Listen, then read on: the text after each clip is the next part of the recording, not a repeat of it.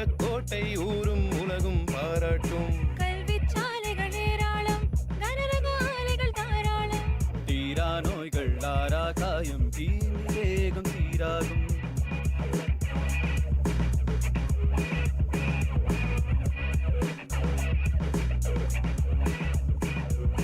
வேலும் உங்களை தாலாட்டும், வெள்ளை பனியும் நீராட்டும்.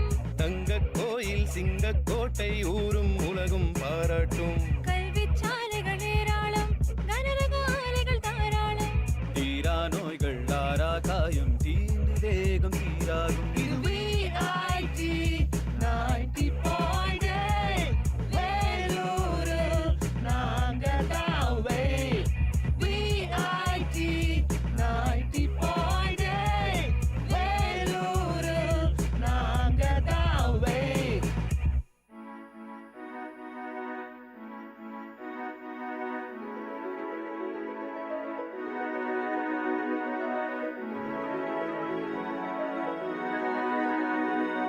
தேசம் இங்கே பலவாகும், பேசும் மொழியே அறிவாகும். ஜாதி மதங்கள் எல்லா உலகம் விஐடியால் உருவாகும். தேசம் இங்கே பலவாகும், பேசும் மொழியே அறிவாகும். ஜாதி மதங்கள் எல்லா உலகம் விஐடியால் உருவாகும். திறமை கொண்ட பட்டாளம் உங்கள் அன்பால் உலகாளும். மக்கள் பணிக்கு துடிக்கும் எங்கள் இதயம் ஒன்றே அடையாளம். இது VIT, இது VIT 90.8 வேலூரில் நாங்கதாவே. VIT 90.8 வேலூரில் நாங்கதாவே.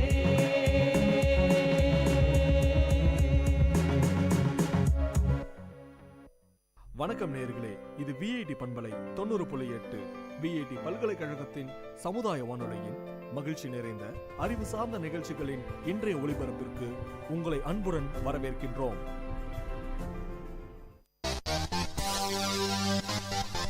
உங்கள் விஐடி பண்பலை 90.8 அன்று இன்று வரலாற்று பதிவுகளில் இருந்து சில துளிகள். ஆகஸ்ட் 15 1947 ஆண்டு இந்தியா பிரிட்டிஷிடம் இருந்து விடுதலை பெற்று பொதுநலவாய அமைப்பின் கீழ் தனி நாடாகியது. ஜவஹர்லால் நேரு முதலாவது பிரதமரானார். ஆகஸ்ட் 15 1947 ஆண்டு முகமது அலி ஜின்னா பாகிஸ்தானின் முதலாவது ஆளுநராக பதவியேற்றார்.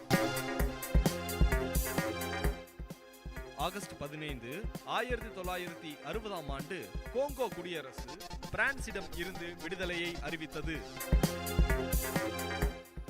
ஆகஸ்ட் 15 1973 ஆண்டு வியட்நாம் போரில் ஐக்கிய அமெரிக்கா கம்போடியா மீதான குண்டுவீச்சை நிறுத்தியது.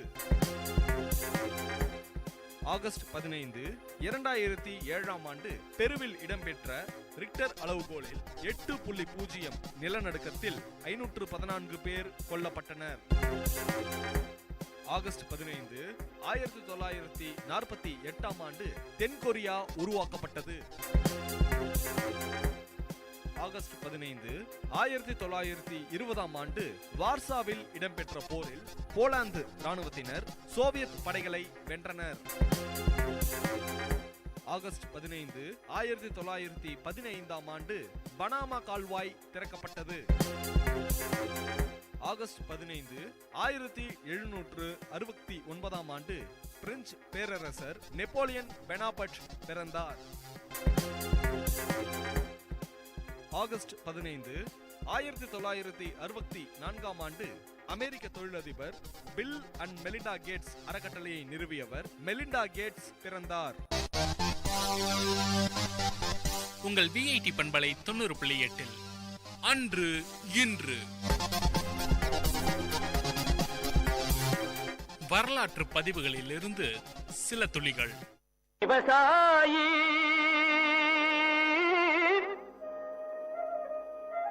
விவசாயி கடவுள் என்னும் முதலாளி கண்டெடுத்த தொழில். விஐடி வேளாண் துறை மற்றும் விஐடி சமுதாய வானொலி இணைந்து வழங்கும் தினம் ஒரு வேளாண் செய்தி. வணக்கம் நேயர்களே, இது உங்கள் விஐடி பண்பலையின் 90.8 விஐடியின் சமுதாய வானொலி. தினம் ஒரு வேளாண் செய்தியில் நான் உங்கள் மினோலின். இன்று நாம் பருத்தி சாகுபடியில் விதை நேர்த்தி பற்றி பார்க்கலாம். இதில் பஞ்சு உள்ள விதை மற்றும் பஞ்சு இல்லா விதைகள் உண்டு. முதலாவது பஞ்சு உள்ள விதைக்கு என்ன நேர்த்தி செய்ய வேண்டும் என்று பார்ப்போம். 1 கிலோ விதைக்கு 100 மில்லி அளவில் 70% கந்தக அமிலம் பயன்படுத்தி அமில நேர்த்தி செய்யலாம். இதை நாம் எதற்காக செய்கிறோம் என்றால், விதை மேல் இருக்கும் பூச்சி முட்டை நோய் கிருமிகளை அழிப்பதற்காக. இதனால் வரும் இன்னொரு பயன் என்னவென்றால், விதை உரையை மிருதுவாக்கி முளைப்பு திறனை அதிகரிக்கும். விதை நேர்த்தி செய்ய கண்ணாடி பாத்திரம் பயன்படுத்தலாம், ஆனால் பிளாஸ்டிக் கூடாது. விதையை பக்கெட்டில் போட்டு 100 மில்லி அமிலம் ஊற்றி 4 நிமிடம் மரக்குச்சியால் கலக்க வேண்டும். பின்பு 1 பக்கெட் தண்ணீரில் விதைகளை அலசி நிழலில் உலர்த்தி சேகரித்து கொள்ளலாம். பஞ்சு நீக்கிய விதை நேர்த்தி. 1 கிலோ விதைக்கு 4 கிராம் ட்ரைகோடர்மா விரிடே கலந்து உடனே விதைக்கலாம். முக்கிய குறிப்பு: கார்பன்டசின் கலந்த விதை கூட ட்ரைகோடர்மா கலக்கக்கூடாது. மீண்டும் தினம் ஒரு வேளாண் செய்தியில் நாளை சந்திப்போம். நான் உங்கள் மினோலின். இது உங்கள் விஐடி பண்பலையின் 90.8 விஐடியின் சமுதாய வானொலி. விவசாயி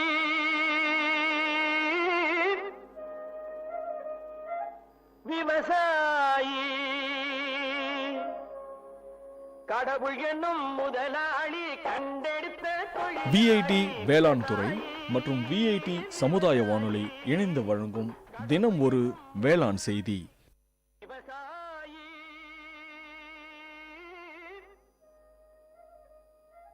விவசாயி கடவுள் என்னும் முதலாளி கண்டெடுத்த தொழில். விஐடி வேளாண் துறை மற்றும் விஐடி சமுதாய வானொலி இணைந்து வழங்கும் தினம் ஒரு வேளாண் செய்தி. வணக்கம். விஐடி வேளாண்மை துறை, வேளாண்மை விற்பனை மற்றும் வேளாண் வணிகத்துறை, மாண்புமிகு பாரத பிரதமர் அவர்களால் அறிவிக்கப்பட்ட ஆத்ம நிர்பர் பாரத் அபியான் திட்டத்தின் கீழ் ஒரு மாவட்டத்தில் ஒரு விளைபொருள் என்ற அடிப்படையில் பல திட்டங்கள் அறிவிக்கப்பட்டுள்ளன. அந்த வகையில் வேலூர் மாவட்டத்தில் பால் பதப்படுத்தும் தொழிலில் ஈடுபட்டு உள்ளவர்களுக்கும் உணவு பதப்படுத்தும் தொழிலில் ஈடுபட உள்ளவர்களுக்கும் முன்னுரிமை அளிக்கப்பட்டுள்ளது. இத்திட்டத்தின் மூலம் ஒரு உணவு பதப்படுத்தும் நிறுவனம் 35% முதல் அதிகபட்சமாக 10 லட்சம் ரூபாய் வரை மானியம் பெற்று பயன்பெறலாம்.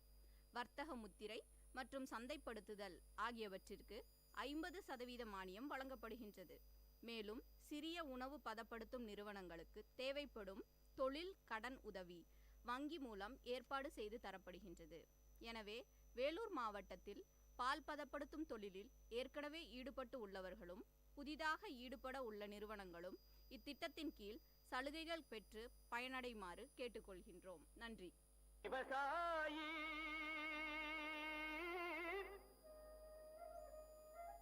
விவசாயி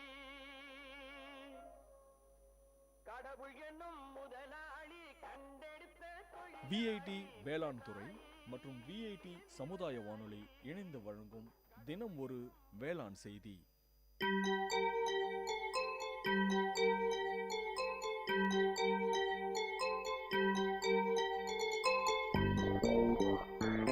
வணக்கம், நமஸ்தே, நமஸ்கார், சலாம் அண்ட் வந்தனம். நீங்கள் கேட்டுக்கொண்டிருப்பது விஐடி பண்பலை 90.8. இது விஐடி பல்கலைக்கழகத்தின் சமுதாய வானொலி. உங்க எல்லோரையும் புதுமை பெண்கள் நிகழ்ச்சிக்கு வரவேற்கிறேன். நான் உங்க அட்டானா. இந்த நிகழ்ச்சியில எவ்வளோ கடினமான சூழ்நிலையும் தனக்குன்னு ஒரு பாதையை அமைச்சுக்கிட்டு அதுல அவங்க பயணத்தை தொடர்ந்து அதுல வெற்றியும் அடைந்த பெண்களை பத்தி தான் நான் உங்களுக்கு சொல்ல போறேன்.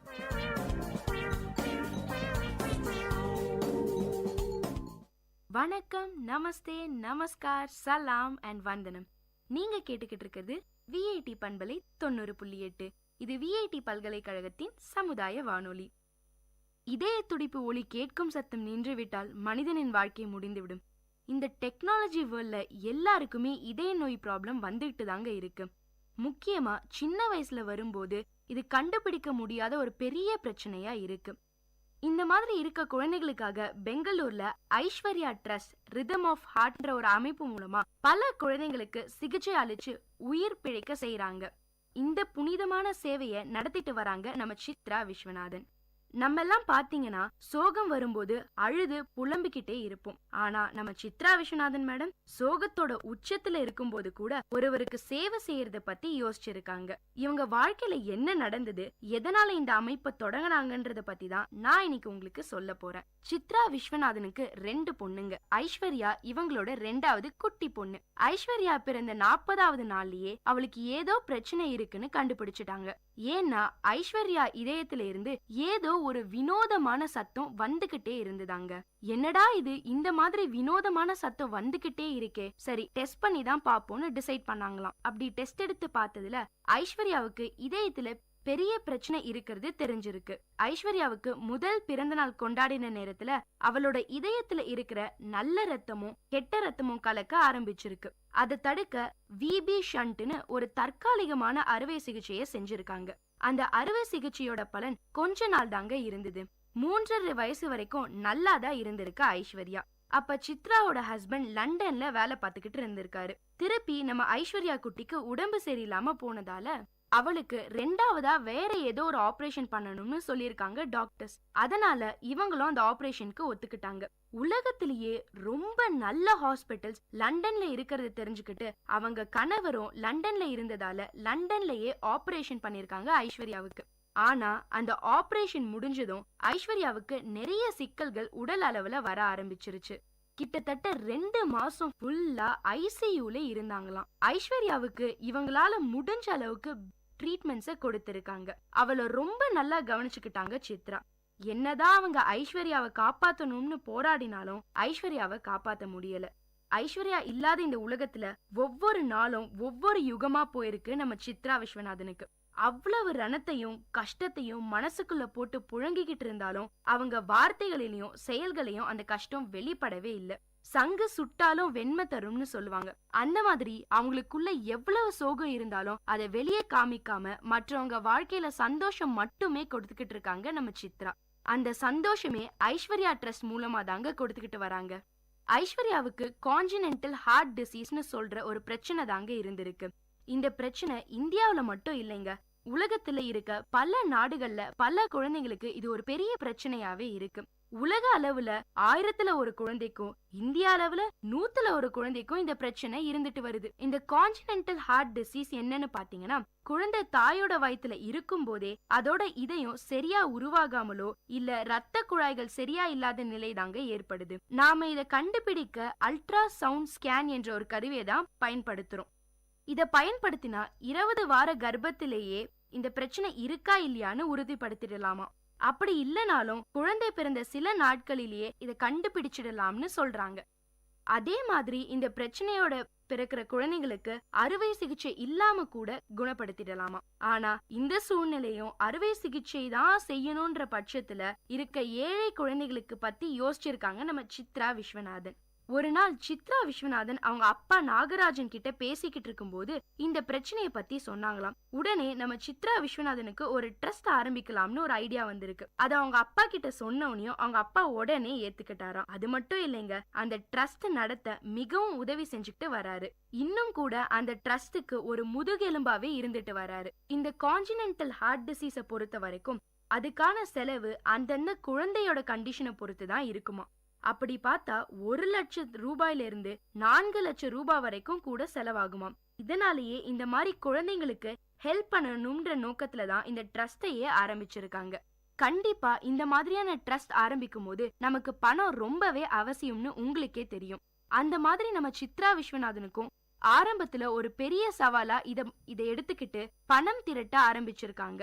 அப்ப அவங்களுடைய சொந்தக்காரர்களும் ஃப்ரெண்ட்ஸும் நிறையவே ஹெல்ப் பண்ணிருக்காங்க. அப்புறம் சில கார்ப்பரேட் நிறுவனங்களும் இதுக்காக உதவி செஞ்சிருக்காங்க. அதுக்கப்புறம் அவங்க போட்ட ஃபர்ஸ்ட் பிளான் சிகிச்சைக்காக வர குழந்தைகளுக்கு முதல்ல ஒரு அரசு காப்பீட்டு திட்டத்தை அணுக வழிகாட்டணும்னு நினைச்சாங்க. அதுல கிடைக்கிற தொகை போக மிச்சம் இருக்கிற தொகைய ஆபரேஷனுக்கு அவங்க ட்ரஸ்ட் மூலமா கொடுத்துட்டு வராங்க. இந்த வினோதமான இதய நோயால பாதிக்கப்பட்ட குழந்தைகளை தேடி கண்டுபிடிக்க தமிழ்நாட்டுல உள்ள எல்லா மாவட்டங்கள்லயும் மாதம் ஒரு முறையாவது ஸ்கிரீனிங் கேம்ப் நடத்துவாங்களாம். அப்படி கண்டுபிடிக்கப்பட்ட குழந்தைகளுக்கு தேவையான சிகிச்சைய இந்த ட்ரஸ்ட் மூலமா கொடுத்துட்டு வராங்க. அது மட்டும் இல்லாம சின்ன சின்ன கவர்மெண்ட் ஹாஸ்பிட்டல்ஸ்ல இருந்து கூட குழந்தைகளை டெஸ்டுக்கு அனுப்புறாங்க. இப்ப கூட புதுச்சேரி கவர்மெண்ட் ஹாஸ்பிட்டல்ல பிறந்த குழந்தைகளுக்கான இலவச ஸ்கிரீனிங் டெஸ்ட் பண்ணிக்கிட்டு இருக்காங்களாம். அது மட்டும் இல்லைங்க, சென்னையில சைதாப்பேட்டையிலயும் புளியந்தோப்புலயும் மாநகராட்சி ஹாஸ்பிட்டல்ல இந்த ஸ்கிரீனிங் டெஸ்ட் நடத்திட்டு வராங்க. இந்த மாதிரி பிரச்சனை குழந்தைங்களுக்கு இருக்குன்னு அவங்க பேரண்ட்ஸ்க்கு தெரிய வரும்போது அவங்க எல்லாம் உடனே அதிர்ச்சி ஆயிடுறாங்க. இது மட்டும் இல்லாம இந்த ஆபரேஷன்ஸ்க்கு எவ்வளோ செலவாகுதுன்னு யோசிக்கும் போது ஒரு பெரிய ஸ்ட்ரெஸ்லயே இது அவங்கள கொண்டு போய் விடுது. அதனாலேயே ஐஸ்வர்யா ட்ரஸ்ட்ல இருக்க டாக்டர்ஸ் எல்லாம் பேரண்ட்ஸ் கிட்ட இதயத்தோட படத்தை வரைஞ்சி இதுதான் பிரச்சனைன்னு தெளிவா சொல்றாங்க. அது மட்டும் இல்லாம சிகிச்சைக்கான செலவை அரசு காப்பீட்டு திட்டத்தோட நிதி உதவியும் இவங்க ட்ரஸ்ட் மூலியமா கிடைக்குதுன்னு அவங்களுக்கு தைரியம் சொல்றாங்க. அதே மாதிரி சில குழந்தைங்களுக்கு சிகிச்சைக்கு முன்னாடி வரைக்கும் பேசவும் நடக்கவும் முடியாது. ஆபரேஷனுக்கு அப்புறம் அந்த குழந்தைகள் பேசுறதையும் நடக்கிறதையும் பார்க்கும்போது அவங்க பெற்றோர் ஆனந்த கண்ணீரோட சித்ராவுக்கு நன்றி சொல்றாங்க. இத பார்க்கும்போது சித்ரா விஸ்வநாதனுக்கு மனசு நிறைவாவும் ரொம்ப சந்தோஷமாவும் இருக்கு. இந்த மாதிரி பல உதவிகளை செஞ்சுட்டு வர நம்ம சித்ரா விஸ்வநாதன் அவங்களுடைய ட்ரஸ்டின் மூலமா அடுத்து குழந்தைகளுக்கான இதய மாற்று அறுவை சிகிச்சைக்கான உதவிகளையும் செய்ய தொடங்கியிருக்காங்க. இது வரைக்கும் பாத்தீங்கன்னா 3 குழந்தைகளுக்கு அறுவை சிகிச்சையை வெற்றிகரமா நடத்தி முடிச்சிருக்காங்க. இந்த கான்ஜினென்டல் ஹார்ட் டிசீஸை பொறுத்த வரைக்கும் இந்த நோயை நம்ம எவ்வளோக்கு எவ்வளோ சீக்கிரமா கண்டுபிடிக்கிறோமோ அவ்வளோ சீக்கிரம் சரி பண்ணிடலாம்ங்க. இதை கண்டுபிடிக்க தாமதம் செஞ்சா அறுவை சிகிச்சையால கூட குணப்படுத்த முடியாது. HIV மாதிரியோ இல்ல கேன்சர் மாதிரியோ இந்த நோய்க்கான விழிப்புணர்வு மக்கள் கிட்ட இல்ல. அது மட்டும் இல்லாம இந்த ட்ரஸ்டின் மூலமாக சென்னை, மும்பை, பெங்களூர்னு பல இடங்கள்ல இந்த நோய்க்கான விழிப்புணர்வை பரப்பிக்கிட்டு வராங்க நம்ம சித்ரா. ஒவ்வொரு குழந்தையும் இந்த நோயில இருந்து விடுவித்து அவங்களோட உயிரை காப்பாத்தணும்ன்றதுதான் இந்த ஐஸ்வர்யா ட்ரஸ்டோட நோக்கமேங்க. குழந்தையை இழந்ததோட பெரிய வலிய இன்னமும் அவங்களால மறக்க முடியல.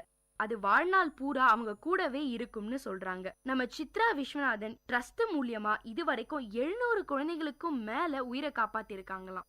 இந்த குழந்தைங்களோட உருவத்திலையும் உயிர்லயும் அவங்க ஐஸ்வர்யாவையே பாக்குறதா சொல்றாங்க. அது மட்டும் இல்லாம ஐஸ்வர்யா அவங்களோட இருக்கிறதாவும் தோணுதான். என்ன நேயர்களே, நம்ம சித்ரா விஸ்வநாதனோட இந்த சேவை எவ்வளவு முக்கியம், அதனால எவ்வளவு குழந்தைங்க பயனடைறாங்கன்னு உங்களுக்கு தெரிஞ்சிருக்கும். இதை செய்ய நம்ம சித்ரா விஸ்வநாதன் எவ்வளோ கஷ்டப்படுறாங்கன்னு உங்களுக்கு தெரிஞ்சிருக்கும். ஆனாலும் அவங்க கனவை நினைவாக்குற இந்த போராட்டத்துல போராடிக்கிட்டே தான் இருக்காங்க. இதே மாதிரி இன்னொரு புதுமை பெண்ணோட உங்களை சந்திக்கும் வரை உங்களிடமிருந்து டாடா பை பை சொல்லி விடைபெறுவது உங்க அட்டானா. இது VIT பண்பலை 90.8.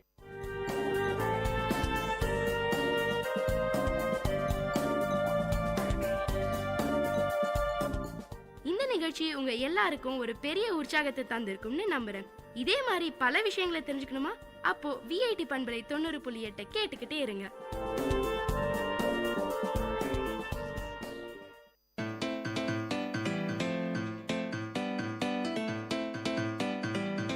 செவிச்செல்வம் VIT பண்பலையின் அறிவு களஞ்சியம். அகரம் முதல் ஆகாயம் வரை, தூரிகை முதல் தொழில்நுட்பம் வரை அறிவுசார் தரவுகளின் பெட்டகம் செவிச்செல்வம்.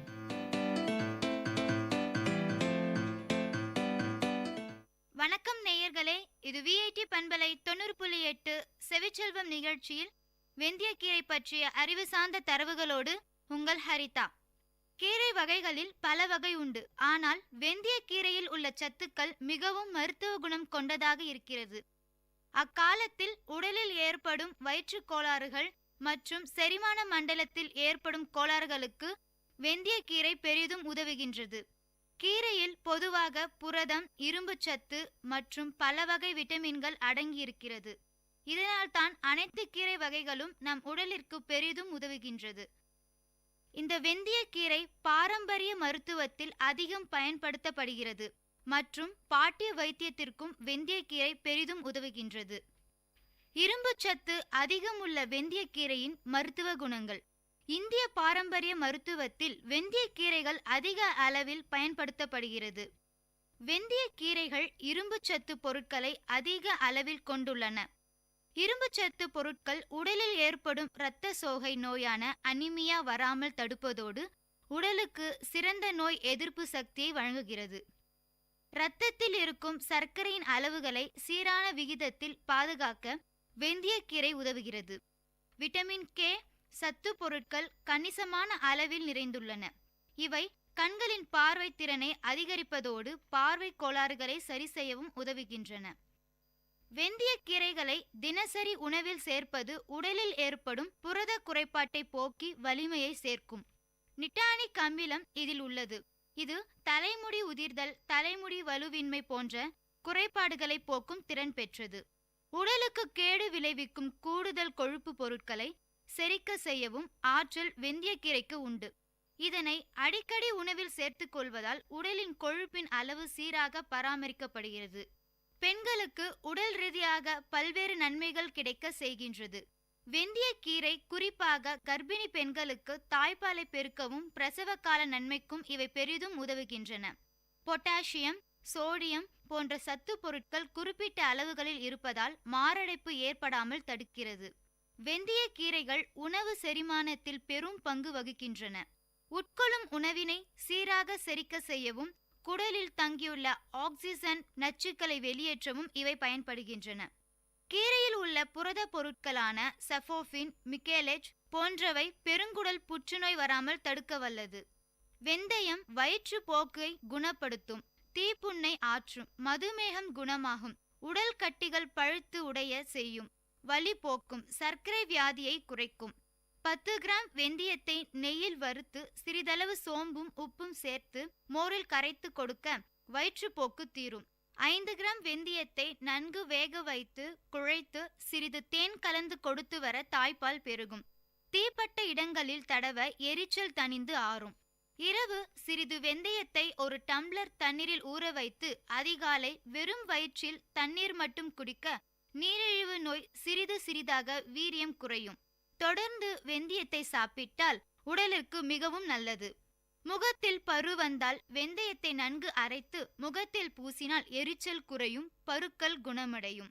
இத்தனை சத்துக்கள் நிறைந்த வெந்தயக்கீரையை நாம் நாள்தோறும் உண்ணும் உணவில் சேர்த்து கொண்டால் நோயின்றி வாழலாம். நேயர்களே, இதுவரை நீங்கள் கேட்டது செவிச்செல்வம் நிகழ்ச்சியில் வெந்தயக்கீரை பற்றிய அறிவு சார்ந்த தரவுகள். வழங்கியவர் உங்கள் Haritha.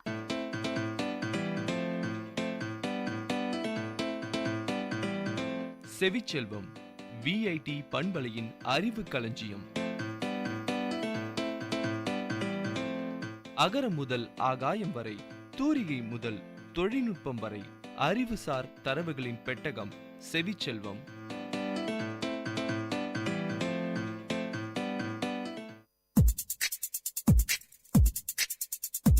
Ladies and gentlemen, guys and girls, this is Data Chunks on Vit Community Radio 90.8 FM. This program features chunks of informative data on various fields, be it computers, environment, technology, physics, or any field. Data Chunks has it all.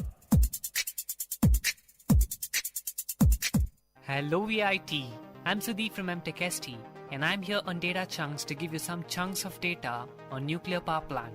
So let's see what happens inside a nuclear power plant. In order to turn nuclear fission into electrical energy, nuclear power plant operators have to control the energy given off by the enriched uranium and allow it to heat water into steam. Enriched uranium typically is formed into inch-long, that is 2.5 centimeter long pellets, each with approximately the same diameter as a dime. Next, the pellets are arranged into long rods and the rods are collected together into bundles. The bundles are submerged in water inside a pressure vessel. The water acts as a coolant. Left to its own devices, the uranium would eventually overheat and melt. To prevent overheating, control rods made of materials that absorb neutrons are inserted into the uranium bundle using mechanism that can raise or lower them.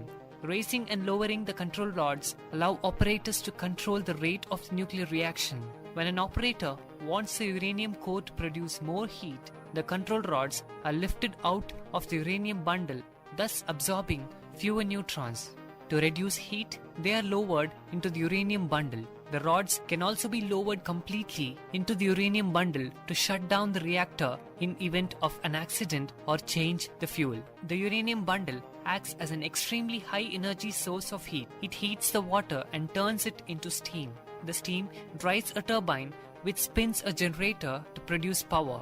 Humans have been harnessing the expansion of water into steam for hundreds of years. In some nuclear power plants, the steam from the reactor goes through a secondary, that is, intermediate heat exchanger to convert another loop of water into steam, which drives the turbine. The advantage to this design is that the radioactive water or steam never contacts the turbine. Also, in some reactors, the coolant fluid in contact with the reactor core is gas, that is carbon dioxide, or liquid metal, that is sodium or potassium.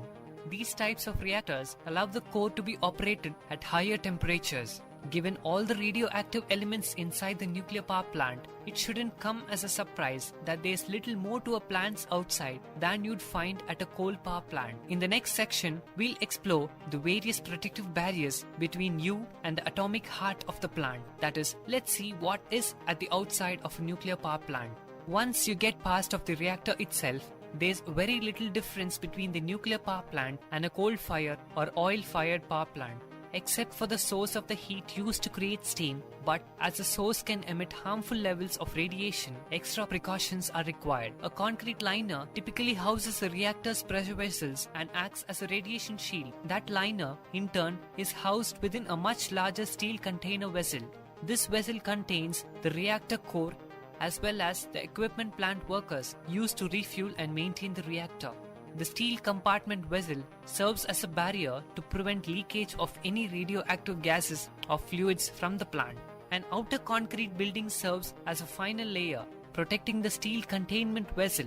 This concrete structure is designed to be strong enough to survive the kind of massive damage that might result from earthquakes or crashing jet airliner. These secondary containment structures are necessary to prevent the escape of radiation or radioactive steam in the event of an accident. The absence of secondary containment structures in Russian nuclear power plants allowed radioactive materials to escape in Chernobyl. Workers in the control room at the reactor power plant can monitor the reactor and take action if something goes wrong. Nuclear facilities also typically feature security perimeters and add personnel to help protect sensitive materials. As you probably know, nuclear power has its share of critics as well as its supporters.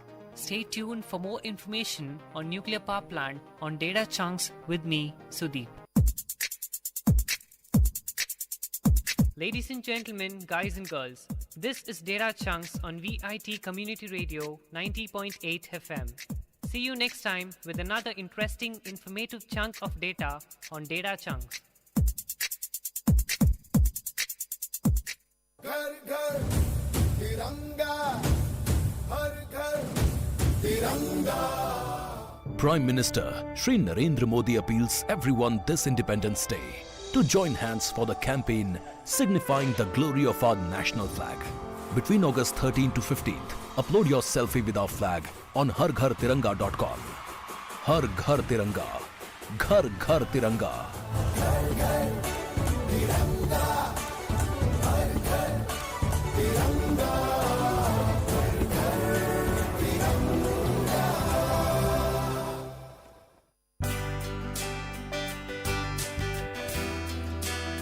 உங்கள் VIT பண்பலை 90.8 அனுபவ மேடை. மக்கள் தங்கள் வாழ்க்கை அனுபவங்களையும் முன்னேற்ற பாதைகளையும் விரிவாக கலந்துரையாடும் நிகழ்ச்சி.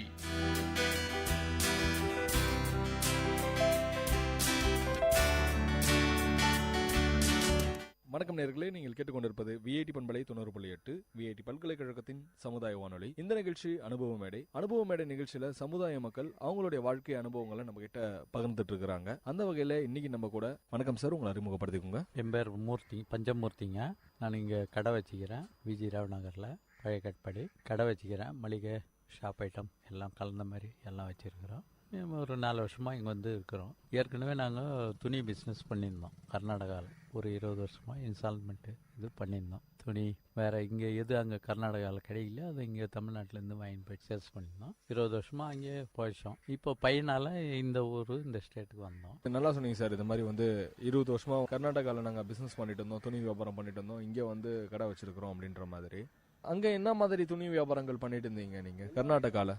ஆல் திங்ஸ், துணி ஐட்டம்ல எல்லாம், குளிர் சொட்டர்லேருந்து எல்லா ஐட்டமும், சொட்ரு, ரக்கு, கம்பளி, அங்கேக்கு ரக்குன்னுவாங்க. துணி வியாபாரத்துலேருந்து இந்த மல்லிகை சாமான் கடை வைக்கலாம், நம்ம வச்சு நம்ம பொழப்பு நடத்தலாம் அப்படின்ற மாதிரி எப்படி உங்களுக்கு தோணுச்சு? எந்த வியாபாரம் பண்ணாலும் கை நல்லா இருக்கணும், வாய் நல்லா இருக்கணும். கடன் கொடுக்குறோம் முதலே இல்லைன்னா கூட உக்காந்தோம்னா ₹1,00,000 இல்லை ₹10,00,000 கூட கடன் கொடுக்குறாங்க. நம்ம கரெக்டாக அவனுக்கு கொடுக்கணும். கொடுக்க முடியலனா கூட கொடுக்கணுன்ற எண்ணத்துலையாவது இருக்கணும். அப்போ வந்து நமக்கு ஆட்டோமேட்டிக்காக வியாபாரம் எதை ஒன்றா இதை இஸ்து அது கொடுக்கலாம், அதை இஸ்து இது கொடுக்கலாம், இது இல்லையா அது இல்லைன்னு வாங்கி போட வேண்டியதான். இவங்க துட்டு எடுத்து அவங்களுக்கு கொடுக்க வேண்டியதான், அவங்க துட்டு எடுத்து இவங்களுக்கு கொடுக்க வேண்டியது. அப்படி தனித்தனியாக ஒரு ஐட்டம்னு போட்டு வியாபாரம் பண்ணக்கூடாது. எல்லா துட்டையும் ஒன்றா சேர்த்து எல்லா வியாபாரம் பண்ணலாம். ஒரு நாளைக்கு மளிகை சாமான் வாங்கலாம், ஒரு நாளைக்கு கூல் ட்ரிங்க்ஸ் போடலாம். இப்படி 1000 இப்போ காலையிலேருந்து வியாபாரம் ஆச்சு, ஒரு ₹1000 ஆச்சு. ₹1000 கடையாண்ட வந்த திங்ஸை வாங்கிக்கலாம், மெயின்டைன் பண்ண. இப்போ சாயந்தரம் வைக்கிற காசு யாரும் கிடையாது. பால் ஒன்று வரும் சாயந்தரம், அவ்வளோதான். இங்கே வராத பொருளுங்க பஜாருக்கு போய் வாங்கிட்டு வரணும். கூட இங்கே வந்தால் ₹1 அதிகம், பஜாருக்கு போய் வாங்கினா ₹1 கம்மி.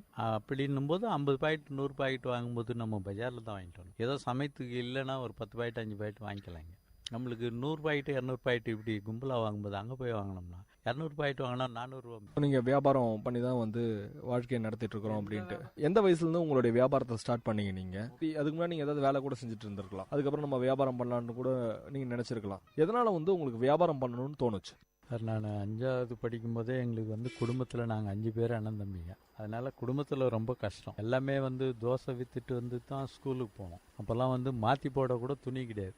ஒரு காக்கி டிரைவரும் ஒரு வெள்ளை சட்டை, இதான் வருஷம் பூராவும் போடணும். பொங்கலுக்கு ஒரு வீட்டு துணி எடுப்பார். எங்கள் அப்பா ₹30 சம்பளம் பித்தளை சாமான் கட்டில் வேலை செஞ்சார் 20 வருஷமா அப்போ அந்த காலத்தில். அதனால் வந்து நாங்கள் தோசை விற்று தான் சாப்பாடே சாப்பிட்டோம். அந்த ₹30 வாங்கி கூட எங்கள் அப்பா காய் கடைக்கு டீ கடைக்கு கொடுத்துட்டு வந்துடுவார். எங்கள் அம்மா தான் 5 பிள்ளைங்களையும் தோசை விற்று காப்பாற்றி நம்ம கொஞ்சம் கொஞ்சமாக 5வது படிக்கும் போதே தோசை விற்றுட்டு வந்தது பண்ணால். அப்புறம் ஒரு SLC படிக்கிற அளவுக்கு கூட அதை தான் செஞ்சுன்னு இருந்தோம். அப்புறமேட்டு அது அப்போ ஒரு 7வது படிக்கும்போது சென்னையிலே கடை வைக்க ஆரம்பித்தேன். இந்த பாட்டிலில் சின்ன சின்னது 1 பீஸா 2 பீஸா மிட்டாய்ங்க வாங்கி அந்த பாட்டில் வச்சுக்கின்னு ஒரு பையில் எடுத்து போய் போட்டு உள்ளே வச்சுட்டு அந்த 9:45 ஸ்கூலுக்கு விடுவோம்.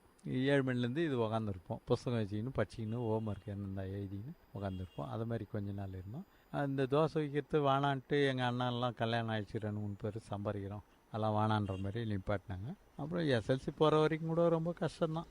SLC போய் PUC போய் அப்புறம் தான் இது நான் இந்த பிஸ்னஸே ஆரம்பித்தேன். கடைங்களுக்கெல்லாம் பிரெட் எடுத்து போய் போடுறது, மிட்டாய் போடுறது, பருப்பு போடுறது. அப்படி அந்த காலத்தில் 78 ஆரம்பித்தேன், 91 வரைக்கும் இங்கே இருந்தேன். வசதி இல்லாததுனால PUC 1 இயர் 11th அது ஃபெயில் ஆகிட்டோம். மறுபடியும் அதை கம்ப்ளீட் பண்ணி பாஸ் பண்ணிட்டேன். மேற்கொண்டு டிகிரி படிக்கிறதுக்கு கரஸ்பாண்டன்ஸு தெரிவித்தேன். 4 வருஷத்து புக்கு இன்னும் கூட மக்கின்னு இருக்குது, மதுரை யூனிவர்சிட்டி. அதை வந்து மறுபடியும் கண்டினியூ பண்ணல, விட்டுட்டோம். 1 இயர் பரிச்சை எழுதுனா எல்லாமே கம்ப்ளீட் அவுட்டு. அதனால் அந்த ஆசையை போயிடுச்சு. அப்புறம் தான் சைக்கிள் எடுத்துக்கின்னு பேக்கரிக்கு போனேன். அங்கேருந்து பேக்கெட்டில் ஐட்டம் அவங்களாம் கூட 2 நாள் அங்கே கூட வேலை செய்தேன். அப்புறமேட்டு சரக்கு எடுத்து போய் கடைங்களுக்கு போட்டேன். கடைங்களெல்லாம் போட்டு 14 வருஷம் அங்கே இருந்தேன். 78 நான் தொழில் ஆரம்பித்தேன். 91 வரைக்கும் இருந்தேன். இந்த கடையில் நீங்கள் வியாபாரம் பண்ணும் போது என்னென்னலாம் வச்சு நீங்கள் வந்து வியாபாரம் பண்ண ஆரம்பிச்சிங்க?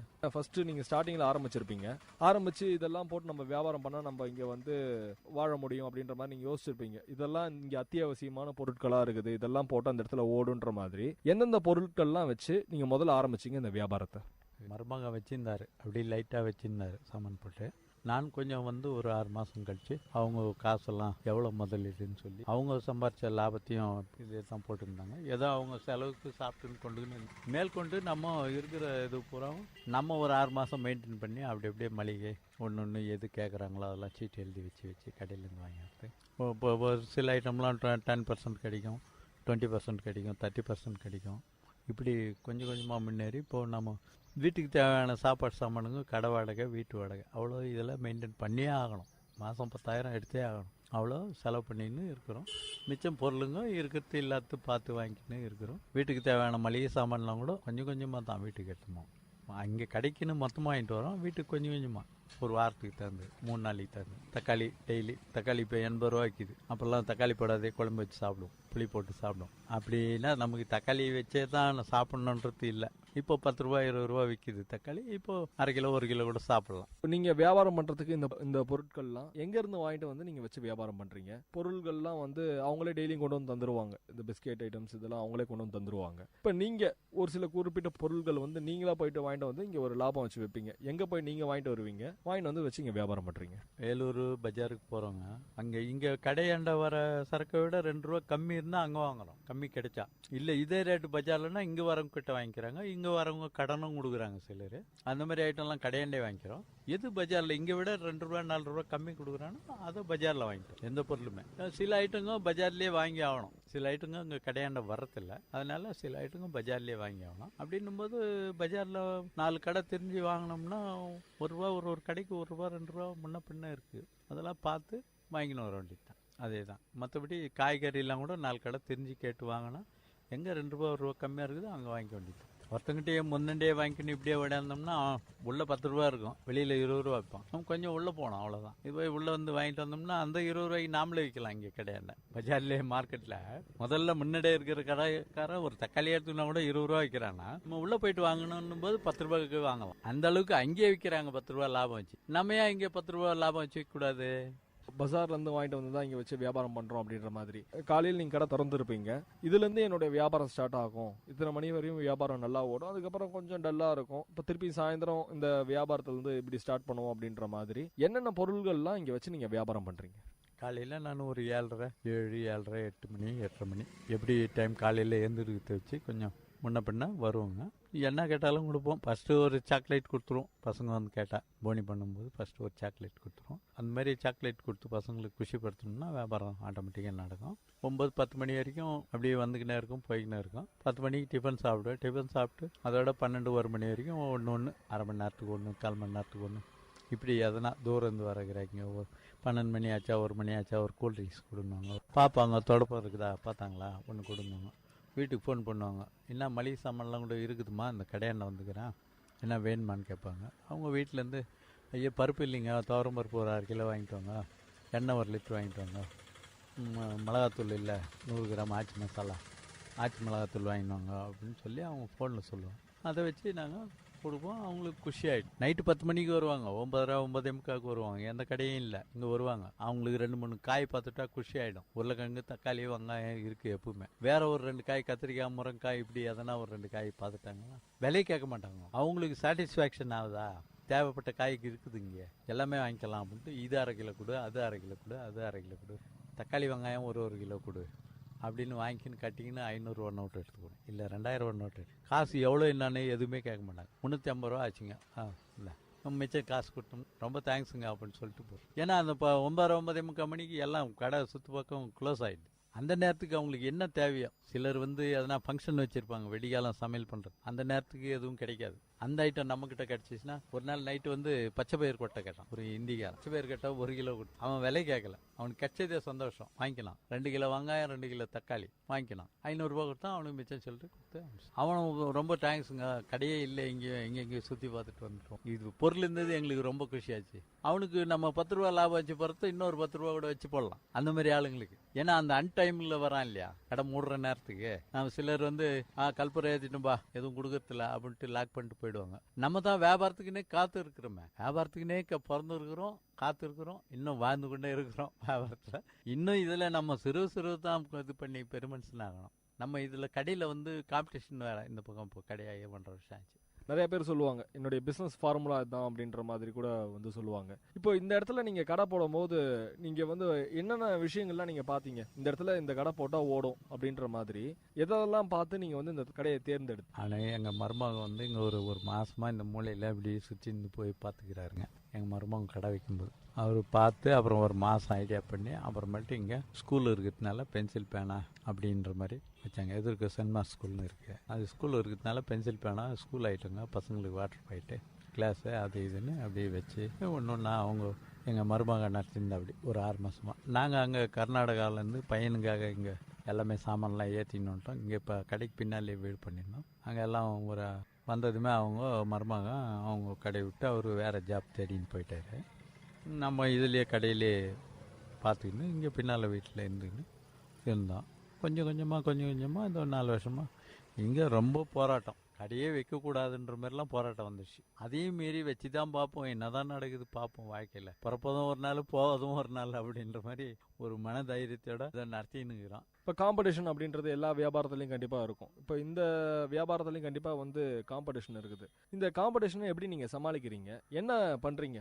இந்த காம்படிஷனை வந்து உங்களுக்குன்னு ஒரு வியாபாரம் வச்சுருப்பீங்க, ஒரு தந்திரம் வச்சுருப்பீங்க. இது பண்ணால் நம்மக்கிட்ட வந்து ஒரு பக்கத்து கடைக்கு போகிறதோட நம்மக்கிட்ட வருவாங்க அப்படின்ற மாதிரி. நீங்கள் என்ன பண்ணியிருக்கீங்க? நாங்கள் தந்திரகந்திரம்லாம் எதுவும் பண்ணிடல.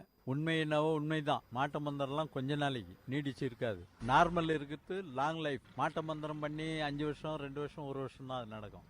நம்ம வந்து நடந்த வரைக்கும் நடக்கட்டும், தேவைப்படுறோம் வேணுன்றதும் வாங்கி போகிறோம். அதுக்காக வந்து ஒரு குறிப்பிட்ட அளவு தான் நம்ம பெனிஃபிட் பார்க்க முடியும். ஐயோ அங்கே 10 ரூபா விற்கிதே, 20 ரூபா தக்காளி விற்கலான்ட்டு விற்கிறோம். அப்போ விற்கிறோம் 10 ரூபா இருக்கும்போது. 5 ரூபா விற்கும்போது 10 ரூபா விற்கிறோம். ஏன்னா தக்காளி ஐட்டம் உடஞ்சி போகுது. அதனால அங்கேருந்து 5 கிலோ தான் வாங்கிட்டு வரோம். 5 கிலோவில் 1 கிலோ போயிட்டா என்னக்குது? அதனால அந்த டபுளாக தான் விற்கணும். இப்போ 50 ரூபா அங்கே விற்கும்போது இங்கே 60 ரூபா 70 ரூபா தான் விற்க முடியும். அந்த நேரம் உடையாத தான் எடுத்துன்னு வரணும்.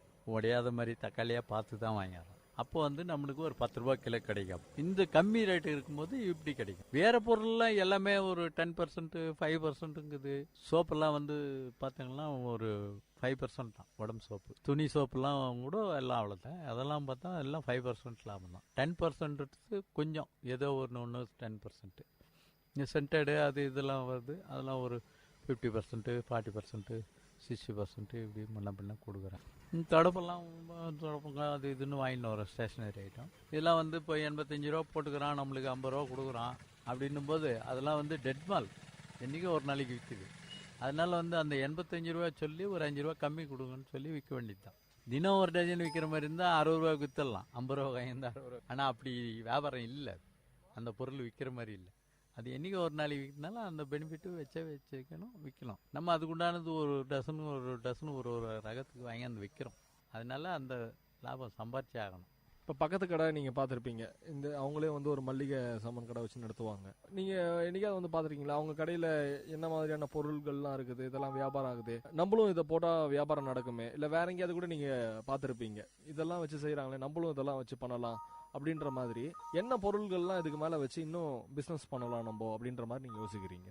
யோசிக்கிறது எல்லாமே ஸ்டாண்டர்ட் ஐட்டமாக வச்சுங்கிறோம். இந்த ஸ்டிக்கர் வாங்கி அந்த பசங்களுக்கு பால் வாங்கி அந்த இப்போ 30 ரூபா எம்ஆர்பி இருக்குதுன்னா நம்மளுக்கு 20 ரூபா கொடுக்குறான்னா அதே 30 ரூபா விற்றா டெட் பால்லாம் எப்போ வாரத்தில் 1-2 விற்கும், மாதத்தில் 1-2 விற்கும். அதுக்காக நம்ம 20 ரூபா வாங்கி அந்த 22 ரூபான்னு விற்கிட அவன் 25 ரூபான்னு விற்கிறான். நம்ம 30 ரூபா தான் அதில் போட்டுக்கிற எம்ஆர்பின்னா அவ்வளோதான். வேணா வாங்கிக்கலாம் அப்பா பண்ணு. அதனால நம்ம கடைக்கு வர கஸ்டமர் நம்மக்கிட்ட வாங்கி போகிறாங்க. நம்ம கஸ்டமர் என்னவோ அது நம்ம கடைக்கு வாங்கி போகிறாங்க. அந்த கடையில் போகிறது அந்த கடையில் வாங்கிக்கிறேன். எதுவுமே விற்றும்போ நம்மக்கிட்ட இவ்வளோ தான் ரேட் அப்படின்ற மாதிரி நம்ம ஒரு இதுவாக வச்சுங்கிறேன். அதுக்காக அவன் 10 ரூபாய்க்கு கொடுக்குறான்னு நான் 9 ரூபாய்க்கு கொடுக்க முடியாது. இப்போ பிஸ்கட்டு 9 ரூபா 10 காசு போடுறான். 10 ரூபா விற்றா தான் 90 காசு கிடைக்கும். அவன் அதில் குறைச்சி கொடுக்க சொல்லி பார்க்கலாம்னா காம்படிஷன் பண்ணுறோன்னா கொடுக்க மாட்டான்.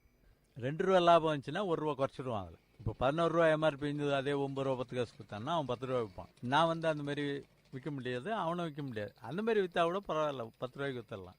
இப்போ ஃபியூச்சரில் நீங்கள் இந்தந்த விஷயங்கள்லாம் கூட நம்ம சேர்த்து விற்கலாமே, விற்பனை செய்யலாமே அப்படின்ற மாதிரி எந்த பொருள்கள்லாம் நீங்கள் யோசிச்சு வச்சுருக்கீங்க? இதெல்லாம் கூட நம்ம பண்ணணும், வியாபாரம் பண்ணணும் அப்படின்ற மாதிரி. எல்லா பொருளுமே விற்றுட்டு வந்துட்டாங்க. கர்நாடகாவில் 60% இன்ஸ்டால்மெண்ட் இதில் எல்லாமே பண்ணோம். கட்டில், பீரோ, TV, fridge, grinder, cooker, mixie எல்லா ஐட்டமும் கூட சேல் பண்ணிட்டோம். எல்லா ஐட்டத்து மார்ஜினும் நம்மளுக்கு ஓரளவுக்கு மார்ஜின் தெரியும். இப்போ வந்து இது செல்ஃபோன், இது கூட மார்ஜின் தெரியும். இவ்வளோ லாபம் வருது, ஒரு ஃபோன் விற்றா இவ்வளோ லாபம் வருதுன்ட்டு. அப்படி இருக்கிறதுனால அந்த தொழில் இன்னும் மீண்டும் நடந்துக்கிட்டே இருக்குது. செல்ஃபோன் கடை இன்னும் அதிகமாக தான் இருக்குது ஒழிய குறையில எதுவும் செல்ஃபோன் கடை. அதனால வந்து இந்த பொருள் தான் இல்லை, எதில் 2 ரூபா லாபம் கிடைக்குதோ அதை வாங்கி விற்றுட்டு போகலாம், ஒன்றும் தப்பு இல்லை. அதுக்காக கெட்ட பிஸ்னஸ் செய்யக்கூடாது. நேர்மையாக தின்ற பொருள், சாப்பிட்ற பொருள், வீட்டுக்கு மளிகை சாமானுங்க எல்லாமே வாங்கியாந்து வச்சு ஒரு 2 ரூபா 3 ரூபா 5 ரூபா 10 ரூபா வச்சு விற்கலாம். கெட்டு போகிற பொருளாக இருந்தால் 10 ரூபா வச்சு விற்று தான் ஆகணும். சாதாரண பொருளாக இருந்தால் 1 ரூபாய் ஆட்டனாக்கு விற்றுட்டு போகலாம். இப்போ மாதம் உங்களுக்கு இதெல்லாம் வந்து விற்பனை பண்ணால் எனக்கு வந்து இந்த அளவுக்கு வந்து ஒரு வருமானம் வருது அப்படின்ற மாதிரி இந்த கடையில் உங்களால் எவ்வளோ வருமானம் எடுக்க முடியுது? வருமானன்றது இந்த கடையில் இப்போ நமக்கு 6 வியாபாரத்துக்கு நான் வந்து காசு எதுவும் எடுக்கல. கடை வாடகை, கரண்ட் பில்லு சேர்த்து 2000, மந்த்லி. வீட்டு வாடகை 2000 5000, மிச்சம் சாப்பிட்றோம். ஒரு 10,000 லிமிட் கணக்கு, அவ்வளோதான். இப்போ ஆகிற வியாபாரத்துக்கு நான் இதை செய்ய முடியும். டெய்லி ஒரு 10,000 ஆச்சுன்னா டெய்லி 1000, 30,000 மந்த்லி. 10,000 செலவு போச்சுன்னா 20,000 எடுக்கலாம். ஒரு பேங்க்கில் கட்டுறதோ இல்லை சீட்டு கட்டுறதோ அப்படின்ற மாதிரி மந்த்லி 20,000 எடுக்கலாம். பட் இங்கே அந்த அளவுக்கு வியாபாரம் இல்லை. அதனால் நமக்கு இவ்வளோ தான். 10 ஒரு 1000 முன்ன பின்னா கிடைக்கலாம். அது அப்படியே சாமான் வாங்கி போட்டுக்கிறோம் கடைக்கு இருக்குது. எங்கன்னா ஊருக்கு ஃபங்க்ஷனு அங்கே இங்கே போனால் இதில் தான் 500 1000 எடுத்து செலவு பண்ணிட்டு வர வேண்டியது தான். அவ்வளோதான். வேறு ஒன்றும் இதில் அதிகமாக இப்போதைக்கு ஆகிற வியாபாரத்துக்கு அவ்வளோதான். அதுக்கு மேலே எடுக்கணும்னா இன்னும் வியாபாரம் ஆச்சுன்னா செய்யலாம். நிறையா பிஸ்னஸ் நீங்கள் பண்ணியிருக்கிறீங்க. சொன்னீங்க இது மாதிரி துணி வியாபாரம் பண்ணியிருக்கிறேன், அதுக்கப்புறம் ஒரு மளிகை சாமான் கடை வச்சுருக்கிறேன் அப்படின்ற மாதிரி. இப்போது நீங்கள் புதுசாக ஒரு மளிகை கடை யாராவது வைக்கணும் அப்படின்னா அவங்களுக்கு நீங்கள் என்ன சொல்ல விரும்புகிறீங்க? எல்லாமே வாங்கி போட்டு வில்லுப்பா. என் கடை எதிர்க்க கூட இன்னொரு கடை ஓப்பன் ஆகிது இப்போ போன வாரம். இந்த 4 நாள் ஆச்சாதான். கடவுள் என்ன நமக்கு படி அளக்குறானோ அதுதான் நிரந்தரம். அதையோ அந்த கடை வந்துச்சு என்னண்ட ஒரு கடையாச்சு 2 கடையும் தாண்டி மத்தியத்தில் நமக்கு வரணும்ட்டு நம்ம நினைக்க தேவையில்ல. கடவுள் இருக்கிறான் நம்மக்கிட்ட. மாமூலாக வரவங்க வந்தே வராங்க. எதுக்குமே நல்லது கெட்டது பேசுறதுக்கு காசு இருக்கும். 1000 ரூபா நோட்டாக இருக்கும். புது கடையில் போய் கேட்டால் கொடுப்பாங்களா? அந்த 2000 கொடுத்து மாற்றணும். அதனால ஏன்னா அந்த தினசரி வர்றதுனால உனக்கு 5 ரூபா 10 ரூபா கடன் இல்லைன்னு சொல்கிறது. இதான் வியாபாரத்தினுடைய பாலிஸ். வரவங்கள வாழணும், அவங்கள மூஞ்சி சிரிக்காத என்ன தேவையோ சாட்டிஸ்ஃபை பண்ணி கொடுத்தாங்க. ஐயோ இது கொஞ்சம் கிழிஞ்சிருக்குது பேப்பர், இது வேற கொடுங்க அப்படின்னா கொடுத்துடணும். இல்லை தெரிஞ்சாலா இருந்தால் அப்படியே பின்னடிச்சு கொடுத்து எடுத்துமாப்பா நல்லா இருக்குது இப்போ தான் எடுக்கும்போது கீழ்ச்சி அப்படின்னு சொல்லி கொடுத்தானுப்பலாம். நமக்கு தெரிஞ்சாலா இருந்தால் புதுசாக வர கிராக்கி இருந்தால் வேற கொடுன்னா கொடுத்துட வேண்டியது தான். அப்போ அவங்களுக்கு ஒரு குஷி ஆயிடுது. இல்லை இதே தான் எடுத்து போனோம், வேற இல்லைன்னா பின்னடிச்சு கொடுக்கலாம், தப்பு இல்லை. வேற இருந்தால் மாற்றி கொடுத்துடணும். இதே ரெகுலர் கஸ்டமராக இருந்தால் எடுத்துமா ஒன்றா அதுக்கு கொடுத்தானுப்பலாம், ஒன்றும் ப்ராப்ளம் இல்லை. அது மாதிரி வியாபாரத்தை பாலிஷ் பண்ணிக்கணும். இப்போ கஸ்டமரை கவர்றது அப்படின்றது கண்டிப்பாக ஏதாவது ஒரு விஷயங்கள் கண்டிப்பாக எல்லாரும் பண்ணுவாங்க. சில பேர் ஆஃபர் தருவாங்க, சில பேர் இந்த பொருள்கள் எங்கிட்ட கொஞ்சம் கம்மியாக இருக்கும் அப்படின்ற மாதிரி சொல்லுவாங்க. இப்போ நீங்கள் உங்கள் கஸ்டமர் எப்படி நீங்கள் கவர் பண்ணுறீங்க? இப்போ சில ஐட்டம்லாம் இந்த ஆசிடு இந்த இதெல்லாம் ஒரு 10 ரூபா பாட்டில் கிடைக்குதுன்னு வச்சுங்க. அதில் ஒரு 2 ரூபா 3 ரூபா கம்மி பண்ணி கொடுக்குது. 27 ரூபா எம்ஆர்பி போட்டுக்குது. 25 ரூபாய்க்கு நான் விற்கிறேன். 20 ரூபா வருது. அது 2 ரூபா லாபம், 1 ரூபா லாபம். ஆசிடு பீச்சிங் இதெல்லாம் டெய்லி விற்கிறதில்ல, என்னைக்கு ஒரு நாள். அதனால போட்டுக்கிற வேலையே விற்கலாம், தப்பு இல்லை. 5 ரூபா கிடைக்க போகுது, 27 போட்டுக்கிறான், 25 கொடுத்தோம்னா ஒரு 5 ரூபா கிடைக்கும். டெய்லி என்ன ஒரு டஸ்னா போகுது ஆசிட், இல்லை பீச்சிங் இது பெனாயில் டெய்லியா போகுது, ஒரு 10 பாட்டில் 5 பாட்டில். அதனால அது மாதிரி இதெல்லாம் ஒன்றும் பண்ணுறதுக்கு ஆகல. இப்போ அவன் காம்படிஷன் பண்ணி கொடுக்குறான்னா அவன் பாலிஸ். அது நம்மளுக்கு அந்த மாதிரி பாலிஸ்லாம் இல்லை. நம்மக்கிட்ட இந்த வேலை அவ்வளோதான். அவன் கொடுக்குறான்னா வாங்கிக்க பார்ப்போம் எங்க அப்படின்னு நம்ம அனுப்பிச்சிட்றோம். சரி கொடுப்பா அப்படின்னு வாங்கி போகிறோம். எத்தனை பேர் இங்கே வேறு பைக்கு நிறுத்தின்னு அங்கே வேறு போய் பைக்கு நிறுத்தின்னு கொடுப்பா, நீ 2 பாட்டில் பார்த்து போட்டுக்கு போனால் சரி 2த்துக்கும் ஒரு 5 ரூபா கம்மி கொடுப்பான்னு நம்ம வாங்கிக்க வேண்டியது. வாழைப்பழம் கூல்ட்ரிங்க்ஸு என்ன தேவையோ கொடுத்து அனுப்பி. உழைக்கிறவங்களுக்கு நீங்கள் என்ன சொல்ல விரும்புகிறீங்க?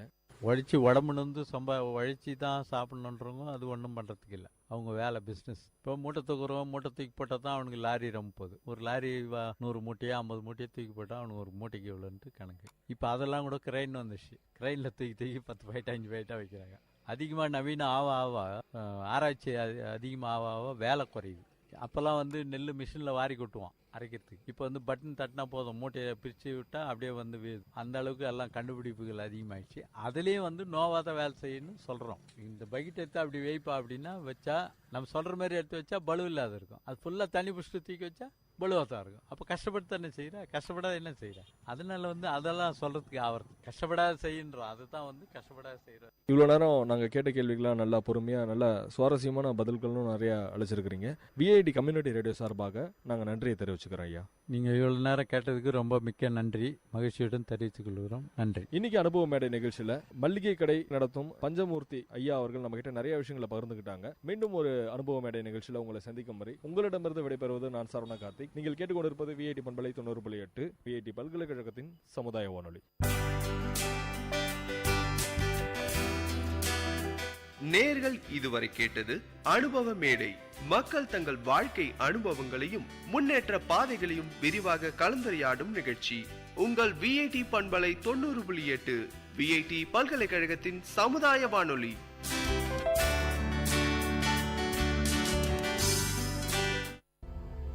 Exchange of ideas. Future predicting technologies. Incan civilizations their own systems of predicting the future. Wicked old lady sitting in front of a crystal ball predicting our future. நேர்களை இது விஐடி பண்பலை 90.8. இந்த நிகழ்ச்சி திரைக்கடலோடி கண்டங்களை இணைக்கும் ஒரு புரிதல் தொடர்.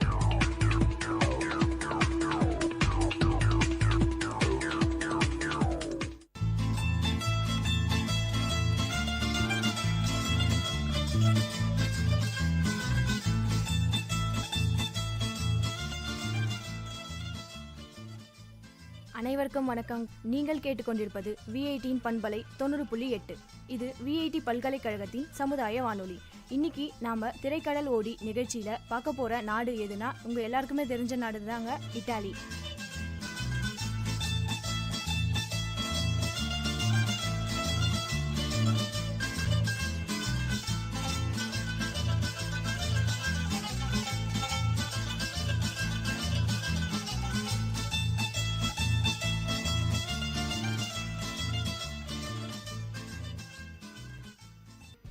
இத்தாலின்ற நாடு இப்போ இன்னைக்கு வளர்ந்து வர சூழ்நிலையில இது ரொம்ப பெரிய நாடாகவே கருதப்படுது, பெரிய வளர்ச்சி நாடாகவே இருக்குது. இதை பத்தி நம்ம சில பண்புகள்லாம் பார்க்கலாம். இத்தாலி அல்லது இத்தாலியா இது தெற்கு ஐரோப்பாவில் உள்ள ஒரு நாடு அப்படின்னு சொல்றாங்க. இதனுடைய நிலப்பகுதி அப்படின்னு நம்ம பார்த்தோம்னா இதனுடைய அமைப்பு இது ஒரு கால்பாதம் போன்ற தீபகற்ப பகுதியை கொண்டது. அதாவது தீபகற்ப பகுதினா ஒன்றும் இல்லைங்க, 3 பக்கம் நீராலையும் ஒரு பகுதி நிலத்தாலையும் சூழப்பட்டு அமைஞ்சிருக்க பகுதிக்கு பேர் தான் தீபகற்பம். இது இத்தாலி ஒரு தீபகற்ப பகுதி அப்படின்னு சொல்றாங்க. இது மத்திய தரைக்கடல் பகுதிகளான சிசிலி, சார்தீனியா என்ற தீவு பகுதிகளை எல்லாம் கொண்டது. அதனை சுற்றி தான் இத்தாலி இருக்கு. இத்தாலி வடக்குல அதாவது ஆல்ப்ஸ் மலைப்பகுதியில் அமைஞ்சிருக்கு. பிரான்ஸ், சுவிட்சர்லாந்து, ஆஸ்திரியா, சில்வேனியா போன்ற 4 நாடுகள் எல்லைகளாக கொண்டு அமைஞ்சிருக்கு அப்படின்னு வேர்ல்ட் மேப்லேயே பார்க்கலாம். அப்புறம் சான் மேரினோ மற்றும் வத்திக்கான் நகர் என்ற 2 தனி நாடுகளும் இத்தாலியோட நிலப்பகுதிக்குள்ளவே அமைஞ்சிருக்கு. இத்தாலியோட முக்கியமான நிலப்பகுதிகள் அப்படின்னு சொல்றாங்க. இப்போ நம்ம இத்தாலியோட தலைநகரம் அதாவது கேபிட்டலை பத்தி பார்க்கலாம். இத்தாலியோட தலைநகரம் ரோம் உங்க எல்லாருக்குமே தெரிஞ்சிருக்கும், கேள்விப்பட்டிருப்பீங்க. இப்போ நான் கொஞ்சம் சொல்ல வரேன். இத்தாலியோட தலைநகரமான ரோம் மேற்கத்திய கலாச்சாரத்தோட வளர்ச்சியினால முக்கிய பங்காற்றியுள்ளது அப்படின்னு தாங்க சொல்லணும். ஐரோப்பிய ஒன்றியம் அப்புறம் G8, G20 ஆகியவற்றில் உறுப்பினராக உள்ளது இத்தாலி. உலகில் வாழ்வதற்கு ஏற்ற நாடுகளில் முதன்மையான நாடுகளாக இதுவும் ஒன்று அப்படின்னு தாங்க சொல்கிறாங்க.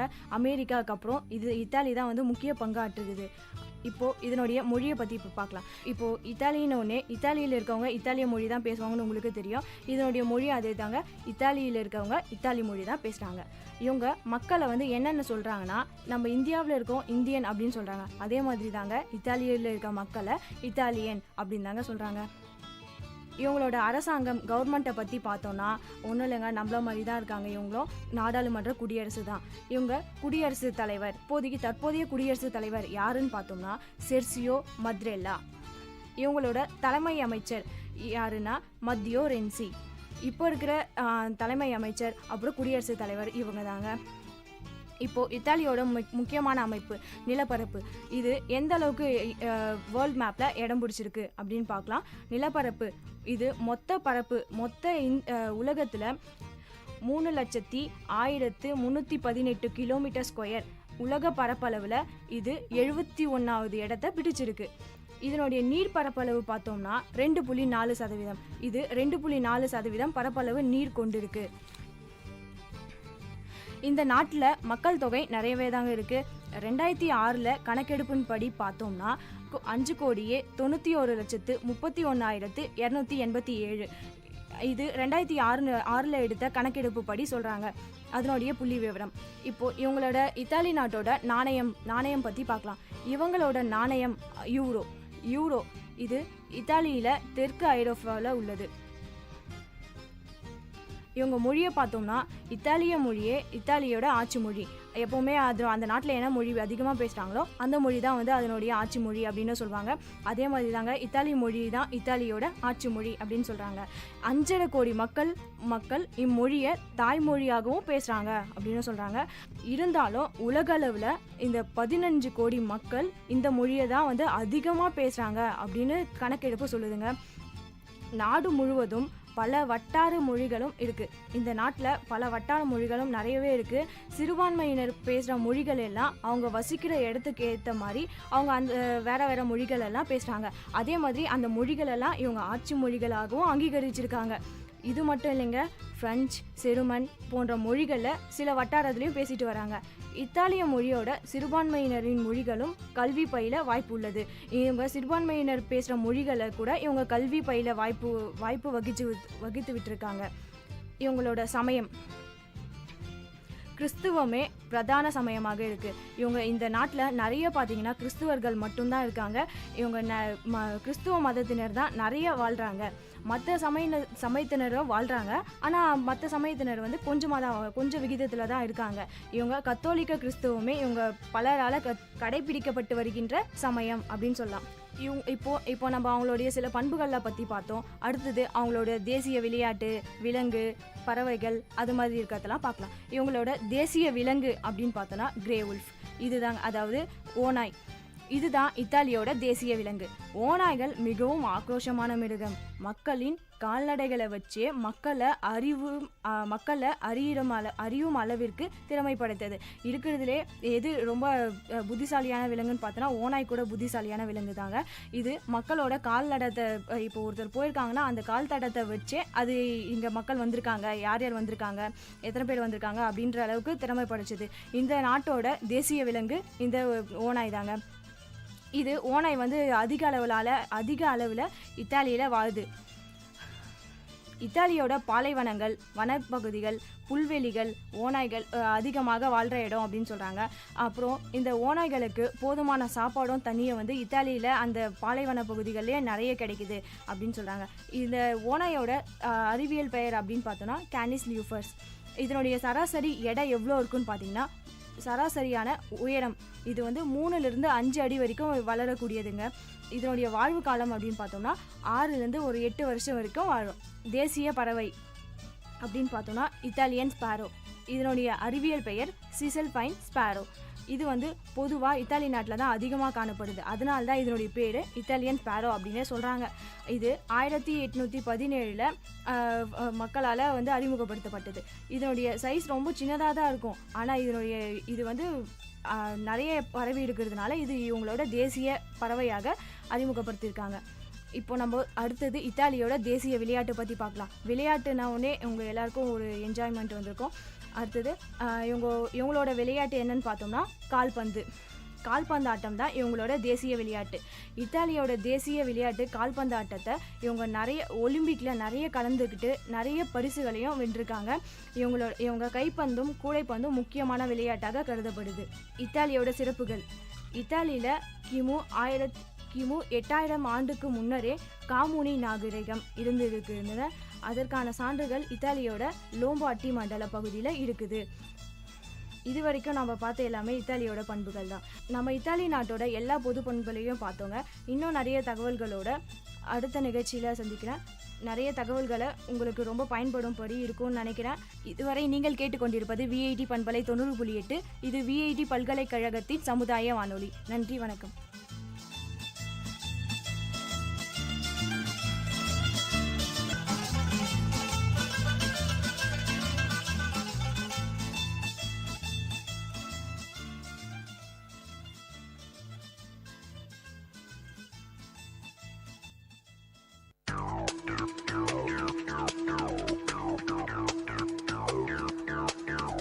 நேயர்கள் இதுவரை கேட்டது திரைக்கடலோடி, கண்டங்களை இணைக்கும் ஒரு புரிதல் தொடர்.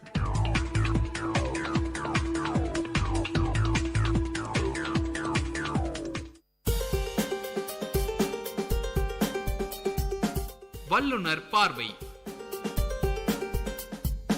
பல்துறை பகிர்வுகள், வல்லுனர் தரவுகள், மக்களின் சந்தேகங்களுக்கான சான்றுகளோடு விஐடி பண்பலை 90.8 வல்லுனர் பார்வை.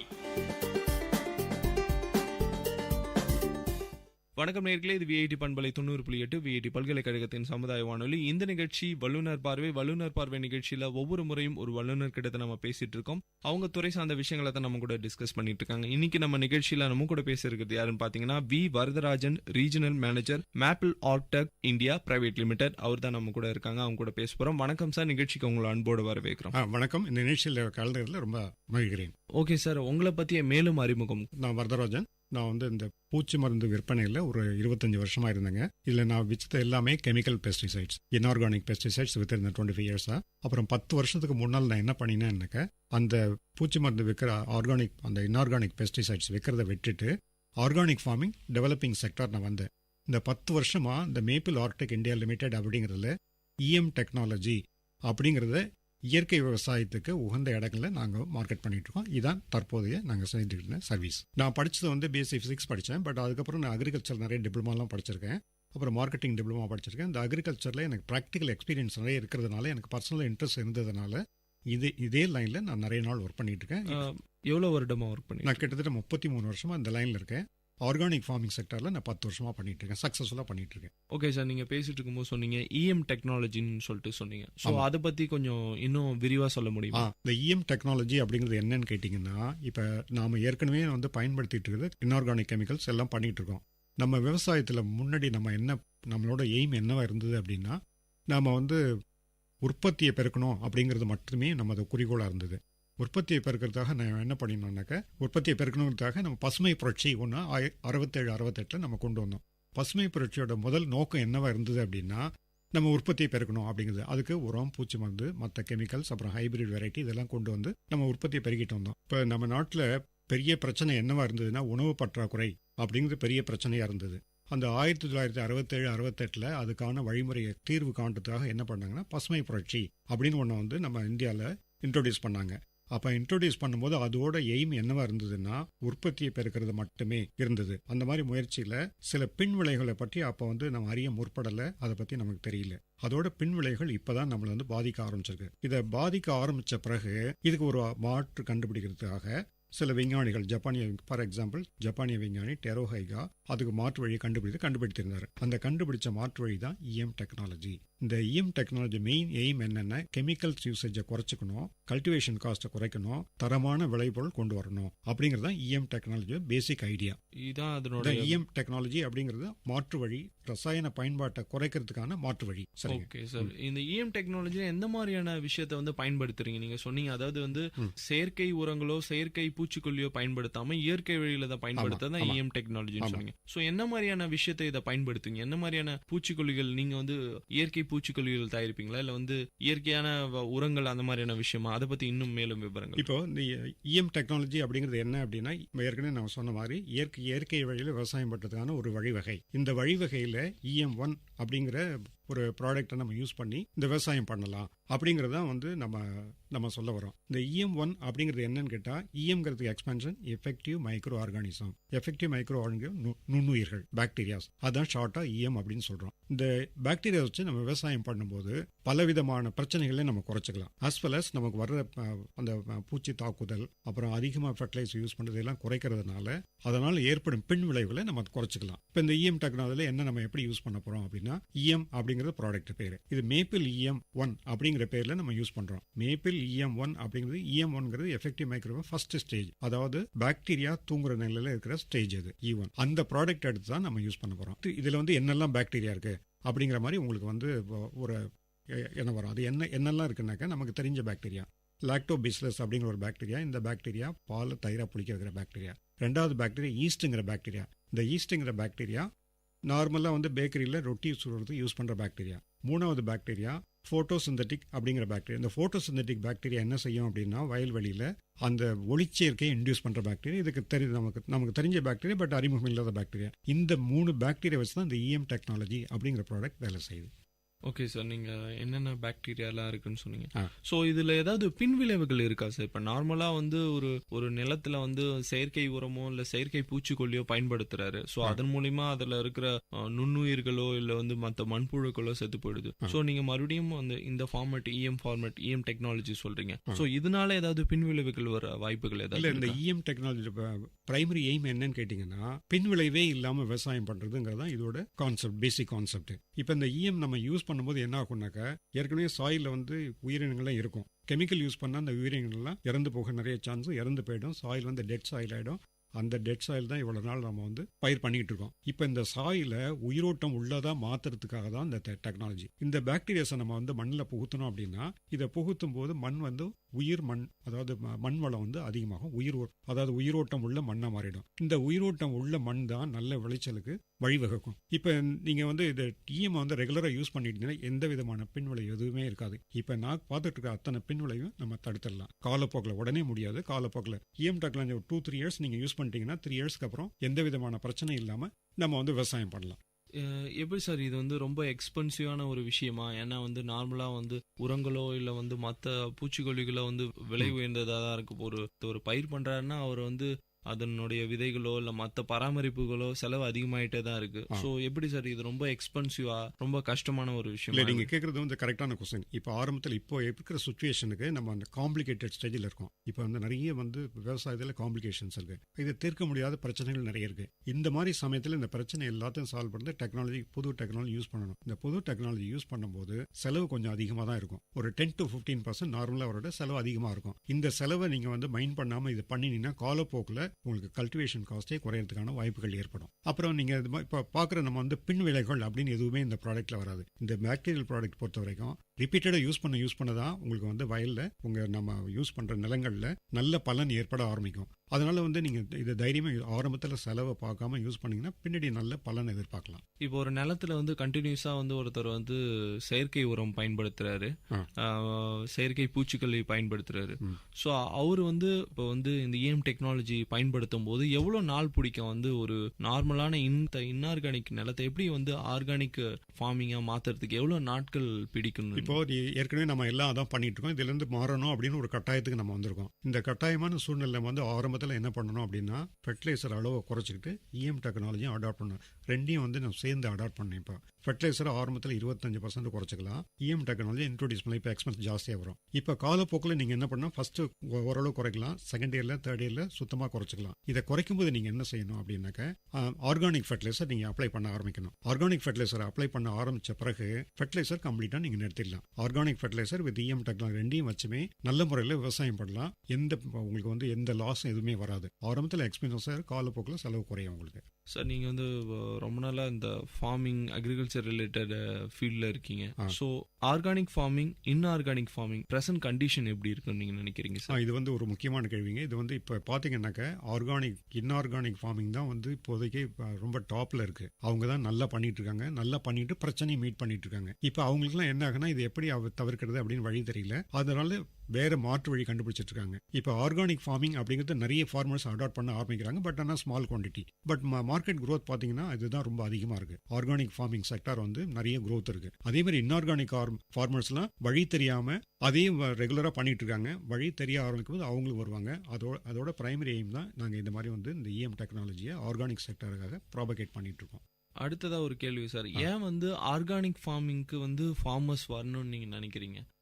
நீங்களே சொன்னீங்க இன்ஆர்கானிக் ஃபார்ம் தான் அவங்களா நல்ல விளைச்சல் கொண்டு வராங்க, ஓரளவு லாபத்தையும் பார்த்துட்டு இருக்காங்கன்னு சொல்லிட்டு, ஏன் வந்து நம்ம மறுபடியும் ஆர்கானிக் ஃபார்மிங்க்கு வரணும்னு நீங்க சொல்றீங்க? இந்த கெமிக்கல் யூசேஜ் இப்போதைக்கு உங்களுக்கு ரிசல்ட் கொடுக்க ஆரம்பிக்கும். கிட்டத்தட்ட கடந்த 30 வருஷமா கெமிக்கல் யூசேஜ் இன்க்ரீஸ் ஆகிட்டே போகுது. இன்க்ரீஸ் ஆக என்ன ஆகும்னு கேட்டால் இப்போதைக்கு பலன் பார்க்குறாங்க. காலப்போக்கில் இந்த மாதிரி பலன் வராது. ஏன்னு கேட்டால் சாயில் காம்ப்ளிகேட்டடாக சாயில் ஆக விளைச்சல் குறைய ஆரம்பிச்சிடும். விளைச்சல் குறையும் போது ஒரு மாற்று வழி வேணும் இல்லையா? அதுக்காக தான் நாங்கள் இப்போவே இந்த இன்ட்ரோடியூஸ் பண்ணி நாங்கள் பண்ணிட்டு இருக்கோம். இப்போயே நீங்கள் இதை அடாப்ட் பண்ண ஆரம்பிச்சிங்கனாக்கா உங்களுக்கு வந்து இதே அளவு ஈல்ட கெமிக்கல்ஸ் இல்லாமல் பண்ணலாம். அதுக்காக தான் இந்த இஎம் டெக்னாலஜி. சரி சார். இப்போ வந்து ஒரு விவசாயி வந்து ரொம்ப நாளா வந்து செயற்கை உரமா பயன்படுத்திட்டு இருக்காங்க. சில பேர் பாத்தீங்கன்னா வந்து இப்போ வந்து ஒரு கத்திரிக்காயோ இல்ல வேற ஏதாவது ஒரு பொருளை வந்து தக்காளியோ பயன்படுத்தும் போது பாத்தீங்கன்னா ஒரு 2 மாசம் தான் வந்து பூச்சிக்கொல்லி அடிக்கணும், செயற்கை பூச்சிக்கொல்லி அடிக்கணும்னு டைமிங் இருந்தா அடிச்சுட்டு விட்டுட்டு அந்த விளைச்சலுக்காக வெயிட் பண்ணலாம். ஆனா இப்ப என்னன்னா பூச்சியே வரக்கூடாதுன்னு பாத்தீங்கன்னா கண்டினியூஸா அடிக்கிறது. அதுக்கு தேவைக்கு மீறி வந்து சும்மா அடிச்சு வச்சிருமே, பூச்சியே வராது, எக்ஸ்ட்ராவா அடிச்சு வச்சிருமேன்னு சொல்லிட்டு அடிச்சு வச்சிருக்காங்க. அதனால வர பின் விளைவுகள் பெரிய விஷயமா இருக்கு. அதை பத்தி கொஞ்சம் எக்ஸ்பிளைன் நிச்சயமா நிச்சயமா. உதாரணமா நீங்க கத்திரி பயிர் எடுத்தீங்கன்னாக்க, கத்திரி பயிரை எடுக்கும்போது அதில் வந்து பெஸ்ட் காம்ப்ளெக்ஸ் நிறைய வரும். என்னன்னு கேட்டா இவங்க பெஸ்டிசைடு அதிகமாக யூஸ் பண்ண காம்ப்ளெக்ஸ் அதிகமாகும். இப்போ நார்மலாக ஃபார்மர்ஸ் என்ன பண்ணுறாங்கன்னா வாரம் ஒரு தடவை மருந்து அடிக்கணும் ப்ராக்டிஸ் வச்சுருக்காங்க. இது வந்து ப்ராக்டிஸாக பண்ணிட்டாங்க. ஏன் அந்த ப்ராக்டிஸ் வந்ததுன்னா, ஒரு தடவை கத்திரி கத்திரிக்காய் எடுத்துக்கிட்டு மார்க்கெட் போனார்னா ஒரு 40% வந்து அவங்களுக்கு டேமேஜ் இருக்கும். அதில் இதை மார்க்கெட் எடுத்துகிட்டு போனால் ப்ரைஸ் கிடைக்காது, 6 கிலோவுக்கு மட்டும்தான் விலை கிடைக்கும்.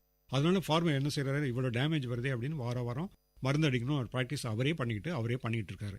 அடிக்கணுமா அடிக்க வேண்டாமா அது கூட பார்க்கறது இல்லை, மருந்து அடிக்கணும்னு ஒரு ப்ராக்டிஸ் மட்டும் வச்சுருக்காங்க. இதுக்கு நாங்கள் என்ன சஜஸ்ட் பண்ணுறோம் அப்படின்னா, இஎம் டெக்னாலஜி அடாப்ட் பண்ண பிறகு பெஸ்ட் இருக்கான்னு அப்சர்வ் பண்ணுங்கள். பெஸ்ட் இருக்கான்னு அப்சர்வ் பண்ணிவிட்டு அப்புறம் அடிக்க ஆரம்பிச்சிங்கனாக்கா உங்களுக்கு அது மாதிரி பூச்சி மருந்து அடிக்கணும் தேவையே இல்லாமல் இருக்கும். வாரம் ஒரு தடவை அப்படிங்கிறது 15 நாளைக்கு ஒரு தடவை குறையலாம், அதுக்கப்புறம் மாதம் ஒரு தடவை அடிக்கலாம், அப்புறம் காலப்போக்கில் பெஸ்ட் இருந்தால் மட்டுமே அடிக்கலாம் அப்படிங்கிற சூழ்நிலையை நம்ம உருவாக்கலாம். அப்போ என்ன நடக்கும்னு கேட்டிங்கன்னா, வாரம் ஒரு தடவை மருந்து அடிச்சிங்கன்னா அந்த காயிலேருந்து வந்து நம்ம ஃபுட் வரைக்கும் விஷம் வர்றதுக்கு வாய்ப்புகள் இருக்குது. அதெல்லாம் அவாய்ட் பண்ணலாம். ஒரு ஹெல்த்தியான ப்ராடக்டை நம்ம மக்களுக்கு கொடுக்கறதுக்கு வாய்ப்பு கிடைக்கும். இப்போ ஃபார்மர்ஸ் வந்து இந்த உங்களோட இஎம் டெக்னாலஜியை பயன்படுத்தி எப்படி விளைச்சலை சந்திக்கிறாங்க, எப்படி அவங்க சக்ஸஸ்ஃபுல்லா இருக்காங்களா, அதை பத்தி ஒரு கேஸ் ஸ்டடிஸ் பார்த்துருப்பீங்க. ஏன்னா நிறைய பேர் இப்போ யூஸ் பண்ண ஆரம்பிச்சிருப்பாங்க. ஸோ யூஸ் பண்ணும்போது இந்த டெக்னாலஜி மூலிமா வந்து அவங்களோட இன்ஆர்கானிக் லேண்ட்ஸை வந்து ஆர்கானிக் லேண்ட்ஸாக மாற்றிட்டு இருக்காங்க. அந்த ப்ராசஸ் போயிட்டு இருக்கும். எப்படி அவங்களோட விளைச்சல் இன்க்ரீஸ் ஆயிருக்கா, இப்போ அந்த செயற்கையாக செலவு பண்ணுற பூச்சிக்கொல்லிகளோட செலவுகள் வந்து கம்மியாயிட்டு இருக்கா, அதை பற்றி கொஞ்சம் சொல்லுங்கள். இது மாதிரி நிறைய ஃபார்மர்ஸ் வந்து எங்கள்கிட்ட ரெகுலராக கான்டாக்ட் வச்சிருக்காங்க. இப்போ தமிழ்நாடு ஃபுல்லாக பார்த்தீங்கன்னா 3000 ஃபார்மர்கிட்ட நாங்கள் நேரடியாக கம்பெனி கான்டாக்ட் வச்சிருக்கோம். அதாவது டேட்டாஸ் கலெக்ட் பண்ணி வச்சிருக்கோம். இந்த ஆர்கானிக் ஃபார்மராக மாறின பிறகு அவங்களுக்கு என்னெல்லாம் பலன் கிடைச்சிருக்கு அப்படின்னு நாங்கள் வந்து ஃப்ரீக்வெண்ட்டாக அவங்கள்ட்ட ரெக்கார்ட் கலெக்ட் பண்ணோம். அதை மாதிரி நாங்கள் கலெக்ட் பண்ணும்போது பார்த்தா எஸ்பெஷலி பார்த்தீங்கன்னா அந்த வாழை கிராப்பில் வந்து இஎம் யூசேஜ் நிறைய இருக்குது. இந்த இஎம் யூஸ் பண்ண ஆரம்பித்த பிறகு வாழையில் வர நிறைய நோய் குறைஞ்சிருக்கு அப்படின்னு ஃபீல் பண்ணுறாங்க. அதுக்கு அடுத்தது பூச்சி மருந்து தேவையில்லாமல் இருக்குங்கிறத நிறைய இடத்துல நாங்கள் அப்சர்வ் பண்ணியிருக்கோம். அப்புறம் வாழையோட வந்து விளைச்சல் ஆஸ் வெல் அஸ் அதோட குவாலிட்டி. இப்போ இஎம் டெக்னாலஜி யூஸ் பண்ணி ஒருத்தர் வந்து வாழையை வந்து மார்க்கெட் எடுத்துகிட்டு போனால் அதுக்கு தனி ரேட் கிடைக்கும். எல்லா வர்ற ட்ரேடர் அத்தனை பேரும் என்ன பண்ணுவாங்க, அதை கூர்ந்து பார்ப்பாங்க. ஃபர்ஸ்ட் அதுக்கு தான் ரேட் கிடைக்கும். மற்ற ப்ராடக்ட்டை விட இஎம் டெக்னாலஜி யூஸ் பண்ண ப்ராடக்ட்டுக்கு ரேட் அதிகமாக கிடைக்கும் அப்படின்னு கண்கூடாக பார்த்துருக்கோம். அதே மாதிரி எல்லா பொருளுக்குமே எல்லா விளைபொருளுக்கும் நல்ல விலை கிடைக்கும். அது மாதிரி பாய்சன் ஃப்ரீ ப்ராடக்ட்ஸ் கிடைக்கிறதுக்கு வாய்ப்புகள் இருக்கு. இப்போ வந்து அந்த யூசேஜ், அதாவது சார் இப்போ வந்து உடனே வந்து நான் வந்து இன்ஆர்கானிக் ஃபார்மிங் பண்ணிட்டு இருக்கேன், உடனே வந்து என்னால் வந்து ஆர்கானிக் ஃபார்மிங் உடனே மாற முடியாது. அது வந்து ஒரு கொஞ்சம் டைமிங் எடுக்கும். ஸோ அதே மாதிரி தான் இந்த இஎம் டெக்னாலஜிக்கும் டைம் இல்லை. அதுக்கு தான் நாங்கள் என்ன சொல்கிறோம் அப்படின்னா, சப்போஸ் ஒரு விவசாயி வந்து 3 ஏக்கர் விவசாயம் பண்ணுறாருன்னு வச்சுங்க. அந்த 3 ஏக்கர் விவசாயம் பண்ணுற இடத்துல நாங்கள் 1 ஏக்கர் மட்டுமே சஜஸ்ட் பண்ணுறோம். அந்த 1 ஏக்கரில் நம்ம இஎம் டெக்னாலஜியை பயன்படுத்தப்படி சொல்கிறோம். அப்படி பார்க்கும்போது அந்த வித்தியாசம் அவருக்கு தெரியும், விளைச்சலில் வித்தியாசம் தெரியும், அப்புறம் வந்து நடைமுறை எக்ஸ்பென்சஸ் தெரியும், பூச்சி தாக்குதல் தெரியும். இந்த மாதிரி ப்ராக்டிக்கலாக பார்க்கும்போது சில விஷயங்கள் நேரடியாக அப்சர்வ் பண்ணாக்க அடுத்த வருஷம் அவரே அந்த 3 ஏக்கருக்கு பண்ணுறதுக்கு வாய்ப்பு கிடைக்கும். இப்படி தான் நாங்கள் ப்ரொமோட் பண்ணோம். அது நிறைய ஃபார்மரை நாங்கள் கன்வெர்ட் பண்ணியிருக்கோம். இந்த ஃபார்மர்ஸ் எல்லாருமே வந்து ஒரு தடவை இஎம் டெக்னாலஜி இயற்கை விவசாயம் வந்துட்டான், கெமிக்கல்ஸ் மேக்ஸிமம் போறதில்லை. பட் இயற்கை உரம் பற்றாக்குறையால என்ன பண்ணா ஆர்கானிக் ஃபர்டிலைசர் இப்போ வர ஆரம்பிச்சிருக்கு, அதை யூஸ் பண்ண ஆரம்பிச்சிருக்காங்க. சில பேர் வந்து எதுவும் கிடைக்கல இல்லை விஷயம் தெரியலங்கிறதுனால ரசாயன உரம் மறுபடியும் யூஸ் பண்ணிட்டு இருக்காங்க. அது காலப்போக்கில் அவங்களே அவாய்ட் பண்ணுறதுக்கு வாய்ப்புகள் இருக்கு. சார் நீங்க இந்த பாக்டீரியா பத்தி பேசிட்டு இருந்தீங்க. அந்த பாக்டீரியா எப்படி சார் உருவாக்குறது? வந்து செயற்கையா இருக்கும். அந்த செயற்கையை வந்து நம்ம வந்து ஒரு நிலத்துல புகுத்தி வந்து இயற்கையா மாத்துறோம் இல்லையா, இயற்கை வழியில கொண்டு வரோம். அதை பத்தி கொஞ்சம் இப்போ இந்த நான் சொல்ற பாக்டீரியாஸ் வந்து 3மே நமக்கு தெரிஞ்ச விஷம் இல்லாத நம்ம ப்ராக்டிக்கலா பார்க்குற பாக்டீரியா தான் நம்ம யூஸ் பண்றோம். இந்த பாக்டீரியா நாங்கள் என்ன பண்றோம்னா இயற்கை வழியில கலெக்ட் பண்ணி அதை வந்து நாங்கள் அதை வந்து அதிகமாக உற்பத்தி பண்ணி அதை தான் நாங்கள் கொடுத்துட்டு இருக்கோம். இது வந்து வேற மரபணு மாற்றமோ இல்லை வேற எதுவும் ஜெனடிக்கல் இன்ஜினியர் அப்படிலாம் எதுவுமே கிடையாது. சாதாரண பாக்டீரியா, அந்த பாக்டீரியா நான் மல்டிப்ளை பண்ணி கொடுக்குறோம், அவ்வளவுதான். இதுல வந்து எந்த பின்விளைவும் கிடையாது. இந்த பாக்டீரியா யூஸ் பண்றதுனால எந்த கெடுதலும் வரதுக்கு வாய்ப்புகள் இல்லை. ஓகே சார், நிகழ்ச்சியில் நிறைய விஷயம் பேசிட்டு இருந்தோம். நிகழ்ச்சியில் ஒரு சிறிய இடைவெளிக்கு பிறகு மீண்டும் பேசலாம். சரிங்க.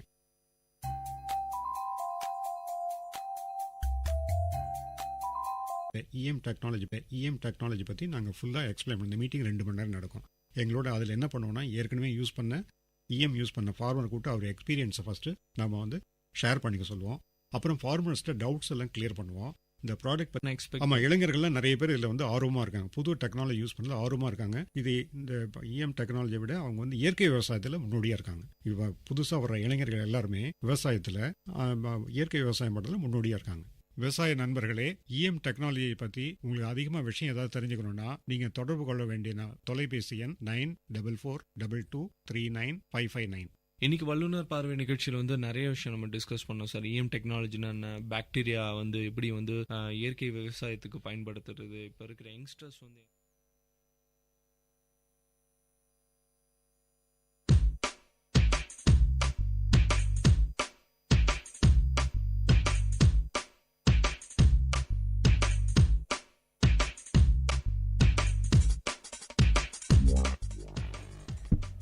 வணக்கம் நேயர்களே, நீங்கள் கேட்டுக்கொண்டிருப்பது விஐடி பண்பலை 90.8. இது விஐடியின் சமுதாய வானொலி.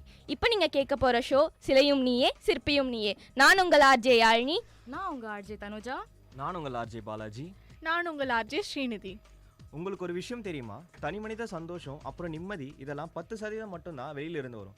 மீதம் இருக்கிற 90% அவங்கள சார்ந்து தான் இருக்குது. இதனால தான் நாங்கள் உங்ககிட்ட சிலையும் நீயே சிற்பியும் நீயே என்ற தலைப்பில் மனநல முக்கியத்துவத்தை பற்றி பேச வந்திருக்கோம். சரி, நம்மளால என்ன பண்ண முடியும்? யாருன்னா மனநல சரியில்லாமல் பிறந்தா நம்மளால என்ன பண்ண முடியும்? நம்ம கையில் என்ன இருக்கு? இதுதான் ஒரு தவறான புரிதல். மனநலம் சரியில்லாமல் பிறக்கிறது அது வேற, இப்போ நாம பேசுகிற மனநலம் வேற. இது ஒரு விதமான நோய்னு கூட சொல்லலாம். அதுவும் இல்லாமல் இந்த மனநலங்களில் பல வகை இருக்குது. Depression, stress, anxiety, drama, eating disorders, இந்த மாதிரி வாழ்க்கையுடைய பல கட்டங்களில் இந்த மாதிரி மனநோய்களை சந்திப்போம். அப்போது இதெல்லாம் எந்த வயசுலேருந்து வரும்? மென்டல் இல்னஸ் என்பது ஒரு குறிப்பிட்ட வயசில் இருக்கிறவங்களுக்கு மட்டும் வர்றதில்லை. இது எல்லா வயசில் இருக்கிறவங்களுக்கும் ஒரு பிரச்சனை தான். அட கடவுளே, இந்த காலத்தில் உடல் நோய் மட்டும் இல்லாமல் மனநோயை எதிர்த்தும் இது பண்ண கற்றுக்கணுமா? அதுதான் இல்லை, மனநோய்ன்ற இந்த விஷயம் மெசபடோமியா, ஈஜிப்ட், ஏன் நம்ம பழங்கால இந்தியாவில் கூட இருந்திருக்கு. அசோகர் கலிங்கத்து போருக்கு அப்புறம் இருந்த நிலைமையும் பாண்டவர்கள் இமயமலைக்கு போனது என எல்லாத்துக்கும் காரணம் இந்த மனநோய் தான். அப்புறம் இதுக்கு தீர்வு தேடி அவங்க அலைஞ்சிட்டு இருந்தாங்க. அப்போ பாலாஜி, இந்த காலத்துல இந்த மாதிரி பிரச்சனைகளுக்கு என்ன பண்ணாங்க?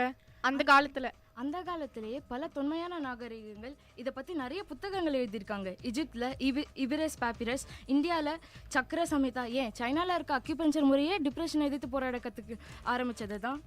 புக்கெல்லாம் சரி, அப்போது வேற எதனா பண்ணியிருக்காங்களா ஸ்ரீநிதி? ட்வின் டவர் இடிஞ்ச போது ஒட்டுமொத்த அமெரிக்காவும் வி ஷால் ஓவர்கம் என்ற பாடல் பாடி நாடு முழுக்க ஒலிக்க விட்டாங்க. அதுவே மக்களுக்கு வாழ்க்கையை மீண்டும் சந்திக்க தைரியம் கொடுத்துச்சு. அப்போ ஒரு முழு நாடே டிப்ரெஷன்ல இருந்து வெளியே வந்திருக்குன்னு சொல்றியா? ஆமா பாலாஜி, அதேதான். ஆனா இன்னும் எனக்கு ஒரு விஷயம் மட்டும் புரியல. என்ன புரியல? இப்போ எனக்கு மென்டல் இல்னஸ் இருக்குன்னு எப்படி கண்டுபிடிக்கிறது? நிறைய பேர் இப்போ சின்ன சின்ன விஷயத்துக்கே டிப்ரெஷன் அது இதுன்னு சொல்றாங்களே. பாலாஜி, நம்ம எல்லாம் ஒன்று புரிஞ்சுக்கணும். யாரும் இங்கே மன அழுத்தத்துக்குள்ளே போகிறதில்ல. அப்புறம் யாரோட மனவலியும் சின்னதில்லை.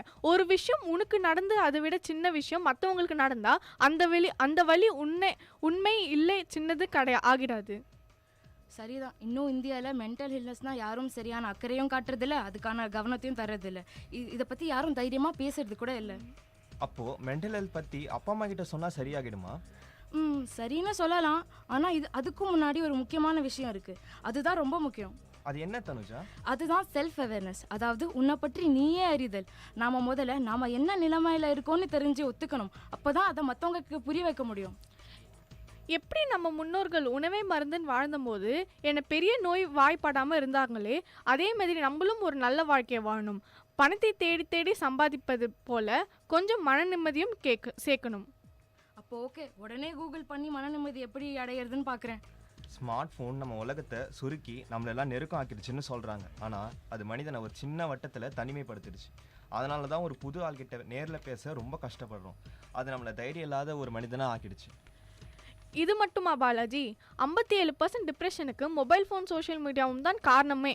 ஒரு பத்திரிகையில் படித்தேன்.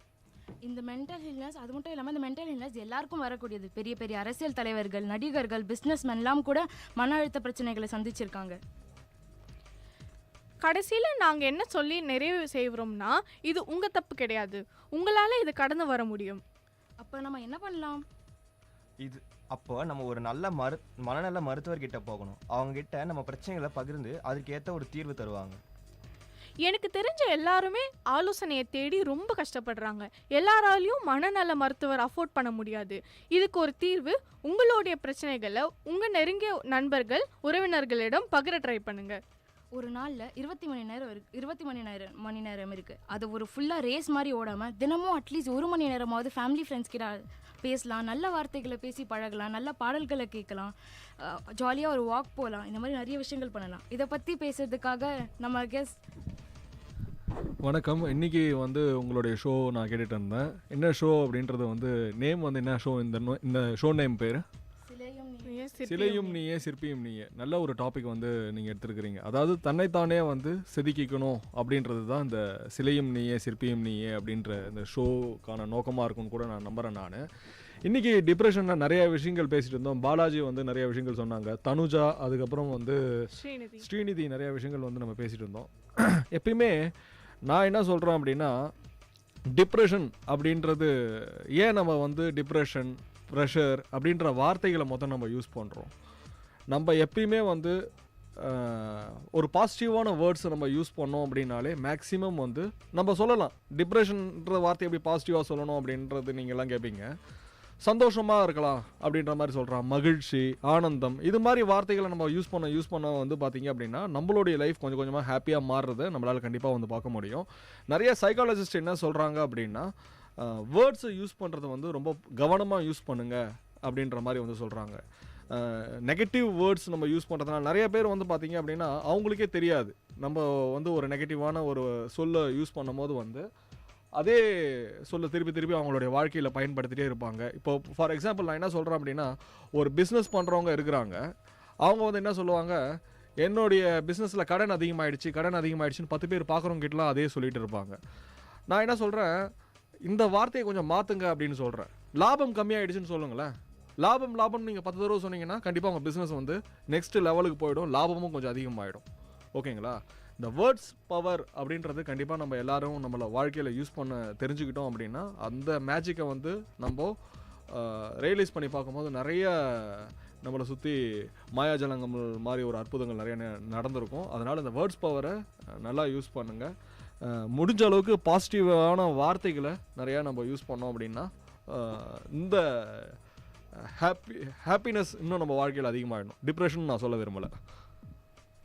நன்றி சரவணன் சார், நீங்கள் சொன்னது எங்களுக்கு ரொம்பவே யூஸ்ஃபுல்லாக இருந்துச்சு. வேர்ட்ஸுங்கிறது ஒரு இம்பார்ட்டண்ட் திங்குங்கிறது நீங்கள் நல்லா புரிய வச்சிங்க. Thanks lot for coming sir. Okay, இன்றைக்கி ஷோ ஃபுல்லாக ரொம்ப சீரியஸாக பேசிட்டோம்ல. ஸோ இப்போ ஜாலியாக ஒன்று பண்ணலாமா? இப்போ நம்ம என்ன பண்ண போகிறோன்னா, தமிழ் பிறர் மொழிகள் சொல்கிறோம். பேசும்போது வாய் கொள்ளறதில்ல. எஸ், கரெக்டாக கண்டுபிடிச்சிட்டிங்க. இப்போ நம்ம டங் ட்விஸ்டர்ஸ் பேச போகிறோம். ஸோ இப்போ நான் ஒரு டங் ட்விஸ்டர் சொல்கிறேன். முடிஞ்சால் அவங்களால அதை சொல்ல முடியுமான்னு பாருங்கள். ஓடுற நரியில் ஒரு நரி கிழநரி, கிழநரி முதுகில் ஒரு முடி நரமுடி. ஸோ இதை ஒரு 3 வாட்டி சொல்லும், 3 வாட்டி வாய் கொள்ளறாமல் சொல்லணும். ஸோ யாருன்னா பண்ணுறீங்களா? இப்போது தனுஜாக்கா எக்ஸ்பர்ட்டாக இருப்பீங்க போல். நாங்கள் இந்த ரிஸ்க் எடுக்க விரும்பலை. பட் ஸ்டில் ட்ரை பண்ணி பாரு யாழினி. ஓடுற நரியில் ஒரு நரிக்குள்ள நரி கிழநரி. ஓகே ஃபைன், அவுட் ஆகிட்டேன். ஓகே பாலாஜி, நீ ட்ரை பண்ணு. எனக்கு நார்மல் தமிழே கஷ்டம். சரி, ஓகே, ஒரு ட்ரை கொடுத்து பார்க்குறேன். ஓடுற நரியில் ஒரு நரி கிழநரி, கிழநரி முதுகில் ஒரு முடி நரமுடி. 3 வாட்டி சொல்லுப்பா. 3 வாட்டி சொல்லணும், ஒரு டைமே கஷ்டம். ஓகே, ஓடுற நரியில் ஒரு நரி கிழநரி, கிழநரி முதுகில் ஒரு முடி நரமுடி. ஓடுற நரியில் ஒரு நரி கிழநரி, கிழநரி முதுகில் ஒரு முடி நரமுடி. ஓடுற நரியில் ஒரு நரி கிழநரி, கிழநரி முதுகில் ஒரு முடி நரமுடி. ஓகே ஸ்ரீநிதி, நீ பண்ணுறியா? எனக்கு நார்மல் தமிழே கோளாராக வரும். இது என்னப்பா? ஓடுற நரியில் ஒரு நரி கிழநரி, கிழநரி முதுகில் ஒரு முடி நரமுடி. ஓடுற நரியில் ஒரு நரி கிழநரி, கிழநரி முதுகில் ஒரு முடி நரமுடி. ஓடுற நரியில் ஒரு நரி கிழநரி, கிழநரி முதுகில் ஒரு முடி நரைமுடி. ஸோ ஓகே, எங்கள் ஷோவில் எல்லாருமே இப்போ ரொம்ப சூப்பராக சொல்லியிருக்கோம். நீங்களும் இதை ட்ரை பண்ணி பாருங்கள், உங்களால் சொல்ல முடியுதா? ஓடுற நதி என்ன சொல்றீங்க? திருப்பி சொல்லுங்க. ஓடுற நரியில் ஒரு நரி கிழநரி, கிழநரி முதுகுல ஒரு முடி நரமுடி. ஓடுற நரியில் ஒரு நரி கிழநரி, கிழநரி முதுகுல ஒரு முடி நரைமுடி. ஓடுற நரியில் ஒரு நரி கிழநரி, கிழநரி முதுகுல ஒரு முடி நரைமுடி. நல்லா இருந்தது. Thank you sir. ஸோ இதே மாதிரி ஜாலியாக தினமும் உங்களுக்காக கொஞ்சம் டைம் ஸ்பெண்ட் பண்ணுங்கள். ஸோ அதோட இம்பேக்ட் என்னன்னு உங்களுக்கு அது ஒரு நீண்ட நாட்கு அப்புறம் தான் தெரியும். ஸோ ஸோ நம்ம இதே மாதிரி நாங்கள் வந்து வெட்னஸ்டே 10 to 10:30 வந்து உங்ககிட்ட வாரம் ஒரு முறை இந்த மென்டல் ஹெல்த் பற்றி உங்ககிட்ட கண்டிப்பாக பேசுவோம். இதில் நாங்கள் மென்டல் ஹெல்த் டிப்ரெஷன் பற்றி மட்டும் இல்லாமல் இதிலிருந்து நம்ம எப்படி ஓவர் கம் பண்ணி வெளியில் வரலாம், ஸோ நம்ம இது மூலமாக வந்து எப்படி ஓவர் கம் பண்ணுறது, ஃபுட் ஹேபிட்ஸ், ஸ்லீப்பிங் ஹேபிட்ஸ், நம்ம ஃபேமிலி ஃப்ரெண்ட்ஸ் கூட எப்படி டைம் ஸ்பெண்ட் பண்ணி இதிலேருந்து வெளியில் வருது, ஸோ இதை பற்றி பல விஷயங்களை நம்ம கம்மிங் வீக்ஸில் டிஸ்கஸ் பண்ணுவோம். ஸோ நான் உங்கள் ஆர்ஜே யாழினி. நான் உங்கள் ஆர்ஜே தனுஜா. நான் உங்கள் ஆர்ஜே பாலாஜி. நான் உங்கள் ஆர்ஜே ஸ்ரீநிதி. இதுவரைக்கும் நீங்கள் கேட்டுக்கொண்டிருக்கும் ஷோ சிலையும் நீயே சிற்பியும் நீங்கள் கேட்டுக்கொண்டிருப்பது விஐடி பண்பலை 90.8. இது விஐடியின் சமுதாய வானொலி.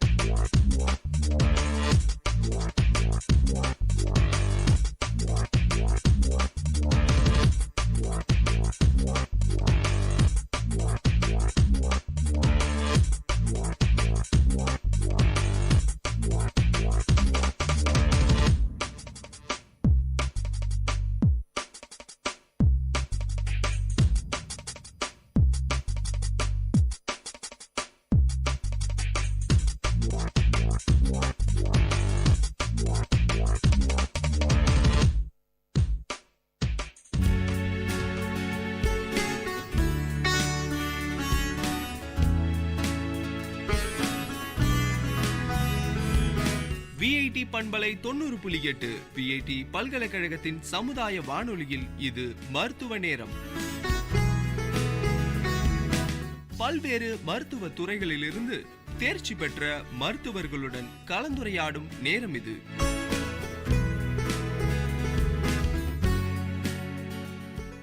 வணக்கம், இது விஐடி பண்பலை 90.8 விஐடி பல்கலைக்கழகத்தின் சமுதாய வானொலி. இந்த நிகழ்ச்சி மருத்துவ நேரம் நிகழ்ச்சியில் இன்னைக்கு ஸ்ரீ நாராயணி ஹாஸ்பிட்டல் மற்றும் ரிசர்ச் சென்டர் மருத்துவர்கள் கிட்ட தான் நம்ம இன்னைக்கு பேசிட்டு இருக்கோம். நம்ம நிகழ்ச்சியில் இன்னைக்கு டாக்டர் கே வெங்கட்ரமணன் இருக்காங்க. அவங்க கூட தான் நம்ம இன்னைக்கு பேச போகிறோம். வணக்கம் சார்.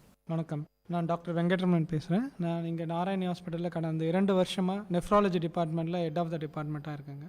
ஸோ நெஃப்ராலஜி இப்போ தான் நெஃப்ராலஜி யூராலஜின்னு 2 இது இருக்குது. நெஃப்ராலஜினா யூஸ்வலாக கிட்னி சம்மந்தப்பட்ட மெடிக்கல் ரிலேட்டட் இஷ்யூஸை வந்து டீல் பண்ணுறவங்க நெஃப்ராலஜி டாக்டர்ஸ். அதே வந்து ஏதாவது சர்ஜரி மூலமாக சரி பண்ண முடியும்னா அதை டீல் பண்ணுறவங்க யூராலஜி டாக்டர்ஸ். ஏன்னா நம்ம நிறைய பொதுமக்களுக்கே இந்த டவுட் இருக்கும், கிட்னி டாக்டர் கிட்ட போகணும்னு சொல்லுவாங்க, ஆனால் யூராலஜின்றாங்க, சில பேர் நெஃப்ராலஜின்னு சொல்லுவாங்க. தேவையில்லாமல் 2 அப்பாயின்மெண்ட் போடுற மாதிரி இருக்கும். ஸோ நெஃப்ராலஜின்றவங்க இந்த கிட்னி ஃபங்க்ஷன்ஸ் செயல் இழந்துடுச்சுன்னா அதுக்கப்புறம் அதை வந்து நார்மல் பண்ணுறதோ அதை பற்றி சம்மந்தப்பட்டவங்க தான் நெஃப்ராலஜிஸ்ட். அதே யூராலஜிஸ்ட் வந்து அதை சர்ஜரி மூலமாக சரி பண்ணணும் அப்படின்னு நினைக்கிறவங்க தான் யூராலஜிஸ்ட். ஸோ இதுதான் முக்கியமான வித்தியாசம். ஆனால் அவங்க 2 பேருமே கிட்னி நல்லதுக்காக பாடுபடுற டாக்டர்ஸ் தான் அவங்க 2 பேருமே, யூராலஜிஸ்ட் அண்ட் நெஃப்ராலஜி. ஸோ நான் வந்து நெஃப்ராலஜி டாக்டர். நீங்கள் சொன்ன மாதிரி உடம்புல 2 கிட்னி இருக்கிற மாதிரி 2 ஸ்பெஷலிஸ்ட் இருக்காங்க. ஸோ சிறுநீரக சம்பந்தமான வியாதிகள் என்னென்ன இருக்குது சார்? யூஸ்வலாக நார்மலாக வந்து கிட்னி 2 கிட்னி கடவுள் பண்ண ஒரே ஒரு நல்ல இது வந்து 2 கிட்னி கொடுத்தது தான். ஏன்னா வந்து யூஸ்வலாக இப்போ for example liver problem, brain problem, heart ப்ராப்ளம்னா பயப்படுற அளவுக்கு கிட்னி ப்ராப்ளம்னா பயப்பட தேவையில்லை. ஏன்னா வந்து எல்லாத்துக்கும் அது வந்து ஒரு எண்ட் பாயிண்ட் இல்லை, எல்லாத்துக்கும் ஒரு ஆல்டர்னேட்டிவ் இருக்குது. கிட்னி வந்து யூஸ்வலாக நாங்கள் இது பண்ணுறது பார்க்கறது வந்து எப்படின்னா அக்யூட் ரீனல் ஃபெயிலியர் அப்படின்னு பார்ப்போம். அக்யூட் ரீனல் ஃபெயிலியர்னா நல்லா வேலை செஞ்சுட்டு இருந்த கிட்னி திடீர்னு வேலை செய்யாமல் போகுது, அது வந்து அக்யூட் ரீனல் ஃபெயிலியர். ரெண்டாவது வகை வந்து கிரானிக் ரீனல் ஃபெயிலியர் அப்படின்னு சொல்லுவோம். கிரானிக் ரீனல் ஃபெயிலியர்னா கொஞ்சம் கொஞ்சமாக அவங்களுக்கு கிட்னி ப்ராப்ளம் முதல்ல இருந்தே இருந்துட்டு இருக்கு, அதாவது ஒரு 3 மாதத்துக்கு மேலே இருந்து கிட்னி ப்ராப்ளம் இருந்தால் அது வந்து கிரானிக் ரீனல் ஃபெயிலியர், அதாவது 5-6 வருஷமாகவே இருக்கும். அது வந்து இதில் மெயின் டிஃப்ரென்ஸ் என்னென்னா அக்யூட் ரீனல் ஃபெயிலியராக இருந்தால் அதுதான் அங்கே தான் எங்களுடைய ரோல் வந்து ரொம்ப முக்கியம். ஏன்னா வந்து அதை திருப்பியும் அந்த கிட்னி வந்து நார்மல் பண்ணுறதுக்கு நாங்கள் எவ்வளோ மேக்ஸிமம் பாடுபடுறோமோ அது வந்து திருப்பியும் கிட்னி வந்து நார்மல் ஃபங்க்ஷனை பேஷண்ட்ஸ்க்கு வந்து எங்களால் தர முடியும். பட் கிரானிக் ரீனல் ஃபெயிலியர் பொறுத்த வரைக்கும் அந்த டேமேஜ் வந்துடுச்சுன்னா அந்த டேமேஜ் வந்துட்டு அதுக்கு மேலே அதிகமாக டேமேஜ் ஆகாமல் இருக்கிறது தான் எங்களுடைய மெயின் வேலைங்க. இன்னொன்று வந்து ஆஸ் யூஷுவலாக அந்த நெஃப்ராட்டிக் சிண்ட்ரோம் அப்படின்னு சொல்லுவாங்க. அது என்னென்னா கிட்னி வந்து ஆல்மோஸ்ட் ஒரு 100-180 ஃபங்க்ஷன் பண்ணுங்க. அதில் ஒரு முக்கியமான ஃபங்க்ஷன் வந்து புரதச்சத்து வந்து யூரினில் லீக் ஆகாமல் பார்த்துங்க கிட்னி. அந்த புரதச்சத்து வந்து ஒரு லெவலுக்கு மேலே போச்சிங்கன்னா ஒரு நார்மலாக வந்து பார்த்தீங்கன்னா 100 மில்லிகிராம் ஒரு 150 மில்லிகிராம் தான் ப்ரோட்டீன் நார்மலாக லீக் ஆகும். சில பேருக்கு பார்த்தீங்கன்னா 4 கிராம் 5 கிராம் அது மாதிரி லீக் ஆகும். அது மாதிரி லீக் ஆனவங்க கை கால் வீங்கிலாம் வந்துட்டு நேராக வருவாங்க. அவங்கள வந்து நெஃப்ராட்டிக் சிண்ட்ரோம் சொல்லுவோம். ஸோ அவங்கள வந்தவங்கள அதுக்கு என்ன காரணங்கள் அப்படின்னு வந்து நாங்கள் கண்டுபிடிச்சி அதுக்கேற்ற மாதிரி மருந்து போட்டு சரி பண்ணுவோம். ஸோ பார்த்தீங்கன்னா அது மெயினாக இந்த 3 இதில் தான் இருப்பாங்க, acute renal failure, chronic renal failure, இல்லைனா நெஃப்ராட்டிக் சிண்ட்ரோம் அப்படின்னு சொல்லுவோம். இந்த சிறுநீரக கோளாறு வருவதற்கான முக்கியமான ரீசன் என்ன? உணவு பழக்க வழக்கமா இல்லை வந்து இயல்பிலே இருக்கக்கூடிய காரணமா? என்ன மாதிரியான main reason doctor? Main reason பார்த்தீங்கன்னா இப்போது அதாவதுங்க அக்யூட் ரீனல் ஃபெயிலியர், இப்போ நான் ஏற்கனவே சொன்ன மாதிரி acute renal failure, chronic renal failure, nephrotic. இப்போ நெஃப்ராட்டிக் சிண்ட்ரோம், அக்யூட் ரீனல் ஃபெயிலியர்லாம் அந்த டைமில் நம்ம ஆக்ட் பண்ணிட்டோம்னா, பட் இந்த கிரானிக் ரீனல் ஃபெயிலியர் வந்துருச்சுன்னா தான் கஷ்டம். ஏன்னா வந்து டேமேஜ் ஆனது தான். ஃபார் எக்ஸாம்பிள் கிட்னி ஒரு 100% வேலை செய்யுதுன்னு வச்சுங்களேன், அது ஒரு கிரானிக் ரீனல் ஃபெயிலியர் எங்ககிட்ட வரும்போதே வந்து ஆல்மோஸ்ட் ஒரு 50% இழந்துட்டு தான் வந்திருப்பாங்க. 50% இழந்துட்டு வந்தவங்கள எங்களால் வந்து திருப்பியும் அவங்க அதே தான் கேட்குறேன், திருப்பியும் நார்மல் ஆகாதுங்களா டாக்டர் அப்படின்னு தான் கேட்பாங்க. எங்களாலையும் வேறு வழி இல்லைங்க, நாங்கள் வந்து தெளிவாக சொல்லிவிடுவோம், நாங்கள் உங்களுக்கு வந்த டேமேஜ் ஆனதாமா, இனிமேல்ட்டு எங்கள் வேலை வந்து இருக்கிற வைத்தியத்தை இருக்கிற ஃபங்க்ஷனை மெயின்டைன் பண்ணுறதுக்காக தான் எங்கள் வைத்தியம் அப்படின்னு நாங்கள் தெளிவாக சொல்லிடுவோம். இது எதுக்கு சொல்ல வராங்கன்னா, நம்ம அந்த கிரானிக் ரீனல் ஃபெயிலியர் அதுக்கான காரணம் தான் முக்கியம். ஏன்னா வந்து அது வந்துருச்சுன்னா ரொம்ப கஷ்டம். அதுக்கு வந்து முக்கியமான காரணம் ஒரு 100 பேர் எடுத்துக்கிட்டிங்கன்னு வச்சுங்களேன், 60-70 பேருக்கு முக்கியமான காரணம் என்னன்னு பார்த்தீங்கன்னா, அதில் ஒரு 40-50 பேருக்கு சுகர் இருக்கும், 20-30 பேருக்கு பிபி இருக்கும். ஸோ முக்கியமாக கிட்னின்றது வந்து ஒரு கடைசியான ஒரு டேமேஜ் ஆகிற ஆர்கன். ஆனால் அதுக்கான மூல காரணங்கள் என்னன்னு பார்த்தீங்கன்னா, முக்கியமானது சுகர், பிபி, மூணாவது காரணம் வந்து ஸ்மோக்கிங். இது 3 இருக்கவங்க வந்து they are very high risk for kidney problem. So முக்கியமாக அந்த டயபெட்டிஸ் இருந்துச்சுன்னா கண்டிப்பாக ஒரு நாள் அவருக்கு கிட்னி பாதிக்க போகுதுன்னு தான் இருக்கும். அந்த சுகரை வந்து மெயின்டைன் பண்ணிட்டு இருந்தாருன்னா, இப்போ ஃபார் எக்ஸாம்பிள் சொல்கிறேன், ஒருத்தருக்கு சுகர் இருக்குது, இன்னொருத்தருக்கு சுகர் இருக்குது. ஒருத்தருக்கு வந்து கிட்னி ப்ராப்ளம் 10 வருஷத்துலேயே வந்துடும், இன்னொருத்தருக்கு கிட்னி ப்ராப்ளம் 35 வருஷத்தில் வரும். அதாவது டயபெட்டிஸ் தெரிஞ்ச பிறகு. இதுக்கு என்ன காரணம்னா, அந்த 10 வருஷம் வந்தவர் வந்து சுகரை மெயின்டைன் பண்ணலன்னா அது சரி கொஞ்சம் கொஞ்சமாக கிட்னியை பாதிக்கும். அடுத்தது பிபியும் கூட சேர்ந்து வருங்க. பிபி வந்துச்சுன்னா இது ரெண்டும் சேர்த்து பாதிக்கும். அவர் கூட ஸ்மோக் பண்ணாருன்னா அவ்வளோதான், அவர் 10 வருஷத்துலேயே ஹார்ட் அட்டாக்கு, கிட்னி ப்ராப்ளம் வந்துடும். பட் இதே ஒருத்தர் வந்து சுகர் தெரிஞ்சுட்டு அவர் டயட்டு, அதே போல் not only diet, prescribe drugs, டாக்டருடைய இது எல்லாமே கரெக்டாக எடுத்து வந்து என்ன அட்வைஸ் பண்ணுறாங்களோ அவர் பார்த்தீங்கன்னா சுகர் வந்து மெயின்டைன் பண்ணிட்டே வந்தால் அந்த கிட்னி டேமேஜ் வந்து ஸ்லோவாக தான் வருங்க. அதாவது சுகர் வந்தால் கிட்னி டேமேஜ் வர முடியாது. சுகரை பொறுத்த வரைக்கும் கண்ட்ரோல் பண்ண முடியுமாண்டி க்யூர் பண்ண முடியாது. அதே மாதிரி தான் சுகர்னால வர கிட்னி டேமேஜும் வந்து உங்களால் கண்ட்ரோல் பண்ண முடியாண்டி க்யூர் பண்ண முடியாது. ஸோ அது கண்ட்ரோல் பண்ணிட்டு வந்தாருன்னா மொல்லமாக ஸ்லோ. அவருக்கு வந்து ஒரு 45 வயசில் தான் 40-45 வயசில் தான் அந்த கிட்னி ப்ராப்ளமே வருங்க. ஸோ அந்த டைமில் அவர் நினச்சதை வாழ்ந்துருப்பார், ஒன்றும் பிரச்சனை இருக்காங்க. ஸோ இதான் மெயின் முக்கியங்க, சுகர் அண்ட் பிபி. இவங்க அதே போல் கூட ஸ்மோக் பண்ணுறவங்க, இவங்க 3 பேருக்கு வந்து தேசம் ரொம்ப அதிகமான ரிஸ்க்கு கிட்னி ப்ராப்ளமாக இருக்கும். ஆனால் சில பேர் கேட்பாங்க, அவருக்கு சுகர் இருக்குது, அவர் ஸ்மோக் பண்ணுறாரு, நல்லா தான் இருந்தால். இது அதை விட ரொம்ப முக்கியமான காமெடி என்ன ஓபியில் நடக்கும்னா, சார் 30 வருஷமாக சிகரெட் பிடிச்சிருந்தேன், நல்லா தான் இருந்தேன், இப்போ தான் சிகரெட்டை நிறுத்தினேன், கிட்னி ப்ராப்ளம் சொல்கிறாங்க அப்படின்னு சொல்லுவாங்க. இதெல்லாம் வந்து அவங்க வந்து புரிஞ்சிக்க வேண்டிய இது வந்து அவர் 30 வருஷமாக பிடிச்சதுனால தான் இன்னைக்கு கிட்னி ப்ராப்ளம் வந்துச்சுங்க அப்படின்னு. அதே போல் இன்னொரு எங்கள் பக்கத்து வீட்டுக்காரர் இன்னும் ஸ்மோக் பண்ணிட்டு இருக்காரு, அவர் நல்லா தான் இருக்காரு, நான் நேற்று நிறுத்திட்டேன் எனக்கு வந்துடுச்சு அப்படின்னு. இதெல்லாம் வந்து அதான் சொல்லுவேன், உங்கள் கண் எதிர்க்கவே பாருங்க, நீங்கள் நல்லா இருந்தீங்கன்னா இன்னும் கொஞ்ச நாள் அவரும் என்கிட்ட வருவார் அப்படின்னு நான் சொல்லுவேன். அதனால வந்து அது மாதிரி மற்றவங்கள இது சொல்லாமல் நம்ம இது சில பேர் கொஞ்சம் வேகமாக போவோம், கொஞ்சம் ஸ்லோவாக ப்ரோக்ரஸ் ஆகும் அதை பற்றி. ஆனால் கண்டிப்பாக கிட்னி ப்ராப்ளம் வந்து சுகர் இருக்கவங்களுக்கு, பிபி இருக்கவங்களுக்கு ஒரு நாள் வரும். பிபியை பற்றி இன்னொன்று சொல்ல வேண்டிய இது வந்து என்னன்னா, பிபினால கிட்னி ப்ராப்ளம் வருதா, கிட்னி ப்ராப்ளம்னால பிபி ப்ராப்ளம் வருதான்னு அடிக்கடி எங்கள் பேஷண்ட்ஸ் என்கிட்ட கேட்பாங்க. இது வந்து ஆல்மோஸ்ட் இந்த சேம் இதுதான். கோழிலேருந்து முட்டை வந்துச்சா, முட்டையிலேருந்து கோழி வந்துச்சான்னு எதுவுமே சொல்ல முடியாது. ஏன்னா வந்து கிட்னி ப்ராப்ளம் இருந்துச்சுன்னா கிட்னியுடைய ஒரு முக்கியமான ஃபங்க்ஷன் வந்து இப்போ நம்ம நிறைய உப்பு போட்டு சாப்பிட்றோம்னு வச்சுங்களேன், கிட்னி ஃபங்க்ஷன் நார்மலாக இருந்துச்சுன்னா என்ன வேணால் எவ்வளோ உப்பு போட்டாலும் அது யூரினில் வந்து அந்த உப்பு அதிகமான உப்பு வந்து போயிடும். அதே கிட்னி ப்ராப்ளம் இருக்குங்களுக்கு உப்பு நிறைய போட்டால் கிட்னி ஃபங்க்ஷன் சரியாக பண்ணலன்னா அந்த உப்பு வந்து உடம்புல அதிகமாகி ப்ரெஷர் அதிகமாகும். ஸோ கிட்னி ப்ராப்ளம் இருக்கவங்களுக்கு கண்டிப்பாக பிளட் ப்ரெஷர் வரும். ஏன்னா இப்போ டயாலிசிஸ்ல எடுத்துக்கிட்டிங்கன்னா 100 பேர் டயாலிசிஸ் பண்ணிங்கன்னா 97 பேர் கண்டிப்பாக பிபி அதிகமாக இருக்கும். அதே மாதிரி தாங்க பிபி அதிகமாக இருந்துச்சுன்னா ஒரு லெவலுக்கு மேலே தான் கிட்னி வந்து ஃபங்க்ஷன் வந்து அந்த ரத்த ஓட்டம் வந்து மெயின்டைன் பண்ணிடும். பிபி கம்மியாச்சுனாலும் கிட்னிக்கு போகிற ரத்த ஓட்டம் குறைஞ்சிரும், பிபி ரொம்ப அதிகமாச்சுனாலும் கிட்னிக்கு போகிற ரத்த ஓட்டம் குறைஞ்சிரும். ஸோ அது வந்து டேமேஜ் பண்ணும் கிட்னி. இது மாதிரி தாங்க பிபி கண்ட்ரோல் பண்ணலாம், கிட்னி டேமேஜ் ஆகும், கிட்னி டேமேஜ் ஆச்சுன்னா திருப்பியும் பிபி அதிகமாகும். இது வந்து ஒரு விஷியஸ் சைக்கிளாக தான் போயிடும். ஸோ பிபி சுகர் இது ரெண்டு தான் வந்து ஒரு 70% காரணம் கிட்னி பேஷண்ட்ஸ். மற்ற காரணங்கள் வந்து பரம்பரையாக சில பேருக்கு ஏடிபி கேடி அப்படின்னு சொல்லுவோம். அப்படின்னா வந்து கிட்னியில் குட்டி குட்டி சிஸ்ட் இருக்குங்க. நார்மலாக சில பேருக்கு ஒரு சிஸ்ட் 2 சிஸ்ட் இருக்குங்க, அதை பற்றி பிரச்சனை இல்லை. சில பேர் பார்த்தீங்கன்னா ஒரு கிட்னியில் 500-600 சிஸ்ட் குட்டி குட்டி குட்டியாக நீர் சிஸ்ட் இருக்கும். அந்த சிஸ்ட் வந்து இருந்தால் அவங்களுக்கு உடனே 40 வயசில் சிஸ்ட் ஆரம்பிக்கும், 50 வயசில் பிபி வரும், 60 வயசில் ரீனல் ப்ராப்ளம் வரும், 65 வயசில் டயாலிசிஸ் பண்ணுற மாதிரி இருக்கும். இது வந்து ஒரு 7-8% காரணம் இருக்குங்க. இன்னொரு காரணம் வந்து பார்த்தீங்கன்னா யூரினரி ட்ராக் இன்ஃபெக்ஷன் அப்படின்னு சொல்லுவாங்க நாங்கள். அது வந்து என்ன காரணம்னா சில பேருக்கு வந்து யூரின் போகிற இதில் வந்து அடைப்பு இருக்கும். நார்மலாக வந்து இது முக்கியமாக நான் என்ன சொல்லிக்க வேண்டிய விரும்புகிறேன்னா யூரினரி ட்ராக்ட் இன்ஃபெக்ஷன் வந்து பெண்களுக்கு வந்து ரொம்ப காமன். ஏன்னா வந்து அவங்களுக்கு வந்து அந்த யூரின் போகிற கேனால் வந்து சின்னதாக இருக்கிறதுனால இன்ஃபெக்ஷன் வரதுக்கு ரொம்ப. ஆனால் ஆண்களுக்கு வந்து யூரினரி ட்ராக்ட் இன்ஃபெக்ஷன்றது வந்து ரொம்ப வந்து ரேர். அதாவது சின்ன வயசில், அதாவது ஒரு 5 வயசுலேருந்து 55 வயசுக்குள்ளே வந்து யூரினரி ட்ராக்ட் இன்ஃபெக்ஷன் வந்து வரது கஷ்டம். அப்படி வந்துச்சுன்னா அவங்க உடனே வந்து நான் மெயினாக ஆண்களுக்கு சொல்கிறேன், அவங்க யூரினரி ட்ராக்ட் இன்ஃபெக்ஷன் இருந்துச்சுன்னா உடனே வந்து டாக்டரை பார்த்து அணுகி தகுந்த ஆலோசனை எடுத்துக்கணும். பெரியவங்களுக்கு ஏன் வருது யூரினரி ட்ராக்ட் இன்ஃபெக்ஷன் ஆம்பளைக்குன்னா அவங்க வயசாக அந்த யூரினரி வழியில் வந்து ஒரு ப்ராஸ்டேட்னு ஒன்று சொல்லுவாங்க. அது வளர வளர அடைப்பு வந்துச்சுன்னா யூரின் தங்குச்சுன்னா அது வந்து அவங்களுக்கு இன்ஃபெக்ஷன் வர வாய்ப்பு இருக்குது. அதனால் இந்த ஒரு நார்மலாக ஒரு 2 வயசுலேருந்து ஒரு 50 வயசுக்குள்ளே யூரினரி ட்ராக்ட் இன்ஃபெக்ஷன் இருந்துச்சுன்னா அவங்க வந்து ஏதாவது சம்திங் அப்நார்மலாக ப்ராப்ளம் இருந்தால் தான் ஆம்பளைங்களுக்கு வந்து யூரினரி ட்ராக்ட் இன்ஃபெக்ஷன் வருங்க.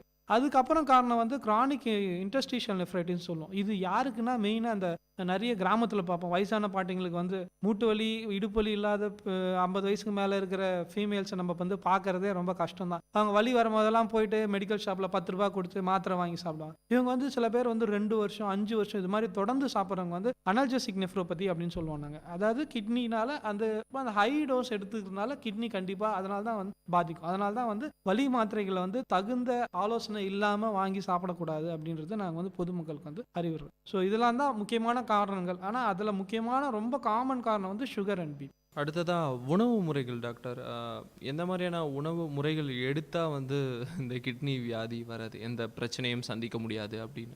அதாவது உணவு முறைகள்னு பார்த்துக்கிட்டிங்கன்னு வச்சுங்களேன், யூஸ்வலாக வந்து ஸ்பெசிஃபிக்காக பார்த்தோன்னா நாங்கள் வந்து வராமல் தடுக்கிறத விட வந்துட்ட பிறகு நிறைய உணவு முறைகள் வந்து நாங்கள் அட்வைஸ் பண்ணுவோம் கிட்னி பேஷண்ட்ஸ்க்கு. ஏன்னா வந்து கிட்னி வேலை செய்யலாம், இவ்வளோ தண்ணி குடிங்க, அதிகமாக குடிக்காதீங்க, உப்பு கம்மியாக சாப்பிடுங்க. ஆனால் ஆசச் ஜென்ரல்லையே பார்த்தீங்கன்னா என்ன அட்வைஸ் பண்ணுறது வந்து சால்ட் வந்து கம்மியாக சாப்பிட்றது வந்து பெஸ்ட் அட்வைஸ். ஏன்னா வந்து நீங்கள் சால்ட் அதிகமாக இப்போ வந்து பார்த்தீங்கன்னா எங்கள் வீட்லேயே கூட, எங்கள் வீட்டில் இல்லை பக்கத்து வீட்டில் கூட ஒருத்தர் பார்த்தீங்கன்னா ஒருத்தருக்கு வந்து பிபி 120 இருக்கும், இன்னொருத்தருக்கு வந்து அதே வந்து பிபி 140 இருக்குங்க. இது வந்து நான் மேலே சிஸ்டாலிக் பிபி சொல்கிறேன். நான் 120 இருக்கவங்க கொஞ்சம் சேஃபர் சைடில் இருக்காங்க, 140 இருக்கவங்க கொஞ்சம் ஹை ரிஸ்கில் இருக்காங்க. இதுக்கு காரணம் பார்த்தீங்கன்னா சால்ட்டு தான் ஒரு ரீசன். அதனால் வந்து என்னை கேட்டால் வந்து சால்ட் எக்ஸஸாக சாப்பிட்றது, ஃபார் எக்ஸாம்பிள் ஊறுகாய் நிறைய வச்சு சாப்பிட்றது, அப்பளம் வச்சு நிறைய சாப்பிட்றது, அது இல்லாமல் சில பேர்லாம் வந்து சால்ட் ஹையர் சைடில் வச்சு சாப்பிட்றது, உப்பு கம்மியாக இருந்துச்சுன்னா நிறைய போட்டு சாப்பிட்றது, இதெல்லாம் அவாய்ட் பண்ணுறது. அதாவது என்ன சொல்கிறதுனா அந்த ஃபேமிலியே ஒரு சால்ட் வந்து கொஞ்சம் கம்மியாக, அதே போல் காரம் எங்கெங்கெல்லாம் அதிகமாக இருக்கோ அங்கெல்லாம் உப்பு போட்டால் தான் டேஸ்ட் வரும். ஸோ காரம்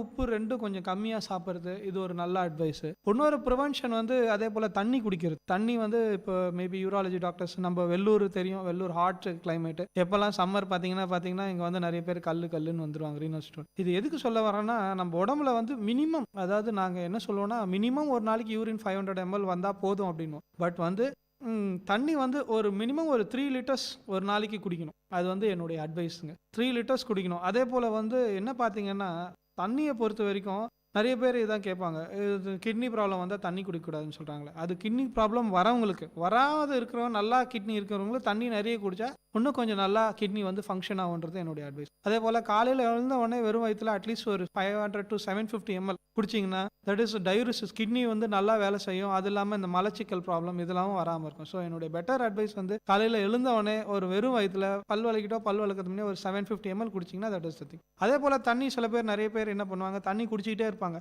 சாயந்தரம் 6 மணிக்கு மேலே தான் நிறைய தண்ணி குடிப்பாங்க. அது மாதிரி தண்ணி குடிக்கக்கூடாது. தண்ணி குடிக்கிறவங்க காலையிலேருந்து குடிச்சிட்டு ஒரு 7 o'clock 8 o'clock ஆன உடனே குறைச்சிக்கணும். ஏன்னா வந்து நைட்டு வந்து தண்ணி குடிச்சாங்கன்னா அடிக்கடி யூரின் போயிட்டு இருப்பாங்க. அது தேவையில்லாமல் ஒருத்தர் மினிமம் வந்து 6 மணி நேரம் தொடர்ந்து தடையில்லாத தூக்கம் வந்து ரொம்ப முக்கியம். ஒரு மனுஷன் வந்து அடுத்த நாள் வந்து ஃபேமஸ், அதாவது ஒரு எனர்ஜெட்டிக்காக வேலை பார்க்குறது. இது மாதிரி தண்ணி குடிச்சா நடுவில் யூரின் போவாங்க. இது முக்கியமாக இந்த வயசு அதிகமானவங்களுக்கு தான் ரொம்ப காமனாக இருக்கும். 60 வயசு மேலே இருக்கவங்க அடிக்கடி யூரின் போவாங்க. அப்படி இருக்கு.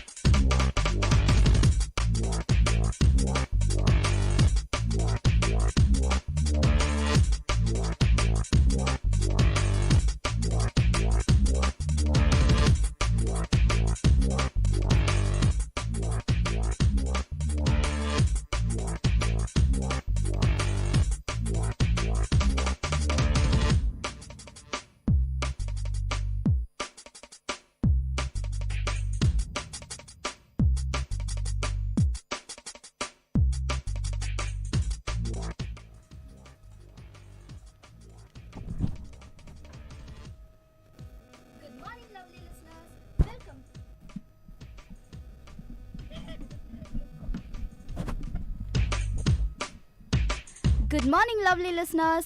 Welcome to yet another show of Just Go With The Flow. I'm your host, RJ Anjana, and with me, I have the ever exciting RJ Srinivas and RJ Varuna. So, Anjana, so this is your first episode with us in Just Go With The Flow. How do you feel? I mean, you missed out the first episode anyways. This is the second episode. I was not able to join last time because of some health issues, but I'm here, healthy as ever. I'm so excited to start this show with my lovely colleagues. Colleagues? Yes. Ah, that's a big term. Anywho, so Anjana, your radio experience as an RJ, I think it has started already. It's not your first time technically. It's not my first experience. I have came here before for a Telugu show, and as a non-Telugu girl, I think I quite managed to sit in the show the whole time. So I think I can manage this English show as well.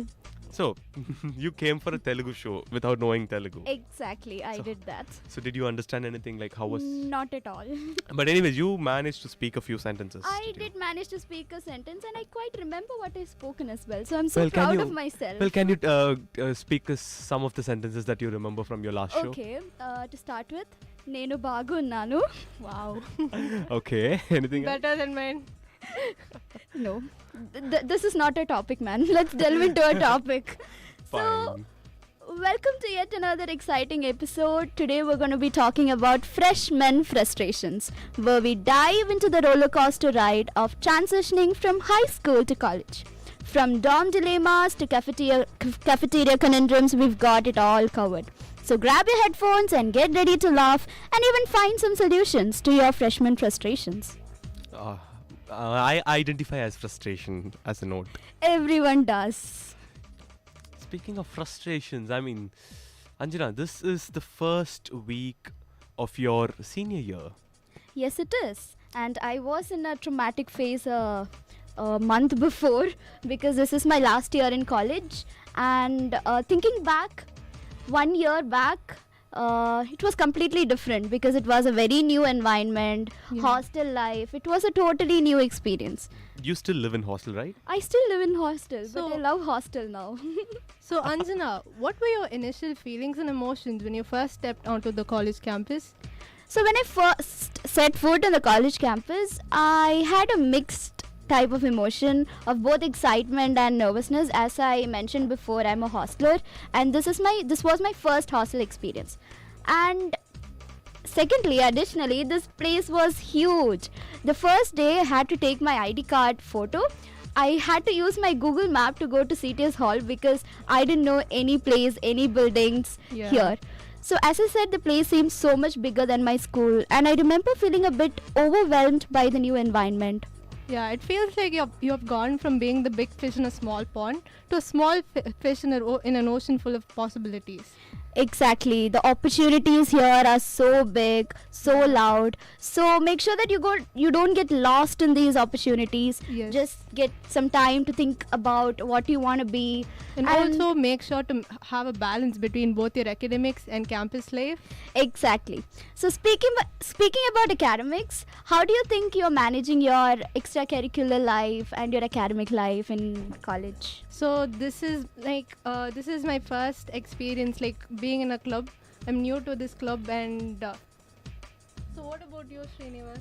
Well, my freshman year in college was in Microsoft Teams. I mean, I'm not complaining about it because, it is a whole set of experience that no one is hopefully ever gonna have it for a long time because, it's not a fun topic to speak about because we were all locked down in our houses because of the pandemic. Exactly. I mean, it's half bad news because the world was suffering, every one of us were suffering. Yes. But online learning, online college is a different set of experience we had. It was a totally different set of experience because coming back here to offline college, it was like some other world. Yeah. Online and offline, it was totally different. It was difficult to manage both offline classes and, having your own private life. Exactly. And after coming here, mingling with a new set of people that you've never met before in your life, and the next thing would be language barrier. Yeah. So about that, where are you from? I'm from Kerala. Okay. I'm a Mallu. Okay. So Hi. Hello. So this is your first time in Tamil Nadu, right? Not my first time in Tamil Nadu. As in living. Yeah, living for the first time. Yeah, I'm out of my home for the first time, to be honest. I don't go anywhere outside without my mom. So it was, a very big transition for me. From home food to hostel food. I don't want to talk about it. So how did you prepare yourself mentally and emotionally for the transition from school to college? Firstly, I spent some time researching about college life and talking to my older friends who had already made the transition. So it helped me mentally to prepare for the changes and challenges that lay ahead. Yeah. So can you share any funny or memorable moment from your early days in college that highlights the differences from your school experience? Okay, so here's the thing. One day I completely misunderstood the class schedule and I ended up in the wrong lecture hall. So it was so embarrassing, and when the professor started talking about a lecture, a subject. Oh, did you actually enter the classroom? Yes, I did. You didn't check the classroom number? No, I did not. And And it did the wasn't professor even realize it? related to my course. And it was so embarrassing. Okay. Well, VIT timetable takes some knowledge to understand in the first. Exactly. And What the- is T1 plus T plus 1? Exactly. Come the course on. registration I think is you've so got it wrong again. Yes. there is no timetable like that. I think you mean A1 plus TA1 plus yeah, sorry. TAA1. The only person who sets timetable for everyone is Exactly. That He will sets be our timetable for RJ juniors, Srinivas. seniors. Yeah. He does the timetable for the whole academic people there. Thank you. But it's a stressful experience, right? The whole FFCS. It I is mean, so like you have only stressful. 5 minutes time and all the classes are gone within like seconds. Imagine you with a very low internet connection on an FFCS day. Exactly. Like the worst day ever in your life, right? And Probably followed by a worse set of months. Exactly. And on my second FFCS, I was out for my driving class. I went out for my to drive, and then when I came back, it was 4:05, and I had my FFCS at 4. Within 5 minutes, all the classes were gone. I didn't get few classes. I had to keep begging, our course faculty. Who is it? Yes, I mean, I can understand your stress because most of the classes will be filled up within 5 minutes. I mean, it's FFCS. Exactly. We are being dreaded for a reason. I mean, this is your third or fourth FFCS, I guess. Yeah, Must be a fourth FFCS. The previous FFCs, we all got used to it, right? So, Anjana, were there any surprising differences between your expectations of college life and the reality that you encountered? I had this image of college life being all about parties and Please do not fun. quote all those Hollywood stuffs here. Exactly, but I quickly realized that balancing academics and socializing was a real big challenge. It was an eye-opening to see how much responsibility came with the newfound freedom. I would like to step in here. Yes, She has a CGP of 9.78, and you should not And talk for- about managing academics with social life. Well, it was difficult. You're proving it to the world. It was difficult. Yeah, Anjana's These an inspiration. provided these words are Anjana coming doesn't from have a an inspiration. provided these words are coming from a guy who have a CGP of 9.82. I don't think I need to answer that question. Yeah. Thank you again. Yeah. Actually, Srinivas, can you tell us about how you manage college life and Different clubs. I think you are a part of many or clubs. something, right? Well, yes, Chapters. as I used to tell to all my juniors when we joined college, we didn't have this enrollments, I guess. So we were supposed to take interviews from all the clubs, and I was pretty too much excited, and I gave interviews for about 16 clubs, and I got into everything. So it was difficult for me to select which one I liked and which one to forego, and that's how I got into VIT radio and stuff. Speaking of balancing between your academics and social life, when you're a hosteler, you're completely dedicated to college. You're inside college, you're with your friends all the time. I mean, you don't have anything outside. You're inside college all the time, and you'll have your hostel stuffs. But when you're a day scholar, you have an actual life here. You have family, and you have so many other responsibilities. You have a Exactly. life inside and outside college. So balancing that will take away 50% of your energy. You have to run whole of your college with only 50%, which was difficult for me. And given that all my friends are hostelers, meeting their demands was quite difficult. But I feel like I miss being a hostler. I mean, I want to be a hostler. Everyone wants to be a Everyone hostler. wants to be, trust me. Especially when you're a part of the club. Yes, getting night slips. Night slips. So those are all a very good roaming experience. around. Networking. Okay. So I know college is very big. College offers an astonishing range of opportunities. So from clubs and internships to study abroad programs and research opportunities, it's easy to feel like a kid in a candy store. So how do you guys manage it? How do you guys find the right grab the right opportunity for you and not get overwhelmed? I'm still a kid in Balaji store, so But honestly, So how do you take the right candy from Balaji store? That's what my well, question they have is. put out all right choices right in the billing counter. I just go and grab one. Everything is tasty. So but I was surprised by how diverse the college community was. Interacting with people from various backgrounds expanded my worldview and enriched my college experience. Yes, as a person with zero Hindi proficiency skills and having spent 6 months with roommates from North India, I think I'm pretty equipped you with you diversity. participated in a Telugu show without knowing Exactly. Telugu. You lived in a room with 3 North Indians without knowing Hindi, and you still don't speak Hindi. Yeah, I don't. I'm so proud of you. Thank you so much.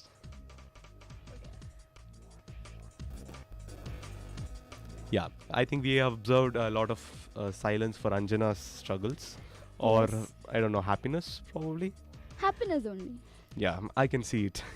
So we all we had our difficulties, and yet we made it. We somehow made it to our final year, and there is another set of stress starting for us, which is not a part of freshman frustrations. But yes,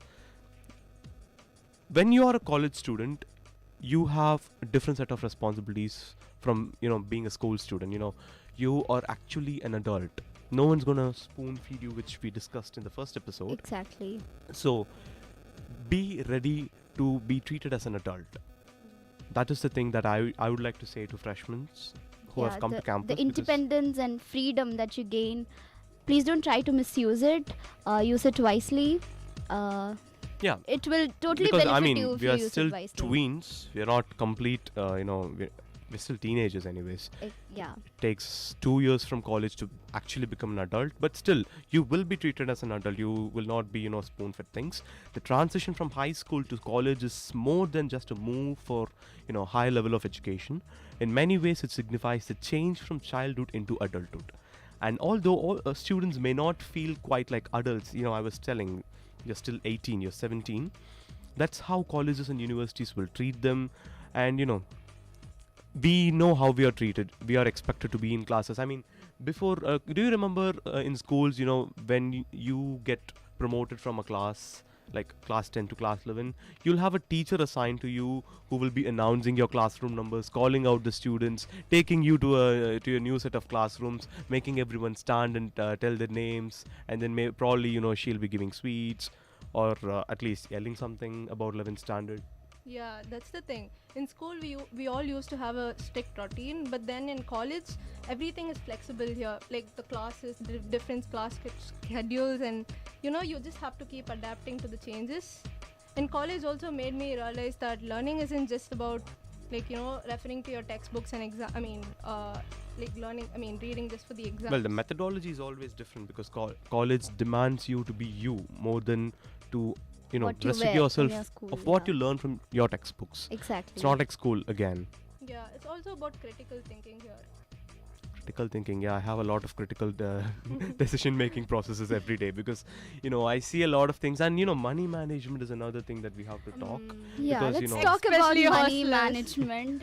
So Anjana, what's your bank balance? My bank balance is 20.82 rupees. That is a which very will be- huge yeah, amount. which is a huge amount. I can buy 2 hostler, lace chips with that. I have a bank balance of 7.58 rupees. I can still buy a 5 rupee candy bar. Exactly. So Varuna, what about yours? I mean, you're a day scholar. I'm a day scholar, so you obviously know. I'm not gonna keep spending money. Like the thing is, hostlers, they have the need to spend money, right?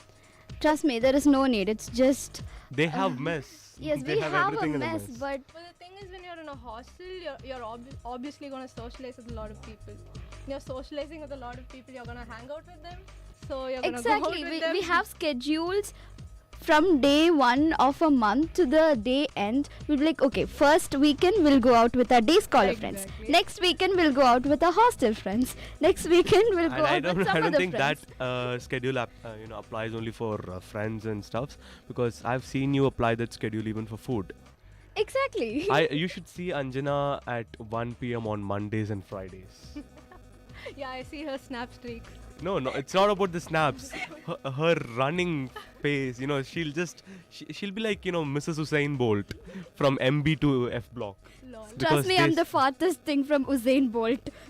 I walk like a height tortoise. wise. The thing is, you have your favorite food, the food you want. I mean, especially in mess, you're attracted to something like that. Especially, Yes, which is why I keep on checking my mess menu and see what's there in the menu she today. doesn't listen to classes. Exactly. I don't listen to classes. What I do is I'll keep on checking and updating my mess menu. Which is a totally negative influence, guys. I know. Please don't do it. You Don't know, take like, it as in an the first year of inspiration. college, in the first week of college, they had like this hostel group. So some person or the other keeps sending the hostel menu in their group, and they keep showing me, see, this is a hostel menu. They had like Women's Day or something when we all joined college, and they had like a special menu for all, like, in all the women's hostel. I was too jealous, man. Hey, I'm There's not nothing, jealous. There's nothing to be jealous of. At least you At have. least we have something. Yeah. I have my mom's mudda pappu and rasam. She makes it every day. Oh my god, I miss home. Don't worry, I'll bring you a parcel tomorrow. Yeah, he brings vegetarian food all day. That's a curse for her. Yeah, find a non-veg buddy, maybe a non-veg day scholar. Yeah, I have to. I'm tired. To find it like as soon as possible. I'm here, don't worry. Told me, right? I'll bring it here after. What do you think is another thing that is necessary for a freshman to be equipped? Communication skills, maybe? Yeah. And also, like, social skills. You Social should be skills, ready yeah. to go out of your bubble. Like there are some day scholars here who come from like the same school, the same Exactly, set of exactly. Yes, friend groups, and They don't they really come won't out of socialize much. They are in their own world, Yeah, their own group. The cultural diversity has actually increased in Exactly. college, but the thing is, when you have your own friends, when It you will carry be forward your different. balance, it's done. It's not gonna work. So try to expand your group, try to socialize. yeah, you have to be the one that takes the initiative. You can't expect others to come and speak to you. Exactly. If you wait for that, you have to wait for the next 3 or 4 years of your life. Well, socializing will not be a problem here because we have a lot of clubs and chapters. Especially, I found a lot of friends in VIT Radio. I found a lot of friends in Mansoc. I found a lot of friends in DepSoc. Yeah, So that is exactly the point. The first thing you should do is join a club, join chapters, make friends as much as possible. and attend your classes. Do And not cut attend your your classes, yeah. Because attending your classes might seem like a difficult process because you have the 75% attendance mark. You can sustain some But of also maintain a balance. Like, yeah, you can be cut active in the classes for fair reasons, like if you have an activity outside or if you're planning for some event in your clubs. Probably, you'll be even given OD for those, but plan as much as socializing you can, because for in your first year, all you need to find is people for the next 4 years to be on your side. Exactly. You have to keep proving yourself throughout your college life because otherwise you'll get lost in the So Anjana, would you identify yourself as an introvert or an extrovert or an ambivert? I am a bit of an introvert and a bit of an extrovert. Yeah, you didn't hear the third option. I'm an it's ambivert. So what are you? I'm an ambivert too. I told you. So basically, that's the thing. I was an extrovert in 11th. Then we had Exactly. COVID. Yeah, then exactly. we had The COVID changed happening me to an- totally. Yeah. I was opposite because I was kind of an introvert in 11th and I became a little Extrovert. extrovert in college. Not just extrovert, extra extrovert. No, I still don't speak to a lot of people. I have the selective mutism, which is a harmful disease. I think COVID changed us a lot, at least in terms of socializing. It changed a lot Even for it me. changed our time management skills. Attending classes from online. But Time management. the one good thing about first SEM was that we had afternoon classes, which we don't have in Yeah, we don't have it anymore. Yes. Actually, I was pretty comfortable with afternoon Afternoon, classes especially as with a it being hostler. COVID. Yeah. Well, I'm not kind of an afternoon person here because I'll be a lot sleepy in the afternoon, so actually listening to classes will be a hectic thing for me. Well, if you're planning not to listen to classes, With the it's a very weather good here, chance. coming to afternoon classes is the Yes, best. it is very difficult because Vellore is It's pretty hot, highly tropical. humid. So. God, amazing climate, man. Yes, you know what? Yeah, this is like the Udakamandalam of the north. Exactly. That's what I mean. strongly disagree. I mean, it is the. If North Tamil Nadu has a Nilgiris, that's Vellore. Yeah, totally. My God. Come to Chennai, get roasted in the summer heat. So we spoke about a lot of things like time management, suiting yourself as an adult, and especially about Anjana's CGPA and how she managed to bag the branch topper position and stuff. So guys, freshman year, it's just the start of an amazing journey. Exactly. I mean, you won't know how it ends, and you won't know. The first year is always difficult. The first step is always difficult. Once you start walking, once you start going with the flow, you'll somehow reach. You'll somehow go to the next level.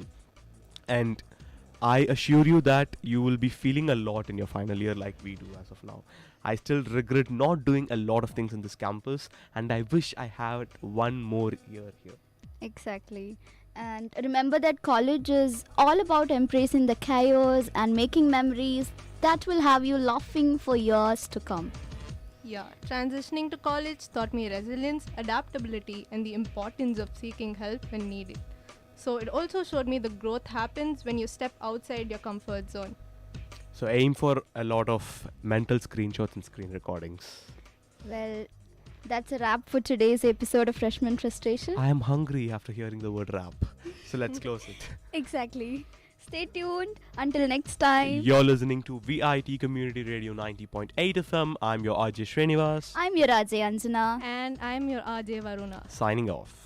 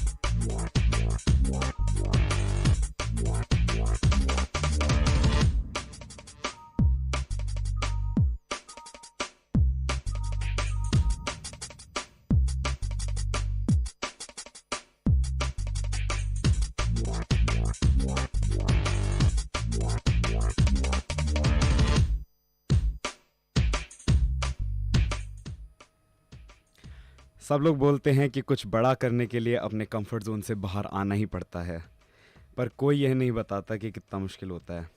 नमस्कार, आदाब, सत श्री अकाल, केम छो। मैं हूं आपका host Partha Sharma और आप सुन रहे हैं खोज, आओ खुद को तलाशते हैं। आज हम बात करने वाले हैं घर को छोड़ने की। यानी मैंने अपना घर पिछले साल छोड़ा था जब मैं पहली बार कॉलेज आया था। तो अभी मैं कॉलेज में इंजीनियरिंग कर रहा हूँ, मेरी स्ट्रीम बीटेक है। तो हाँ, आज का मुद्दा हमारा ये होगा कि मैं आप लोगों को बताऊंगा कि अब तक मेरे लिए सफ़र कैसा रहा है। बहुत सारी चीज़ें आई, बहुत कुछ किया अब तक मैंने, तो एक एक करके शुरू से शुरू करेंगे। सबसे पहले मैं अपने बारे में कुछ बताना चाहूँगा। मेरा नाम पार्थ शर्मा है, मैं हरियाणा के गुड़गांव का रहने वाला हूँ एंड बचपन से वहीं रहा हूँ मैं। 18 साल मैंने गुड़गांव में बिताए हैं। तो वहाँ से आना मेरे लिए यहाँ बहुत मुश्किल था। यहाँ का मतलब वेल्लोर, तमिलनाडु। तो मैं शुरू करना चाहूँगा जब मेरे 12th के बोर्ड चल रहे थे। 12th के बोर्ड ख़त्म हुए, एंट्रेंसेस वगैरह शुरू हुए। एंट्रेंसेस एक तो जेईई जिसको नहीं पता उसका फुल फॉर्म होता है joint entrance examination. Joint entrance examination सारे इंजीनियरिंग एस्पिरेंट्स देते हैं जिनको आईआईटीज़ या एनआईटीज़ में घुसना होता है, गवर्नमेंट एग्ज़ाम्स बेसिकली। तो फिर वो एग्ज़ाम मैंने दिया एंड मेरा रिज़ल्ट बताने लायक नहीं था, पर खैर वो एग्ज़ाम ख़त्म हुआ। वीआईटी का एग्ज़ाम आया, वीआईटी का एग्ज़ाम मैंने बहुत अच्छी तरह दिया और मेरा इस बहुत ही बढ़िया कॉलेज में एडमिशन हो गया। इसके बाद जब मेरा एडमिशन हुआ उसके बाद तो मैंने पढ़ना ही छोड़ दिया। मैंने बाकी एंट्रेंसेस के लिए पढ़ाई नहीं की। मैंने छोड़ो, ये कॉलेज मिल गया, अब लाइफ सेट है, आगे कुछ नहीं करना। उसके बाद वीआईटी का रिज़ल्ट आने और कॉलेज शुरू होने में 1.5-2 महीने का गैप था। उस 1.5-2 महीने मैंने इतना एंजॉय किया, मैं आपको क्या बताऊँ। मैं घूमता रहता था, दोस्तों के साथ बाहर रहता था, टाइम का कोई पता नहीं है। कभी भी घर आता था, कभी भी खेलने निकल आता था, रात को वापस घर आता था, कुछ भी चल रहा था। तब लाइफ बहुत अच्छी चल रही थी, बहुत ज़्यादा अच्छी। तब दिमाग में ये चल ही नहीं रहा था ये कॉलेज आना है। फिर 11 सितंबर को हमें यहाँ आना था, 11 सितंबर को हमारी रिपोर्टिंग थी। तो फिर मेरा अराउंड 10th सितंबर, मैंने सितंबर स्टार्ट से अपनी पैकिंग वगैरह शुरू कर दी थी, बट मेजर पैकिंग मैंने 10 सितंबर को की थी क्योंकि मुझे लास्ट मोमेंट चीज़ें करने की आदत है। मुझे प्रोफेशनल प्रोक्रेस्टिनेटर बुला सकते हो आप। तो फिर मैंने 10th को मोस्टली पैकिंग शुरू की एंड मुझे रियलाइज़ हो ही नहीं रहा था कि मैं कॉलेज जा रहा हूँ। मैं नॉर्मल था, मुझसे मेरे घर वाले मिलने आ रहे थे एंड सब बोल रहे थे कि कैसा लग रहा है, अब छोड़ के जा रहे हो। मैं बोला मुझे कुछ नहीं लग रहा, नॉर्मल हूँ मैं। उन्होंने बोला कि अभी जाओ पता लगेगा। मैंने बोला अरे कुछ नहीं होगा, स्ट्रॉन्ग हूँ मैं, देख लूँगा आराम से, सब हैंडल कर लूँगा मैं यही सोच रहा था कि मैं इतना स्ट्रॉन्ग हूँ, सब आराम से हैंडल कर लूँगा, सब कर लूँगा मैं। तो फिर जिस रात आना था मैंने पैकिंग वगैरह कर ली थी और मैं अपने दोस्त के साथ घूमने निकल गया था क्योंकि उसे पता था कि मैं अगले दिन जा रहा हूँ। तो हम घूम रहे थे 1-1.5 घंटा। फिर जब मैं वो शहर घूम रहा था मुझे तब हिट आया कि भाई कल से ये सब देखने को नहीं मिलेगा, कल से जा रहा हूँ मैं। फिर जब मैं घर आया तो और बुरा सीन था। घर पे सारे घर वाले वगैरह सबको देख के इतना इमोशनल फील होना शुरू हो गया कि कल से इन सब का चेहरा नहीं दिखेगा मुझे, कल मैं जा रहा हूँ। बहुत अजीब लगना शुरू हुआ था मुझे। 10th की रात को और 11th को आना था मैं। तो सीन ये था कि मम्मा पापा ने डिसाइड किया था कि दोनों चलेंगे मुझे छोड़ने, बट मैंने क्लियरली बोल दिया था कि मम्मा नहीं आएंगी क्योंकि पापा स्ट्रॉन्ग है, मम्मा थोड़ी इमोशनली वीक है। तो मम्मा रोना शुरू कर देती और मम्मा को देख के मैं भी रोना शुरू कर देता। मैं नहीं, कॉलेज में ये नहीं हो रहा, कॉलेज में मुझे स्ट्रॉन्ग रहना है। अगर मैंने रोना शुरू किया मैं चुप नहीं होऊंगा। तो फिर डिसाइड हुआ कि मेरे भैया हैं वो मुझे छोड़ने आएंगे, ये डिसाइड था। तो फिर 10th की रात को भैया भी आ गए थे घर पे कि साथ चलेंगे कल चेन्नई। तो फिर वो रात तो मतलब जैसे ही निकाली मैंने, फिर अगली सुबह मेरी 6 बजे की फ़्लाइट थी। तो फिर अराउंड 4 बजे 3 बजे सब उठ गए थे। तो फिर मुझे नींद ही नहीं आई उस रात, में सोया ही नहीं। पूरी रात बस सोच रहा था क्या होगा, कल से लाइफ बदलने वाली है, अलग जगह जा रहा हूँ। तो थॉट्स आ ही जा रहे थे। मैं बहुत ओवरथिंक करता हूँ, ये आपको मेरे बारे में पता होना चाहिए। तो फिर मैं बहुत सोच रहा था वो रात, पूरी रात सोचता रहा मैं कि क्या होगा, कैसे होगा, क्यों होगा, सब सोच रहा था मैं। फिर अगले दिन सुबह 3 बजे सब लोग उठे, फिर ऐसे बैग्स वगैरह इकट्ठे किए, सब किया। तो मेरे दादा दादी मेरे साथ रहते हैं एंड मैं उनसे बहुत प्यार करता हूँ। तो फिर मेरे दादा दादी थे एंड मैंने उस दिन शायद पहली बार अपने दादाजी को रोते हुए देखा। लाइक नॉट एग्जैक्टली रोते हुए, मेरे सामने वो रोना नहीं चाह रहे थे बट आंसू निकल रहे थे, दिख गया था मुझे। तो फिर तब मैं बहुत दुखी हुआ वो तो देख के, मेरा बहुत ही डर गया मैं कि क्या होने वाला है। बट फिर सबका आशीर्वाद लेके एयरपोर्ट गए, मम्मा पापा ने एयरपोर्ट छोड़ा। मम्मा भी रास्ते में रो रही थी, सभी रो रहे थे, मैं भी दुखी था कि वापस सब पता ही नहीं कब आना होगा, अब नई लाइफ नई चीज़ें। तो फिर अगले दिन जब सुबह की फ़्लाइट थी तो फिर फ़्लाइट में मेरे एक तो फ़्लाइट में घुसने से पहले बैगेज चेक इन वगैरह करना था। मेरे भैया ने तो कुछ ले आया था क्योंकि उन्हें 2 दिन में वापस आना था। मेरे बैग में 40 किलो हो रहा था, एक बैग 40 किलो का, और वो मुझे उठाना था। उसमें दुनिया भर का खाने का सामान, दुनिया भर के कपड़े, सब कुछ था। जैसे तो मैं जंगल में जा रहा हूँ 14 साल के वनवास पे और वहाँ पे पता ही नहीं कैसे जीऊँगा। सब कुछ डाल दिया था मम्मा ने, सब कुछ। मम्मा ने 4 जैकेट डाली थी जबकि यहाँ पर ठंड होती ही नहीं। एक तो जब मैंने लैंड किया था तो एकदम से गर्मी आई थी एंड गर्मी बहुत लगी थी क्योंकि यहाँ का क्लाइमेट थोड़ा ट्रॉपिकल है एज़ कम्पेयर टू हमारे नॉर्थ इंडिया में। तो फिर लाइक जब मैं लैंड किया था तो तब सितंबर चल रहा था गुड़गांव में। तब वैसा मौसम होता है कि दिन में गर्मी होती है और रात को मीठी मीठी ठंड होने लग जाती है। वो मौसम मुझे बेस्ट लगता है, उस मौसम को कोई मौसम बीट नहीं कर सकता। उसमें दोनों गर्मी और सर्दी होती है और बहुत ही प्यारी सर्दी होती है, इतनी भी नहीं कि चुभे और इतनी गर्मी भी नहीं होती कि बहुत ज़्यादा गर्मी लगे। तो फिर जब मैं आया था मुझे लगा था कि रात को ऐसा ही होता होगा, हर जगह ही ऐसा होता होगा। रात को भी इतनी ज़्यादा गर्मी, रात को पसीने छूट रहे हैं, मुझे लगा ये क्या हो रहा है मेरे साथ। बट फिर वो 40 किलो का बैग मैंने जैसे तैसे उन्हें दिया, उन्होंने चेक वगैरह किया, उन्होंने उस पर स्पेशली हैवी का टैग लगाया। उसके बाद वो गया। फिर मेरी हालत बहुत ख़राब थी, सुबह से नहीं खाना खाया पानी पिया क्योंकि डरा हुआ था मैं और रोए जा रहा था। भैया मुझे शांत करवाने की कोशिश कर रहे बट काम ही नहीं कर रहा था। फ़्लाइट में मैंने गाने वगैरह सोने की कोशिश की तो थोड़ा बेटर हुआ। फ़्लाइट में मेरे साथ वाला बंदा 3 इडियट्स देख रहा था। मुझे थोड़ा आइडिया था कि ये बंदा भी मेरे साथ कॉलेज ही जा रहा है पहली बार। तो फिर वो देख के मुझे थोड़ा लगा कि हाँ मैं अकेला नहीं हूँ। फिर उसके बाद हम लैंड हुए चेन्नई में। फिर चेन्नई एयरपोर्ट पे एक तो भीड़ लगी रहती है। एक तो हर एयरपोर्ट की ये क्या सीन होता है कि हर जगह भीड़ लगी होती है, जैसे ही आते हैं आपको बस घेर लेते कि इसको नहीं छोड़ना। सब लोग बोल रहे कि चलो चलो हम लेकर चलेंगे, कहाँ जाना है कहाँ जाना है। हर जगह होता है, आप गुड़गांव दिल्ली में मेट्रो स्टेशन पर चले जाओ वहाँ ये होता है, रेलवे स्टेशन पर ये होता है, हर जगह ये होता है। तो फिर हम यहाँ पर आए तो फिर कैब पकड़ी एंड फिर हम VIT आए।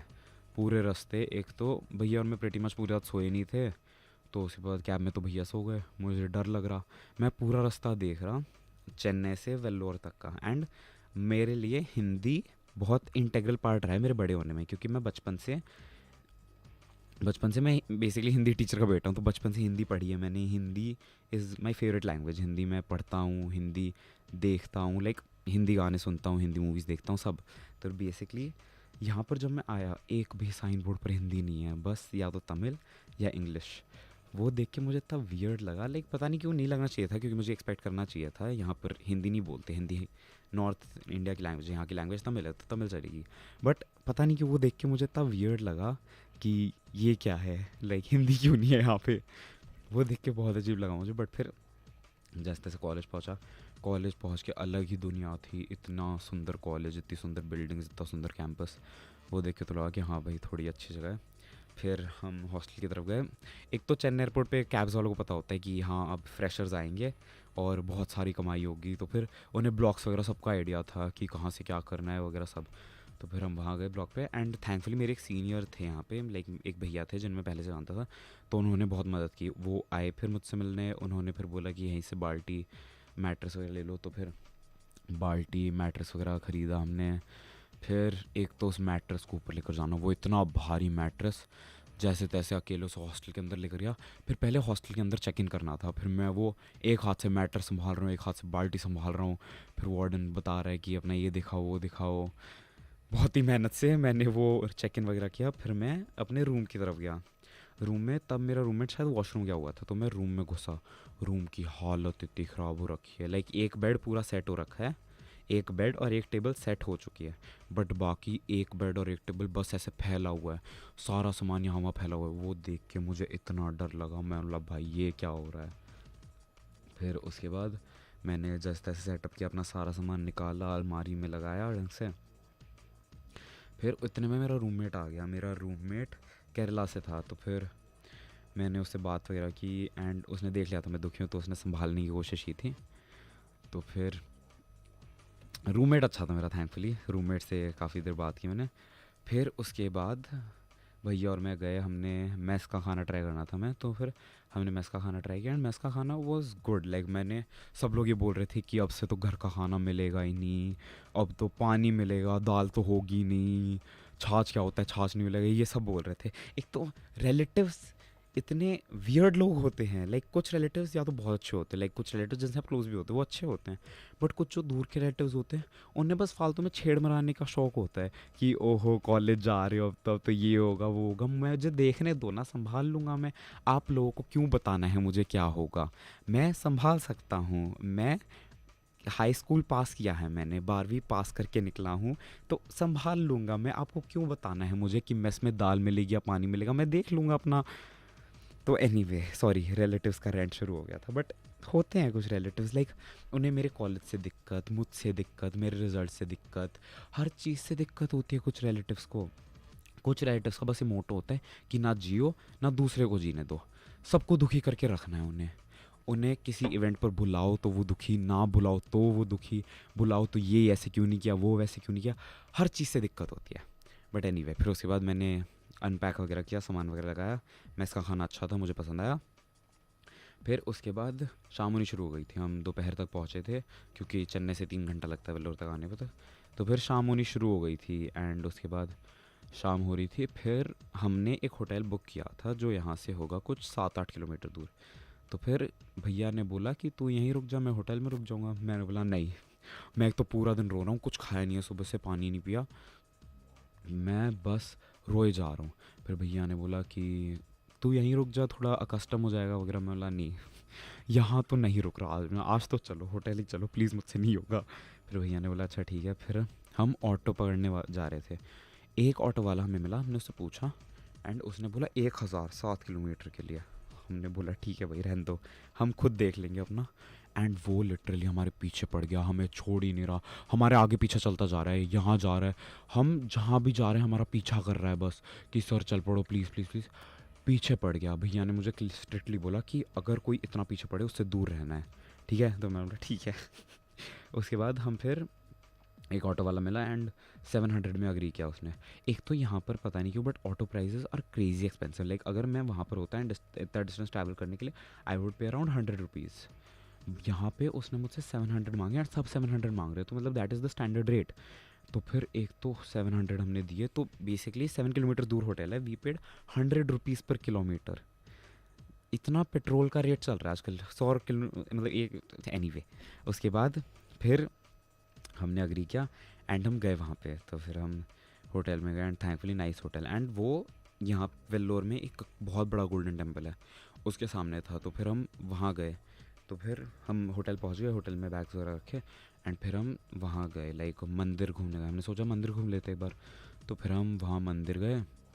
मंदिर बहुत सुंदर था, यहाँ का गोल्डन टेम्पल है वो एंड बहुत सुंदर। वहाँ पे मैं बस आधा एक घंटा बैठा हूँ क्योंकि बचपन से जब भी कुछ गलत हुआ है, मतलब God has always been a comfort for me. Like कुछ भी होता है भगवान सब ठीक कर लेंगे, जो होता है अच्छे के लिए होता है, भगवान सब देख रहे हैं। हमेशा से यही रहा है, बचपन से यही सीखा हमने एंड शायद यही होता है, मुझे इसमें मानना पसंद है और मैं इसमें मानता हूँ।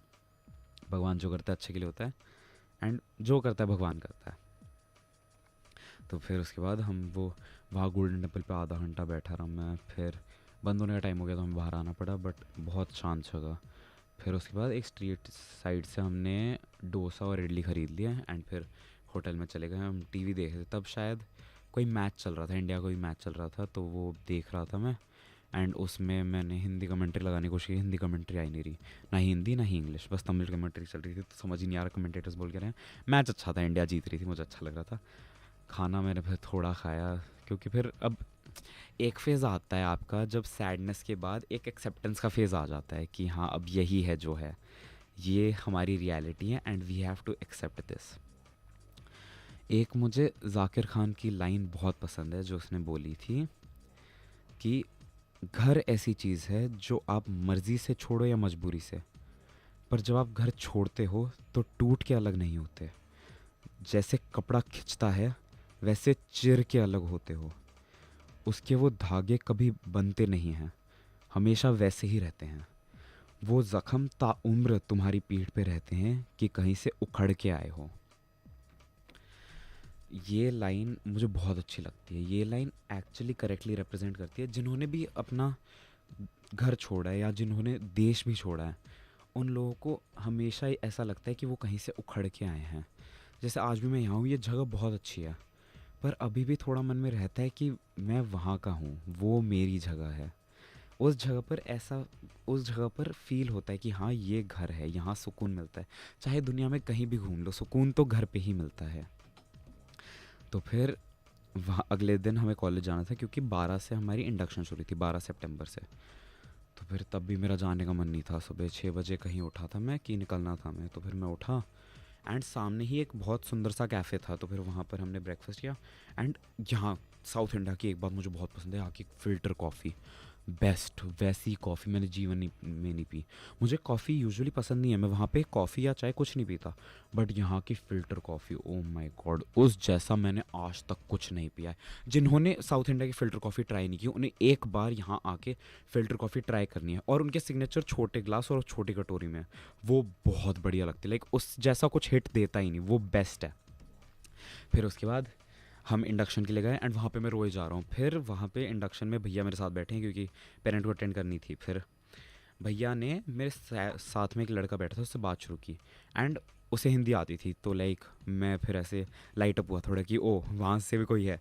तो मैंने फिर बात करनी शुरू की, मैंने बहुत बात की उससे। लाइक वो यूपी से है, मेरा अभी भी दोस्त है बहुत अच्छा। तो फिर उससे मैंने बहुत देर बात की। फिर हमारे सामने एक लड़की थी, उसने बात सुनी, वो हमसे बात करने लग गई। एक और लड़का था, उन्होंने हमारी बात सुनी, हमारी बात करने लग गई। तो हम ऐसे 4 लोगों का ग्रुप बन गया, हम बातें किए जा रहे हैं। फिर इंडक्शन ख़त्म हुई तो हमने सोचा कहीं घूमने चलते हैं। फिर हमने कैंपस घूमा एंड उन लोगों को कैंपस का आइडिया था क्योंकि उन्होंने ऐसे कैंपस टूर वीडियोस वगैरह देखी थी। बट मैं थोड़ा फिल्मी टाइप हूँ, मुझे ये सब नहीं देखना था। मैं चाहता था कि मैं वहाँ जाके एक्सप्लोर करूँ कि लाइक ऐसे कैसे होगा, क्या होगा। भाई थोड़ा ओवर ड्रामेटिक हूँ मैं, बट हाँ चलता है। तो फिर उसके बाद लाइक मैंने उन लोगों के साथ कैंपस वगैरह घूमा, उन्होंने मुझे दिखाया ये है, बहुत मज़ा आया उन लोगों के साथ। फिर उसके बाद मेरा हॉस्टल जाने का टाइम आ गया। फिर मेरा दूसरा रूममेट आ गया था, मेरा दूसरा रूममेट थोड़ा लेट आया था। फिर मैं उससे जाकर मिला, उससे बात हो रही कि मेरा दूसरा रूममेट गुजरात से था। तो फिर उससे काफ़ी देर बात की एंड फिर सही लग रहा था। लाइक फिर ऐसे जब दोस्त मिल जाते हैं एंड सही लगता है। फिर ऐसे मेरा ये चीज़ है, मैं बहुत ही मॉर्निंग पर्सन हूँ। सुबह मैं बहुत खुश रहता हूँ, सुबह मैं बहुत ही रेयरली दुखी होता हूँ। सुबह मैं उठता खुश हूँ, हमेशा एनर्जी से भरा रहता हूँ मैं। एंड अब तक रियलाइज़ कर लिया होगा आप लोगों ने कि मुझे बात करना बहुत पसंद है। मैं बातें करता जाता हूँ, मैं नहीं रुकता। जब तक आप मुझे रुकने के लिए बोलोगे नहीं, मैं रुकूंगा ही नहीं, मैं बोलता ही जाऊँगा। तो फिर उसके बाद क्या सीन हुआ, मैं ऐसे रूममेट्स वगैरह साथ मिला एंड उसके बाद जैसी शाम होनी शुरू होती है, पता नहीं क्यों मैं दुखी होना शुरू हो जाता हूँ। लाइक अगर कुछ चल रहा होता है लाइफ में तो मैं दिन में तो सोचता ही नहीं, शाम को फिर ऐसे लाइक शाम होती है ना, डस्क जो शाम का टाइम होता है जब सूरज अस्त हो रहा होता है, तो लोग बोलते हैं कि वो टाइम जो लोग हार जाते हैं उनके लिए होता है, जो लोग थक जाते हैं। नीलेश मिश्रा मेरे फेवरेट एंकर हैं। उनकी एक लाइन मुझे बहुत ज़्यादा पसंद है। उन्होंने कहानी में बोला था कि एक उम्मीद भरा दिन भर के थपेड़ों से हार के एक उदास शाम में तब्दील हो जाता है। इस लाइन को मैं इतना सुनता हूँ, इस लाइन को इतना मानता हूँ मैं कि दिन इतना उम्मीद से शुरू होता है पर दिन में कुछ ऐसा हो जाता है कि शाम तक आप बस थक जाते हो, हार जाते हो, अंदर अपने आप से हार जाते हो एक तरीके से। पर हमेशा ये बात जाननी बहुत ज़रूरी होती है कि ये अंत नहीं है, कल एक नई सुबह है, एक नई अपॉर्चुनिटी है कुछ नया करने की। तो फिर हाँ, मैं कहाँ था, फिर उसके बाद वो दिन बहुत अच्छा गया। फिर भैया की फ़्लाइट थी अगली सुबह की, तो मतलब भैया को शाम निकलना था एंड उस चीज़ के लिए मैं रेडी नहीं था। तो दोस्त बन गए वो सब ठीक है, पर घर का एक ही बंदा था, लाइक मेरे परिवार का कोई था। एंड उन्होंने फिर मुझे जब बोला कि मैं अब जाना होगा तो तब मेरा हो गया कि मत जाओ, यहीं रुक जाओ। तो फिर उन्होंने बोला पागल ऐसे थोड़ी ना होता है। फिर मैंने बोला हाँ उन्हें जाना तो पड़ेगा। फिर बहुत ही रोते रोते मैंने उन्हें अलविदा कहा, पर उस वक्त मेरे दोस्त थे, उन्होंने मुझे संभाल लिया। फिर बाकी घर पे लोगों से बात कर ली, थोड़ा बेटर फील हुआ, घर के दोस्तों से बात कर लिया, अच्छा लगा। पर वही है, मन नहीं मानता। रात बहुत मुश्किल थी। एक तो जब भी मैं कमरे में अकेला होता था तो मैं इतना ज़्यादा दुखी हो जाता था। मैं जब भी अकेले होता था मैं बहुत दुखी हो जाता था। कमरे में अकेले हूँ या फिर बस अकेले बैठा हूँ तो मैं घर के बारे में सोचने लग जाता था कि घर पे होता, ये होता, वो होता। बहुत सोचता हूँ मैं।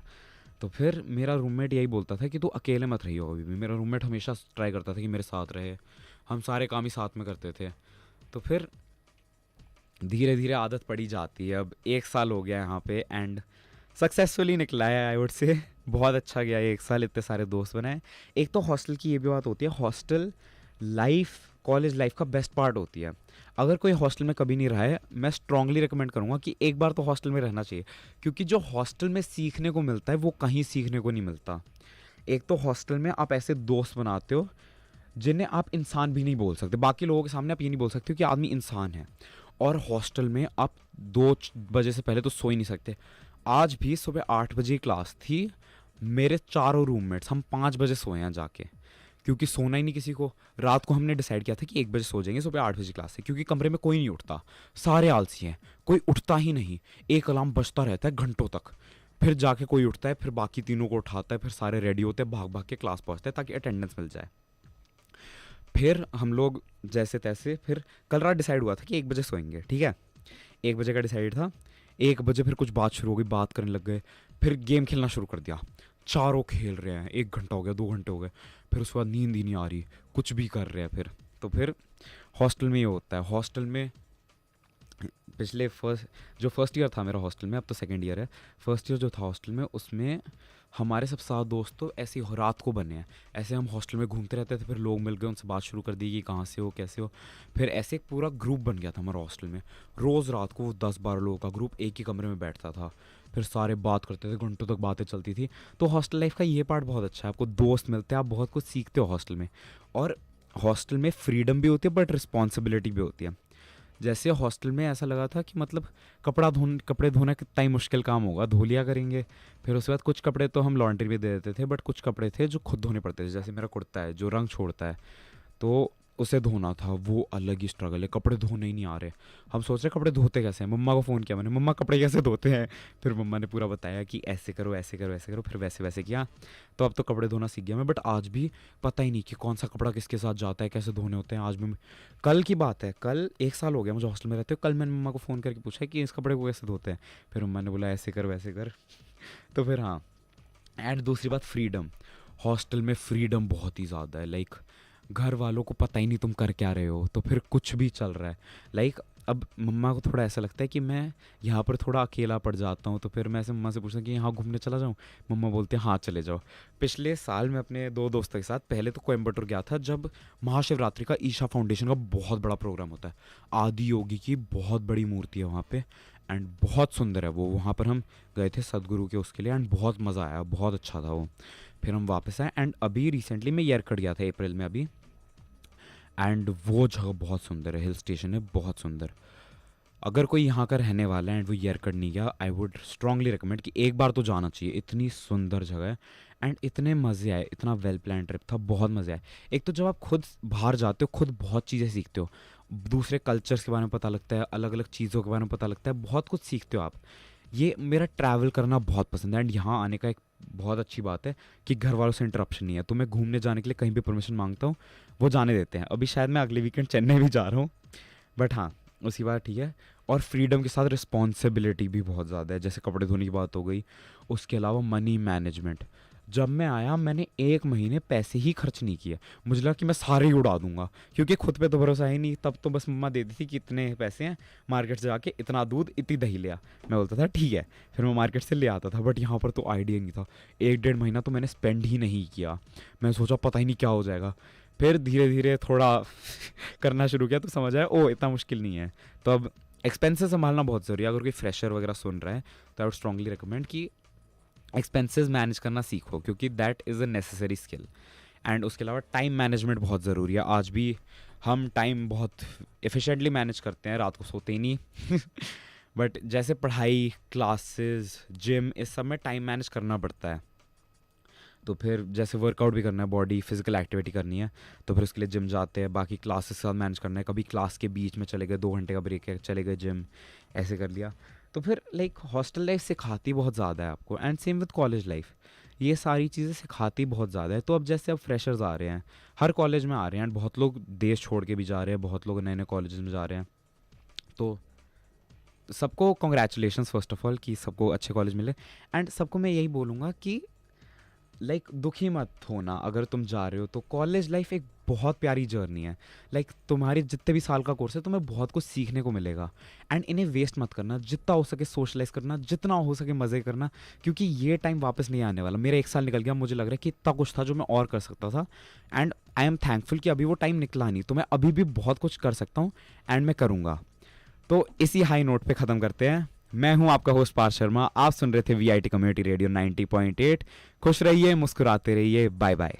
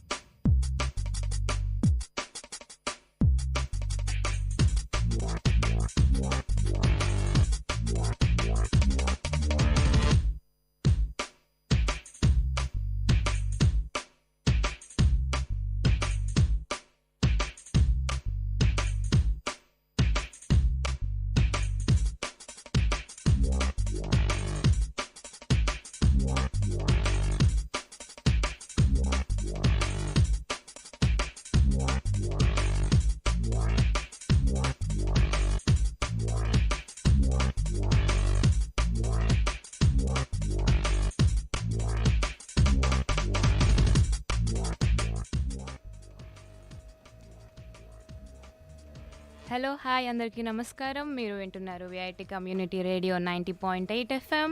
ఈరోజు మీకోసం ఇంకో సరికొత్త ఎపిసోడ్తో మీ ముందుకు వచ్చేసాం. నేను మీ ఆర్జే సింధు, ఆర్జే శృతి, ఆర్జే శ్రీనివాస్, నేను మీ ఆర్జే కృష్ణ. ఈరోజు మన షో పేరు మీకు అర్థమవుతుందా? ఈరోజు మాత్రమే కాదు, ఎప్పుడూ మీకు అర్థమవుతుందా? లాస్ట్ టైం నేను చేసిన షో ఫోకస్ మీద కదా, మరి దాని తర్వాత ఏం షో చేశారు? ఫోకస్ అంటే శృతి నువ్వు మాట్లాడకూడదు, ఫోకస్ మొత్తం డిస్ట్రాక్ట్ చేసి కంటెంట్ అంతా చేంజ్ చేసావు. నేనా శ్రీనివాస్, కానీ ఫోకస్ కంటే చాలా బెస్ట్ టాపిక్. అంటే లంచ్ టైంలో షో పెట్టింది చాలా బ్యాడ్ అని శృతి ప్రూవ్ చేసింది. కానీ శ్రీనివాస్ లాస్ట్ టైం ఇంకా నాకు సాటిస్ఫాక్షన్ రాలేదు. నాకు ఇప్పుడు కూడా ఫుడ్ గురించి మాట్లాడాలి. చూసావా, ఇదే చేసింది శృతి. లాస్ట్ టైం అంతా ఫుడ్ గురించి మాట్లాడారు అనమాట. ఎస్, కాకపోతే ఓన్లీ వెజ్. అయ్యో, మరి బిర్యానీల గురించి శృతి, నువ్వు ఏం బిర్యానీ నీ ఫేవరెట్ చెప్పు. ఫేవరెట్ బిర్యానీ ఏంటి నీకు? నా ఫేవరెట్ బిర్యానీయా? ఎన్ని పీసెస్లో నచ్చుతుంది? లైక్ ఎన్ని పీసెస్లో తింటావు నువ్వు ఒక బిర్యానీలో? 5. వెజిటేరియన్ నాకన్నా తక్కువే. ఫుల్ వెజిటేరియన్ దాను. శృతి, నువ్వు తినేదాన్ని బిర్యానీ అన్నారు, దాన్ని వెజ్ పులావ్ అంటారు. దీని గురించి కూడా లాస్ట్ ఎపిసోడ్ 2 పాయింట్స్ గుర్తుపెట్టుకో. ఒకటి, అది బిర్యానీ కాదు. ఇంకోటి, నేను నీ ఫ్రెండ్ అని బయట ఎక్కడ చెప్పకు. సరే, ఓకే. కానీ నాన్ వెజ్లో ఏంటి నీ ఫేవరెట్? లైక్ నువ్వు తెలంగాణ సైడ్ కదా. నాన్ వెజ్లో ఏంటి ఫేవరెట్ అంటావు ఏంటి? నాన్ వెజ్ అంటేనే ఫేవరెట్ అసలు. మా తెలంగాణ వాళ్ళకి లైక్ ఇది కొంచెం మీకు ఆడ్గా ఉండొచ్చు, బట్ ముక్కలేదే ముద్ద దిగదని వినింటారు కదా. సో ముక్క సుక్క అనేది మాకు చాలా, ఇదేదో మీకు వ్యసనం అనుకోవచ్చు, బట్ దసరాలో నాని అన్న చెప్పినట్టు ఇది మాకు అలవాటు పడిన సాంప్రదాయం అనమాట. డైలాగులు బాగానే వేస్తున్నారు కదా మీరు. స్క్రిప్ట్ రైటర్ని తీసుకొచ్చి డైరెక్టర్ని తీసుకొచ్చి రేడియోలో పెట్టాము. So introducing board member of Sahiti VIT, cultural head mister Krishna. ఎలా ఉంది ఇక్కడికి రావడం? I'm very privileged. ఎంతో మీరు చాలా పెద్దవాళ్ళు అయిపోయారు మీ గురించి చెప్పాలంటే. అండ్ ఇందాక చెప్పారు కదా డైలాగులు బాగా చెప్తారని. డైలాగులే కాదు, దమ్ బిర్యానీ కూడా బాగా తింటా. సో నాన్ వెజ్ అంటే చాలా ఇష్టం. అది అలా ఉండాలి ఇంట్రడక్షన్ అంటే. అప్పుడు ఈ రోజు మనకి కంటెంట్ లేదనుకుంటాను శృతి. ఎగ్జాక్ట్లీ. యాక్చువల్లీ మీరు లైక్ ప్రీవియస్ ఎపిసోడ్లో లిజనర్స్ చాలా తక్కువ ఉన్నారని చెప్పారు కదా. సో నేను దానికి రీజన్ కనుక్కున్నా. లాస్ట్ ఎపిసోడ్ మీరు ఓన్లీ వెజ్ మాట్లాడారు కదా, సో అందుకే లిజనర్స్ చాలా. సగ్గుబియ్యం గురించి మాట్లాడితే ఎవరు వస్తారండి? ఫిష్ గురించి మాట్లాడితే వస్తారు కానీ షోకి. మీరు చెప్పండి ఫిష్ గురించి. నాది వైజాగ్ సైడ్, ఫిష్ అంటేనే ఫేమస్ అక్కడ. మీరు రోడ్డు మీద వెళ్తూ ఉంటే ఉప్పు చేపలు పడి ఉంటాయి రోడ్డు మీద, ఆ వాసన చాలు మీకు. నెల్లూరులో చేపల పులుసు తింటే నెలంతా నెమరేస్తావు తెలుసా శృతి? నేను ఇంకా తినలేదులే. నువ్వు తినలేవు కూడాలే. మీరు చెప్పండి శ్రీనివాస్ సార్. ఆకలి చచ్చిపోయింది నాకు కూడా. అన్నం తినాలని ఆశలేదు. సో లైక్ అంటే నాన్ వెజ్కి అంత స్పెషాలిటీ ఎందుకు? Like I want to really know, because టేస్టే కదా, ఏదైనా తింటాం కడుపు నిండుతుంది. అంటే వాళ్ళు చాలా టెన్స్ అయినట్టు ఉన్నారు శృతి. సో ఏదైనా తింటాం కడుపు నిండుతుంది. సో జంతువులు కూడా తింటాయి కడుపు నిండుతుంది, మనుషులు కూడా తింటారు కడుపు నిండుతుంది, చాలా తింటాయి. బట్ ప్రతి వారి యొక్క ఆహార అలవాట్లు వేరే కదా. సో ఇప్పుడు నాన్ వెజ్లో ఎందుకు అంత ఫేవరెట్ అంటే ఆహారం గురించి చెప్పలేమండి, అనుభవించాలంతే. అంటే ఉప్పు కారము వెజిటేబుల్స్ కన్నా ఫిషెస్కి చికెన్స్కే బాగా పడతాయి. యాక్చువల్లీ మేము అందుకే అంత టేస్టీగా ఉంటుంది. ఎలా అంటే మనని బతికించే మొక్కల్ని చంపి తినకుండా ఫుడ్ చైన్ ని కాపాడుతున్నాం మేము. యాక్చువల్లీ ఈ పాయింట్ మీద నేను కూడా అగ్రీ అవుతా. ఎందుకంటే లైక్ నేను టీం మర్చిపోయినట్టున్నావు. It's okay. లైక్ ఒక సర్వే, నేను చదివిన సర్వే ప్రకారం లైక్ మనుషుల కన్నా లైక్ జంతువులు రీప్రొడక్షన్ సిస్టమ్ ఫాస్ట్గా ఉంటుంది. అవి చాలా పాపులేషన్ని పెంచాయి. ఇప్పుడు మనం వాటిని తినకపోతే లైక్ మన పాపులేషన్కి అది ఫుడ్ వెబ్ అనేది ఇంబ్యాలెన్స్ అవుతుంది. Non veg carbon foot print కి కాంట్రిబ్యూట్ చేస్తుంది అంటారు తెలుసా? ఓ ఎలా? అవును, CO2 వచ్చి డెడ్ ఆర్గానిజమ్స్ నుంచి ఎక్కువగా ప్రొడ్యూస్ అవుతుంది. సో ఎన్వైరన్మెంటలీ వచ్చి అడ్వైజబుల్ కాదు. బట్ ఎంతైనా కూడా ఐ కంప్లీట్లీ డిసగ్రీ. మీరు మనల్ని బతికించేదాన్ని చంపేసి తిని మేము చేసేది మంచి అంటే మేము చంపేస్తున్నామా? మేము మళ్ళీ పెంచుతున్నాము. అంటే మొక్కల్ని కోయడం కూడా వాటిని చంపడమే కదా, జంతువులను చంపడం కాకుండా. ఈ సృష్టిలో ప్రతి ఒక్కదానికి జీవం ఉంటుంది. మీరు తినే ఆకుకూరతో మేము తినే, మీరు ఆకుని ప్లక్ చేసినా కూడా వాటికి నొప్పి తెలుస్తుంది అంటే తెలుసా? సరే మీరేం తింటారు మళ్ళీ చెప్పండి, ఏమంటారు దాన్ని? అంటే మేము చచ్చిపోయిన వాటినే తింటాం, మీరు వాటిని చంపి తింటారు. నాకు అర్థం అవ్వట్లేదు, ఏం చెప్తారు మీరు? అంటే షాప్కి వెళ్ళి మేము చచ్చిపోయిందని తీసుకొస్తాం కదా, మేము వెళ్ళి లేదు, ఆ చంపాం కదా. ప్రాసెస్ ఎలా జరుగుతుంది? షాప్కి ఎలా వస్తుంది? షాప్లో బతుకున్నది కదా వస్తుంది, చచ్చిపోయింది వస్తుందా? ఎలా? సరే ఇప్పుడు లైక్ నాన్ వెజ్జా వెజ్జా అని కాదు, food is important. Food topic distract చేస్తున్నావు శ్రీనివాస్ నువ్వు. Food is important. నేనా? నాన్ వెజ్జా కాదు, ఫుడ్, FOOD ఫుడ్. మనం నాన్ వెజ్ వెజ్ వారికి వెళ్ళిపోయాం, కానీ ఏదైనా ఫుడ్డే కదా, ఏది లేకపోయినా ఉండలేం మనం. ఇంకేంటి మీ ఏరియాలో ఏంటి స్పెషల్ శృతి అక్క? మా ఏరియాలో తాన రాయలసీమ ఏరియాలో వచ్చి మజ్జిగ పులుసు, వడియాలు, సగ్గు బియ్యం వడియాలా? అదే సగ్గు బియ్యం. లాస్ట్ ఎపిసోడ్ అసలు స్టాప్ చేయలేదు. మా రాయలసీమలో కూడా నాన్ వెజ్ ఐటమ్స్ చాలా ఫేమస్. రాగి సంగటి, నాటుకోడి పులుసు ఇలాంటివి చాలా నేను దానికి పెద్ద ఫేమస్, చాలా ఇష్టం. Gongura chicken biryani is famous in Rayalaseema. ఈ తలకాయ కూర అంటారు తెలుసా? అంటే ఏంటది? తలకాయ కూర అంటే మేక తలకాయ. దాన్ని కూర చాలా చేస్తారా? టేస్టీగా ఉంటుంది. యాక్చువల్ గా మేకలో నా ఫేవరెట్ పార్ట్ దాని బ్రెయిన్. దాన్ని ఫ్రై చేసుకొని ఏముండదు, తింటే మీరు తినే ఉంటది. బీట్రూట్ కర్రీ లానే ఉంటుంది. మీ బీట్రూట్ కర్రీ ఎలా ఉంటుందో Just మా తలకాయ మెత్తగా కూర కూడా ఉంటుంది అలానే అంతే. ఉంటుంది. ఈ రోజు నుంచి నేను బీట్రూట్ మానేస్తానులే. లేదు, యాక్చువల్గా మటన్లో దాని బ్రెయిన్ చాలా సున్నితంగా మెత్తగా ఉంటుంది, తినడానికి చాలా బాగుంటుంది, కాటన్ బాల్ లాగా. అసలు మేము మాట్లాడితే మీకు ఏదోలా అనిపించవచ్చు, కానీ ఆ లివర్, లంగ్స్, ఆ బ్రెయిన్ నోట్లో మా బయాలజిస్ట్ లా మాట్లాడుతున్నారు కదా. లివర్, లంగ్స్, ఏమో కానీ వైజాగ్ లో బొంగులో చికెన్ అని చేస్తారు.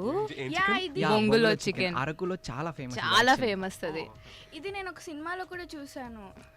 విలేజ్ లో వినాయకుడు. విలేజ్ ఎలా చేస్తారు? దాంట్లో ఏం స్పెషాలిటీ? యాక్చువల్ బ్యాంబూ స్టిక్ లోని అదే మొత్తం మీరు తయారు చేసుకున్న చికెన్ కర్రీని పెట్టేసి చికెన్ కర్రీని కాదు, అదే మ్యారినేట్ చేసిన చికెన్. అంటే వండలేదు దాన్ని వండలేదు, మ్యారినేట్ చేసింది అందులో పెట్టేసి దానికి మూత పెట్టేసి మీరు ఉడకబెడతారు దాన్ని. యూజువల్ గా కట్టెల పొయ్యి అంటారు, సో దానిపైన బ్యాంబూస్ పెట్టేసి కాల్ చేస్తారనమాట. సో అది దాంట్లోనే హీట్కి స్టీమ్ అయిపోద్ది.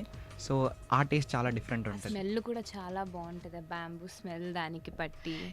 ఇప్పుడు చాలా ట్రెండ్ అయిన స్మోకీ ఫ్లేవర్ అంటారు చూడు, దాంట్లో కూడా వస్తుంది. దుబాయ్లో బ్యాంబూ బిర్యానీ అని తింటారు కదా, ఇక్కడ కూడా అరకులో చాలా ఫేమస్ అది.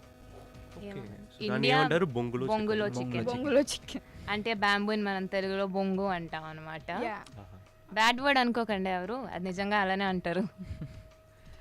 అండ్ థ్యాంక్ యూ శ్రీనివాస్, నీకు కుష్కా తెలుసా? చాలా మంది నన్ను చీట్ చేయడానికి ట్రై చేశారు, వెజిటేరియన్ అని. కుష్కా వెజిటేరియన్ అంటారు. ఏంటది నాకు తెలియదు. ఎగ్ ని వెజ్ లా కన్సిడర్ చేస్తావు, నాన్ వెజ్ లా కన్సిడర్ చేస్తావు? అంటే నేను వెయిట్, నువ్వు ఎగ్ ని ఎగ్ గా నాన్ కన్సిడర్ వెజిటేరియనా ఎగ్టేరియనా? నేను vegetarian who has tried non vegetarian. So ఏం కేటగిరీ అని మీరే డిసైడ్ చేసుకోండి. కొంచెం తెలుగులో చెప్పవా? పాసిబుల్ కాదండి. Okay fine. సో లైక్ ఆ కుష్కాలో ఏముండదు, like it's a type of biryani rice and 1 boiled egg and రసం. మా ఏరియాలో అది చాలా ఫేమస్. రసం, బిర్యానీ రైస్ లో రసం వేసి తింటారా? రసం అంటే ఇట్స్ అ టైప్ ఆఫ్ చారు. ఉలవచారు బిర్యానీ, ఇది ఉలవచారు చారు చాలా బాగుంటది. బిర్యానీలో చారు పోసి తింటారా? రైతా విన్నా కానీ చారు వినలేదు నేను. అంటే ఆ ఫ్లేవర్ తో చేస్తారేమో, నాకు అంత అంటే ఐడియా ఇప్పుడు చికెన్ లేదు. సూప్ మీరు చూసింటారు కదా, తినకపోయినా కూడా తిన్నా కూడా మీరు చెప్పరు. సో లైక్ అలా ఉంటుంది అనమాట రసం అంటే బేసికలీ. మొన్న రీసెంట్ గా హాలిడేస్ కి ఇంటికి వెళ్ళా కదా, మా మమ్మీ పాపం నా కూతురు హాస్టల్లో ఫుడ్ తినలేకపోతుందని అన్ని రకాల నాన్ వెజ్ ఐటమ్స్ వండేసింది. ఫేమస్ ఒక ఐటమ్ బెంగళూరులో చూసిందంట, దాని పేరేంటది, చిట్టి ముత్యాల బిర్యానీ. బెంగళూరు వెళ్ళినప్పుడు వినపడ్డాను. అదేంటంటే చిన్న బిర్యానీ రైస్తో వండరు, దానికి వేరే రైస్ ఉంటుంది. చిట్టి ముత్యాలు అంటే సేమ్ దాని పేరుకు తగ్గట్టు చిన్నగా ఉంటాయి అవి. జీరక జంబా అంటారు కదా, ఇక్కడ తమిళనాడులో చాలా ఫేమస్ అది. ఓకే ఓకే, అది చాలా బాగుండింది లాస్ట్ టైం అయితే. ప్రతి రంజాన్ కి చూసారంటే దాంట్లో బిర్యానీ చేసి ఇక్కడ అందరికి షేర్ చేసుకుంటారు. పాయసం కూడా చాలా బాగుంటుంది. వాళ్ళ పాయసం చాలా బాగుంటుంది, కుర్మా కీర్లా ఉంటుంది. అయితే నేను ఒడిస్సా నుంచి వచ్చా కాబట్టి ఒడిస్సాలో సేమ్ అక్కడ సేమ్ మీకు చెప్పిన పాయసంలా ఒక ఐటమ్ ఉంటుంది, దాన్ని ఖీరీ అంటాం. యూజువల్గా ఎక్కువగా మ్యారేజెస్లో పెడుతూ ఉంటారు అనమాట అది. అని నా ఒడిస్సా మ్యారేజెస్కి వెళ్ళేది అది ఒక్కటి తినడానికి మాత్రమే. ఎంత బాగుంటుంది అంటే మీరు వేసిన సగ్గు బియ్యం వేస్తారు, క్యాష్యూస్ వేస్తారు. ఖీరీ అంటే అక్కడే బాగుంటుంది, ఇంకా ప్రపంచంలో ఎక్కడా బాగోదు, అలా ఉంటుంది. అండ్ నేను ఇంకొకటి మర్చిపోయా. సో తెలంగాణలో ఇంకోటి ఫేమస్ ఏంటంటే బగారన్నం, లైక్ బగార బువ్వ, బగారా బాత్, బగారా బాత్, సోపు బగారా రైస్ విన్నా నేను. బగారన్నం అంటాం యాక్చువల్లీ. సో బగారన్నం, బోటి కూర, బోటి అంటే తెలుసా? లైక్ బోటి దాన్ని కొంచెం వివరించనా? చెప్పు. మటన్లో ఉన్న పేగులండి అవి. సో బగార బువ్వ, బోటి కూర చాలా ఫేమస్ అనమాట. And Telangana side most of the times festivals అయితే బగారన్నం లేకపోతే అసలు ఫెస్టివలే కాదు. సో బగారన్నం తింటారు. And most of the like మా సైడ్ వరంగల్, ఖమ్మం, కరీంనగర్ అటు సైడ్ అయితే కళ్ళు తెచ్చుకుంటారు అనమాట. సో డాడీ హాల్లో కూర్చొని తాగుతాడు, కొడుకు బెడ్రూమ్లో కూర్చొని తాగుతాడు. ఇది మాత్రం పక్క తెలంగాణలో. నాకు పాలు కావాలి. నాకు కూడా Horlicks. It's our culture actually. చాలా బాగుంది. అంటే మాకు అంటే మనం ఏమైనా తాగుతామా శృతి అలా? ట్రై చేద్దాం శ్రీనివాస్, ఏముంది? లేదు, మన కల్చర్లో ఏమైనా ఉందని అడిగా. ట్రై చేద్దాం అంటే ఎక్స్ప్లోరేషన్కి వెళ్ళిపోయాం. ఫుడ్ అంటే ట్రై చేయడమే కదా, అన్ని టేస్ట్లు అన్ని టేస్ట్ చేయాలి. ట్రై చేద్దాంలే, నువ్వు రెడీ చేయి. ఓకే. అంటే నాన్ వెజిటేరియన్లో సౌత్ తమిళనాడులో చూసారంటే కూడా చాలా డిషెస్లు ఉంటుంది. ఇదే కేరళలో చూసారంటే వాళ్ళు పరోటా అండ్ బీఫ్ తింటారు. అండ్ ఇంకొకటి వచ్చేసి సీ ఫుడ్ గురించి నాకు తెలుసుకోవాలని, ఎందుకంటే కోరమండల్ కోస్ట్, మలబార్ కోస్ట్లో చాలా ఫేమస్ అయిన ఐటమ్స్ ఉంటాయి. ప్రాన్స్, సాల్మన్ చేప గురించి. అవి కాకుండా క్రాబ్స్ కూడా చాలా బాగుంటాయి అక్కడ. నాకు నాన్ వెజ్లో ఫేవరెట్ అంటే క్రాబే అసలు. యూజువల్గా వైజాగ్లో అయితే ఎక్స్పోర్ట్ చాలా ఎక్కువగా ఉంటుంది కాబట్టి అన్ని ఏరియాస్కి వెళ్తుంది. కానీ వైజాగ్ వాళ్ళు ఎంత సీ ఫుడ్ తిన్నా కూడా మన చెరువు చేపల కోసం, చెరువు రొయ్యల కోసమే ఎదురు చూస్తూ ఉంటారు. మన ఈస్ట్ గోదావరి సైడ్లోని రొయ్యల వ్యాపారం, ఫిష్ వ్యాపారం ఇవన్నీ చేస్తూ ఉంటారు. చెరువు చేపలు చాలా టేస్టీగా ఉంటాయి యాక్చువల్గా సీ ఫుడ్ కన్నా కూడా. ఎందుకు మనుషులు ఎక్కువగా చెరువు చేపలు తినడం మానేస్తారు, ఎందుకంటే ఫ్యాట్ కంటెంట్ ఎక్కువ ఉంటుందండి చెరువు చేపలోని. అందుకు సీ ఫుడ్ని ఎక్కువ ప్రిఫర్ చేస్తున్నారు ఈ మధ్య. ఓకే, అదే తేడా ఒకటి విన్నా, fresh water, salt water fishes తేడా. నిజంగానే టేస్ట్ డిఫరెన్స్ ఉంటుందా? టేస్ట్ యాక్చువల్గా ఫ్రెష్ వాటర్ ఫిష్దే చాలా బాగుంటుంది సీ వాటర్ కన్నా. ఇప్పుడు న్యాచురల్ మ్యారినేషన్ లా చెప్తారా? అంటే సీ వాటర్లోనే ఉంటుంది, ఉప్పులో ఉంటుంది అందుకని. యాక్చువల్లీ నాకు ఒక జోక్ గుర్తొస్తుంది, చెప్తే తిడతారా? చెప్పొచ్చుగా. లైక్ సీలో ఉండే చేపలు, లైక్ సీ వాటర్ ఎందుకు సాల్టీగా ఉంటాయి? ఎవరో ఉప్పేసి ఉంటారు అందులో. సాల్ట్ ఉంది కాబట్టి. నో, స్వీట్గా ఉంటే చేపలకి డయాబెటీస్ వస్తుంది కాబట్టి. Yeah, okay. సో బేసికలీ తెలంగాణకి, ఆంధ్రాకి నేను లైక్ ఒక మేజర్ డిఫరెన్స్ నేను కనుక్కున్నాను అనమాట. సో తెలంగాణ టిఫిన్స్లో మా సైడ్ అయితే నార్మల్గా అంబలి తాగుతాము, like normal wheat, dosa, idli and all. But ఇక్కడికి వచ్చేసరికి విఐటీకి వచ్చిన తర్వాత నేను లైక్ చిత్తూరులో ఫుడ్ ఎక్స్ప్లోర్ చేయడం ట్రై చేశాను. సో చిత్తూరులో లైక్ నేను చాలా స్ట్రీట్ ఫుడ్ తిన్నాను. సో ఎక్కడ పోయినా సరే dosa chicken curry, idli mutton curry. And నాకు ఒక ఫ్రెండ్ ఉంది లైక్ హర్షిని అనమాట. సో వాళ్ళది చిత్తూరు.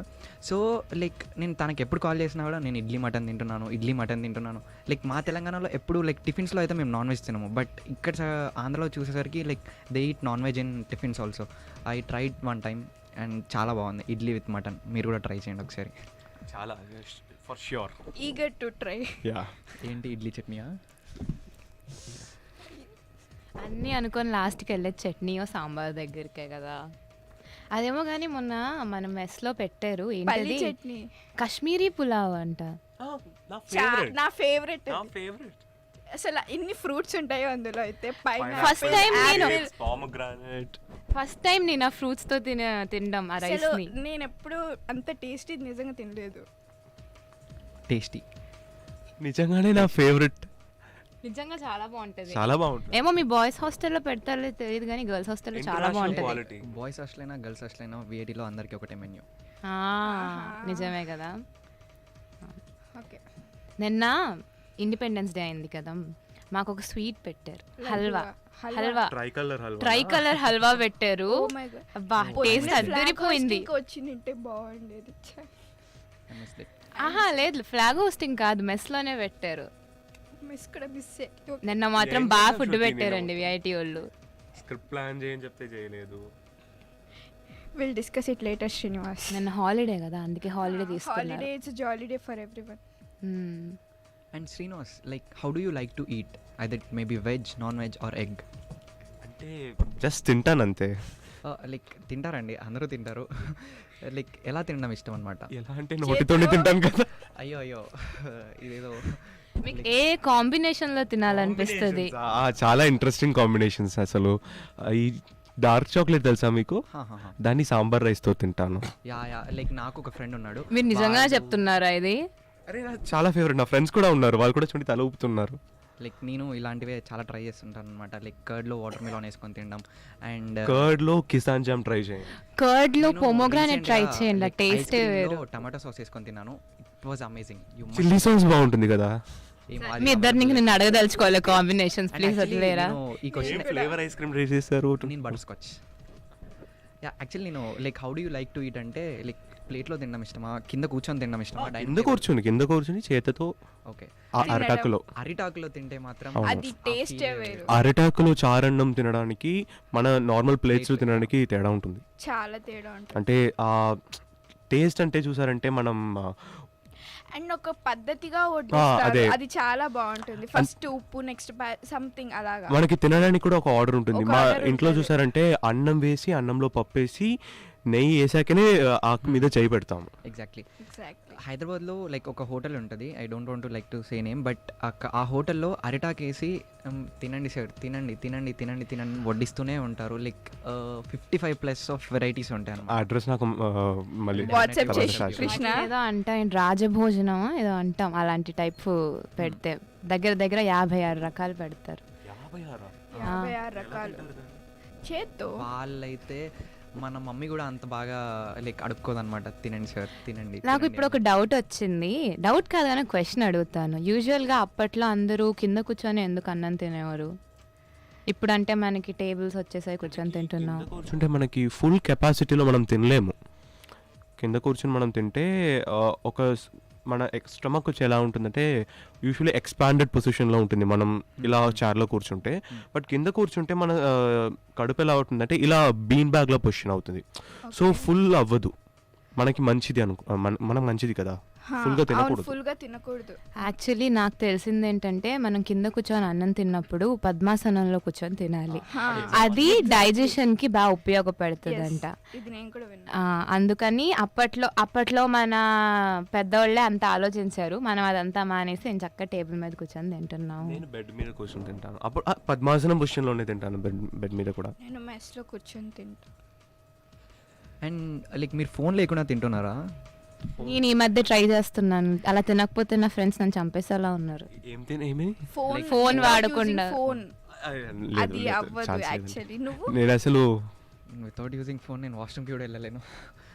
సో యా, ఫుడ్ చూస్తూనే తింటున్నా, లైక్ ఫోన్ చూస్తూనే ఫుడ్ తింటున్నాను. ఫోన్కి చాలా అడిక్ట్ అయిపోయాం యాక్చువల్లీ. ఫుడ్ మీద ఫోకస్ పెట్టకుండా తింటే అది మన వంటికి ఎక్కదంట, అందుకే ఇలా ఉన్నారేమో మీరు. మేబీ ఈ రోజు నుంచి మారుతా. చాలా మంచి కాంప్లిమెంట్ ఇచ్చారు సింధు గారు. Thank you Sindhu. ఫుడ్ మీద ఎంత ఫోకస్ ఉంటే అంత బాగుంటామంట మనం. మీరు ఎంత తిన్నా ఫుడ్ మీద ఫోకస్ లేకపోతే మీ బరువు పెరగదండి. ఓకే, ఈ రోజు నుంచి లైక్ విఐటి రేడియో షోకి వచ్చాను కదా, నాకు జ్ఞానోదయం అయింది ఇక్కడ. సో లైక్ బోధిధర్మకి చెట్టు కింద అవుతుంది కదా నాకు, అదే విఐటి రేడియో షోలో లైక్ ఇంత లాట్ ఆఫ్ పీపుల్ జ్ఞానం నా చుట్టూ. చెట్టు అంటారా మీరు? జ్ఞానోపదేశం ఇచ్చాం. శృతి నువ్వు బ్యాన్ ఎంట్రీలా ఉన్నావు కాబట్టి నిన్ను చెట్టని చెప్పారు కదా. అలా కాదు సుజాత గారు. సో శృతి గారు అదే నాటవర్స్కి అంటామండి పేర్లు, అలా అనేస్తే అలా. ఓకే సింధు గారు. ఇంకేంటి మరి? Okay, food okay. జ్యూసులు కూడా తాగుతాం కదా, టీ కాఫీ. అవును, మీ ఫేవరెట్ కాఫీ జ్యూస్ లా శృతి గారు? Juice and beverages. తను టీ అండ్ కాఫీ మిక్స్ చేసి తాగుతుంది, ఒక కాంబినేషన్. యాక్చువల్గా నాకు ఇదొక అలవాటు ఉంది, నేను థమ్స్అప్ని స్ప్రైట్ని కలిపి తాగుతాను, ఆ టేస్ట్ భలే ఉంటుందండి. మాజాని కోక్ని కలిపి తాగాలి? లేదు, అసలు బాగోదు. అప్పుడు నేను ట్రై చేస్తాను ఆల్రెడీ. నేను బటర్ మిల్క్ బ్యాచ్ అండి. నేను కూడా. నేను మ్యాంగో లస్సీ నాకు తెలుసు. యాక్చువల్గా కాంబినేషన్ అంతే గుర్తొచ్చింది. మీరు చపాతీని దేంతో తింటారు యూజువల్గా? చేత్తో. కాంబినేషన్ అడిగాను నేను. ఏం దేంతో అయినా తినేస్తాను, చక్కెరతో కూడా తింటాను. చిన్న చక్కెర నేనైతే పెరుగులో చక్కెర వేసుకొని తింటాను, దానిలో హనీ వేసుకొని తింటా, జామ్ వేసుకొని తింటాను. అవును, పంచామృతం అంటే ఏంటది? పంచామృతం అంటే గుర్తొచ్చింది. మన పళనిలో చాలా ఫేమస్ ఇక్కడ. ఎక్కడ చేసినా బాగుంటుంది శ్రీనివాస్, అది ఎక్కడైనా ఫేమస్. తమిళనాడులో పళనిలో ఫేమస్. ఓకే, జియో ట్యాగ్ ఇచ్చాను. ఓకే. యూజువల్గా ఉపవాసం చేసేవాళ్ళు ఏమీ తినకపోతే పంచామృతం తాగుతారంట. నిజంగా అమృతంలా ఉంటుంది అది. చాలా బాగుంటుంది యాక్చువల్లీ అందులో. పళనిలో బాగుంటుంది. ఓకే శ్రీనివాస్. అండ్ సుజాత గారు, సో లైక్ ఈ ఫుడ్ పైన కొంతమంది లైక్ చాలా మనకు కవులు ఉన్నారు, కానీ అందరూ అమ్మాయిల పైన లేదంటే అబ్బాయిల పైన పాలిటిక్స్ పైన రాసే వాళ్ళే ఉన్నారు, కానీ ఫుడ్ పైన రాసిన వాళ్ళు ఎవరైనా మీకు తెలుసా? There are only few less. Food మీద రాసిన వాళ్ళు ఉన్నారా? కొంతమంది ఉన్నారు. లైక్ నేను అసలు ఉంటారని కూడా అనుకోలేదు. ఈ షోకి వచ్చే ముందు ఒకసారి రీసెర్చ్ చేస్తే చూశాను, లైక్ అమేజింగ్ పోయట్రీ చదువుతుంటే లైక్ అర్థం కాలేదు ఫస్ట్ ఆఫ్ ఆల్, బట్ రాశారు. బేసిక్గా చెప్పాలంటే లైక్ మీ అందరికీ తెలిసినవి చెప్పాలంటే లైక్ మూవీస్లో వచ్చింది కదా, ఈ జన్మమే రుచి చూడడానికి దొరికేరా అని చెప్పి, అదొక ఫేమస్ పోయిటరీ నుంచి తీసుకున్న లైన్ అనమాట. ఒరిజినల్ స్క్రిప్ట్ కదా అది? లేదు, ఒక పోయిటరీ నుంచి తీసుకున్నారు. అండ్ ఇంకొకటి లైక్ ఎస్పి బాలసుబ్రహ్మణ్యంది లైక్ మిథునం అని ఒక మూవీ ఉంటుంది, సాంగ్కి ప్యారడీ చేశారనమాట, మాయాబజార్ సాంగ్కి. లైక్ ఈ సాంగ్ విన్నారా మీరు? లైక్ బృందావనం ఇది అందరిది గోవిందుడు అందరి వాడేలే. సో లైక్ ఫుడ్ పైన ఎలా చేశారంటే ఆవకాయమన అదే కదా, కూడా మన అందరిది. సో ఇలా చేశారనమాట. లైక్ ఒక్కసారి ఆయనే పాడారు కదా, ఎస్పీబీ గారే పాడారు. లైక్ లిసనర్స్ మీరు ఒక్కసారి ఫ్రీగా ఉన్నప్పుడు ఒకసారి మిథునం మూవీలో ఈ సాంగ్ వినండి, you will definitely feel happy. చాలా బాగుంది అండ్ వెరీ ఇన్ఫర్మేటివ్. నేను ఫస్ట్ టైం ఫుడ్ మీద విన్న పాట అంటే వెజిటేరియన్ ఫుడ్ మాత్రమే ఉంది. అదే స్టాండర్డ్ కదా. యాక్చువల్లీ ఫుడ్ గురించి చెప్పాలంటే చాలా ఉంటుంది. అంగట్లో పానీపూరి. Panipuri Srinivas my favourite. ఇక్కడ పానీపూరి బ్యాచ్ ఎవరు, పావ్ బాజీ బ్యాచ్ ఎవరు? రెండు తింటే ఏమైనా ప్రాబ్లం వచ్చింది కాదు, ఏమో అలా వార్ స్టార్ట్ అవుతుంది, ఏంటో తెలీదు. రెండు తినాలి అంటే ఇప్పుడు పానీపూరి కన్నా నాకు పావ్ బాజీ ఎక్కువ ఇష్టం అంటే ఈ సమాజం యాక్సెప్ట్ చేస్తుందా? పక్కా యాక్సెప్ట్ చేస్తుంది. ఏమో చాలా మంది చేయట్లేదు నన్ను ఇక్కడ. నేను చేస్తున్నాగా. సింధు, నేనైతే పానీపూరి కాదు, పావ్ బాజీ కాదు, నీకు మిర్చి బజ్జీ ఇష్టమా? వర్షం పడినప్పుడు టీతో మిర్చి బజ్జీ కేక్ ఉంటుంది. మిర్చి బజ్జీ తమిళనాడులో మొలగా బజ్జీ అంటారు దానికి, చాలా బాగుంటుంది. నాకు తమిళనాడులో అరటికాయ బజ్జీ చాలా ఇష్టం. అంటే లాంగ్ సైజ్ ఉంది, షార్ట్ సైజ్ ఉంది. ఇది బీచ్ దగ్గర నేను ఫస్ట్ మెరీనా బీచ్ దగ్గర తిన్నాను. It was so good. Beach దగ్గరే మెరీనా బీచ్ లో చాలా ఉంటుంది. ఇక్కడ సుండల్ ఉంటుంది, సుండల్ చాలా రకాలు ఉంటుంది, ట్రై చేయాలి. యాక్చువల్లీ ఈ బజ్జీ పైన నేను ఒక లైన్ రాసుకున్నాను చిన్నప్పటి నుంచి. లైక్ సింధు గారు, ఇది మీకోసమే. చెప్పండి. Don't like bajji, you can't me my Bujji. అయ్యో రామా. లైక్ అంటే నేను ఇది నాకు బజ్జీతో ఉన్న అనుబంధాన్ని చెప్పాలనుకున్నాను actually. So like bajji is one part of my life అంతే. ఒకసారి మీరు మిర్చి బజ్జీ ట్రై చేయండి, చాలా బాగుంటుంది. ట్రై చేసాం కృష్ణ గారు.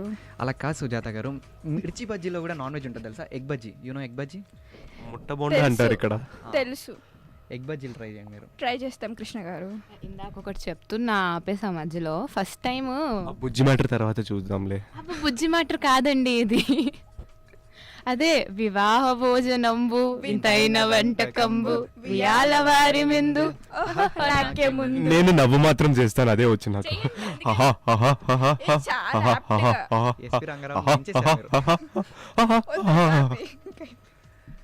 ఆ సినిమా నాకు చిన్నప్పటి నుంచి ఎంత ఇష్టం అంటే ఆ లైన్ కోసమే ఆ సినిమా మొత్తం చూస్తాను నేను. యాక్చువల్లీ ఆ వీడియో క్లిప్ మొత్తం ఇష్టం. ఇలా లడ్డూలు అన్ని నోట్లోకి వెళ్ళిపోవడం, ఏవేవి ఫుడ్స్ ఉంటాయో అవన్నీ, అన్ని పులిహోర, దద్దోజనం. పులిహోర ఇష్టమా శృతి?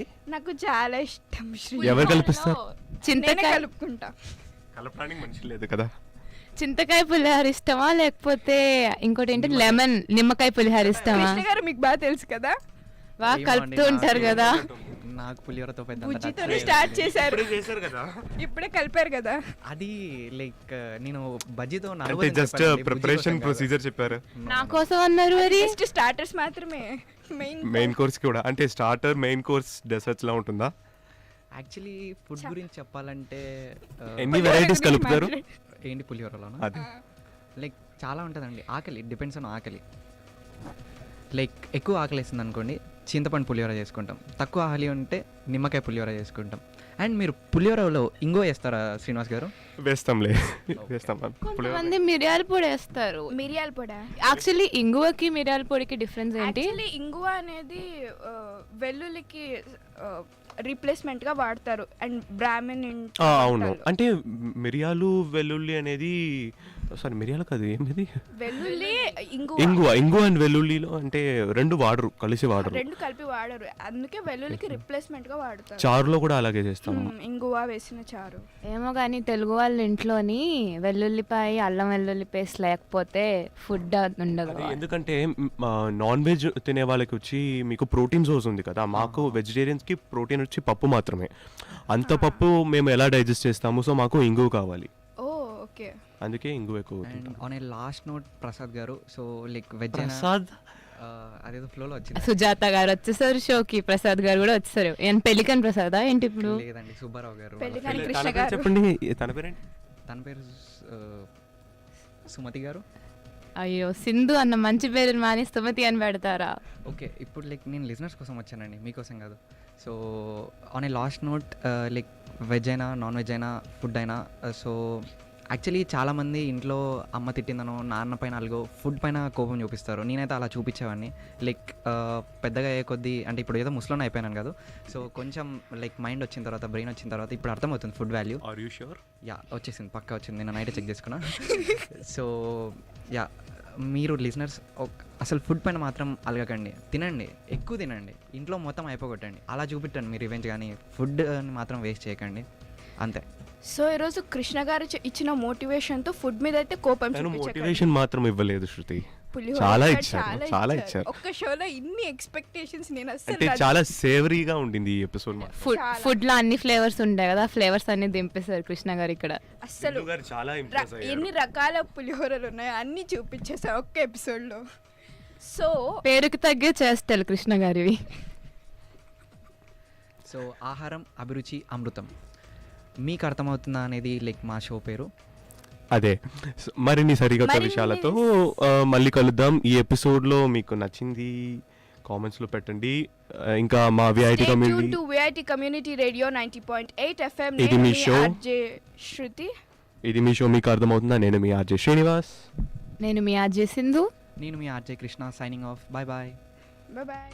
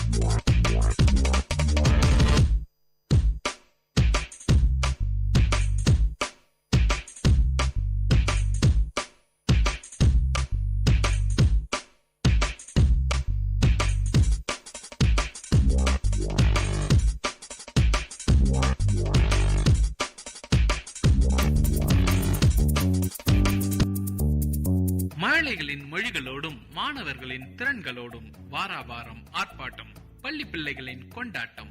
உங்கள் விஐடி பண்பலை 90.8 பள்ளிக்கூடம், வேலூர் நகரின் பள்ளிகளில் இருந்து மாணவர்களின் பல்சுவை நிகழ்ச்சி.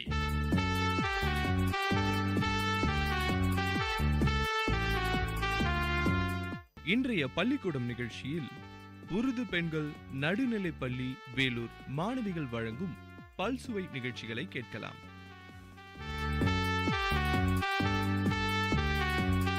நிகழ்ச்சியின் தொடக்கமாக ஆங்கில பாடலை பாட வருகிறார் Husna Fathima.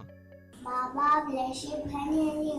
Yes, sir, 3 bags food. 1 for my master, 1 for my dad, 1 for my little boy who used on the land. Johnny, Johnny, yes, Papa. Eating sugar, no, Papa. Telling lies, no, Papa. Open your mouth, ha, ha, ha. நிகழ்ச்சியில் அடுத்ததாக உருது பாடலை பாட வருகிறார் சீமா கௌசர்.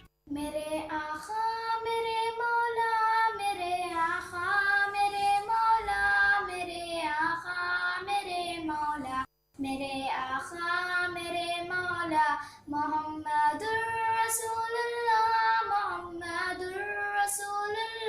मोहम्मदुर रसूलुल्लाह मोहम्मदुर रसूलुल्लाह जहाँ में उनसा चेहरा है यही खंदा जबी कोई अभी तक जम सकी ना औरतें उनसा सी कोई नहीं रखी कुदरत ने मेरे आका कमी तुझ में जो चाहा आपने मौला वो रखा है सभी तुझ में बदी का दौर हर सोए जहालत की गदाई थी फजारों जुल्म से चारों तरफ पहली हवाई थी खुदा के हुक्मों से ना आशना मक्का की बहती थी गुनाहों जर्म से चारों तरफ पहली हवाई थी खुदा के दीन को बच्चों का एक खेल समझते थे खुदा को छोड़ कर हर चीज को माबूद कहते थे वो अपने हाथ ही से फातरों के पुत बनाते थे उन्हीं के सामने झुकते उन्हीं के हमद गाते थे किसी का नाम उज़्ज़ा था किसी को औलाद कहते थे हुबल नामी बुरे पुत को पुतों का बाप कहते थे अगर लड़की की पैदाइश का जिक्र घर में सुन लेते तो उस मासूम को जिंदा ज़मीन पे दफन कर देते जरा सी बात पर तलवार चली जाती थी आपस में तो फिर ये जंग होती थी नहीं दो चार के बस में गर्ज जो भी बुराई थी सब इनमें पाई जाती थी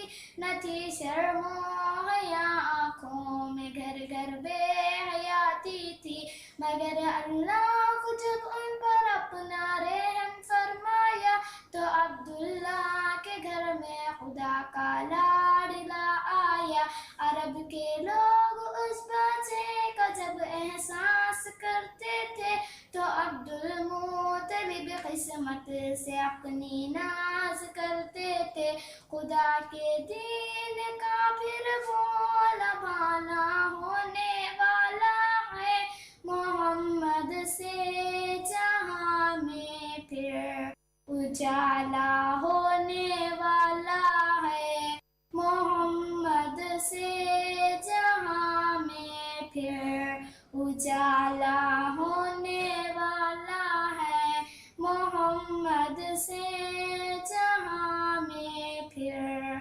उजाला होने वाला है अस्सलामु अलैकुम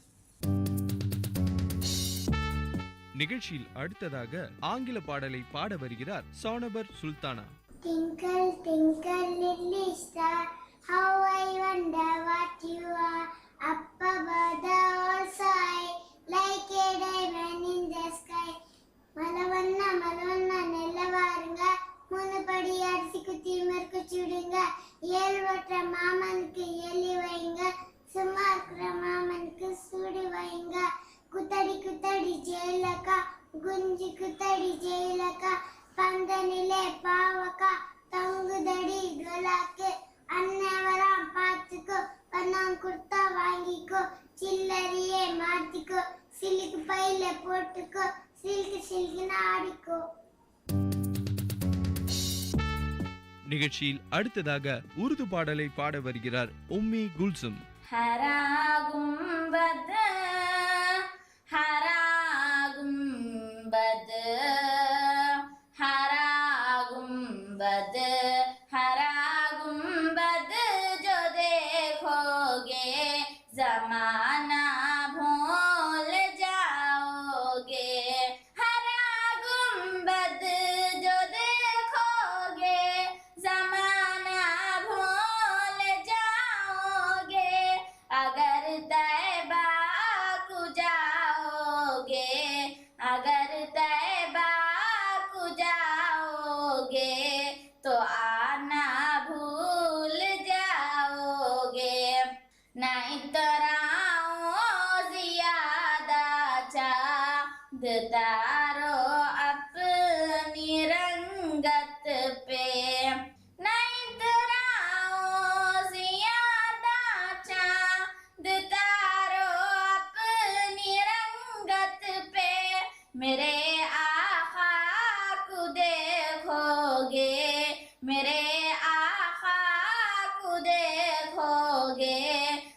हक ना भूल जाओगे अगर तुम गौर से मेरे नबी की नात सुन लोगे अगर तुम गौर से मेरे नबी की नात सुन लोगे मेरा दावा है तुम गाना मेरा दावा है तुम गाना बजाना भूल जाओगे हदीसे मुस्तफा पर तुम जो हो जाओ अमल पैरा हदीसे मुस्तफा पर तुम जो हो जाओ अमल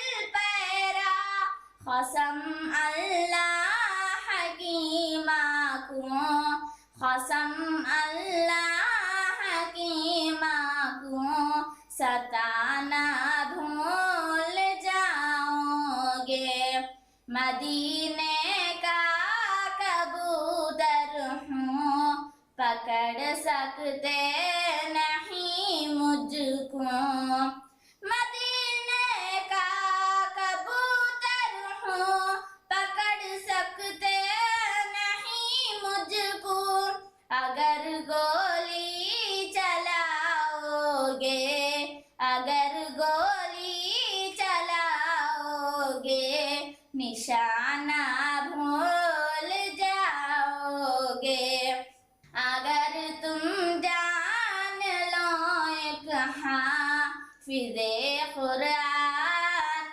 की अज़मत अगर तुम जान लो एक हाफिज़े कुरान की अज़मत तो अपने बच्चों को इंग्लिश तो अपने बच्चों को इंग्लिश पढ़ाना भूल जाओगे अगर तुम जान लो इस दारिफ़ानी की हकीकत को अगर तुम जान लो इस दारिफ़ानी की हकीकत को मेरा दावा है तुम दिल को लगाना भूल जाओगे हरा गुंबद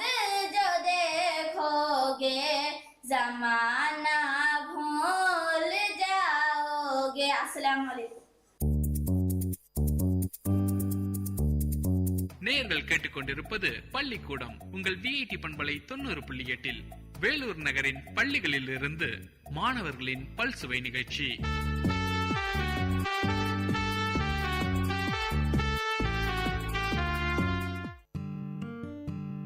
வானொலி ஒலித்திடுதே மனிதத்தை வளர்த்திடுதே சமுதாயத்தை நலமாய் மாற்றிடுதே செவிகளை வருடிடுதே கவிதைகள் வார்த்திடுதே பண்பலைகளின் பயன்களை பரவிடுதே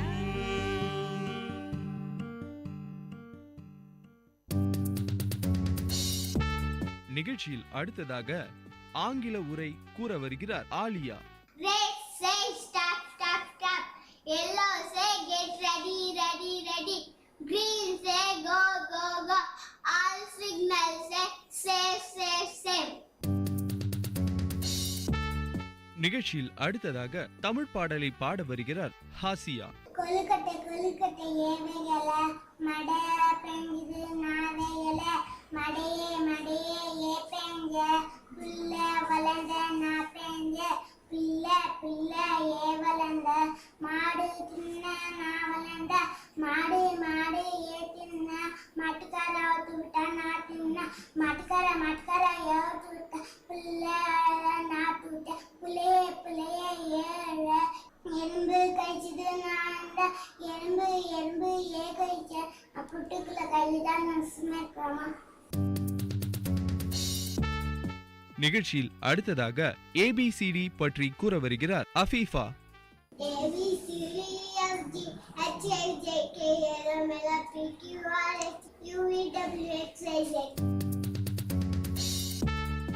நிகழ்ச்சியில் அடுத்ததாக ஆங்கில பாடல்களை பாட வருகிறார்கள் ஹாசியா, Hajira. Bits of paper, lying on the floor, lying on the floor. Make the place and tidy, make the place and tidy. Pick them up, pick them up. நிகழ்ச்சியில் அடுத்ததாக தமிழ் பாடலை பாட வருகிறார் ஹாஜிரா. கட்டரும்பே கட்டரும்பே எங்கே போறீங்க, கற்கண்டி இருக்கும் இடம் தேடி போறீங்க. சிட்டரும்பே சிட்டரும்பே எங்க போறீங்க, சீனி மிட்டாய் இருக்கும் இடம் தேடி போறீங்க. சுள்ளரும்பே சுள்ளரும்பே எங்க போறீங்க, சுவையான பண்டங்களை சுவைக்க போறோம். எறும்புகளே எறும்புகளே எல்லாம் இருக்கட்டும், எனக்கு கொஞ்சம் வைத்து விட்டு எடுத்து செல்லுங்க. நிகழ்ச்சியில் அடுத்ததாக ஆங்கில பாடலை பாட வருகிறார் ஹலிமா சாதியா. Teddy bear, tanadon. Teddy bear, tedadon. Teddy bear, polish your shoe. Teddy bear, go to school. நிகழ்ச்சியில் அடுத்ததாக ஆங்கில பாடலை பாட வருகிறார் Hajira. Chappy, chimpanzee, Rosie, Tweety, Elephant, eyes are blue, lovely too. Teacher best, is that you? Yes, yes, yes. நிகழ்ச்சியில் அடுத்ததாக ஆங்கில பாடலை பாட வருகிறார் Sabiha Banu. Sweet, sweet, what sweet milk, sweet, what milk, cow's milk, what cows, white cows, what white, teeth white, color, color, what color, pick up color, what pick up, bird pick up, what bird, nation bird, what nation, my native in India. நிகழ்ச்சியில் அடுத்ததாக தமிழ் பாடலை பாட வருகிறார் சபிஹா பானு. முட்டைக்குள்ள இருக்கும்போது என்னதான் சொல்லிச்சா கோழி குஞ்சு, நான் ஃப்ரிட்ஜுக்குள்ள இருக்கிறேன் இந்துதான் சொல்லிச்சா கோழி குஞ்சு. முட்டை ஓடி உடையும் போது என்னதான் சொல்லிச்சா கோழி குஞ்சு. நான் உலகத்தை பார்க்க போகிறேன் இன்றுதான் சொல்லிச்சா கோழி குஞ்சு. ரெக்கையே பிடுங்கும் போது என்னதான் சொல்லிச்சா கோழி குஞ்சு. நான் ஹேர் கட் பண்ணிக்கிறேன் இன்றுதான் சொல்லிச்சா கோழி குஞ்சு. துண்டு துண்டா வெட்டும் என்னதான் சொல்லிச்சா கோழி குஞ்சு. நான் ஆப்ரேஷன் பண்ணிக்கிறேன் இன்றுதான் சொல்லிச்சா கோழி குஞ்சு. மசாலாவை தடும்போது என்னதான் சொல்லிச்சா கோழி குஞ்சு. நான் மேக்கப் பண்ணிக்கிறேன் இன்றுதான் சொல்லிச்சா கோழி குஞ்சு. எண்ணெயில போடும்போது என்னதான் சொல்லிச்சா கோழி குஞ்சு. நான் ஆயில் பாத் எடுத்துக்கிறேன் இன்றுதான் சொல்லிச்சா கோழி குஞ்சு. தொண்டைக்குள்ள போகும்போது என்னதான் சொல்லிச்சா கோழி குஞ்சு. நான் பிக்னிக் போக போகிறேன் இன்றுதான் சொல்லிச்சா கோழி குஞ்சு. 10 பைசா விலையிலே பலூன் ஒன்று வாங்கினேன் பைய ஊதவே பந்து போல ஆனதும் பலமாய் நானும் ஊதினேன் ஊதவே பானை போல ஆனதும் காண ஓடி வாருங்கள் விரை வந்தால் பார்க்கலாம், இல்லை வெடிக்கும் சத்தம் கேட்கலாம். தேன் என்ன தேன், கொம்பு தேன் என்ன கொம்பான் கொம்பு, என்ன மான் காடு என்ன காடு, ஆறு காடு என்ன ஆறு, பாலாறு என்ன பால், கள்ளிப்பால் என்ன களி, வாழை களி என்ன வாழை, இலை வாழை என்ன. நேயர்கள் கேட்டுக்கொண்டிருப்பது பள்ளிக்கூடம் உங்கள் விஐடி பண்பலை 90.8 வேலூர் நகரின் பள்ளிகளில் இருந்து மாணவர்களின் பல்சுவை நிகழ்ச்சி.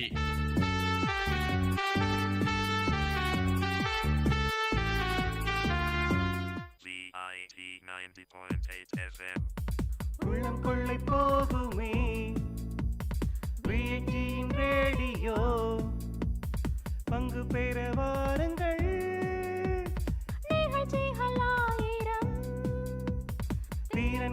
சங்கமம் திறமைகள் வெளிப்படும் VITயின் ரேடியோ உங்கள் radio. Health habits. We should learn good health habits. Good health gives us happiness. Happiness gives us success in life. By our good health habits, we grow strong and active.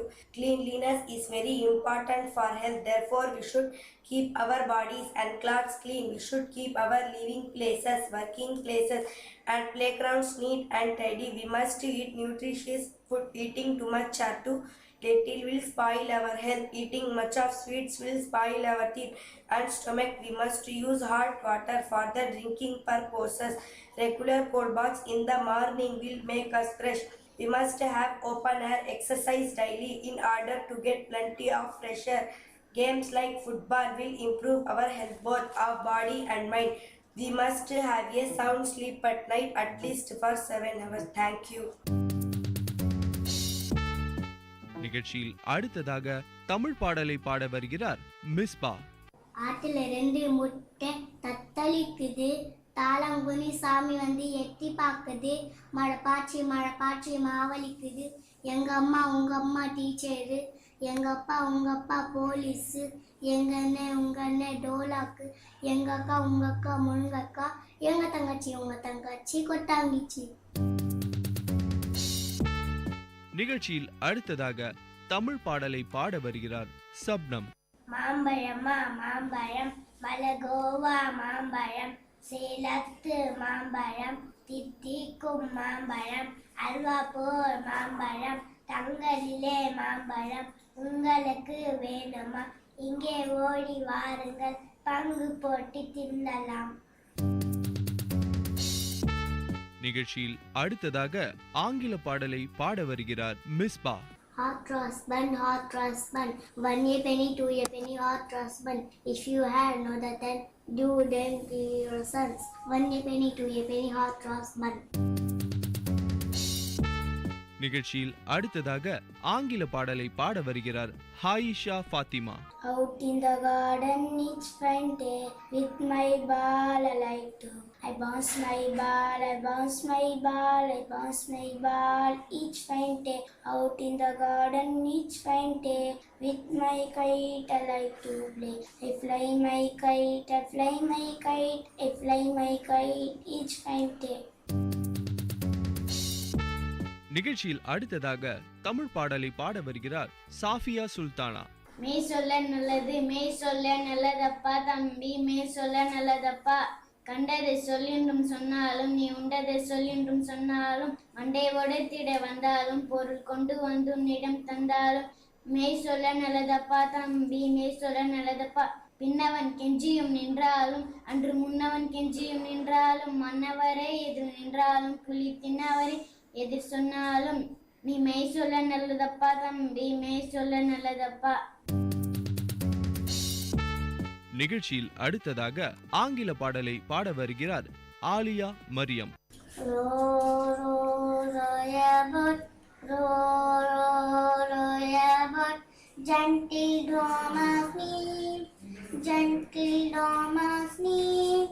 Merrily, merrily, merrily, merrily, life is but a dream.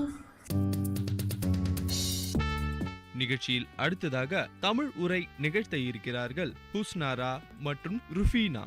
உஸ்னா, உனக்கு பாம்பு பற்றி ஏதாவது தெரியுமா? தெரியுமே, கவனமாக கேட்டுக்கொள்.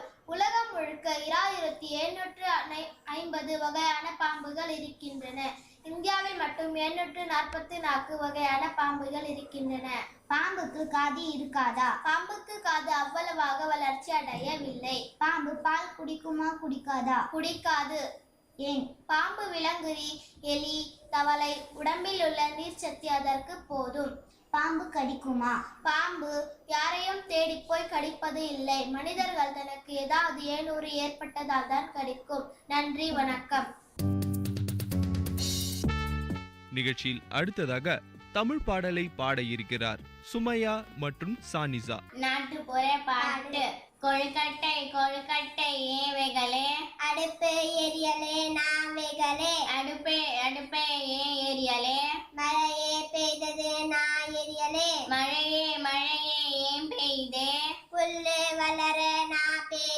புல்லே புல்லே ஏன் வளர்ந்தே? மாடு தின்ன நான் வளர்ந்தேன். மாடு மாடு ஏன் தின்றே? மாட்டுக்கரை வித்து விட்ட நான் தின்றேன். மாட்டுக்கரை மாட்டுக்கரை ஏன் விட்டு விட்டேன்? குழந்தை அழுதது நான் விட்டு விட்டேன். குழந்தை குழந்தை ஏன் அழுதே? எறும்பு கடிச்சது நான் அழுதேன். எறும்ப எறும்ப ஏன் கடிச்சே? எப்பூற்றுக்குள்ள கால் வச்சா நான் சும்மா இருப்பேனா? நிகழ்ச்சியில் அடுத்ததாக ஆங்கில பாடலை பாட வருகிறார் Harshiya கவுனன். My name is Harshiya Kaunan, 4th standard. 2 little mangoes hanging on a tree. 2 little mangoes smelling down at me. I shoot the tree as I go down, and the mangoes never. நிகழ்ச்சியில் அடுத்ததாக தமிழ் உரை நிகழ்த்த இருக்கிறார்கள் யாஸ்மின், ஃபாத்திமா. பெண் குடும்பத்தின் விளக்கு பெண்ணாவாள், அப்பெண்ணுக்கு விளக்கினை போன்றவர்கள். அவள் பெற்ற பண்பில் சிறந்த பிள்ளைகள், மனிதர்க்கினிய அன்பு மிக்க அப்பிள்ளைகளுக்கு விளக்காக விளங்குவது எதுவென்றால் அவர்களிடம் உள்ள நல்லெண்ணங்களே. நன்றி, வணக்கம். நிகழ்ச்சியில் அடுத்ததாக ஆங்கில பாடலை பாட வருகிறார் Nazia காத்தோன். My name is Nazia Khatur. Field, what field, what game, ball, what ball, tennis ball, what tennis table, what table, round table, what round the merry-go-round. நிகழ்ச்சியில் அடுத்ததாக ஆங்கில உரை நிகழ்த்த இருக்கிறார்கள் Rehana, ஃபர்ஹின், ஹாசியா, அன்ஜும். Good morning teacher. How are you? I am fine. I am asking you some question, answer me. Okay teacher. Who invented paper? Chinese invented paper. Which part of the paper is used for paper making? From bark of a tree called papyrus. Which place is known as the Queen of Hill Station? Ooty is as the Queen of Hill Station. What are the interesting sports in Nilagiri? Telescope House, Jalampuri Waterfall, Nature Park, Munganar Lake, Sami Malai. Thank you. Thank you.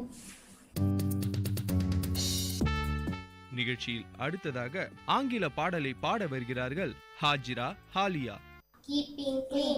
Every morning we get up, there are things that we must do. Keeping clean can be much fun for you and everyone.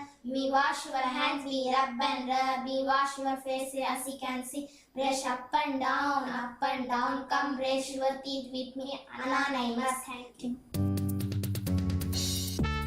நிகழ்ச்சியில் அடுத்ததாக தமிழ் பாடலை பாட வருகிறார் ருக்சானா தபுசும்.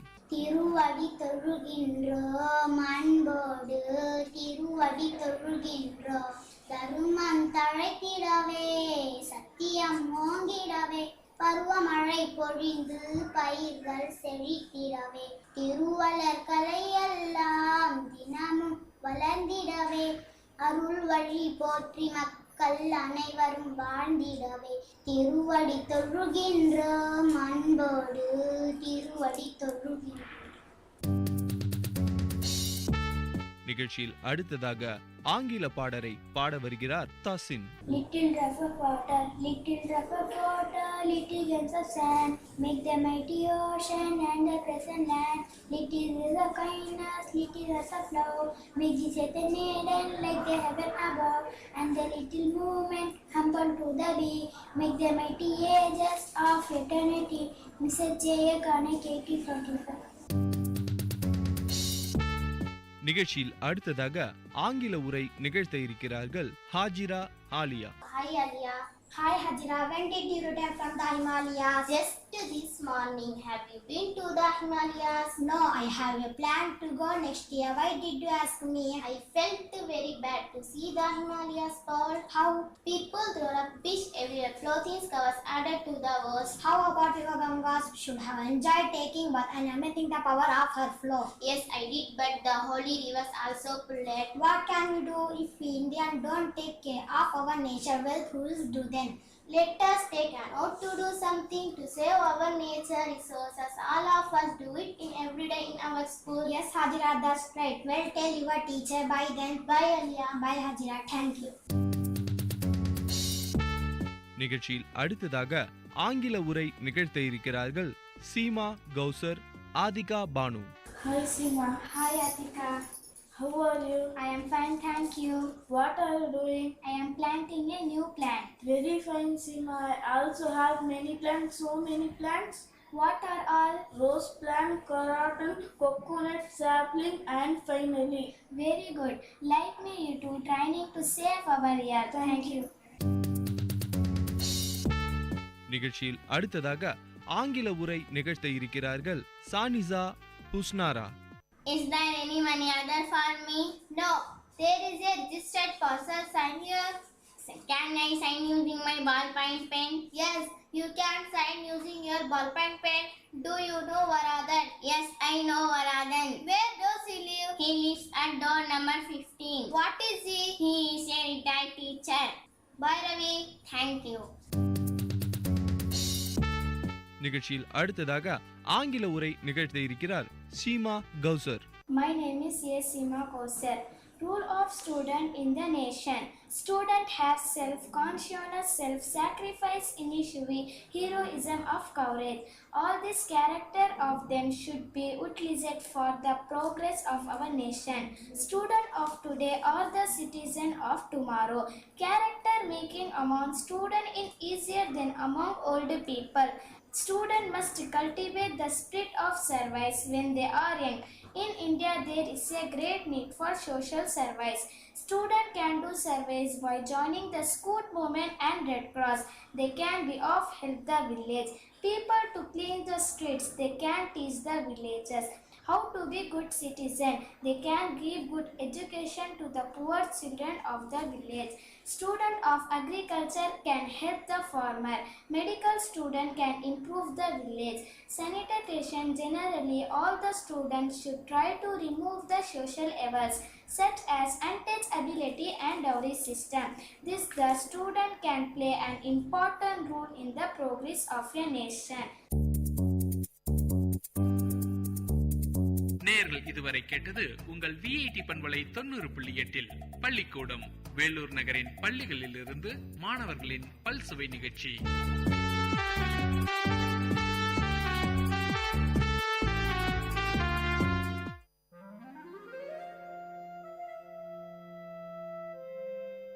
It's story time. In VIT Community Radio 90.8, you are going to listen to a short story written and narrated by Professor Pranesh Kumar, VIT University. Title of the story: The Changes of Time. Time, the fastest and cruelest magician, did not spare her. I gazed at her for a long time. Mashing betel leaf, preparing pan, she did not notice me. With great seriousness and much care, she opened a small box lying beside her. From it, she took a polythene bag and carefully unwinded it, took out a pinch of tobacco, and crushed it along with other ingredients. 70% of her hair has lost its color. My curiosity about her grew more and more. As I sat there, inhaling the fresh smell of pan, I must talk to her, I said to myself. I got up and found a suitable place beside her. She smiled at me with her toothless gums, while her hands were busy rearranging the contents in the pan box. The skin of her arm seemed coarse like the epidermis of an old tamarind tree. She herself was like an old tree that had witnessed many springs and summers. Dressed in a white saree and without a blouse, she looked like a typical old woman from South Tamil Nadu. Each time she moved her head, her heavy pampadums, these are nothing but ornaments meant for the ear, moved to and fro rhythmically. She must not have felt the unease, used as she was to those two pampadums from her early teens. They were huge pieces of gold ornament, different shapes, cubes, circles, triangles, and horseshoes closely packed with the usual wax stuffing. She could often be seen seated on the veranda of that old house with tiled roof. Nobody knew her name. People called her member's wife since her husband became a panchayat member. Being the senior most person in the area, people from the surrounding area called her great grandma in respect. She lived with her younger son's family. We both gazed at each other until I broke the ice by asking her about the tattoo on her arms. She had tattooed the picture of a peacock across her biceps. The peacock had lost its vigor as the skin that supported it has withered. For a fraction of a second flashed across my mind the modern tattoos that movie artists and DJs have on them. I asked her the intention behind her tattooing and why a peacock. She opened her mouth carefully, holding her head upwards so that the pan from her mouth did not spill. Son, while we live, we earn many things and lose many things. But we can never take anything to the grave except this tattoo. She stressed that none could snatch it away from her. Saying this, she carefully spat out the pan juice. I was taken aback by the philosophical attitude she had for a simple tattoo. Her immediate and sharp answer was impressive, but her reply to my next question was only a stale smile. It was about her age. Might be she did not know her exact age, or she did not wish to reveal it. I don't know for sure. I did not question her anymore, but she started talking. She murmured the names of Tamil months: Thai, Margari, Pankini, Chittirai. It will rain today, she said to herself. She must have observed the casual smile and expression on my face. She continued, I am sure it usually rains on the final day of Mandakiyat festival. It's a local temple festival of South Kanyakumari, but only if the deity is pleased. She seemed to have memorized the dates of local festivals and the names of local deities. Soon she was interrupted by her daughter-in-law approaching her with a tumbler of tea. Placing the tea beside her mother-in-law, she disappeared into the house. Spitting out the remaining pan from her mouth, the great-grandma stared into the tea for a while. With a deep sigh, she lowered her voice to speak again. Today's women are indolent. They don't know the pleasure of working. They enjoy only staring at the television for hours together. When we were young, we never had the time to stare at anything. We took great pleasure in working for the family. During harvest season, my husband and I used to join the workers to make things easy. He worked hard till his end. There was a great pause. We used to work in full swing throughout the season. During the tamarind season, I buried myself in hectic work.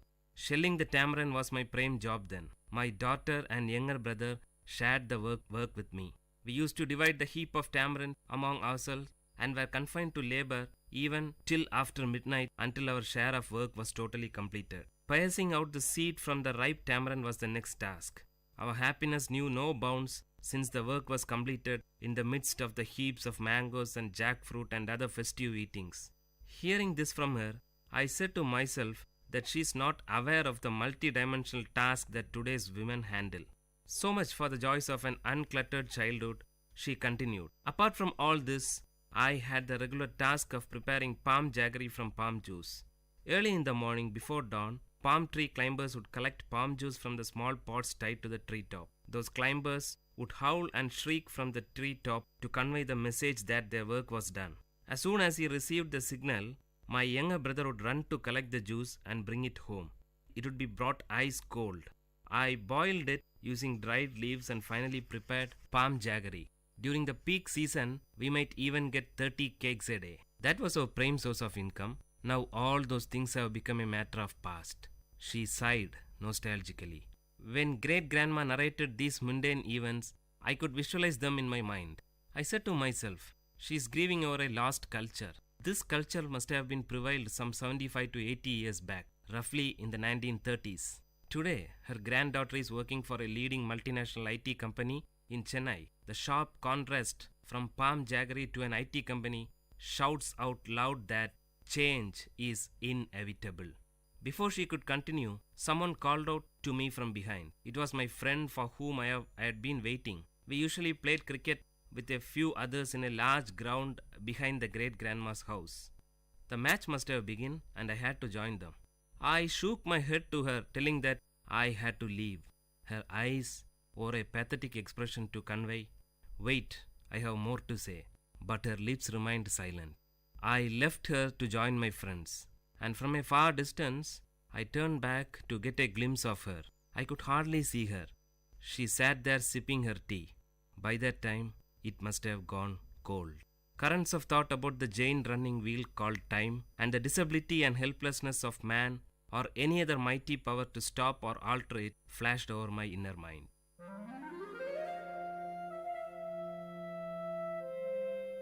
Dear listeners, you had listened to a short story written and narrated by Professor Pranesh Kumar, VIT University, in VIT Community Radio 90.8.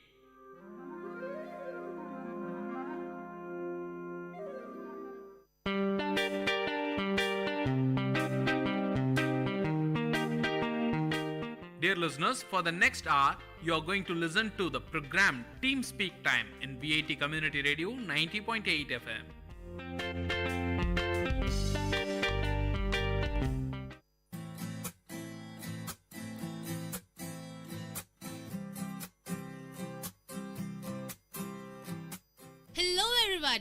Hello everybody, आप सुन रहे हैं VIT community radio 90.8 FM और ये है आपका brand new show learning German. मैं हूँ आपकी होस्ट श्राव्या और मैं हूँ आपका होस्ट एंड दोस्त हिमांशु मंघानी।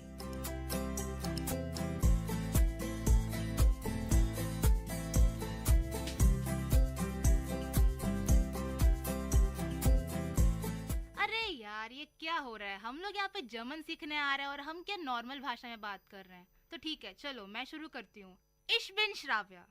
ओह, तुमने अगर जर्मन में खुद को इंट्रोड्यूस किया है तो मैं भी अपने आप को जर्मन में इंट्रोड्यूस करता हूँ। Ich bin हिमांशु मंघानी और मैं हूँ हिमांशु मंघानी। तो श्राव्या, आज हम क्या करने वाले हैं? भाई, हमने तो लास्ट शो में बोला था कि हम बहुत सस्पेंस लाने वाले हैं, तो इस शो तो बहुत थ्रिलिंग होने वाला है। तो आई गेस हम सीधा जाएंगे WH सेंटेंसेस पर। WH क्वेश्चन में ऐसा क्या थ्रिल है? अरे, तुम्हें कुछ पूछना है किसी से या कुछ बताना है तो तुम कैसे बताओगे? WH बिना यूज करके बताओ मुझे। WH बिना यूज करे कौन बता सकता है श्राव्या, बट इसमें ऐसा थ्रिलिंग क्या है? अरे, कुछ सीखना है, सीखने को मिलेगा, वही थ्रिल है। ओके, हम अप्रिशिएट करते हैं श्राव्या की पॉजिटिविटी को। लगता है लिसनर्स भी अच्छी तरह से इसको सुनेंगे, समझेंगे। और हमारा ये एपिसोड 4 जो कि क्वेश्चन टैग के ऊपर है, तो शुरू करते हैं। सबसे पहले हम छोटे छोटे शब्द, छोटे छोटे वर्ड्स आपको जर्मन में बोलना सिखाएंगे, जैसे कि where, from where, to where, why और ऑल, ये सारी चीजें। तो सबसे पहले वेयर। वेयर को क्या बोलते हैं श्राव्या? वेयर को बोलते हैं वो, WO, वो। राइट। सो वेयर को बोलते हैं वो। और फ्रॉम वेयर को? Where you're coming from, मतलब उसको हम बोलते हैं वोर, WOHRE, वोर। और टू वेयर को? वोहिन। अच्छा, ये थोड़ा मतलब पोएटिक टाइप है। वो जैसे वोयर था, फ्रॉम वेयर यानी वो हर, वो ही है, पर उसमें हमने हर और जोड़ दिया। It's WOHER। HRE Himanshu, HRE। अच्छा, मैंने गलत लिख रखी है स्पेलिंग। नहीं, वोहर है। ओके, मैंने स्पेलिंग गलत लिख रखी है, चूक हो जाती है। सही। और जैसा कि हम हमेशा बोलते हैं कि आप अगर बोलेंगे गलतियां करेंगे, बट गलतियों से ही आप सीखेंगे। और सच्ची जो गलती करके सीखता है इंसान, उसको जल्दी से जल्दी वो चीज ज्यादा समझ आती है और याद भी अच्छी तरह रहती है। हाँ, जैसे कि हम बोल रहे हैं, हमें याद हो रही है कि मैंने जैसे गलती अभी वो हर बोला। वो हर मतलब कुछ नहीं होता, वो हर। यही अब सही बोला मैं? हाँ, सही बोला। ओके, तो इसका मतलब है फ्रॉम वेयर। हाँ, और देखिए, गलती से मुझे याद आ गया हिमांशु का साई सी वाला मिस्टेक, मुझे अभी तक याद है। सही है। साई और सी, जी है वो, ना ही साई है। हाँ, जी। ना ही साई है, ना ही सी है, वो जी है। बढ़िया, काफी अच्छा चल रहा है। गुड। तो चलिए, अभी वेयर टू को हम वोहिन बोलते। वेयर टू को वोहिन, जैसे कि ये पूरा पीरियोडिक है। वेयर यानी वो, फ्रॉम वेयर वोहर, और where in to where. Right. Okay, cool. 3 शब्द सीख गए, बढ़िया। अरे यार, 3 से क्या, हम काफी नहीं है, और बहुत कुछ सीखना है हमें। हाँ, जरूर। चलो, अब वॉट को क्या बोलते हैं श्राव्या? वॉट को बोलते हैं वॉस। अरे, ये तो बहुत इजी है, बस थोड़ा वॉट है और ये वॉज है। वॉस भी इंग्लिश वर्ड है, ऐसे सोच लो। इंग्लिश में जो वॉज है वो जर्मन का वॉट है। बट भाई, हम लोग ना इंग्लिश और जर्मन को कंपेयर ना करें, वही बेहतर है, क्योंकि हम बहुत कंफ्यूज हो जाएंगे। सही है, बहुत कंफ्यूज हो जाएंगे, क्योंकि लैंग्वेज बहुत कंफ्यूजिंग होती है अगर तुम उसे एज इट इज रिलेट करोगे। इससे बेहतर है कि हम कुछ रियल लाइफ का कुछ एक्सपीरियंस लें और उससे रिलेट कर लें, तब हमारी काम बहुत आसान हो जाएगा। ओके, तो अगर मेरे को बोलना हो कि व्हाट आर यू डूइंग, उसको कैसे बोलेंगे? मैं बोलूंगी व्हाट मतलब वॉस, आर इज जिन, बिस्ट। ओके, बिस्ट दू, व्हाट वॉस बिस्ट दू।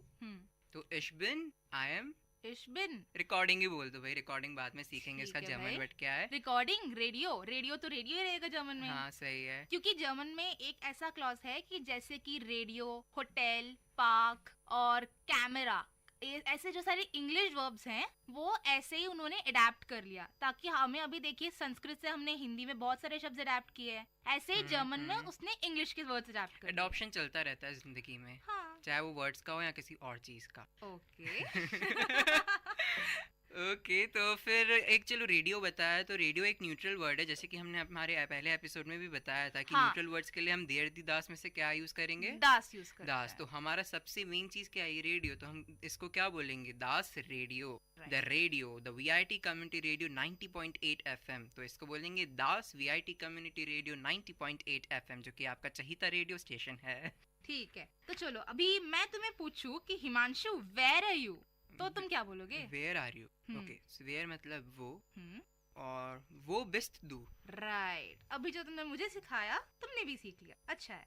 हाँ हाँ, सही है सही है। एक दूसरे को ही सिखाएंगे तभी सीखेंगे और तभी समझ पाएंगे और तभी इम्प्लीमेंट कर पाएंगे। एग्जैक्टली। और अभी मैं तुम्हें पूछूं कि what are you doing?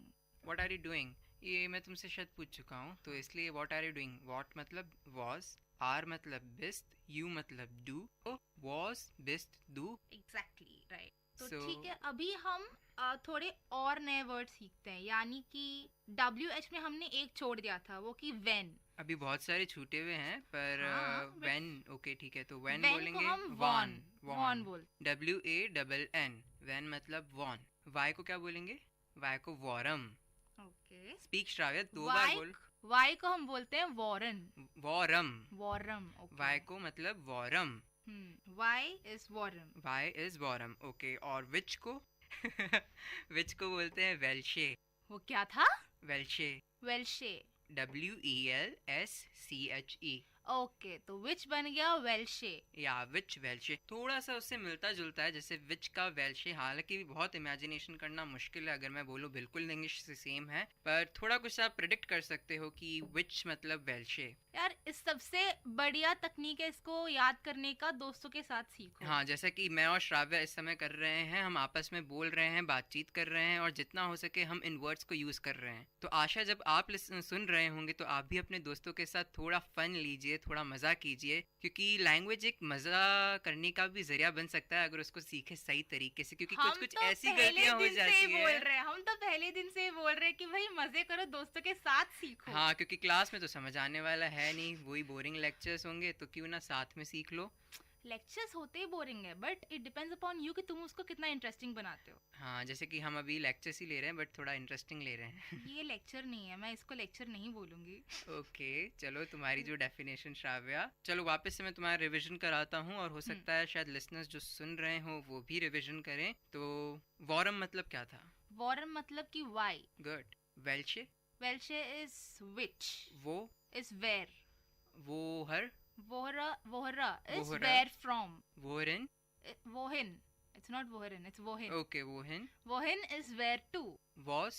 Was मतलब what. और ये मैंने अभी शब्द नहीं बताया है, वी को क्या बोलेंगे? WIE। WI को हाउ बोलेंगे। मतलब हाउ का मतलब हो गया वी, WIE वी। इसका एक नॉर्मल सेंटेंस भी है। तो मैं अभी बोलूंगी हाउ आर यू। हाँ, वी गेट्स। वी गेट्स, ये एक मतलब टैगलाइन समझ लीजिए। अब मैं अगर अपने रिस्पेक्टफुल पर्सन से बात करूंगा जो मुझसे बड़ा है, तो आई विल नॉट यूज वी गेट्स, मैं नॉर्मली यूज करूंगा कुछ दूसरा शब्द। उसके लिए हम नेक्स्ट एपिसोड में देखेंगे, बट आज के लिए अगर आपको अपने दोस्तों से या आपके जो नॉर्मल एज वाले, आपके जो एज वाले ग्रुप हैं, उनसे बात करोगे तो आप क्या बोलोगे हाउ आर यू को श्राव्या? वी गेट्स। वी गेट्स। तो अभी वी गेट्स। अच्छा, मैंने तुमसे क्वेश्चन पूछा, वी गेट्स। I am fine. तो इश बिन गुड। Okay, I am good. I am fine के लिए तभी हमें वर्ब नहीं पता, तो हम आई एम गुड बोलेंगे। तो इश बिन गुड। ओके, मैं और श्राव्य भी व्हाट्सएप पे बात कर रहे थे, तो फाइन का मतलब भी नहीं होता है, बट उसकी स्पेलिंग में थोड़ा डिफरेंस है। FIEN, right? या ग्रेट गुड श्राव्य। अरे नहीं, मैं कल जर्मन ऐसे कुछ वर्ड सीखने की कोशिश कर रही थी, तो मुझे ये सेंटेंस आ गया कि वी हाइस्ट डू। So how are you called? सही बोला मैं? How are you called? Heiz. That's nothing but what's your name? Yeah, what's your name in short? But Heizen का एग्जैक्ट मतलब होता है call. How you called means एक तरह से Heizen. बट अभी अपन मतलब बेसिक जर्मन सीख रहे हैं, तो अपन इतना टिपिकल नहीं जाएंगे, तो हम बोलते हैं वी हेज डू means how are you called. तो इश बिन हिमांशु, आई एम हिमांशु। और अगर आपको बिल्कुल उसकी टोन में रखना है जिस तरह से आप क्वेश्चन पूछा गया है, तो आप बोलेंगे आई हेज ए हिमांशु। सॉरी इश हेजे हिमांशु। हो जाता है। ओके, जैसे कि श्राव्या भी बोल चुकी है, एक मूवी से आता है इश सॉन्ग, बट इतना मूवी नहीं जाना है क्योंकि it's basically community radio. So next हम एक और शब्द है हु को क्या बोलेंगे? हु को हम बोलते हैं वेर, WER। वेर या वर? वेर। पक्का? हाँ। लॉक कर दिया जाए? हाँ। फ्रीज कर दिया जाए? कर दो। अभी अभी तुमने बोला कि हम कम्युनिटी रेडियो में हैं, तो केबीसी क्यों ला रहे हो बीच में? केबीसी अब क्या करे, लोग तभी जुड़ पाएंगे जब उनको उनसे जुड़ी चीज के बारे में थोड़ा बताएंगे, और केबीसी भी उनसे जुड़ी हुई चीज है, तो फ्रीज लॉक्ड ऐसे शब्द है जो वो कुछ ज्यादा जल्दी सुन पाएंगे, समझ पाएंगे और हमें भी अप्रिशिएट करेंगे, आई बिलीव। कंग्रेचुलेशंस, आपने 1 करोड़ जीत लिया। आय हाय छोड़ो ये इंजीनियरिंग, कौन करे अब ये इंजीनियरिंग? 1 करोड़ आ गया, बस छोड़ो इंजीनियरिंग। हाँ, मैं बस फैक्ट्री सेट कर लूंगा, अब क्या, फिर कोई जर्मन सीख रहे हैं, जर्मन कंपनी में ही चले जाएंगे। बस मुझे पार्टनर बनाना मत भूलना। okay? जरूर जरूर यार, तुमसे ही तो मैं ज्यादा सीख पाया था जर्मन। चलो ठीक है, वापस आते हैं काम पे। चलो अब तुम मुझसे क्वेश्चन पूछो। ये कुछ शायद 9 वर्ड्स सीखे हैं अपन ने, तुम मुझसे पूछो क्या बोलते हैं उनको जर्मन में। अच्छा हिमांशु, अब ये बताओ कि वो को क्या बोलते हैं? वो को इंग्लिश में हम क्या बोलते हैं? वेयर। ओके। From where? वोर। वोर, ओके। To where? वोइन। वोहिन, राइट। अभी व्हाट? वॉस, राइट। हु? हु मींस वर, WER। फाइन, इट्स वो वर नहीं, इट्स वेयर। वेर, राइट। वेर, राइट। हाउ? वी गेट्स, ये कैसे भूल सकते हैं? ये तो टैगलाइन है, हाउ आर यू, वी गेट्स। और वाई? वाई मींस वॉरम तो व्हेन होता है, वाई मैं भूल गया यार, वापस बताओ। नहीं, वॉरम वाई ही होता है। okay. और वॉन वेन होता है। अच्छा, तो इसको ऐसे कर सकते हैं, वेन पहले W और N है, तो वॉन में भी W और N है लास्ट में, तो इसलिए वॉन इक्वल टू वेन, और वॉरम मींस वाई। अब ये बोल दो कि विच का क्या है? वेल्शे। वेरी गुड, वेल्शे। ये कैसे याद रख सकते हैं इसको, वेल्शे? विच पता नहीं यार, बहुत बार देख लिया तो याद है, तुम बताओ कोई ट्रिक हो तो। ठीक है, अब तक तो कोई ट्रिक याद नहीं है, अगर कुछ याद आ जाएगा तो अगले शो में बता दूंगी। जरूर जरूर। तो चलो अब थोड़े सेंटेंस से पूछ लेते हैं, मैं तुमसे कुछ क्वेश्चन पूछता हूँ और तुम बताओ इसका इंग्लिश में क्या मीनिंग है। ठीक है, स्टार्ट करें? हाँ। वी हेस्ट डू। वी हेस्ट डू, वी का मतलब है हाउ। गेस, so it's nothing but how are you. No, तो वी हेस्ट डू, हाउ आर यू कॉल्ड। अच्छा हाँ, सॉरी भूल गई। हाउ आर यू इज वी गेस, या सो हमने यू ऐड कर दिया, तो वी हेस्ट डू, how are you called. How are you मतलब वी गेट्स, स्पेलिंग इसमें GEHTS है, पर मैंने तुम्हें बोला वी हेस्ट डू। हेस्ट मैंने यूज किया है इसके इसमें, यानी HEI और फिर SS और फिर T। अरे वो हेस्ट नहीं है, वो हाइस्ट है। ओके, तो वी हाइस्ट डू। ओके, सो इट्स वी हाइस्ट डू, माय बैड। Your bad. और तुम मुझे अभी डांट रहे थे। मैं डांट नहीं रहा था यार, मैं तुम्हें समझा रहा था यार, डांटना अलग होता है। मुझे बहुत सुबह डांट पिटी थी। वो क्यों? पता नहीं, लेट हो गया था, टीचर ने बाहर निकाल दिया और फिर बाद में मेरे को बस हर रोज की कहानी है भाई, हर रोज की कहानी हो तो वी हेज डू, इसको मैं चाहूंगा तुम जर्मन में बोलो। ओके, मतलब इसका आंसर जर्मन में बोलो। वी हाइज डू मतलब हाउ आर यू कॉल्ड। तो I am called Shravya, so my name is Shravya, तो इश बिन श्राव्या, या फिर इश हाइजे श्राव्या। इश हाइजे श्राव्या। वो वुंस डू, वो वुंस डू इज वो मतलब where, so where are you working, क्योंकि वोन का मतलब है काम करना। नो, अर्बाइटे इज वर्क करना। हाँ, वोन्स तो मतलब स्टे, वेयर यू स्टे। हाँ भूल गई। जल्दी बताओ श्राव्या, तुम रहती कहाँ, लिसनर्स जानना चाहते हैं। इश वोना इन हैदराबाद। इश वोना इन हैदराबाद। हाँ। अभी तो तुम वेलोर में हो तो ठीक है भाई, मुझे घर जाने का मन कर रहा था, हैदराबाद बोल दिया। ओके, तो इश वोना इन हैदराबाद। हाँ। अभी मैं पूछती हूँ, रुको। चलो पूछ लो यार, तुम भी क्या याद रखोगी। वॉन कॉम्स डू, वॉन कॉम्स डू, व्हेन यू केम या when you are coming. Okay, ठीक है। तो इश कॉमे बाल्ड, बाल्ड मीन्स सून, तो आई कम सून। ओके, आई कम सून, क्योंकि अभी हम प्रेजेंट टेंस ही बात कर रहे हैं। यहाँ पे लिसनर्स को मैं 2 शब्द और बता दूं। बाल्ड का मतलब है सून, नॉट टकला, सून जल्दी आना। और स्पार्ट का मतलब है लेट। स्पार्ट का मतलब है लेट। स्पेलिंग बोलो। SPA उमलाउट T। उमलाउट क्या होता है? उमलाउट ऐसे होता है कि हम अगर जर्मन में किसी लेटर पे स्ट्रेस करना चाहते हैं तो हम उमलाउट यूज करते हैं। तो वो अभी हम आपको सुनाई में तो एक्सप्लेन नहीं कर सकते, तो आप इसको ऑनलाइन में देख सकते हैं, शायद आपकी कुछ मदद मिल जाए उमलाउट के बारे में। और जैसे कि अगर हेस्ट जो हमने बोला था उसमें डबल S को अपन उमलाउट से रिप्लेस करेंगे तो एक बीटा साइन होता है और उसके ऊपर 2 डॉट्स होते हैं, तो डबल S को रिप्लेस कर लेते हैं बीटा और डबल डॉट से जर्मन में। तो तुम चाहो तो HEI डबल ST बोलो या HEI बीटा T बोलो, इट्स द सेम थिंग. हाँ एग्जैक्टली. तो अभी चलो हम काम पे आते हैं. अब मैं पूछता हूँ arbeites du. arbeites du. arbeit का मतलब है काम करना. So do you work. तो अभी मैं बोलूंगी ich arbeite radio jockey. Okay, I work radio jockey. हालांकि थोड़ा टूटा फूटा है, हमें हाँ. बोलना चाहिए कि I work as radio jockey. हाँ, अभी But- एस को जब हमने क्या बोलोगे. अब इतना रहने दो टाइम के हिसाब से. बस तुम, क्योंकि हम पहले स्टार्टिंग से शो में बोलते हैं कि हम आपको पूरा तो नहीं सिखा पाएंगे, पर इतना सिखा पाएंगे कि अगर आपको कोई जर्मन बंदा आपसे कुछ आगे चल के बात करना चाहता है तो आप फिगर आउट कर लोगे कि वो क्या बोलना चाहता है, या वो फिगर आउट कर लेगा कि आप क्या बताना चाहते हो. अगर आपसे बोलें कि इश अरबाइते रेडियो जॉकी, तो वो सामने वाला समझ जाएगा ठीक है, मतलब आप रेडियो जॉकी की जैसे काम करते हैं. तो अभी मैं पूछूं कि वास मार्क्स दू. तो मतलब व्हाट यू डू. अब इसका मतलब हुआ व्हाट डू यू डू, क्योंकि मार्क्स तो माखन अपने देखा है कि वो बटर वाला माखन नहीं, माखन जो एग्जैक्ट है, मतलब कि मेक, आप क्या बना रहे हैं या क्या काम कर रहे हैं, मेक या फिर डू मार्क्स का मतलब होता है. So what do you make और what do you do? Okay, तो मैं बोलूँगा इश हो रे music. So I am making music. हो रे नहीं, तुमने मेरे को गलत को सही कैसे बोल दिया श्राव्या तुमने. हो रे का मतलब ये नहीं होता. हो रे का मतलब है to listen. या good, I am listening to music. इश हो रे म्यूजिक.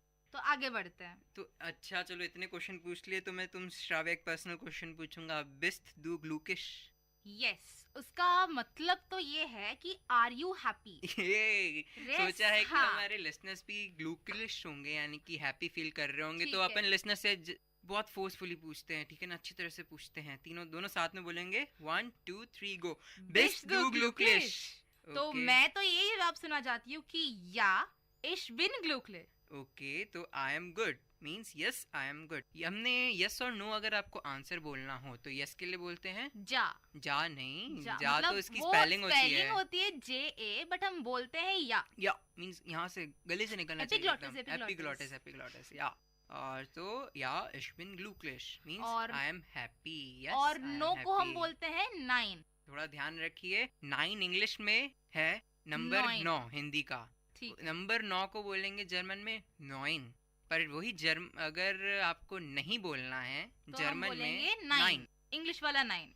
चलो वापस से रिवीजन करवाते हैं. वी हिस दू, इसको पहले इंग्लिश में बताओ क्या है इसका मतलब. वी हिस दू, इट्स नॉट हिस हिमांशु, तो वापस बोल रही हूँ हाइस दू. Okay, so what are you called. So इश how are you called. Sorry, how are you called और व्हाट आर यू कॉल्ड, तुम्हारा जवाब तो एक ही होगा कि तुम्हारा नाम क्या है.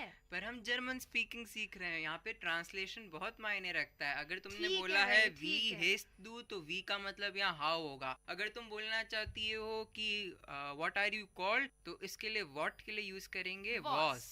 तो वॉज हिस दू, पर हम बोलेंगे वी हिस दू. मान ली हार, मैंने मान ली. ich bin glücklich, I'm happy. तो ठीक है, तुम्हारा जवाब मैं दे देती हूँ. इश हाइसर श्राव्या. इश हाइसर श्राव्या. डांके श्राव्या. बाइटर हिमांशु. ओके, सो वो वोंस डू. वो वोंस डू. Where do you live. Where do you stay और वेयर डू यू लिव. तो इश वोना इन हैदराबाद. ओके, वॉन कोम्स डू. When are you coming, right. और व्हेन यू कम. और व्हेन डू यू, हमने आपको पहले ही बोल दिया हम प्रेजेंट टेंस पे रह रहे हैं, तो हम प्रेजेंट या प्रेजेंट कंटिन्यू सिंपल प्रेजेंट में हम कंसीडर करेंगे एज ऑफ नाउ. तो अभी मेरा जवाब होना चाहिए इश कॉमा स्पार्ट. स्पार्ट इज लेट. या इश कॉमा बाल. बाल मतलब सून.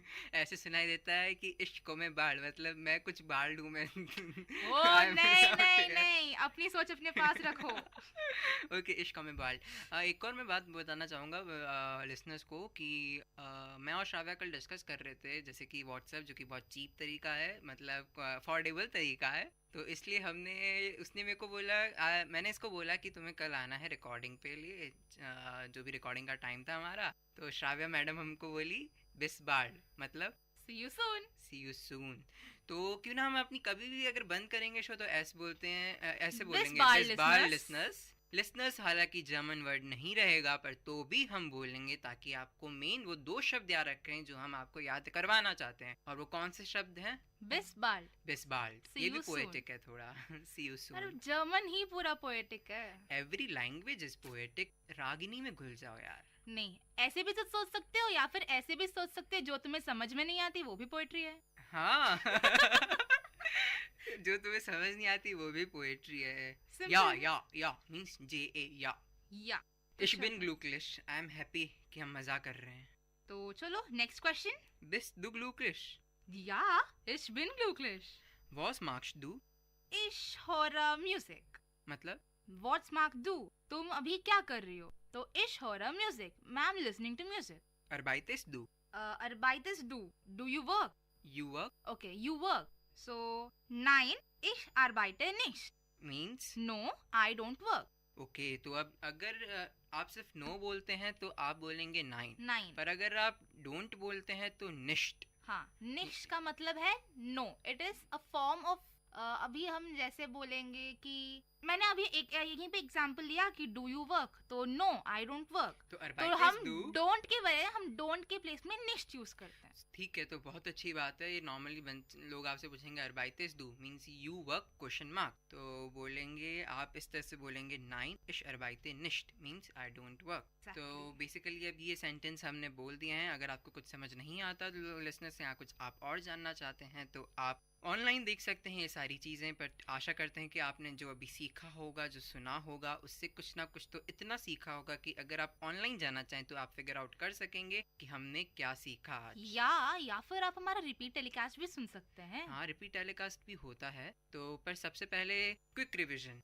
9 शब्द हमने सीखे आज. कौन से WH वाले और एक हाउ वाला. तो उसको क्या जर्मन में बोलते हैं, तो उसको 2 तरीके से हम अभी रिवीजन कराएंगे. श्राव्य पहले ऐसे करेंगे कि तुम मुझसे क्वेश्चन पूछो, मैं 2 बार उसको जर्मन में बोलूंगा और फिर मैं आपको वही शब्द जर्मन में बोलूंगा और आपको उसका हिंदी मतलब बताना है 2 बार. ठीक है. या फिर इंग्लिश में स्टार्ट करो. तो वेयर को क्या बोलते हैं? वेयर, वो. वेयर फ्रॉम, वोवर. वेयर टू, वोरन. ओके. और हु? वर. इट्स नॉट वर, इट्स वेयर. वेयर. और व्हाट? was. ठीक है. When? won. won. why? warm. how? we. हमने कुछ और छोड़ दिया. which. हाँ, which is welche. welche. welche. तो अब मैं तुमसे पूछता हूँ. where. वो. where. where from. when. where to. was. what यानी क्या. won. यानी कि when कब. we. यानी कि how कैसे. where. यानी कि who कौन. warm. यानी कि why क्यों. welche. यानी कि which कौन सा. ठीक है भाई. Ich bin glücklich. I am good कि तुम्हें कुछ तो समझ आया श्राव्या. कुछ तो नहीं, बहुत कुछ समझ आया. हाँ, ये तो पक्का हो गया क्योंकि मैं इतने आंसर्स नहीं दे पाया जितने तुम आंट वॉटन कर सकी. आंट वॉटन मतलब आंसर दे सकी. Ich bin glücklich. गुड. तो चलिए एक बार वापस से हो जाए. अब तो मैं सही तरह से बोल के बताऊंगा. ठीक है, तो शुरू. तुम मुझे ऐसे बोलो, तुम मुझे जर्मन में बोलो, मैं उसका इंग्लिश बोलूंगा क्योंकि जर्मन से English is very easy. Okay, तो इस बात का बताओ. welche. which. warm. when. no, why. वापस से दोहराती हूँ. warm. why. warm. why. why are you forgetting, Himanshu? I am sad. sad का वो हम नेक्स्ट क्लास में बताएंगे. तो अभी वो. where. woher. from where. wohin. to where. won. when. where. who. was. what. और क्या बच गया. we. how we get. how are you. ठीक है, आशा करते हैं कि आप सबने भी WH क्वेश्चन सीख लिए हैं. और ठीक है, this ich bin Shravya and ich bin Himanshu मंघानी और मैं हूँ आपका होस्ट एंड दोस्त हिमांशु मंघानी और आप सुन रहे थे हमारा brand new show learning German. और प्लीज प्लीज प्लीज सुनते रहिए VIT community radio 90.8 FM.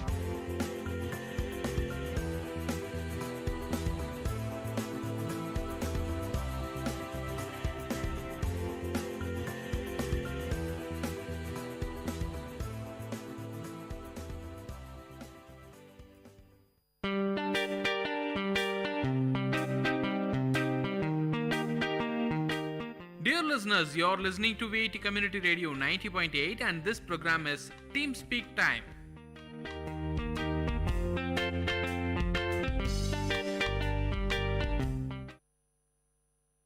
Hello, hi, Namaste VIT.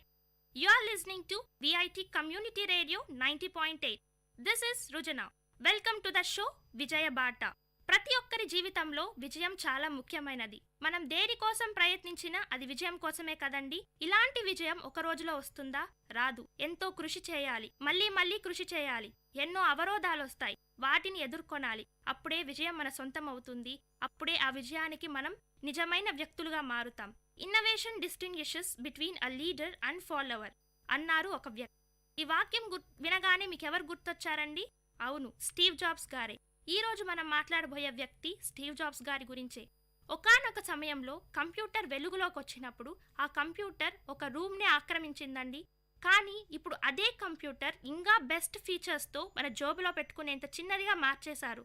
ఇదంతా ఒక్క రోజులో వచ్చిన విజయం కాదు, ఎంతో మంది చాలా కృషి చేశారు. అటువంటి వ్యక్తుల్లో స్టీవ్ జాబ్స్ గారు ఒకరు. స్టీవ్ జాబ్స్ గారు ఒక మంచి మనిషే కాదండి, వ్యాపారవేత్త, యాపిల్ వ్యవస్థాపకుడు, పర్సనల్ కంప్యూటర్ విభాగంలోనే విప్లవం తెచ్చిన మహామేధావి. యాపిల్ సృష్టించిన ప్రభంజనం యావత్ ప్రపంచానికే పాకేసింది. స్టీవ్ జాబ్స్ కృషి ఎంతో ఉందని ప్రపంచం కొనియాడుతుంది. ఇదంతా ఒక్క రోజులో వచ్చిన విజయం కాదండి, మళ్ళీ చెప్తున్నా. ఆత్మస్థైర్యం, దీక్ష, పట్టుదల, శ్రామికత ఇవన్నీ కలగొలిపితేనే వచ్చింది ఆ విజయం. మానవాళికి అద్భుత బహుమానం స్టీవ్ జాబ్స్ గారు. ఫిబ్రవరి 24, 1955లో శాన్ ఫ్రాన్సిస్కోలో జిందలీ అండ్ శబ్దలీలకు జన్మించారు స్టీవ్ జాబ్స్. ప్రతి ఒక్కరి కుటుంబంలో గొడవలు సహజం. ఇలానే ప్రేమించి పెళ్లాడిన జిందలీ అండ్ శబ్దలీ గారులకు కూడా గొడవలొచ్చాయి. కానీ ఆ గొడవలు ఎంత దారుణానికి ఒడిగట్టాయంటే వాళ్ళు స్టీవ్ జాబ్స్ గారిని అడాప్షన్కి ఇవ్వడానికి కూడా వెనుకాడలేదు. కానీ శబ్దలీ గారు చదువు అంటే మక్కువ కాబట్టి బాగా చదువుకున్న ఒక కపుల్కి అడాప్షన్కి ఇవ్వాలని నిర్ణయించుకున్నారు. ఈ రోజు మనం చూస్తున్నాం, ఎవరైనా పేరెంట్స్ పిల్లలు వద్దు అంటే డస్ట్బిన్స్ దగ్గర, ప్లాట్ఫామ్స్ దగ్గర వదిలేస్తున్నారు. కానీ ఈ కపుల్ చాలా దూరదృష్టి కలవారు. అందుకే స్టీవ్ జాబ్స్ ని పాల్ అండ్ క్లారా అని బాగా చదువుకున్న వ్యక్తులకు దత్తక్కిచ్చారు. పాల్ అండ్ క్లారా శబ్దలీ గారికి మాట ఇచ్చిన విధంగానే స్టీవ్ జాబ్స్ ని చాలా చాలా బాగా చదివించారండి.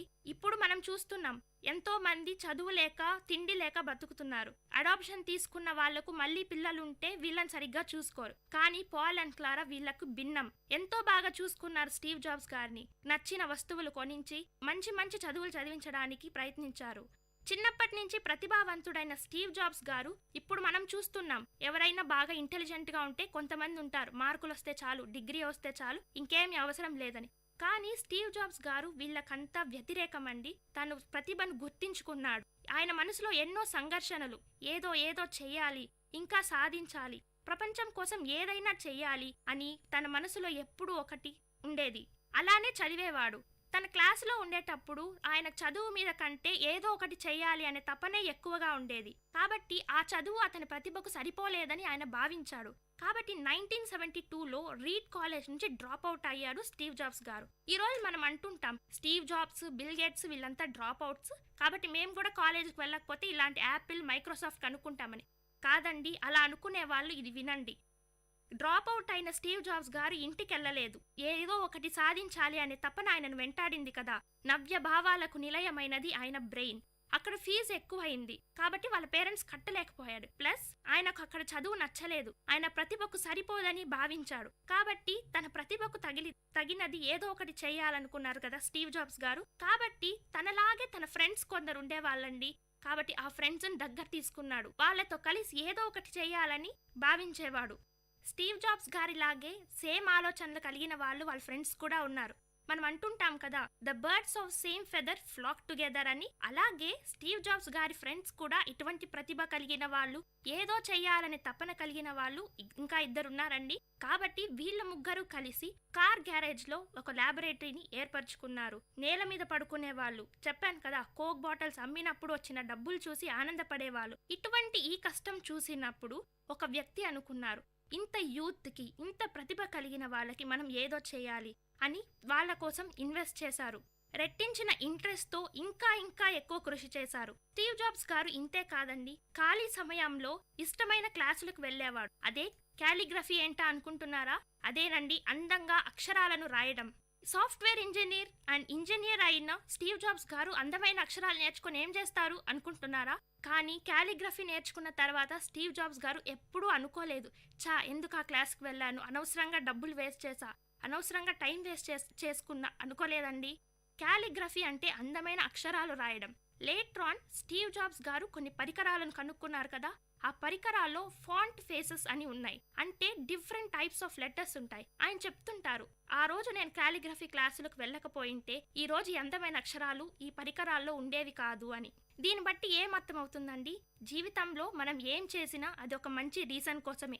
దేనికి ఎప్పుడు రిగ్రెట్స్ ఉండవు. మీరు తెలివిని సంపాదించుకున్నా, ఏమైనా విజ్డమ్ని సంపాదించుకున్నా అవి మనకు ఫ్యూచర్లో ఎప్పుడో ఒకప్పుడు యూజ్ అవుతాయి. కాబట్టి అందుకని మీరేమి టైం వేస్ట్ చేయడం, తాగడం, తిరగడం ఇలాంటివి కాదు. ఇలాంటి మంచి విషయాలను నేర్చుకోండి. ఇవి ఏదో ఒక పాయింట్ ఆఫ్ టైంలో మీ జీవితంలో యూజ్ అవుతాయి. ఇటువంటి చిన్న కార్ గ్యారేజ్ నుంచి బయటకు వచ్చిందే యాపిల్ కంప్యూటర్. మొదట్లో ఎప్పుడైనా తప్పులు సహజమే కదండి. ఈ యాపిల్ కంప్యూటర్లో కూడా కొన్ని తప్పులుండేవి. హరే రామ్ హరే కృష్ణ అని హిప్పీ కల్చర్ ఉర్రూతలూగిపోతుందండి. అలాంటి సమయంలో స్టీవ్ జాబ్స్ గారు అనుకున్నారు మనం కూడా ఏదో ఒకటి చెయ్యాలి అని. కానీ ఆయన వెళ్ళి అలా చేయలేదు. మంచి ఆహారం దొరుకుతుందని వారానికి ఒక్కసారి కిలోమీటర్లు మేర నడిచి లార్డ్ కృష్ణ టెంపుల్కి వెళ్ళి తినేవాళ్ళు. దీన్ని బట్టి అర్థమవుతుంది ఆయన రిలీజియస్గా కూడా ఒకచోటే డివియేట్ అవ్వలేదు. ప్రతి ఒక్కరిని గౌరవించడం స్టీవ్ జాబ్స్ గారి అద్భుత లక్షణం. అదే అంటారు కదండి, simplicity is the nature of great souls అని. ఇది నేను మొన్నెక్కడో ఎవరో స్టేటస్ అప్డేట్ చేస్తే అనుకున్నాను. అప్పుడు నాకు మొట్టమొదటిగా గుర్తొచ్చింది స్టీవ్ జాబ్స్ గారే. సైన్స్ పట్ల ఆసక్తి, అభిమానం, ఏదో చెయ్యాలని తపన, ఇవన్నీ ఒక్క రోజులో రాలేదండి. ప్రతి ఒక్కరి జీవితంలో ప్రతి ఒక్కరూ విజయం సాధించాలనుకునే వాళ్ళలో ఒక ఇన్స్పిరేషన్ అంటూ ఎక్కడి నుంచో వస్తుంది. అలాగే స్టీవ్ జాబ్స్ గారికి కూడా ఒక ఇన్స్పిరేషన్ ఒకటి చూసి ప్రభావితుడయ్యాడు. ఏంటా అని ఆలోచిస్తున్నారా? అదేనండి, స్టీవ్ జాబ్స్ గారు చదువుకునేటప్పుడు ఒక శీర్షిక ఉండేది, the last whole earth catalogue అని. ఆ శీర్షికను ఎప్పుడూ చదివేవాళ్ళు స్టీవ్ జాబ్స్. మనలాగా ఆ బుక్ ఈ బుక్ అనవసరమైనవి కాకుండా చాలా సెలెక్టెడ్ గా మంచి పుస్తకాలు చదివేవాడు. అదే అంటారు కదా, books are are best friends అని. అలాగే స్టీవ్ జాబ్స్ గారు కూడా దీన్ని మంచి స్నేహితుడిగా చేసుకున్నాడు. దాంట్లో ఉన్న విషయాలను తనలోకి తీసుకున్నాడు. ఒకనొకప్పుడు ఆ బుక్ ఆగిపోయిందండి. అప్పుడు బుక్ వెనక తిప్పి చూశాడు. దాన్ని చూసి చాలా మెస్మరైజ్ అయ్యారు స్టీవ్ జాబ్స్ గారు. అక్కడ ఉన్నది ఒక రోడ్డు బొమ్మ. దాన్ని చూసి ఆయన ఎంతగా ఆలోచించారంటే అప్పుడు అనుకున్నాడు, ఆకలితో ఉండండి, మూర్ఖంగా ఉండండి, కానీ మీ పట్టుదలను విడవకండి. అదేనండి ఇప్పుడు మనం కవర్ పేజెస్ పెట్టుకుంటాం కదా, స్టే హంగ్రీ స్టే ఫూలిష్. అది స్టే హంగ్రీ స్టే ఫూలిష్ అంటే అలా ఉండడం కాదు, రెట్టెంతించిన బలంతో పట్టుదలతో ముందుకు సాగాలి అని దాని అర్థం. స్టీవ్ జాబ్స్ గారు ఒకసారి ఇండియాకు వచ్చారు. ఇండియా అంటే ఎంత కల్చరల్ గా, ఎంత సైంటిఫిక్ గా ఎంతో ముందుకు ఉంటుందని స్టీవ్ జాబ్స్ గారు భావించారు. ఇక్కడికి వచ్చిన తర్వాత పువర్ పీపుల్ ని చూశాడు. పావర్టీని చూసి చలించిపోయారు స్టీవ్ జాబ్స్. ఇంత హై ఎక్స్పెక్టేషన్స్ ఉన్న ఇండియాలో ఇలా ఉండడం ఏంటి అని చాలా బాధపడ్డాడు. మనసులో ఏదో తపన, సాంకేతిక విజ్ఞానంతో ఇండియాని ఇంకొంచెం పెద్దగా చేయాలి అని అనుకున్నాడు. Every drop of ocean starts with a single drop అన్నారు మదర్ తెరెసా గారు. ఇదే ఈయన జీవితంలో కూడా ఉంది. ప్రపంచాన్ని మొత్తం మార్చలేనేమో, కానీ నా అంత కృషి నేను చేయాలి అనుకున్నారు. ఇలా మనలో ఎంతమంది అనుకుంటున్నామండి? కానీ స్టీవ్ జాబ్స్ గారు అలా అనుకున్నారు. అతనిలో అద్భుత శక్తి జ్వలించింది. దీనికి కారణమే ఆయనను యాపిల్ సీఈఓగా చేసింది. కొన్ని కారణాల వల్ల యాపిల్లో ఉన్న తన ఫ్రెండ్స్ తో కొన్ని కారణాల వల్ల ఆయన బయటకు వచ్చేయాల్సి వచ్చింది. కానీ తను పెంచి పోషించిన యాపిల్ కంపెనీయే అతని బయటికి తరిమేయడంతో స్టీవ్ జాబ్స్ గారు చాలా కుంగిపోయారు. కానీ ఆయన ఎప్పుడు బాధపడలేదు. ఆయనను మాత్రమే తొలగించింది యాపిల్, ఆయన తెలివిని, పట్టుదలను కాదు. అవే ఆయన బలం, అవే ఆయన సంపద. మార్కెటింగ్ లో దిట్ట అయిన స్టీవ్ జాబ్స్ గారు, ఆలోచించడంలో దిట్ట అయిన స్టీవ్ జాబ్స్ గారు తన ప్రతిభకు మెరుగులు దిద్దారు. యాపిల్ ని ఇంకొక సంచలనం చేయడానికి ప్రయత్నించారు. బయటకొచ్చాడు, నెక్స్ట్ కంప్యూటర్ కనుక్కున్నారు. ఇంతతో ఆగలేదండి స్టీవ్ జాబ్స్ గారు. అతని ఫ్రెండ్స్ జాన్ కాలే అనే అతను పెప్సీలో పనిచేసేవాళ్ళు.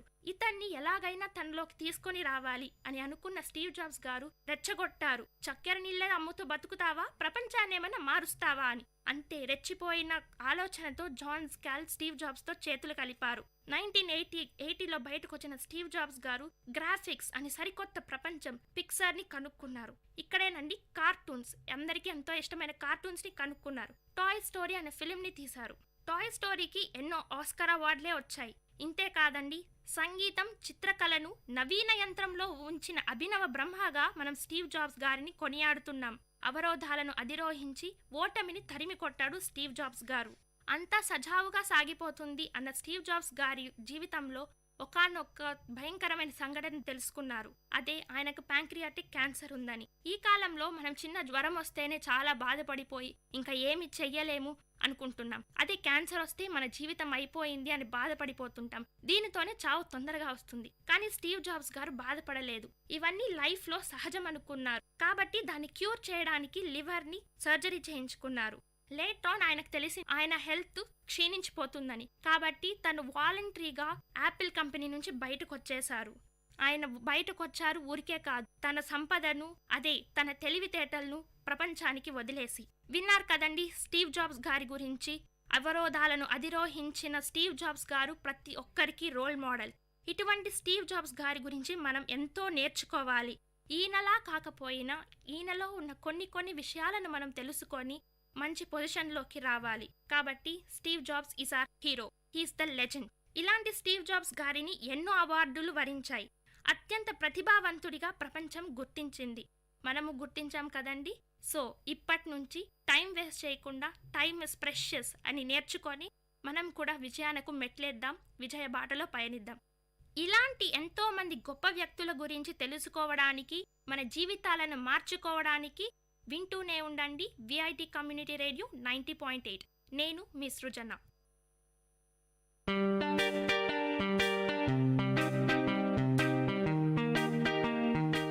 Dear listeners, you're listening to Vit Community Radio 90.8 and this program is Team Speak Time.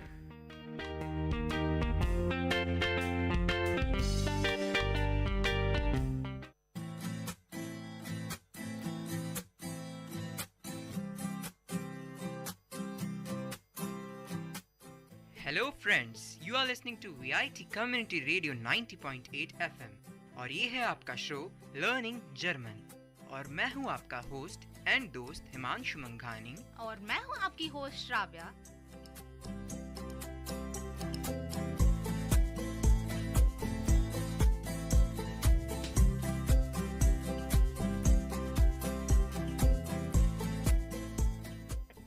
यार बहुत हो गया इंग्लिश और हिंदी. चलो I'll start in German. Hallo Freunde. Dies ist VIT Community Radio 90.8 FM und ihre Zohjorte Learning German. Ich bin Himanshu मंघानी und ich bin Shravya. Okay, तो हमने जो पहले हिंदी और इंग्लिश का मिक्सचर बोला था तो हमने उसको जर्मन में बोला. हमने बोला कि this is VIT community radio 90.8 FM, मतलब this is VIT community radio 90.8 FM. और फिर बाद में हमने बोला हियर इज ज़ोह्योर लर्निंग जर्मन. सो ज़ोह्योरन मतलब to listen. You are listening to VIT learning German show. और इश बिन हिमांशु मंघानी मतलब मैं हूँ हिमांशु मंघानी. und ich bin श्राव्या मतलब and this is Shravya. Okay, तो देखिए अब धीरे धीरे हमने इंट्रोडक्शन तो तुम्हें बता ही दिया है. तो आज सबसे पहले हम क्या पढ़ने वाले हैं? सबसे पहले मुझे तो सुबह सुबह ये याद आ गया कि हम होंगे कामयाब. क्यों, ऐसा क्यों? ऐसे ही मतलब विल पावर बढ़ गया बहुत. तो तब मुझे याद आया कि भाई हमने तो अपने लिसनर्स को विल, शैल और ऐसे मॉडल वर्ब्स के बारे में तो बताया ही नहीं. तो ठीक है, आज सोचा हम आज मॉडल वर्ब्स कवर अप कर लेते हैं, यानी कि will, shall, like, would, might, may and all.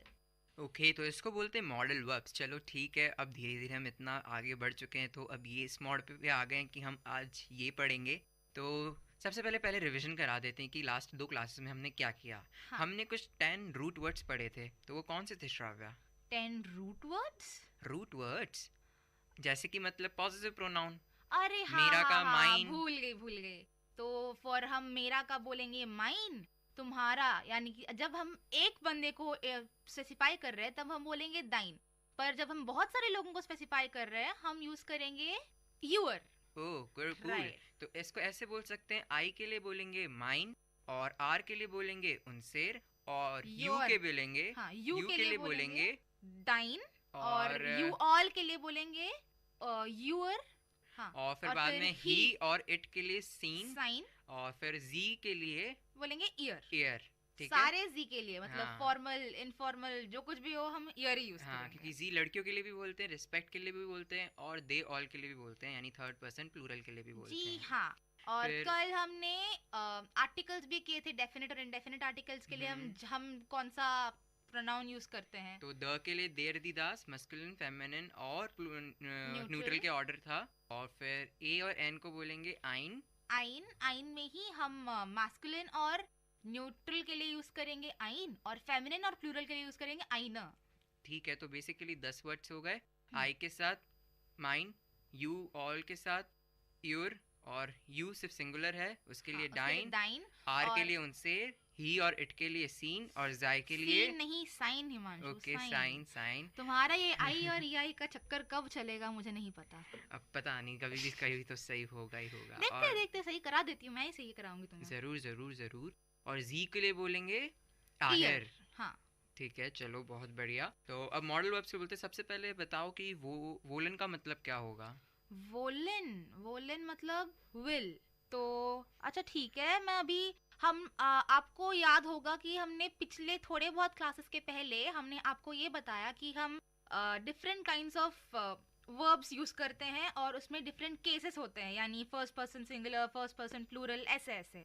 तो वापस से हम विल यानी कि वोलन एज इन जर्मन हम ऐसे ही करेंगे। तो अभी मैं इश के लिए बोलूंगी विल, डू के लिए बोलूंगी विल्स्ट, यानी कि विल में एस टी डालो, एर जी और एस उसमें भी बोलूंगी विल। वियर के लिए बोलूंगी वॉलन, यू रूट वर्ड को कोई छेड़खानी नहीं करेंगे, याद रख लेना भाइयों। और ईयर के लिए बोलेंगे वॉल्ट, और फिर जी के लिए बोलेंगे विल। ओके, तो मतलब कुछ इसको ऐसे ही याद करें ना, क्योंकि ये ऑर्डर तो हमेशा सेम ही रहने वाला है। हाँ। क्यों ना इनको याद ही कर लें, क्योंकि इसमें थोड़ा सा चेंज है। क्योंकि हमने बोला था कि जो थर्ड पर्सन सिंगुलर है ही, शी और इट, उसमें टी लगता है, हाँ। ये हटा के।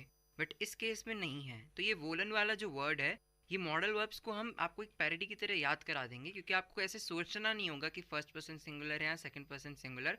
अगर आपको अपने आप ये शब्द एक जुगलबंदी में याद हैं, रटे हुए हैं, तो आप आगे चल के भी इन्वेंट कर सकते हैं, कुछ डिस्कवर कर सकते हैं किसी सेंटेंस में, और कुछ समझ सकते हैं उस सेंटेंस के थ्रू। हाँ, और लिसनर्स ने आपको ये भी बता दूं, हमने आपको पहले जब हम आपको वर्ब सिखा रहे थे, हमने आपको ये बोला कि अगर मैं लूंगी गेहन यानी टू गो, तो उसमें से मैं ईएन हटा दूंगी और मेरा गे बन जाएगा मेरा मॉडल, मतलब मेरा रूट वर्ड। सही एकदम। पर यहाँ पे ऐसा नहीं है। मैं यहाँ पे मेरा विल का मतलब है वॉलन, बट मैं वॉल यूज नहीं कर रही हूँ यहाँ पे, मैं विल ही यूज कर रही हूँ यहाँ पे। तो इसलिए इसका मतलब ये हुआ, इन शब्दों को याद ही कर लीजिए, क्योंकि ये बहुत ज़्यादा यूज होते हैं।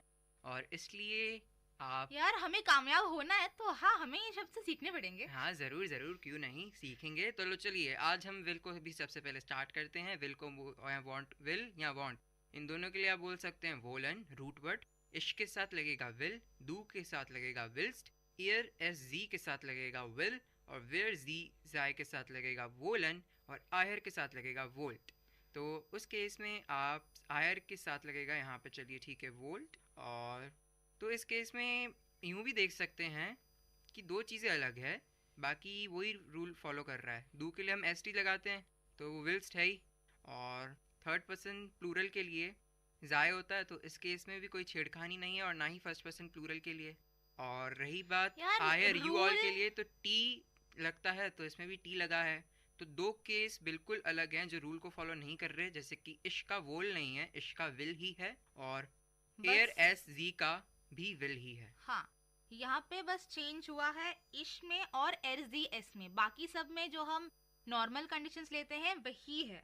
तो देखिए, एक ये चीज़ भी ऑब्जर्व करी है कि अगर आप इश, एयर, एस और जी के लिए बोलेंगे, तो ये जो 6 मॉडल वर्ब्स हम पढ़ने वाले हैं, उन सब में कोई चेंज नहीं होता, चारों के लिए एक ही है। जैसे कि वोलन के लिए विल है, तो इश विल, एर विल, एस विल, जी विल। और यही अगर आप कोनन बोलेंगे तो उसका कान है, तो इश कान, एर कान, जी कान, एस कान। ठीक है, कॉनन को तो बगल में रखो, अभी पहले विल का तो क्लैरिफाई कर दो। बट ये प्रिंसिपल अच्छा है काफ़ी, कि मतलब आप उसी ऑर्डर में तो याद कर सकते हैं जो आपके रूल है, पर मेन बेसिकली याद ये रखिए कि आई यानी कि जो फर्स्ट पर्सन सिंगुलर है और जो थर्ड पर्सन सिंगुलर है, उनके लिए एक ही यूज होगा। कहने का मतलब, एक बात बोलूं, तुम इतना ग्रामर ना तुम जितना रटोगे उतना ही मुश्किल हो जाएगा, तुम जितना प्रैक्टिस करोगे एग्जाम्पल्स लेके उतना ही तुम्हारे लिए आसान हो जाएगा।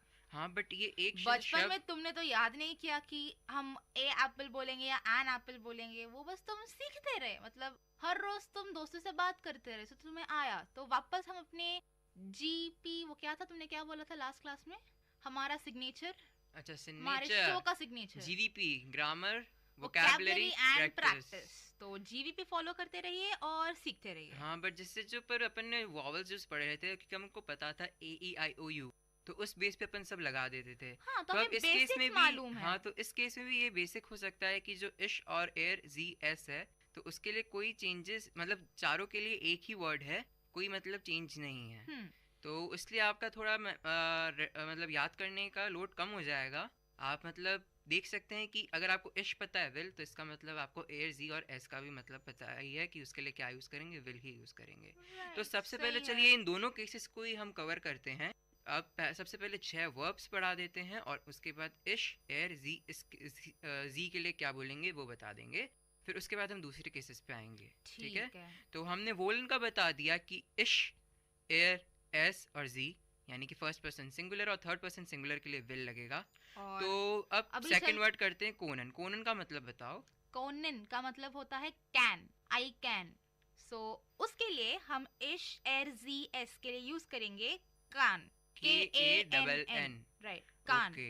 और मे और अलाउ को बोलेंगे डुरफन, ज्यूरफन। और उस केस में इश के लिए और एयर एस, हाँ, और म्योखन का मतलब है वुड लाइक टू। सो उसके लिए हम इश और एरजी एस के लिए यूज करेंगे म्योखे, मॉकटे, मॉकटे, मॉकटे, मॉकटे, मॉकटे, मॉकटे यूज करेंगे। और एक और है, कौन सा है जिसको हम बोलते हैं लाइक टू? लाइक टू, हाँ, मॉगन। नहीं, यहाँ पे सब यूजली कंफ्यूज हो जाते हैं। मॉगन का मतलब है लाइक, और जब हम बोलते हैं मॉकटेन, उसका मतलब है लाइक टू। मॉगन मतलब MOGEN। सो उसके लिए हम यूज करेंगे लाइक। अगर मैं बोलूंगी आई लाइक द बुक, सो मैं बोलूंगी इश माग दास बुक। और अगर मैं बोलूंगी would you like to have something, so वहां पे वुड यू लाइक टू, उस केस में मैं यूज करूंगी म्योकटन। हाँ, तो अब वापस से मैं आपको एक और बार मॉडल वर्ब्स रिवाइज करा देती हूँ। तो ठीक है, हमने अब तक क्या सीखा था, मैं आपको ये बोलूंगी कि इश एर जी एस के लिए हम कौन से वर्ब्स यूज करेंगे। तो वॉलन मतलब विल, उसके लिए हम यूज करेंगे विल। कैन के लिए हम यूज करेंगे कान, जिसका रूट वर्ड है कॉनन। और डुरफन मतलब कि मे और अलाउ, और सोलन मतलब शुड, मूसन मतलब मस्ट, मॉकटन मतलब वुड लाइक टू, और मागन मतलब लाइक टू। तो ठीक है, सबसे पहले 7 वर्ड्स के मीनिंग याद करा देते हैं। तो मैं तुमसे बोलूंगा, तुम उसका इंग्लिश बताना कि क्या बोलते हैं। ठीक है श्राव्या, तैयार हो? ठीक है 3, भाई, 2, 1, बोलते हैं। 0। वूलन, वॉलन। वॉलन मतलब विल। और कॉनन, कॉनन मतलब कैन। सोलन मतलब शुड। मॉकटन मतलब वुड लाइक टू। मूसन मतलब मस्ट। और डुरफन मतलब मे। मागन like, like to. Okay, cool. It's not मागन, इट्स मॉगन। ओके, तो अब ऐसे कर सकते हैं। वोलन के लिए क्या है जो हमने केसेस पढ़े हैं, विल। सोलन के लिए सोल, मूसन के लिए मूस, मॉकटन के लिए मॉकटे, हाँ, और डॉर्फन के लिए डार्फ, और कोनन के लिए कान, कान। ठीक है, कॉनन के लिए कान और सोलन के लिए शुड, सोल। और रही बात अब इस केस में डू पे आ जाते हैं, जो कि सेकंड पर्सन सिंगुलर है। तो उस केस में रूल वही लगेगा, ईएन हटा के एसटी लगाना है। बट एक जगह डिफरेंट है, जो कि है मोसन वाला केस, उसमें मुस्ट लग बोलेंगे, मूसन नहीं बोलेंगे। मुस्ट। तो एक ही इसका एक्सेप्शन है, बाकी वही रूल है जो हमने आपको पहले बता चुके हैं कि ईएन हटाकर एसटी लगाना है। तो वोलन का हो जाएगा वोल्स्ट, कोनन का हो जाएगा कोन्स्ट, सोलन का हो जाएगा सोल्स्ट, और डुरफन का हो जाएगा डार्फ्स्ट। और फिर रही बात मॉकटन की, तो उस केस में हो जाएगा मॉकटेस्ट, और मूसन, मूसन के लिए हो जाएगा मूस, मूस्ट। ओके, कोई इसमें एक्सेप्शन नहीं है, मैं शायद गलत बोल गया। नहीं है, क्योंकि यहाँ पे तुम okay. एसटी लगाओ, मूस में ऑलरेडी डबल एस है, तो तुम तीसरा एस तो लगाओगे नहीं, तो इसलिए वो बनेगा मूस्ट। ओके, तो काम अपना आसान हो गया। आपने 3 केसेस पकड़ लिए सिंगुलर वाले, जिसमें फर्स्ट पर्सन सिंगुलर और थर्ड पर्सन सिंगुलर के लिए एक ही शब्द यूज करना है, जो कि रूल से थोड़ा सा अलग है। और रही बात सेकंड पर्सन सिंगुलर की, मतलब डू की, तो उस केस में हमें एसटी ऐड कर दो। वही हमारा पुराना रूल। फर्स्ट पर्सन के लिए जो हमने वर्ड यूज किया उसके लिए एस टी ऐड कर दो, सिंपल। ठीक है, और अब थर्ड केस आ जाते हैं जो कि है हमारा थर्ड पर्सन प्लूरल और फर्स्ट पर्सन प्लूरल।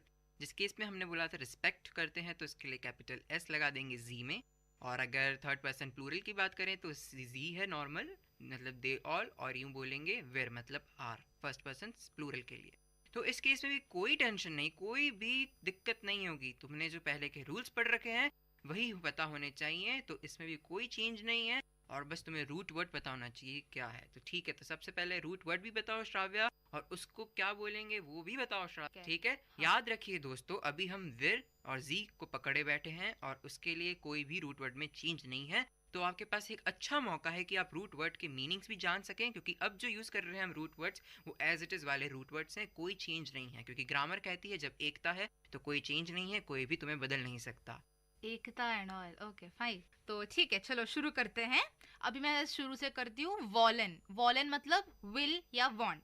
सो मैं इश और एस दी एस के लिए यूज करूंगी विल, डू के लिए यूज करूंगी विल्स, विर जी जी यानी कि सारे plurals, are and they all उनके लिए यूज कर, ईयर यानी कि यू ऑल उसके लिए मैं यूज करूंगी वॉल। श्राव्य ये बाद में करेंगे, अभी सिर्फ उस वाले केस को पकड़ो, विर जी और जाए वाले केस को, क्योंकि तुम्हें सिर्फ रूट वर्ड बताना और उसके मीनिंग बताना है। चलो ठीक है श्राव्या, तुम रहने दो, मैं ही स्टार्ट कर लेता हूँ, ठीक है? तो विर जी जी, विर मतलब वी, जी मतलब दे, और जी यानी कि एस जिसमें छोटा है मतलब यू विथ रिस्पेक्ट। अगर मुझे बोलना हो वी विल, यू विल और दे विल, तो मैं बोलूँगा विर वोलन, जी वोलन, जी वोलन। कॉनन के लिए बोलूँगा विर जी जी कोनन। और डुरफन के लिए बोलूँगा जिसका मतलब है मी और अलाउ। कहने का मतलब अगर मैं बोलना चाहूँ वी मे अलाउ तो विर डुरफन। अगर मैं बोलूँ शी मे अलाउ तो मैं बोलूँगा जी डुरफन, मतलब स्मॉल एस आई और ई, जी डुरफन। अगर मैं बोलना चाहूँ दे मे अलाउ तो उसके लिए बोलूँगा जी डुरफन। फ़र्क सिर्फ इतना सा है कि जो छोटा जी था, कहने का मतलब जिसमें छोटा एस था, जिसके लिए हमने बोला था शी, अगर उस छोटे एस में बड़ा एस कर दो यानी कि जी, तो वो हो जाएगा यू विथ रिस्पेक्ट, यानी अगर रिस्पेक्ट देना हो। Very simple. चौथा वर्ड सोलन। जोलन मतलब शुड। अगर मुझे बोलना हो वी शुड तो मैं बोलूँगा विर जोलन। अगर मुझे बोलना हो शी शुड तो मैं बोलूँगा जी जोलन। ठीक है, बहुत इजी है। जो वर्ड था वो रूट वर्ड बिल्कुल चेंज नहीं हुआ, जैसा कि मैं हमेशा बोलता आया हूँ कि एकता में रहो, तो इसलिए कोई चेंज नहीं है। अब आगे बढ़ते हैं। मूसन। श्राव्य, तुमने बताया था कि म्यूजन का मतलब होता है मस्ट, तो उस केस में अगर अपन बोलना चाहें वी मस्ट तो अपन बोलेंगे विर मूजन। अगर बोलना चाहें शी मस्ट तो क्या बोलेंगे? अरे भाई बहुत सिंपल है, मतलब जी मूजन। अब आगे बढ़ते हैं। मॉकटन मतलब वुड लाइक टू। अगर बोलें हम वी वुड लाइक टू तो क्या बोलेंगे? हम बोलेंगे विर मॉकटन। अगर हम बोलना चाहें शी वुड लाइक टू तो वो भी बहुत इजी है, सिंपल से बोल दो जी मॉकटन। तो अब तुम अच्छी तरह से समझ गई होगी श्राव्या, और मुझे लगता है हमारे लिसनर्स भी अच्छी तरह से समझ गए होंगे कि अगर विर जी जी वाला केस है, जो कि हम बोलते हैं एकता वाला, रिस्पेक्ट वाला, तो उसमें कोई भी छेड़खानी नहीं है, रूट वर्ड ऐसा का ऐसा ही रहेगा। तो अब मैं वापस से एक क्विक रिकैप दे देता हूँ जो हमारे लिसनर्स के लिए बहुत बहुत बहुत ही अच्छा होगा। कुछ भी मैं गैप नहीं दूंगा, सीधा वर्ड बोलूँगा, उसका मीनिंग बोलूँगा और कॉन्जुगेशन बता दूंगा। ठीक है, तो स्टार्ट करते हैं। 3, 2, 1 स्टार्ट। वोलन मीन्स विल या वांट। इश विल, डू विल्स्ट, एयर एस जी विल, विर जी जी वोलन, इहर वोल्ट। सेकेंड वर्ड कोनन। कोनन मीन्स कैन। इश कान, डू कांस्ट, एयर एस जी कान, विर जी जी कोनन, इह कोंट। अब आगे चलते हैं। थर्ड वर्ड डुरफन, विच मीन्स मे और अलाउ। इश डाफ, डू डाफ्स्ट, एयर एस जी डाफ, wir zizi dürfen ihr dürft। अब हम आगे बढ़ते हैं हमारे चौथे शब्द पर, यानी कि फोर्थ वर्ड, जो कि है sollen। sollen means should. So ich soll, du sollst, es sie soll, wir sollen, ihr sollt। Wonderful. Fifth word जो कि है म्यूजन। म्यूजन का मतलब must. I must, ich muss, you must, du musst, he, she और it must, इसको बोलेंगे sie, es muss। we must या फिर she must, उसको बोलेंगे wir sie müssen। you must, उसको बोलेंगे ihr müsst। अब आखिरी वर्ड जो कि बहुत सिंपल है, mockten, would like to, तो इसका कॉन्जुगेशन है ich mockte, du mocktest, es sie mockte, wir sie mockten, ihr mocktet। तो आशा है कि आपको अब सब समझ आ गया होगा और श्राव्या तुमको भी अच्छी तरह से समझ आ गया होगा कि मॉडल वर्ब्स क्या होते हैं और इनका यूसेज क्या है और इनका कॉन्जुगेशन किस तरह से होता है। 6 रूट वर्ड्स थे जो कि थे woollen, Conan, डुर्फन, Jolen, Musan, मॉक्टन। Woollen मतलब विल और वांट, कोनन मतलब कैन, डुर्फन मतलब मे और अलाउ, जोलन मतलब शुड, मूसन मतलब मस्ट, मॉक्टन मतलब would like to।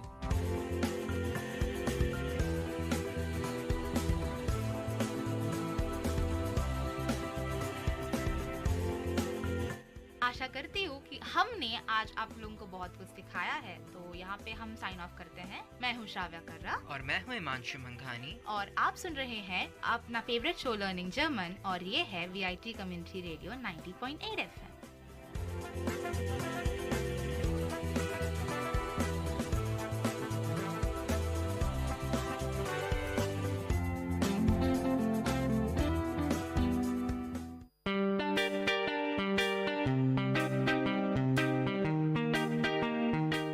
Dear listeners, you're listening to VIT Community Radio 90.8 and this program is Team Speak Time.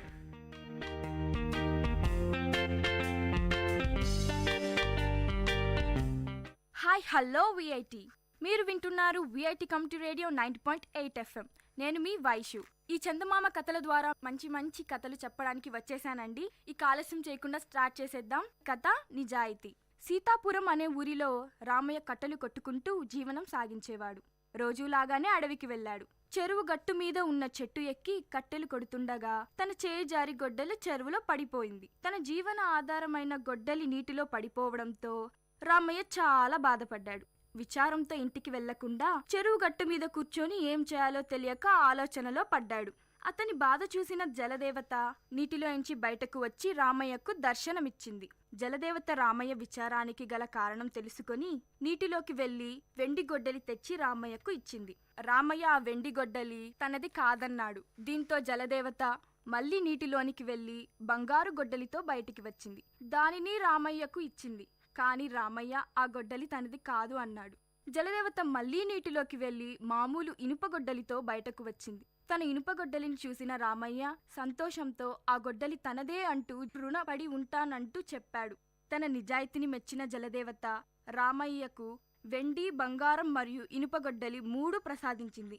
Ramayya సంతోషంగా ఇంటికి వెళ్ళాడు. రామయ్య జరిగిన విషయాన్ని తన భార్యతో చెబుతుండగా దొంగచాటుగా సీతయ్య విన్నాడు. సీతయ్య కూడా ఆ మరునాడు రామయ్య లాగానే అడవికి వెళ్ళాడు. సీతయ్య చెరువు గట్టు మీద ఉన్న అదే చెట్టును ఎక్కి కట్టెలు కొడుతూ కావాలనే తన గొడ్డలిని నీటిలో పడేశాడు. కావాలనే గట్టు మీద కూర్చొని గట్టిగా ఏడ్చాడు. ఇది చూసిన జలదేవత నీటిలోంచి బయటకు వచ్చి సీతయ్య బాధకు గల కారణం తెలుసుకుంది. దీంతో జలదేవత నీటిలోకి వెళ్లి ఇనుప గొడ్డలితో బయటకు వచ్చింది. కాని సీతయ్య అది తనది కాదంటూ అబద్ధం చెప్పాడు. దీంతో జలదేవత మళ్లీ నీటిలోకి వెళ్లి బంగారు గొడ్డలితో బయటకు వచ్చింది. బంగారు గొడ్డలి చూసిన సీతయ్య అది తనదే అంటూ ఆనందించాడు. నిజం తెలిసిన జలదేవత, మూర్ఖుడా, అతి ఆశ పడతావా? నిజాయితీగా బతకాలి. అంటూ కోపగించుకుంది. ఈ కథ ద్వారా మనకు ఏం తెలిసింది? అతి ఆశ పడకూడదు, ఇతరుల వస్తువులకు ఆశపడకూడదు, నిజాయితీగా ఉండాలి. అప్పుడు రామయ్యలా మనకు మంచే జరుగుతుంది. ఇంకా మంచి కథలు వినాలనుకుంటే వింటూనే ఉండండి విఐటి కమ్యూనిటీ రేడియో 90.8 FM. మీ వైషు.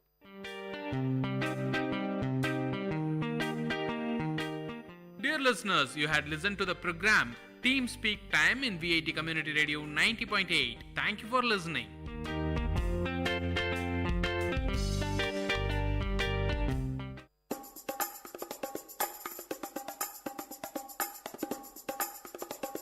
காரசாரம் விஐடி பண்பலையின் விவாத மேடை. ஆரோக்கியமான வாதங்களுடன், அன்றாட நிகழ்வுகளின் தரவுகளுடன், மக்களின் குரல்கள் ஒன்றிணையும் கருத்துக்களம்.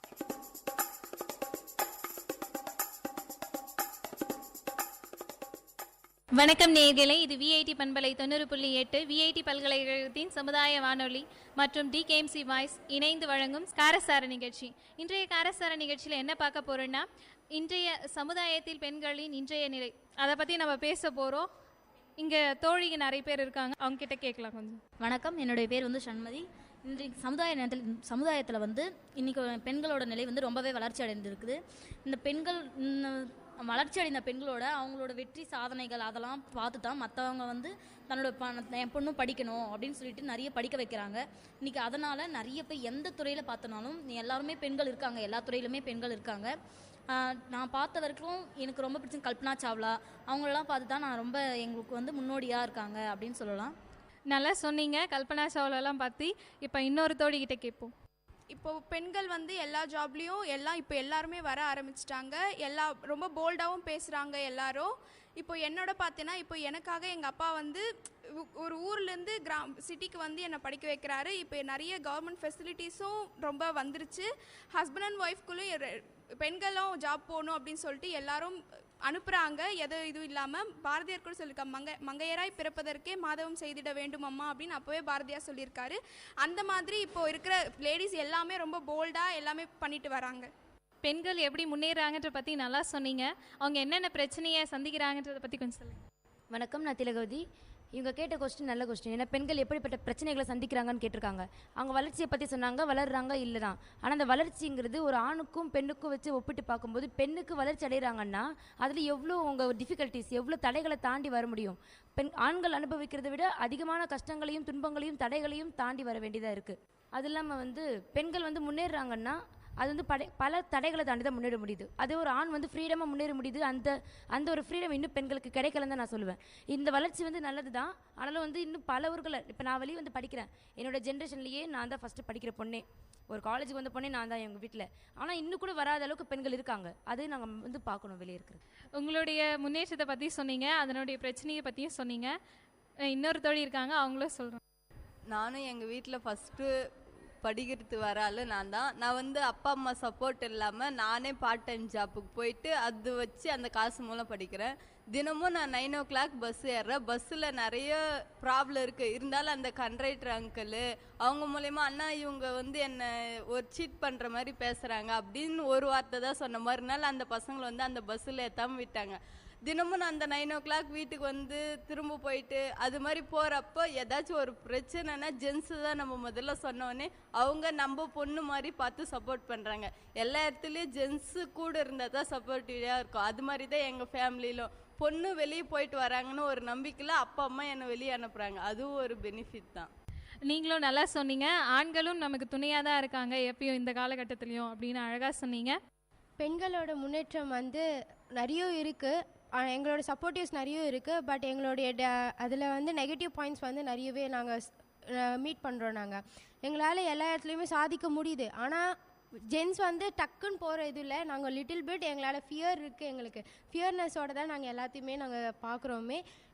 ஃபஸ்ட்டு எத்தோடனே போக முடியல, எதுலையுமே எங்களால் சாதிக்க முடியல அப்படின்னு நாங்கள் உடஞ்சி உக்காஞ்சிடாமல் எங்களுக்குள்ளேயும் சாதிக்கணுன்ற வெறி இருக்குது. ஆனால் வரதுக்கான தடைகள் வந்து அதுவும் நிறைய இருக்குது எங்களால். அந்த தடைகள் எல்லாம் எப்படிலாம் பார்த்தோம்னா நிறைய எங்களை வந்து டாமினேட் பண்ணுறதுனால சொல்லலாம். எங்களை வந்து உன்னால் சாதிக்க முடியாது, நீ படித்து என்ன பண்ண போகிற அப்படின்ட்டு பல பேர் எங்களை கொஷின் கேட்குறாங்க. நீ என்ன எப்படி இருந்தாலும் படித்தாலும் இன்னொரு வீட்டில் போய் நீ சமையல் தானே பண்ண போகிற, இதுக்கு போய் என்னத்துக்கு நீ படிச்சுன்னு அப்படின்னு சொல்கிறாங்க. எங்களாலேயும் முடியும், நாங்கள் சமைப்போம், உங்களுக்காகவும் நாங்கள் வீட்டுக்கு டெவலப்மெண்ட்டும் கொடுப்போம், ஆனால் இந்த நாட்டோட டெவலப்மெண்ட்லேயும் எங்களோட இருக்க முடியும்னுட்டு எங்களுக்குள்ளே இருக்குது. யாரும் எங்களை டாமினேட் பண்ணாதீங்க, எங்களாலேயும் முடியும். நல்ல எழுச்சிகரமாக பேசினாங்க. பெண்கள்லாம் இப்படி தான் இருக்கணும் அப்படின்றத பற்றியும் நல்லா சொன்னாங்க. அவங்க வந்து தடைகள் இருக்குது எங்களுக்கு அப்படின்னு சொன்னாங்க. அதை பற்றி மற்றொரு தோழியோட கருத்தை கேட்கலாம். என்னை பொறுத்தவரையும் தடைகள் கம்மியாக தான் இருக்குது. அந்த காலத்தில் கம்பேர் பண்ணும்போது இந்த காலத்தில் தடைகள் கம்மியாக இருக்குது. அந்த காலத்துலலாம் பெண்கள் வெளியே வரவே பயப்படுவாங்க. வெளி உலகம்னா என்னன்னு தெரியாது, வெளிவட்டம் எப்படி இருக்கும், வெளியூர் எப்படி இருக்கும், எதுவுமே தெரியாது. இப்போ நம்ம பெண்கள் வெளியே வராங்க, வெளி உலகத்துக்கு போகிறாங்க, நிறைய சாதிக்கிறாங்க. அந்தளவுக்கு நம்ம பெண்கள் முன்னேறி இருக்காங்க. அந்த காலத்தில் இந்த பெண்களுக்கெல்லாம் என்ன தெரியும், சமைக்க தெரியும், வீட்டில் இருக்க கொஞ்சம் வேலை செய்ய தெரியும். இந்த அளவுக்கு மட்டும்தான் அவங்க இருந்தாங்க. வெளி உலகம் எப்படி இருக்குன்னு எதுவுமே தெரியாது. இப்போ இருக்கிற பெண்கள் சமைக்கிறாங்க, வீட்டு வேலையும் செய்கிறாங்க, அதோட வெளியே வந்து நல்லா ஒர்க் பண்ணுறாங்க. அந்த வேலையெல்லாம் முடிச்சுட்டு ஒர்க் பண்ணிவிட்டு திரும்பியும் அந்த வேலையை கண்டினியூ பண்ணுறாங்க. அந்த அளவுக்கு முன்னேறி இருக்காங்க. அந்த காலத்தில் பெண்களுக்கு வந்து ஓட்டு போகிற உரிமையே கிடையாது. ஏன்னா அவங்க சிந்திக்க மாட்டாங்க, சிந்திக்கிற திறமை அவங்களுக்கு கிடையாது, தப்பாக ஒருத்தரை தேர்ந்தெடுத்துடுவாங்க. அதனால ஓட்டு போடுற உரிமை கூட கிடையாது. அந்தளவுக்கு சிந்திக்கிற தன்மை கூட இல்லாமல் இருந்த பெண்கள் இப்போ சிந்திக்கிறாங்க. யார் எது சொன்னாலும் எது கரெக்டு எது தப்பு அப்படின்ற சிந்திக்கிற அளவுக்கு உயர்ந்திருக்காங்க. அதுக்கு ஒரு எக்ஸாம்பிள் தான் ஓட்டு போகிற உரிமை இப்போ நம்மளுக்கு இருக்குது. சிந்திக்கிறது மட்டும் இல்லாமல் கல்வியிலையும் சரி, வேலை துறையிலையும் சரி எந்த அளவுக்கு முன்னேற்றம் அடைஞ்சிருக்காங்க நம்மளே டெய்லியும் ஒன்று பார்த்துட்ருக்கோம். இந்த ரிசல்ட் 10th 12th ரிசல்ட் வந்தால் கூட பெண்கள் தான் முதல் நிலையில் இருக்காங்க. அந்த அளவுக்கு முன்னேறி இருக்காங்க. பெண்களுடைய நிலை நிறைய அதிகரிச்சிருக்கு. அதுக்கு ஆண்களும் சப்போர்ட்டாக இருக்காங்க. ஆண்கள் சப்போர்ட் இல்லைன்னு சொல்ல முடியாது. யாரோ ஒரு சில ஆண்கள் தான் தவறாக இருக்காங்களே சரி, 100ல் 90% ஆண்கள் சப்போர்ட்டாக தான் இருக்காங்க. 10% தான் சப்போர்ட்டாக இல்லை. பெண்கள் முன்னேறத்துக்கு ஆண்களும் ஒரு காரணம் தான். அது மட்டும் இல்லாமல் அவங்களும் நிறைய முன்னேறிட்டு இருக்காங்க. நீங்களும் அழகாக சொன்னீங்க. கல்வி அரசியல் அதெல்லாம் முன்னேறி வந்துட்டாங்க, முன்பு இருந்து போல் இந்த காலத்தில் இல்லைன்றதை அழகாக சொன்னீங்க. நன்றி. அடுத்து வந்து நம்ம பெண்கள் முன்னேற்றத்தை பற்றியே பேசுகிறோம். பெண்கள் முன்னேறி சாதிச்சு காட்டின ஒரு சிலரை பற்றி நம்ம தெரிஞ்சுக்கலாம். வணக்கம், என் பெயர் வந்து சுமித்ரா. அந்த காலத்துலலாம் பார்த்தீங்கன்னா பெண்களை வந்து வெளியவே விட மாட்டாங்க. அடுப்புதும் பெண்களுக்கு படிப்பெதற்கு அப்படின்லாம் சொல்லுவாங்க. அதுக்கப்புறம் பார்த்தீங்கன்னா ஆனால் இந்த காலத்தில் பார்த்தீங்கன்னா பெண்கள் வந்து நிறைய தடைகள் வந்தாலும் அதெல்லாம் தாண்டி நிறைய சாதிக்கிறாங்க. ஃப்ளைட்டில் இருந்து ட்ரெயின் எல்லாமே ஓட்ட கற்றுக்கிட்டாங்க. இப்போ அழகாக பேசினாங்க. அந்த காலத்தில் படிப்பு இல்லை, இந்த காலத்தில் படிப்பு இருக்குது, பெண்கள் எவ்வளவோ முன்னேறி இருக்காங்க, பல படிகளை தாண்டி வந்திருக்காங்கன்றது அழகாக சொன்னாங்க. முன்னேறி வந்தவங்க, தடையை மீறி வந்தவங்க சாதிச்சு காட்டியிருக்காங்க. அந்த சாதனையை நிகழ்த்தியவங்களை பற்றி கொஞ்சம் நம்ம தோழிகிட்ட கேட்கலாம். இவங்க சொன்னாங்க சாதித்த பெண்களை பற்றி பேசணும்னு சொல்லிட்டு. எனக்கு ஞாபகம் வந்த ஃபர்ஸ்ட் பர்சன் இப்போ ஒரு நமக்கு ரீசெண்டாக தெரிஞ்ச மேரி காம் உங்களுக்கு தெரியும், ஒரு ஃபிலிம் கூட வந்தது அதை பற்றி. அவங்க வந்து எவ்வளோ தடைகளை வந்து ஃபேஸ் பண்ணி அந்த குத்துச்சண்டையில் வந்து அவங்க ஜெயிச்சிருக்காங்க. அத்தனைக்கும் வந்து அவங்க குத்துச்சண்டையில் வந்து பயிற்சி பெற்றுட்டு இருக்கும்போதே அவர் கோச் சொன்னாங்களாம், நீ இப்போ இந்த குத்துச்சண்டையில் வந்துட்டு ஸோ வந்து நீ இதிலே போயிடு, கல்யாணம்லாம் பண்ணிக்காத, இந்த மாதிரி நீ போகணும், அந்த மாதிரி அப்போ தான் வந்து உன்னோட அச்சீவ் பண்ண முடியும், நீ இந்த நாட்டுக்கு கோல்டு மெடல் வாங்கி கொடுக்கணும், அது மட்டும் தான் உன்னோட எய்ம், அந்த மாதிரி தான் சொல்லிட்டு இருந்தாங்களாம். ஆனால் இவங்க என்ன பண்ணாங்க, ஃபேமிலியும் வேணும், ஏன்னா இவங்க ஃபேமிலி வந்து கல்யாணம் பண்ணிக்கோ அந்த மாதிரி சொல்கிறாங்க. இப்போ இவர் கோச் இப்படி சொல்கிறாங்க, இவருடைய எய்ம் இப்படி போகிறது அப்படி போகிறதான்னு தெரியல அந்த பொண்ணுக்கு. ஆனால் அவங்க பிரேவாக முடிவெடுத்தாங்க, எப்படி என்னால் 2 லைஃபுமே என்னால் மேனேஜ் பண்ண முடியும்னு சொல்லிட்டு அவங்க கல்யாணமும் பண்ணிக்கிட்டாங்க, குழந்தைங்களையும் பெற்றுக்கிட்டு. அதுக்கேற்ற மாதிரி அவங்க ஹஸ்பண்ட் கொஞ்சம் சப்போர்ட் பண்ணாங்க, கொஞ்சம் இல்லை ரொம்பவே. அவங்க ஹஸ்பண்ட் சப்போர்ட் பண்ணாங்க. அழகாக அவங்க வந்து இப்போ நமக்கு கோல்டு அடிச்சு கொடுத்துருக்காங்க குத்துச்சண்டையில். அப்போ வந்து அந்த பெண் வந்து கஷ்டங்கள் அனுபவிச்சா, ஆனால் தன்னோட கோலையும் விடலை, தன்னோட எய்ம் அதை பற்றியும் அவள் நினச்சா. அது இல்லாமல் தன்னோட சுற்றுப்புறம் அது அவளுக்கு சப்போர்ட் பண்ணது. ஏன்னா அவள் வந்து கல்யாணம் பண்ணிட்டு போன குடும்பமும் அவளை சப்போர்ட் பண்ணது. அந்த சப்போர்ட் இல்லைன்னா அவரால் வந்திருக்க முடியாது. அவருடைய கணவர் தினமும் காலையில் இந்த நேரத்தில் நீ ப்ராக்டிஸ் போகிறேன்னா அவர் தான் வந்து எழுப்பி விடுவாரா, நீ எழுந்துரு சொல்லிட்டு குழந்தைங்கள அவளையும் எழுப்பி விட்டு அவளையும் வந்து பார்த்துக்கிற மாதிரி. இந்த மாதிரி சப்போர்ட்டிவான கணவர் இருந்தனால தான் அவளால் வந்து செய்ய முடிஞ்சது. இது நார்மலாக இருக்கிற பொண்ணால் செய்ய முடியுமானா ரொம்ப கஷ்டம். அந்த மாதிரி தான் வந்து நம்ம உலகம் வந்து நம்ம சுற்றுச்சூழலும் சமூகமும் நமக்கு எந்த அளவுக்கு சப்போர்ட் பண்ணுதோ அந்த அளவுக்காக நம்மளால் வந்து முன்னேற முடியும். அதுக்கு ஒரு பெஸ்ட் எக்ஸாம்பிள் தான் மேரி காம். அழகாக சொன்னீங்க. விளையாட்டுத்துறையில் ஒரு பெண் சாதிச்சிருக்காங்க, அவங்களுக்கு துணையாக இருந்தது ஒரு ஆண் அப்படின்னு அழகாக சொன்னீங்க. விளையாட்டுத்துறை மட்டும் இல்லை, எல்லா துறையிலும் பெண்கள் சாதிக்கிறாங்க. மற்ற துறைகளில் சாதித்த பெண்களை பற்றி கேட்போம். வணக்கம். ஒவ்வொரு பெண்ணோட வெற்றிக்கு பின்னாடியும் ஒரு ஆண் இருக்கிறாங்க தான். இதில் நம்ம முக்கியமாக இப்போ நம்ம தமிழ்நாட்டில் இன்னும் பார்த்துட்டோம்னா சேலத்தில் முதல் பெண் கலெக்டராக வந்து ரோகிணி ஐஏஎஸ் வந்திருக்காங்க. அவங்களால வந்து பல தடைகள் தாண்டி தான் வர முடிஞ்சுது. அவங்களோட எய்ம் என்னவோ அதை மட்டுமே அவங்க வந்து குறிக்கோளாக எடுத்துகிட்டு அவங்களால சாதிக்க முடியும். பெண்களால் டைவர்ஷன் ஆகி அவங்க எதுவும் போவாங்க அப்படின்லாம் சொல்ல முடியாது. அவங்களுக்குன்னு ஒரு குறிக்கோள் வச்சுக்கிட்டாங்க. அவங்களோட குறிக்கோளுக்குள்ளே இது வெற்றி கண்ண முடிஞ்சுது அவங்களால. இப்போது அவங்க வந்து அவங்களுக்கு குடும்பத்தில் வந்து நிறைய சொல்லியிருப்பாங்க, நீ எதுக்கு போகிற, உன்னால் ஒன்றும் வேணான்னு சொல்லிட்டு. ஆனால் அவங்க தைரியமாக இப்போ ஃபஸ்ட்டு எடுத்தோடனே அவங்க ஃபஸ்ட்டு கலெக்டராக போஸ்டிங் ஆன உடனே அவங்க போய் பார்த்தது வந்து கவர்மெண்ட் ஹாஸ்பிட்டலில் வந்து என்ன எப்படி இருக்குது ஃபெசிலிட்டியன்னுட்டு தான். பெண்களால் மட்டுமே தான் தொலைநோக்கு பார்வையாக யோசிக்க முடியும். எதில் எப்படியெல்லாம் பிரச்சனை வரும்னுட்டும் அவங்களால யோசிக்க முடியும். அதனால தான் ஃபஸ்ட்டு எடுத்தோடனே ஹெல்த்து முக்கியம்னு சொல்லிட்டு தான் அவங்க ஹாஸ்பிட்டலில் போயிட்டு எப்படி ஃபெசிலிட்டி இருக்குதுன்னு சொல்லிட்டு அவங்க பார்த்தாங்க. அதே மாதிரி போலி மது கடைகள்லாம் இருக்குது, அதெல்லாம் வந்து அவங்க இது பண்ணாங்க. எல்லாமே அவங்களால சாதிக்க முடிஞ்சுது. இப்போ ரோட்டில் வந்து வீட்டை எப்படி சுத்தமாக நம்மளால் பார்த்துக்க முடியும் அப்படின்னு சொல்லிட்டு ஒரு பெண்ணால் மட்டும்தான் யோசிக்க முடியும். அதனால தான் அவங்க வந்து 2 நாளைக்கு முன்னாடி கூட நம்ம நியூஸ் பேப்பரில் பார்த்துருக்கலாம், அவங்க ரோடெலாம் க்ளீன் பண்ணாங்க. அவங்களே ஒரு கலெக்டராக இருந்து அவங்களால ஆர்டர் மட்டுமே போடலாம், போய் க்ளீன் பண்ணுங்க அப்படின்னு சொல்லிட்டு. ஆனால் அவங்களால முயற்சி எடுத்து அவங்க வந்து அங்கே க்ளீன் பண்ணவே எல்லாராலையுமே அவங்க நம்ம ஏன் பண்ணக்கூடாது அப்படின்ட்டு ஒரு உணர்ச்சி வந்து அவங்களே க்ளீன் பண்ணாங்க. அந்த மாதிரி சாதிக்கக்கூடிய ஒரு இடத்த சுத்தமாக வச்சுக்கணும், ஒரு இடத்த டெவலப்மெண்ட்டில் கொண்டு வரணும் அப்படின்னு சொல்லிட்டு பெண்களால் மட்டுமே தொலைநோக்க யோசிக்க முடியும். அதுக்குன்னு மற்றவங்க யாராலையும் பண்ண முடியாதுன்னு சொல்ல வரல. ஃபஸ்ட்டு ஆனால் ப்ரிஃபரன்ஸ் வந்து நான் லேடிஸ்க்கு தான் கொடுப்பேன். தேங்க்யூ. பெண்களை பற்றி அவங்களுடைய தொலைநோக்கு பார்வை, அவங்களுடைய குறிக்கோள், லட்சியம் இதெல்லாம் நல்லா சொன்னீங்க. அவங்களுடைய முயற்சி, உழைப்பு அதை பற்றி அழகாக சொன்னீங்க. கருத்து சொல்கிறதுக்காக பல தோழிகள் நம்மக்கிட்ட இருக்காங்க. பெண்கள் எவ்வளோ தான் முன்னேறிட்டு இருந்தாலும் கிராமப்புறங்களில் பெண்கள் எல்லாம் ஹையர் ஸ்டடீஸ் பண்ணவே அவங்கள அலோவ் பண்ண மாட்டேங்கிறாங்க. அது ஏன்னே தெரியல. ஒரு பையன் வீட்டில் இருக்கிற ஒரு பையன் ஊர் சுற்றுற மாதிரி பெண்களால் அவங்க ஊரை கூட தெரிஞ்சிருக்க முடியாத அளவுக்கே அடக்கி வச்சுருக்காங்க. பெண்கள் இப்படி தான் அடக்கமாக தான் இருக்கணும் அப்படின்ற ஒரு கட்டாயத்துக்குள்ளவே பெண்களை வளர்க்குறாங்க. ஒரு பையன் 8 மணிக்கு 10 மணிக்கு வரானா அவனை எந்த கேள்வியும் யாரும் கேட்க மாட்டாங்க. ஆனால் ஒரு பொண்ணு ஒரு 6 மணிக்கு மேலே எங்கே வெளியே போயிட்டு வரணும்னாலே 1000 கொஸ்டின் பண்ணுவாங்க. எதுக்கு எடுத்தாலும் எந்த பிரச்சனை வந்தாலும் முதல்ல அந்த வீட்டில் குத்தம் சொல்கிறப்படுற ஒரு ஜீவன்னா அது பெண்ணால் மட்டும்தான். ஏதாச்சும் ஒரு பிரச்சனைனா கூட ஃபஸ்ட்டு எல்லாருமே தப்பு சொல்கிறது பெண்ணை மட்டும்தான். நீ ஏன் அவனை அப்படி பண்ண, அப்படி செய்ய சொன்ன, அப்படி வளர்த்த, இப்படி வளர்த்தனா. ஒரு பெண்ணால் எல்லாமே முடியும், தெரியும். அவங்களுக்கு எல்லாருமே தெரியும். அடுப்போதும் பெண்ணுக்கு படிப்பதற்குன்னு மட்டுமே சொல்கிறாங்களே தவிர அவங்க அந்த வேலையை மட்டும்தான் கரெக்டாக செய்கிறாங்கன்னு நினைக்கிறாங்க. ஆனால் அவங்க அதை மட்டும் செய்யலை. நிறைய விஷயங்கள் அவங்களுக்கு அவங்க இருந்தால் கூட எல்லா விஷயத்தையும் அவங்க தெரிஞ்சு வச்சுருக்காங்க. ஆனால் அவங்களால அந்த தெரிஞ்ச விஷயங்களை செயல்படுத்த முடியல. அதுக்காக எல்லா ஆண்களையும் குத்தம் சொல்ல முடியாது. அவங்க பெண்களோட உரிமைகள் என்னன்னு மதித்த ஆண்களும் இருக்காங்க. அதை அவங்களோட திறமைகளை வெளிக்கொண்டு வந்த ஆண்களும் இருக்காங்க. பெண்கள் வீட்டில் குழந்தை பிறந்ததுக்கு அப்புறமும் கூட பெண் குழந்தை பிறந்துச்சுன்னு சொன்னால் ஒரு சிலர்கிட்ட ஃபஸ்ட்டு அப்பாக்கெல்லாம் சந்தோஷமாக தான் இருக்கும். அதுக்கப்புறம் மற்றவங்க சொல்லுவாங்க பெண்ணுக்கு சீர் செய்யணும், வரதட்சணை தரணும் அப்படிலாம் சொல்லி இப்போவும் பெண்கள் அவங்களுக்கு வந்து இப்படி தான் இவ்வளோ கஷ்டம் இருக்குது அப்படின்றத மட்டுமே அவங்களுக்கு தெரிஞ்சு வச்சுருக்காங்க. அவங்கக்கிட்ட இருக்கிற நல்ல விஷயத்த வந்து வெளியே கொண்டு வரதுக்காக அவ்வளோ முயற்சிகள் எடுக்கப்படுறதில்லை. அது ஃபுல்லாக அவங்களால முடிஞ்சதை அவங்களுக்கு தெரிஞ்சதை வெளியே கொண்டு வரணுன்றதுக்காக நிறைய முன்னேற்பாடுகள் நிறைய ஹெல்ப் பண்ணணும் அப்படின்றது தான் என்னோட வேண்டுகோள். ஒரு பாயிண்ட் சொன்னீங்க, பெற்றோர்கள் எப்படி நம்மளை இது பண்ணுறாங்க. ஒரு பெண் குழந்தை பிறந்ததுலேருந்து அவள் இறக்குறவர்களையும் ஒரு பெண் எவ்வளோ பிரச்சனைகளை இது பண்ணுறா. ஒரு பெண்ணாக பிறந்தா எவ்வளோ, அதாவது ஒரு பெண் குழந்தை பிறந்துட்டாலே அப்படின்ற ஒரு வருத்தம் ஏற்படுது ஒரு பெற்றோருக்கு.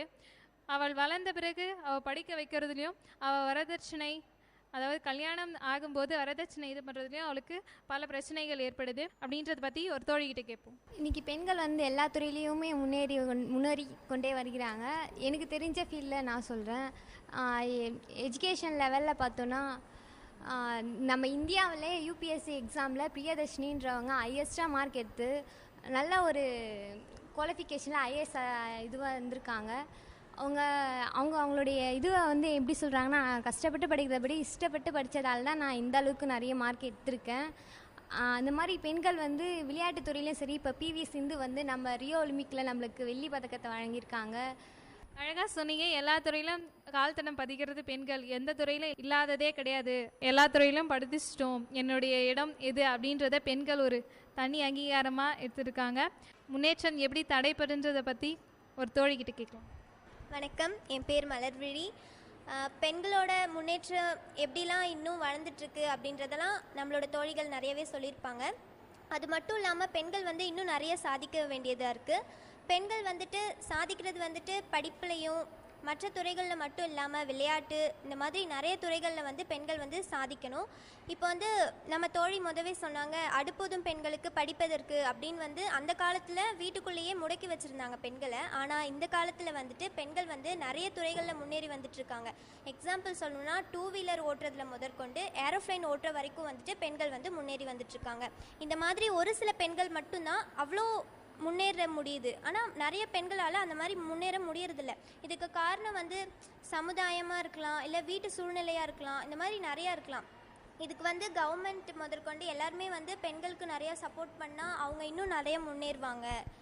அப்பயே பாடினாரு நம்ம பாரதியார், பட்டங்கள் ஆள்வதும் சட்டங்கள் செய்வதும் பாரினில் பெண்கள் நடத்த வந்தோம்னு. அந்த வரிகளுக்கு என்னங்க அவங்க அழகாக சொன்னாங்க. முன்னேறி கொண்டே இருக்கிற பெண்களை பற்றி கொஞ்சம் கேட்போம். வணக்கம், என்னோட பெயர் வந்து ரித்து. இப்போ பெண்கள் எவ்வளவுதான் முன்னேறிட்டே இருந்தாலும் பெற்றோர்கள் வந்து எப்படி பெண் முன்னேற்றத்தை பார்த்து பெற்றோர் வந்து பசங்களை வெளியே அனுப்பணும்னு நினைக்கிறாங்க. ஆனால் இருந்தாலும் பெண்களை வெளியே அனுப்பும்போது அவங்களுக்கு கொஞ்சம் பயம் ஏற்படுது. இருந்தாலும் அவங்கள தனியாக அனுப்புறது அப்படி இருந்து கூட எங்கள் வீட்டில் வந்து என்னை எந்த ஒரு இதுவாக இருந்தாலும் அனுப்புவாங்க. எதுக்குமே வேண்டாம் அப்படின்னு சொல்ல மாட்டாங்க. உன்னால் முடியும், நீ போய் எல்லாத்தையும் செய் அப்படின்னு சொல்லி அனுப்புவாங்க. ஒரு தடவை எக்ஸிபிஷனுக்காக திருப்பத்தூர் போயிருந்தோம். அங்கே போயிட்டு திருப்பி வர நைட் 8 o'clock ஆச்சு. அந்த நிமிஷமும் எங்கள் பெற்றோர்கள் வந்து என்னை பற்றி நினச்சி பயந்துட்டு தான் இருந்தாங்க, எப்போ வீட்டுக்கு வருவாங்க அப்படின்னு நினச்சி. அந்த பயத்துலேயும் தான் பொண்ணு வந்து எல்லாத்தையும் செய்வா, எல்லாத்தையும் கற்றுப்பா அப்படின்னு அவங்க அந்த நினப்பில் வந்து அந்த பயத்தை கொஞ்சம் போக்கிக்கிட்டு அப்புறம் வந்து என்னை வீட்டுக்கு கூட்டிகிட்டு போனாங்க. பெண்களின் தாரக மந்திரம் வந்து என்னால் முடியும், என்னால் மட்டுமே முடியும்னு அழகாக சொன்னாங்க. பெண்களின் முன்னேற்ற பற்றி நம்மளுடைய தமிழ் ஆசிரியர் அவங்களுடைய கருத்தை கேட்க. வணக்கம், என்னுடைய பெயர் பேராசிரியை சி சசிகலா. இப்போ பெண்கள் முன்னேற்றம் அப்படின்னு பார்க்கும்பொழுது நிறைய சொல்லலாம். இப்போது முன்னாடி ஒரு 100 ஆண்டுகளுக்கு முன்னாடி பார்த்தோன்னா பெண்கள் வந்து ரொம்ப ஒரு பின்தங்கிய நிலையில் இருந்தாங்க. இன்றைக்கி பார்த்தோன்னா நிறைய துறையில் வந்து பெண்களுடைய முன்னேற்றத்தை வந்து பார்க்க முடியுது. இங்கே பெண்கள் இல்லாத துறையே கிடையாது. அந்தளவுக்கு பெண்களுடைய முன்னேற்றம் இன்றைக்கி இருக்குது. அதற்கு காரணம் என்ன அப்படின்னு சொன்னால், முதல்ல வந்து ஒரு குடும்பம் வந்து நினச்சாதான் அந்த பெண்கள் வந்து படிக்கிறதுக்கோ இல்லை வேலைக்கு போகிறதுக்கோ வந்து எதுவாக இருக்கும். அந்த குடும்பம் வந்து நினைக்கல அப்படின்னா அந்த பெண்களுடைய முன்னேற்றம் சொல்ல முடியாத அளவுக்கு இருக்கும்.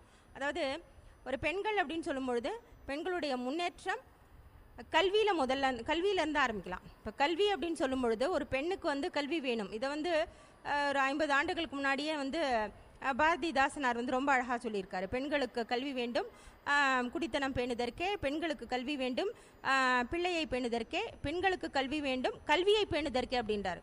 ஒரு கல்வியை காப்பாற்றுவதற்கு வந்து யார் வந்து பொறுப்பு அப்படின்னா பெண்கள் தான். அதனால் பெண்கள் வந்து முதல்ல கல்வியில் வந்து முன்னேறணும். அவங்கள வந்து குடும்பம் வந்து ஊக்குவிக்கணும். அவங்க வந்து மேலே அதாவது ஒரு டிகிரி, இப்போ வந்து பார்த்தோன்னா நிறைய குடும்பங்களில் பார்த்தோன்னா ஒரு டிகிரி போதும், முடிச்சிடலாம், பெண்களுக்கு வந்து திருமணம் செஞ்சிடலாம் அப்படின்ற ஒரு நிலை வந்து நிறைய குடும்பத்தில் இருக்குது. அந்த நிலை மாறணும். பெண்கள் வந்து அவங்க காலையிலே வந்து நிற்கிற அளவுக்கு அவங்களுக்கு வந்து ஒரு தொழிற்கல்வி, அவங்களுக்கு வந்து அந்த கல்வியை கொடுக்க வந்து முன்வரணும். அந்த அடிப்படையில் வந்து பார்த்தோன்னா கல்வி வந்து முதலாவது. அடுத்து பார்த்தோன்னா வேலைக்கு போகணும். பெண்கள்லாம் வந்து வேலைக்கு போய் பொருள் ஈட்டணும். அப்போ தான் இருக்கிற பொருளாதார ஏற்றத்தாழ்வுகளை வந்து சரி செய்ய முடியும். தம்மாலான உதவிகளை வந்து குடும்பத்தின் மூலமாக சமுதாயத்திற்கு அப்படி கொடுக்க முடியும். அதனால் கல்வி, பொருளாதாரம் இது இரண்டிலுமே ஒரு பெண் வந்து உயர்ந்திருந்தால் தான் அவள் குழந்தைகளை வந்து மிகச்சிறந்த முறையில் வந்து அவள் பராமரிக்க முடியும், நல்லா வளர்க்க முடியும். அதனால் கல்வி, அடுத்தது பொருளாதார நிலை, இதெல்லாம் வந்து ஒரு சிறந்த ஒரு முன்னேற்ற பாதையை வந்து பெண்களை அழைத்து செல்லும் அப்படின்றதில் மாற்று கருத்தில்லை. அடுத்து பார்த்தோன்னா ஒரு சமுதாயம். அந்த சமுதாயம் அப்படின்னு பார்க்கும்பொழுது பெண்ணுக்கு திருமணம் செஞ்சோன்னு நிறைய பேர் வீட்டில் வந்து திருமணத்துக்கு பிறகு படிக்க வைக்கலான்னு பாதியில் வந்து நிறுத்திடுறாங்க.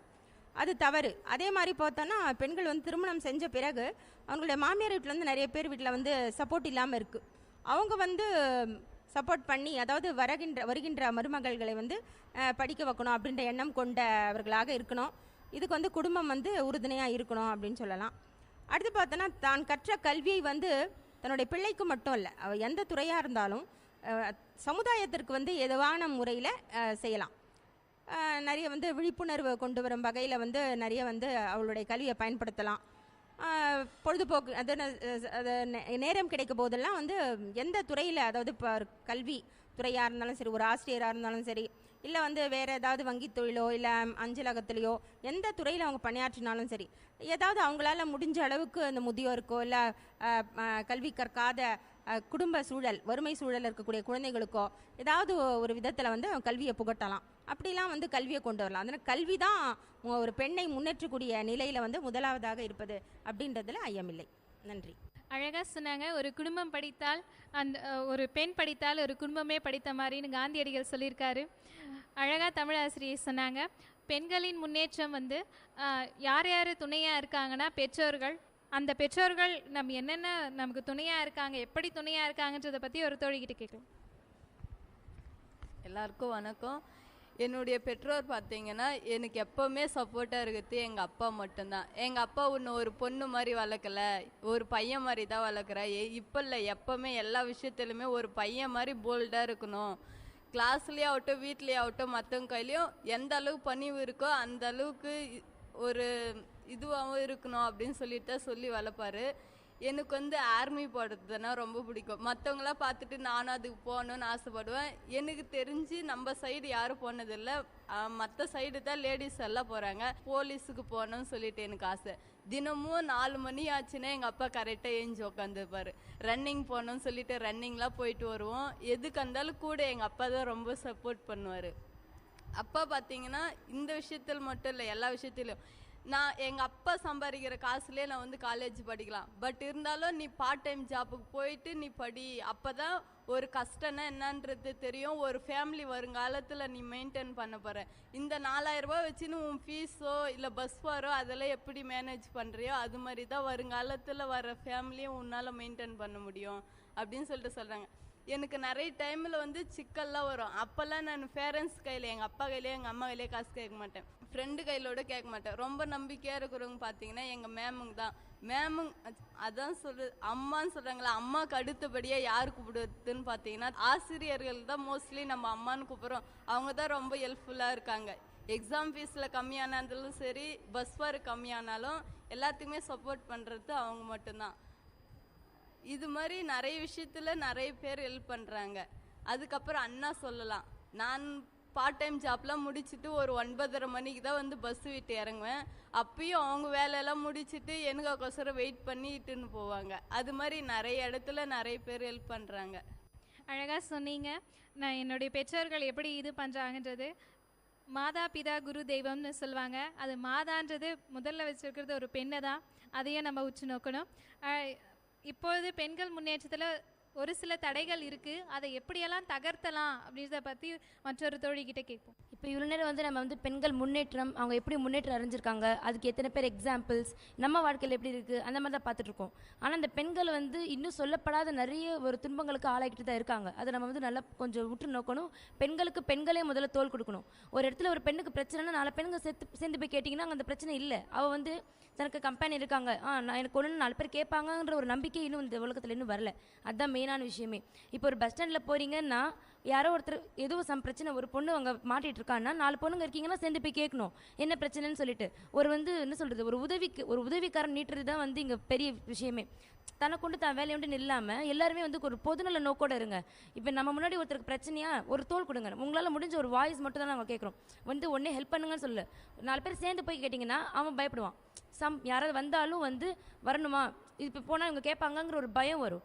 அந்த ஒற்றுமை வேணும். ஒரு பெண்களுக்கு பெண்களே முதல்ல தோள் கொடுக்கணும்.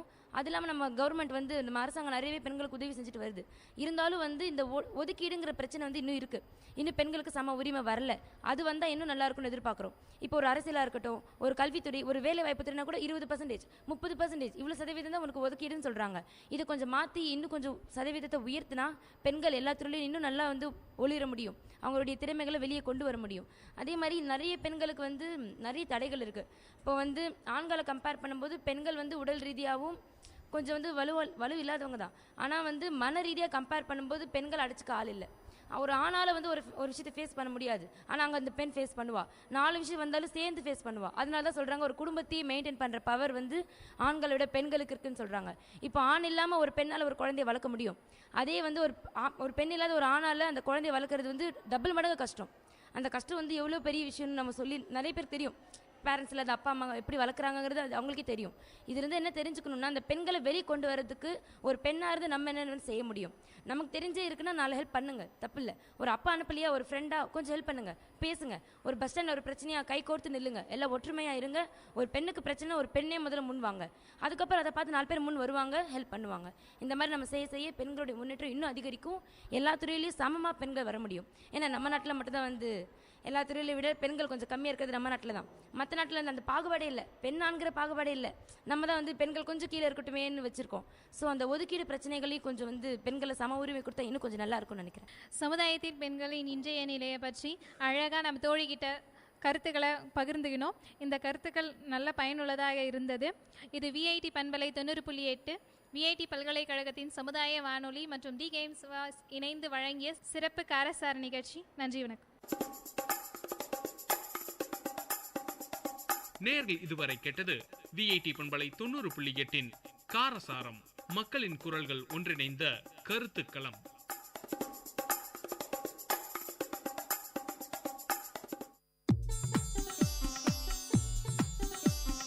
தமிழ்ச்சுடர், வாழ்வும் இலக்கியமும் சங்கமிக்கும் ஒலி ஓவியம் உங்கள் விஐடி பண்பலை 90.8.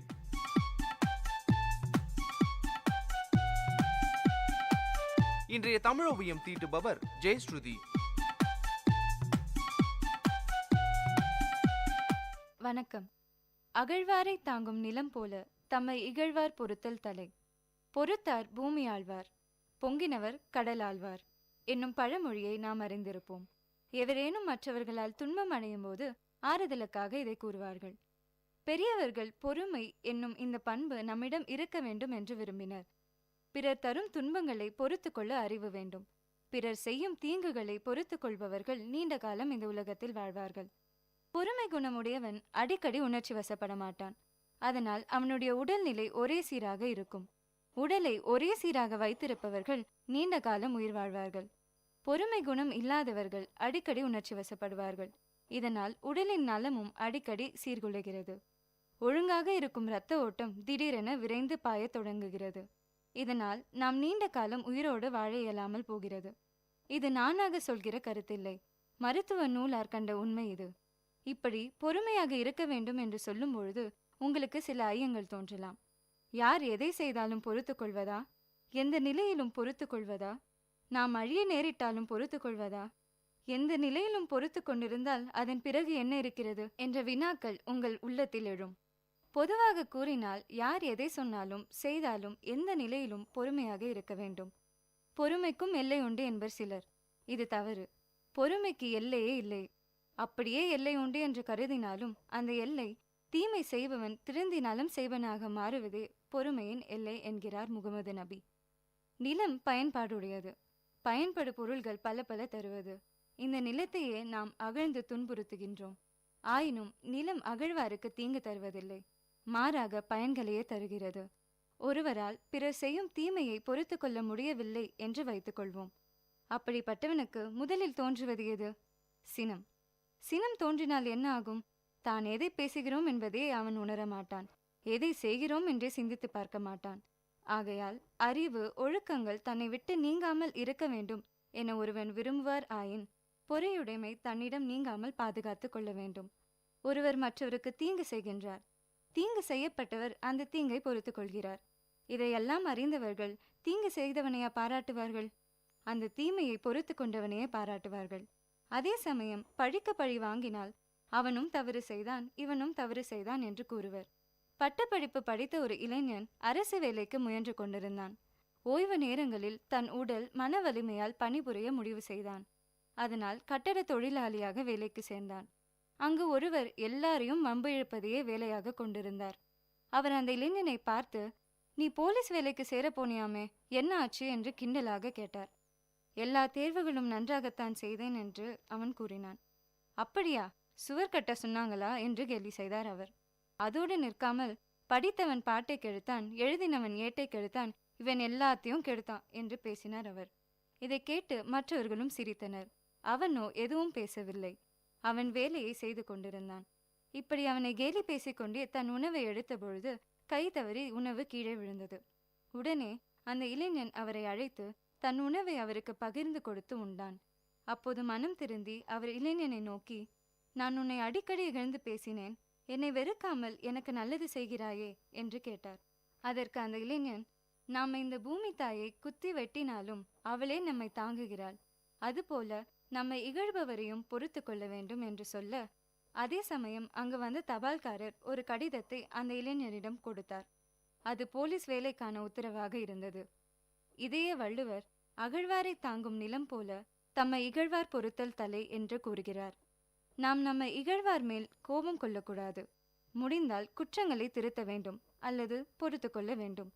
பொறுத்தாளும் பண்பு ஒரு வலிமை, வெற்றிகளை தருவது, இன்பத்தையும் தருவது. பொறுத்தாற்றல் பண்புகள் அனைத்திற்கும் மேற்பட்ட பண்பாகும். பொறுத்தாளும் பண்பை வளர்த்து உறுதிப்படுத்துவது நல்லது. நம்மை வளர்த்து கொள்வதே ஆகும். தூய்மையை வளர்த்து கொள்ள வேண்டும். தகுதிகள் பலவற்றையும் முயன்று அடையுங்கள். சிந்தியுங்கள், செயல்படுங்கள். நன்றி.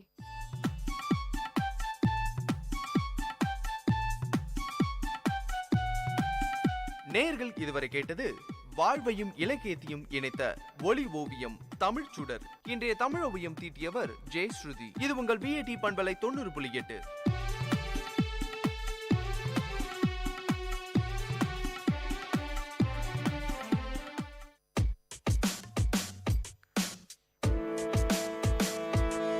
Dear listeners, welcome to the Silver Lining Show in Vit Community Radio 90.8.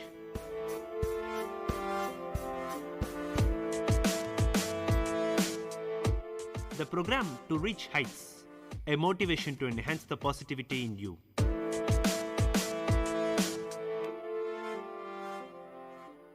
Hello friends, welcome to the VIT Community Radio 90.8 FM. This is Bharadwaj on the Silver Lining Show today. We are going to discuss about various things which could help you get more from your life, that is, get lucky. Here is the first thing, alertness. Lucky people find ways to remain calm and thus alert. Let me start this session with a small story, but a witty story about great scientist Sir Isaac Newton. Newton once invited a friend to dinner and then forgot about it. When the friend arrived, he found the scientist deep in meditation. Knowing that the scientist should not be disturbed while in contemplation, the friend sat down quietly and waited. Some time later, dinner for one was brought on a tray. However, Newton continued to remain in meditation. Pulling up a chair and without disturbing Newton, the friend silently ate the dinner. Later, Newton came out of his contemplative state, looked with some confusion at the empty dishes and said, "If it weren't the proof before my eyes, I could have sworn that had not yet dined." Most lucky people have understood that calming the mind is a key method to increase alertness. Many years ago, I visited Igatpuri near Nashik to attend a Vipassana meditation camp. The course participants had to meditate for over 10 hours daily and maintain complete silence throughout the 10-day stay. In the evenings, we would hear videotaped lectures by Sri S.N. Goenka, the founder of the movement. It was possibly the only human voice we heard during our entire stay. One of his lectures was about taming a wild elephant. The method used to tame wild elephants in ancient times was to tie the captured beast to a firm post with a strong rope. The unhappy animal would scream, stamp, and throw a fit, usually for several days. Eventually, the elephant would realize that it could not escape anymore. At this point, it would settle down. The trainer could now begin to feed and handle it with some measure of safety. After some time, the trainer would be able to dispense with the rope and post entirely. According to proponents of Vipassana, the human mind is like a wild elephant. Mindfulness is the rope and meditation is the fixed post. Meditation and mindfulness can tame the mind, much like the post and rope can tame the elephant. Lucky people find their own unique ways to tame their minds. Hence, they are better able to deal with situations in their life. Vipassana proponents always stress that if you are insulted by someone and get angry, the result is not abuser's fault. It is your fault because you choose to react. In similar vein, self-help author Wayne Dyer said, "How people treat you is their karma. How you react is yours." Let me narrate a story about the importance of being neutral, almost meditative, while facing life situations. A farmer in China used an old horse to tell his fields. One day, the horse escaped into the hills. When his neighbors sympathized with him over his bad luck, the farmer replied, "Bad luck? Good luck? Who knows?"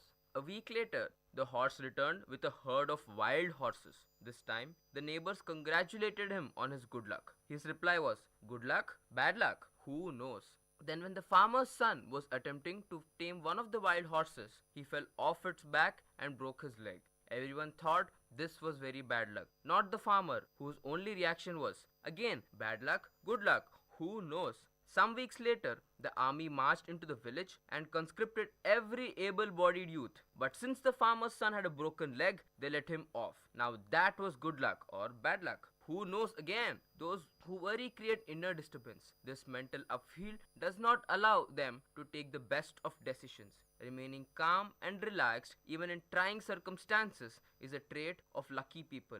A story from the Zen archives illustrates this point beautifully. After winning several archery competitions, a young and rather arrogant champion challenged a Zen master who was famous for his archery skills. The young archer displayed his amazing prowess by hitting a distant bull's eye on his very first attempt, and then proceeding to split the first arrow with his second. "Let's see if you can do better," he said hotly to the wise old Zen master. Unaffected by the young man's wizardry and arrogance, the master did not draw his bow. Instead, he mentioned for the young archer to follow him up to a mountain. Curious about the old fellow's plan, the champion followed the master high into the mountain until they reached a deep chasm bridged by a rather flimsy and extremely shaky log. Calmly stepping out, the old master walked into the middle of the perilous bridge, picked a distant tree as his intended target, drew his bow, and shot a clean, direct arrow into it. "Now it is your turn," he said to the young archer, stepping nimbly from the bridge to terra firma. The young man stared with panic into the seemingly bottomless abyss. He could not force himself to take a single step on the delicate log, much less shoot a target. "You have much skill with your bow," said the Zen master quietly. "Unfortunately, you have little skill in calming the mind that lets the shoot." The Zen master had learned the art of staying calm while continuing to be alert. Often, it is this alertness that allows you to spot opportunities when they arise. Consider the case of world's biggest fast food company, McDonald's. The brothers Richard and Maurice McDonald had established McDonald's, a fast food restaurant. The restaurant used Castle multi-mixers to make milkshakes. Ray Kroc supplied these machines to McDonald's among others. When Ray noticed that McDonald's brothers had purchased 8 multi-mixers in a very short period, he visited their San Bernardino restaurant to investigate. Seeing their efficient operation convinced Ray that their scientific restaurant process could be converted into a national franchising opportunity. He quickly offered to become a franchising agent for the brothers and opened McDonald's Inc.'s very first restaurant in Des Plaines, Illinois. He eventually bought out the company from the brothers in 1961 for $2.7 million. By 2012, McDonald's Corporation had achieved annual revenues of $27.5 million, profits of $5.5 million, and more than 34,000 stores globally. Good luck for Ray Kroc? Of course, yes. But his good luck only happened because he was alert to a sudden spike in the sales of Castle multi-mixers.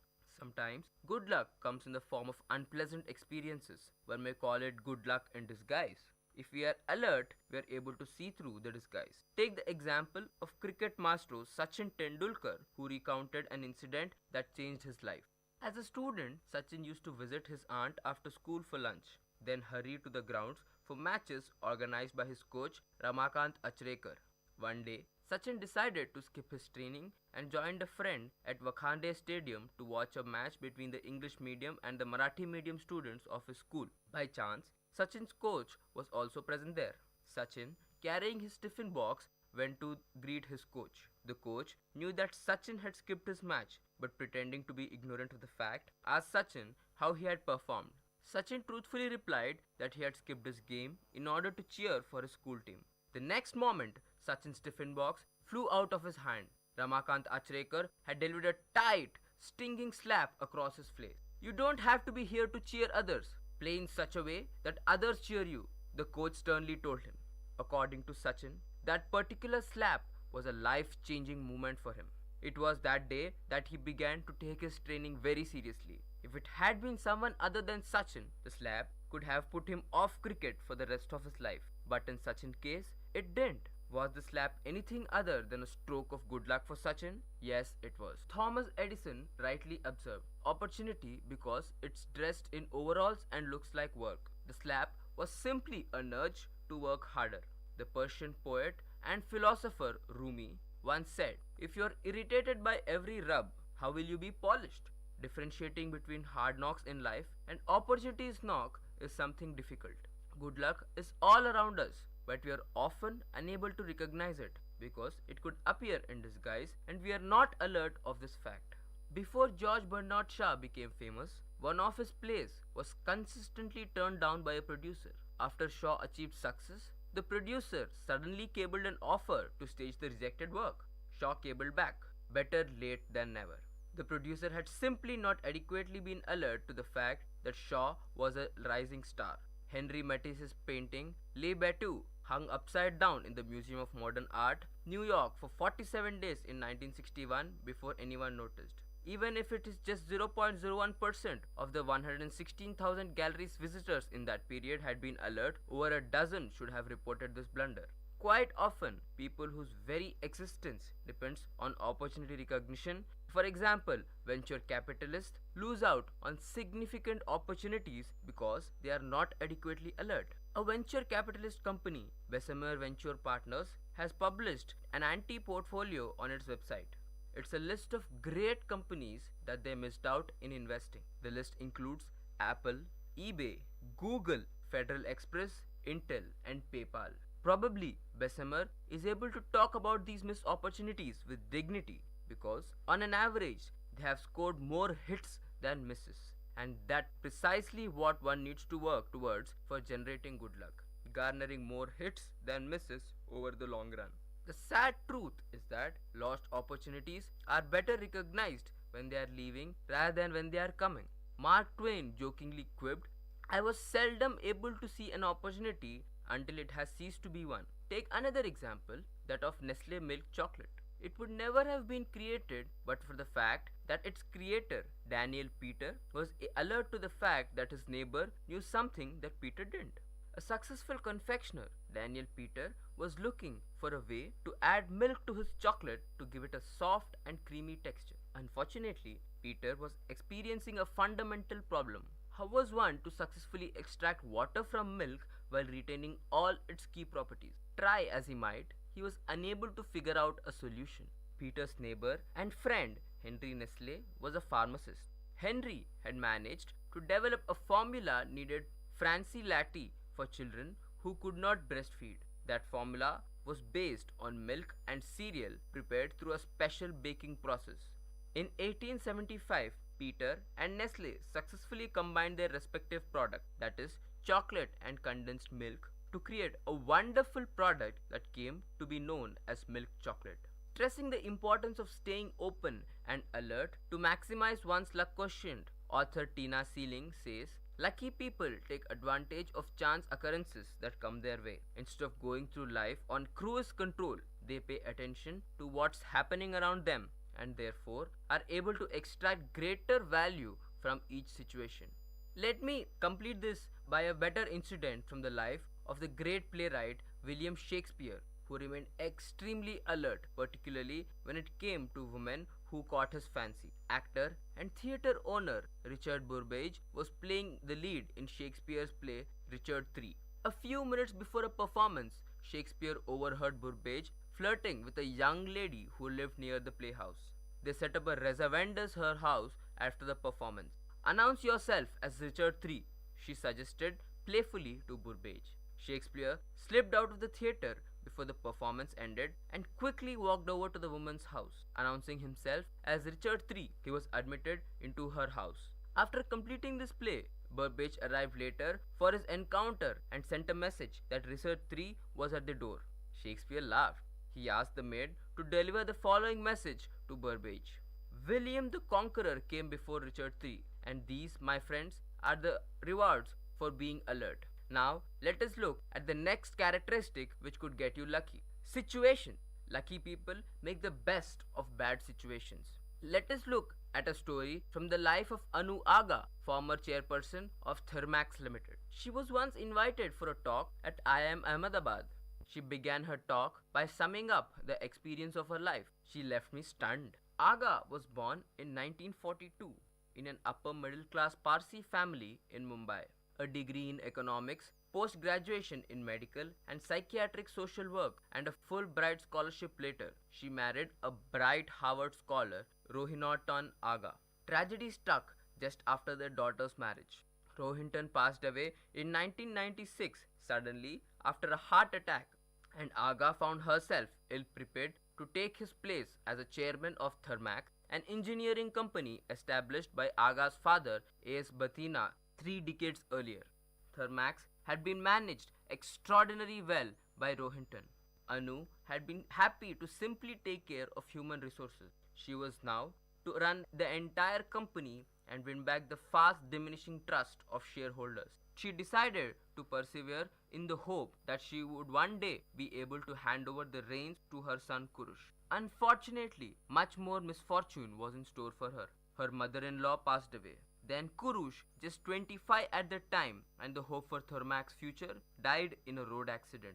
3 debilitating deaths would be more than enough to finish off an ordinary person entirely. But Aga took over the management of Thermax. There was no alternative. At the time, Thermax growth curve dipped and share prices plummeted from rupees 400 to just rupees 36. An anonymous letter from a shareholder accusing her of letting him down forced her to take stock of the situation. I realized I wasn't capable but only pretending to run the business, she said. Losing no time, she inducted a foreign consultant to restructure the company and develop an action plan. This move reviewed the fortunes of Thermax. As of 2013, Thermax served 75 countries and had annual revenues of around 50 billion rupees.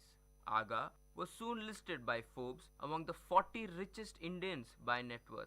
After retiring from Thermax, she took to social work, and in the 2010, the Indian government awarded her a Padma Shri for social work. She was nominated to the Rajya Sabha in 2012. The stories of Atal Bihari Vajpayee, India's 10th Prime Minister. In 1996, Vajpayee became Prime Minister, but his government lasted only 13 days. He became PM once again in 1998, but his government only lasted 13 months. Many people jumped to the conclusion that the number 13 had proved unlucky for Vajpayee. The truth was far from it. The 2 short stints in government made Vajpayee realize that the importance of building a sound coalition of allies. He became PM once again in 1999 and served a full term precisely because the skills he acquired in managing allies. Thus, lucky people are simply those who use every bad situation to the best of their abilities. British Indian novelist Salman Rushdie's example reinforces this point. Salman Rushdie's 4th novel, The Satanic Verses, published in 1988, became the center of a major controversy, provoking protests from Muslims in several countries, some violent. Death threats were made against him, including a fatwa, a legal decree issued in 1989 by Ayatollah Khomeini, the supreme leader of Iran. Provided round-the-clock protection by the British government, Rushdie went into hiding for the next 10 years. He was constantly under threat, but even during these troubled times, he decided to maintain a journal, a record of his life on the run. In 2012, he published Joseph Anton, a memoir, an account of his years in hiding. Rushdie had used these years on the run to complete yet another literary project. Or consider Martha Stewart, America's domestic lifestyle queen, was imprisoned for insider trading charges. In 2004, Martha Stewart's world came crashing down. After a media circus and much followed trial, Martha was found guilty of conspiracy, obstruction of justice, and lying to federal investigators about a stock sale. She spent 5 months in prison and 6 under house arrest. Today, almost every bookstore prominently carries her book, The Martha Rules, containing 10 rules. It is a roadmap for entrepreneurs to create their own successful business. Martha started writing this book in prison as a project to help fellow inmates who sought her advice. Since then, Martha Stewart has added 7,000 new products to her name, published her 71st book, runs 4 magazines, and has 4 TV shows on Hallmark Channel. This is the story of Martha Stewart. Now, let us look at Dr. Geeta Piramal, the managing editor of The Smart Manager, once received an autobiographical note from Rai Bahadur Mohan Singh Oberoi, the legendary founder of Oberoi Hotels, recounting his early days of struggle. Plague in those days was a terrible killer, and people naturally dreaded an epidemic which often wiped out villages. In this mood of depression, I saw an advertisement in the local newspaper for the post of a junior clerk in a government office. With 25 rupees in my pocket, which my mother had given me, I left for Shimla to appear for the examination. One day, as I was passing the Hotel Cecil, I suddenly had the urge to go and try my luck. Those were the days when this hotel was one of India's leading hotels, high class and elegant. It was owned by the line of Associated Hotels of India.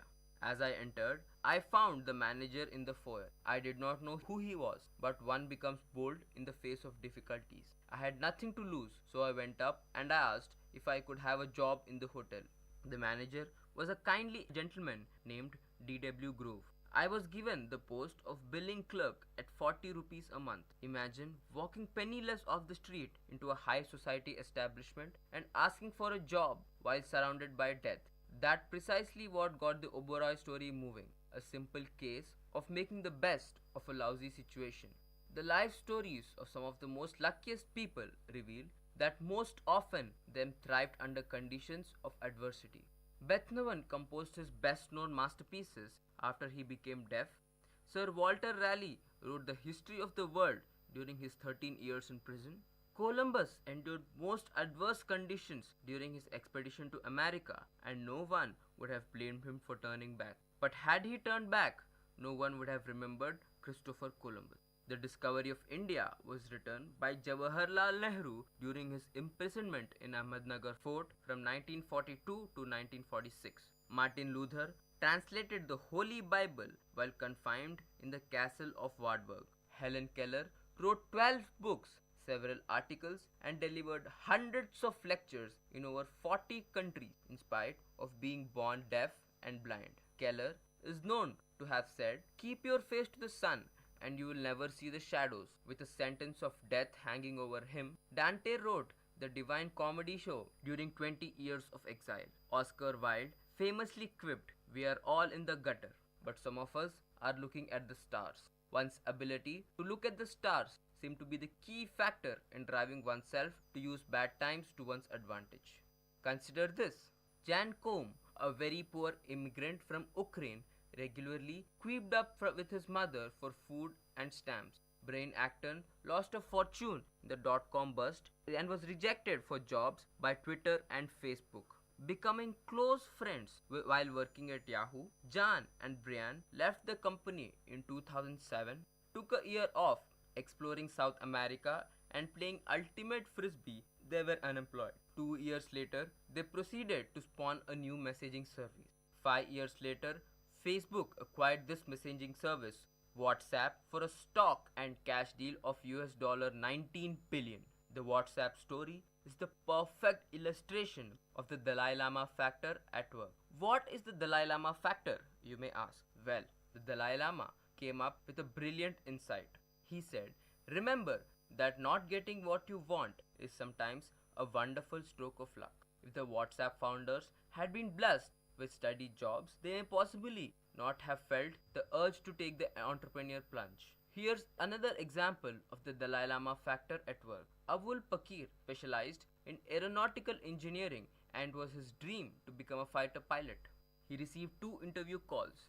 He ranked 9th among the 25 final candidates in his interview with the Indian Air Force in Dehradun, but was not selected as there were only 8 vacancies. Hence, he was forced to join the second organization, the Director of Technical Development and Production at the Defense Ministry in Delhi. Who was this candidate? Avul Pakir Jainulabdin Abdul Kalam, more commonly known as APJ Abdul Kalam, the missile man of India and India's 11th president. Not getting what he wanted had put APJ Abdul Kalam into a trajectory that ultimately would shower him with a far greater rewards. Let's temporarily return to an author's efforts to get published. He says, after multiple rejections, I decided to attempt self-publication. I propped up on my savings and my sagging sentiments by recalling the Margaret Mitchell's Gone with the Wind was rejected 38 times before it was published. Anne Frank's The Diary of a Young Girl received 15 rejections. Stephen King's Carrie was turned down 30 times before it was published. Harry Potter and the Sorcerer's Stone was rejected a dozen times, and J.K. Rowling was sarcastically told not to consider quitting her day job. The author says he convinced himself that he too would have to go through trial by fire, which was part of the game. While self-publishing is an opportunity to get your work out into the market without the approval of a traditional publisher, the odds of being successful are extremely low.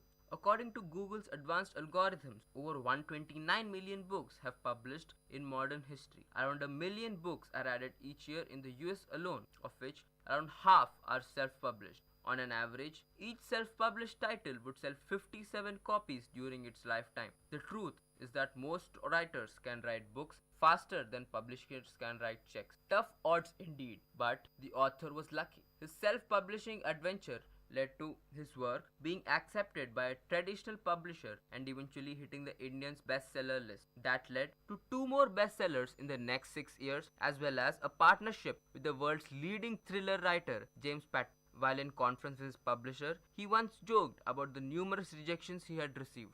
You have heard the Latin phrase cogito ergo sum? His publisher Gautam asked. Sure, Descartes said it. I think, therefore I am, I replied. In his case, the phrase should be modified to he sank, therefore he swam. Count your failures as your biggest blessings.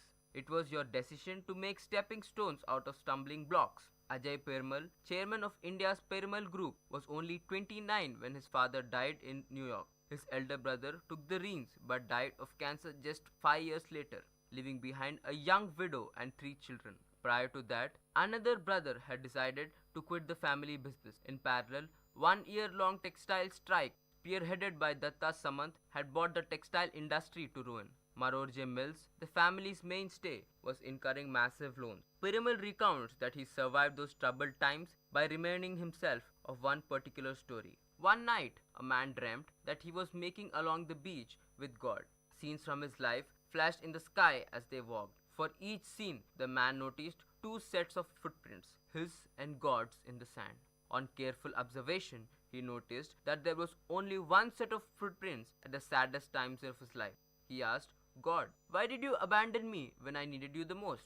God whispered, my son, I was carrying you during the saddest times of your life. Hence, your footprints are missing. Lucky people seem to create an alternative support system. Faith, prayer, hobbies, meditation, friends to tide over their bad phases and thus able to use such periods to the best of their abilities. This, my friends, is the Silver Lining Show for today. We have learned about how to face situations in tough times. This is Bharadwaj signing off for the VIT Community Radio for today.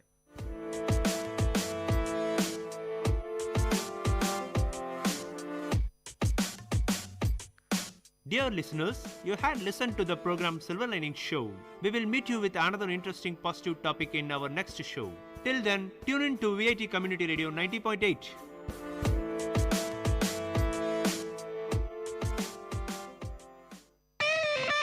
My bookshop in second look of VIT Community Radio 90.8 FM.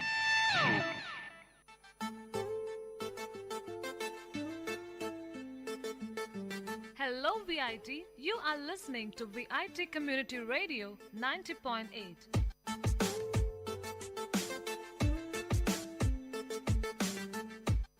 And welcome to the brand new episode of My Bookshop, which introduces you to a program where we review some best-selling must-readable books. And we would like to inculcate a reading habit to our listeners, and by reviewing these best-selling books on our show, we wish to open the world of books to you all.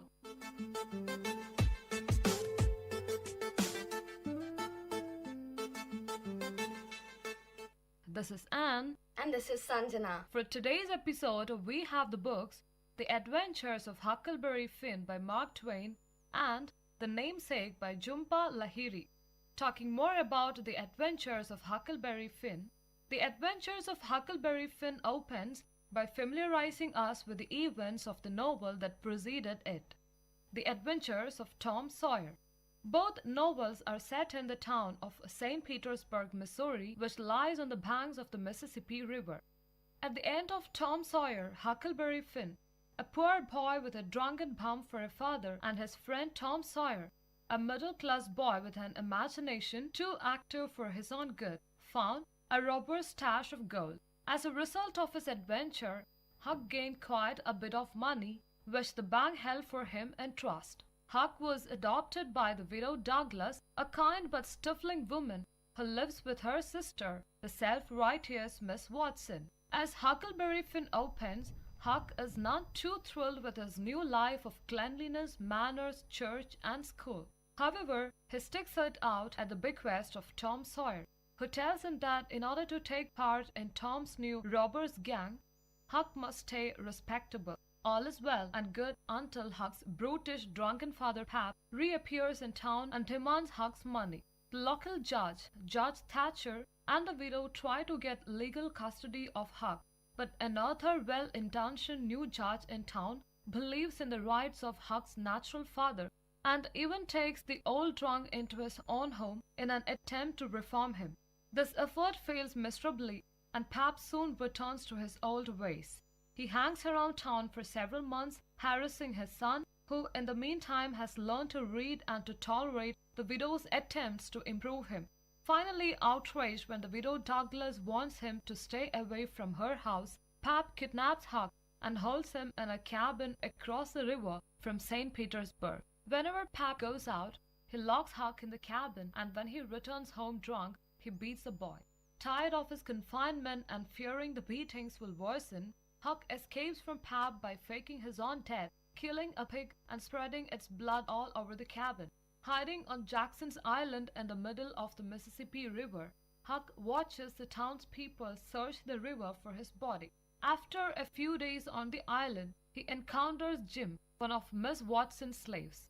Jim has run away from Miss Watson after hearing her talk about selling him to a plantation down the river, where he would be treated horribly and separated from his wife and children. Huck and Jim team up, despite Huck's uncertainty about the legality or morality of helping a runaway slave. While they camp out on the island, a great storm causes the Mississippi to flood. Huck and Jim spy a log raft and a house floating past the island. They capture the raft and loot the house, finding in it the body of a man who has been shot. Jim refuses to let Huck see the dead man's face. Although the island is blissful, Huck and Jim are forced to leave after Huck learns from a woman on shore that her husband has been smoke coming from the island and believes that Jim is hiding out there. Huck also learns that a reward has been offered for Jim's capture. Huck and Jim start downriver on the raft, intending to leave it at the mouth of the Ohio River and proceed up that river by steamboat to the Free States, where slavery is prohibited. Several days' travel takes them past St. Louis, and they have a close encounter with a gang of robbers on a wrecked steamboat. They manage to escape with the robbers' loot. During a night of thick fog, Huck and Jim miss the mouth of the Ohio and encounter a group of men looking for escaped slaves. Huck has a brief moral crisis about concealing stolen property. Jim, after all, belongs to Miss Watson, but then lies to the men and tells them that his father is on the raft suffering from smallpox.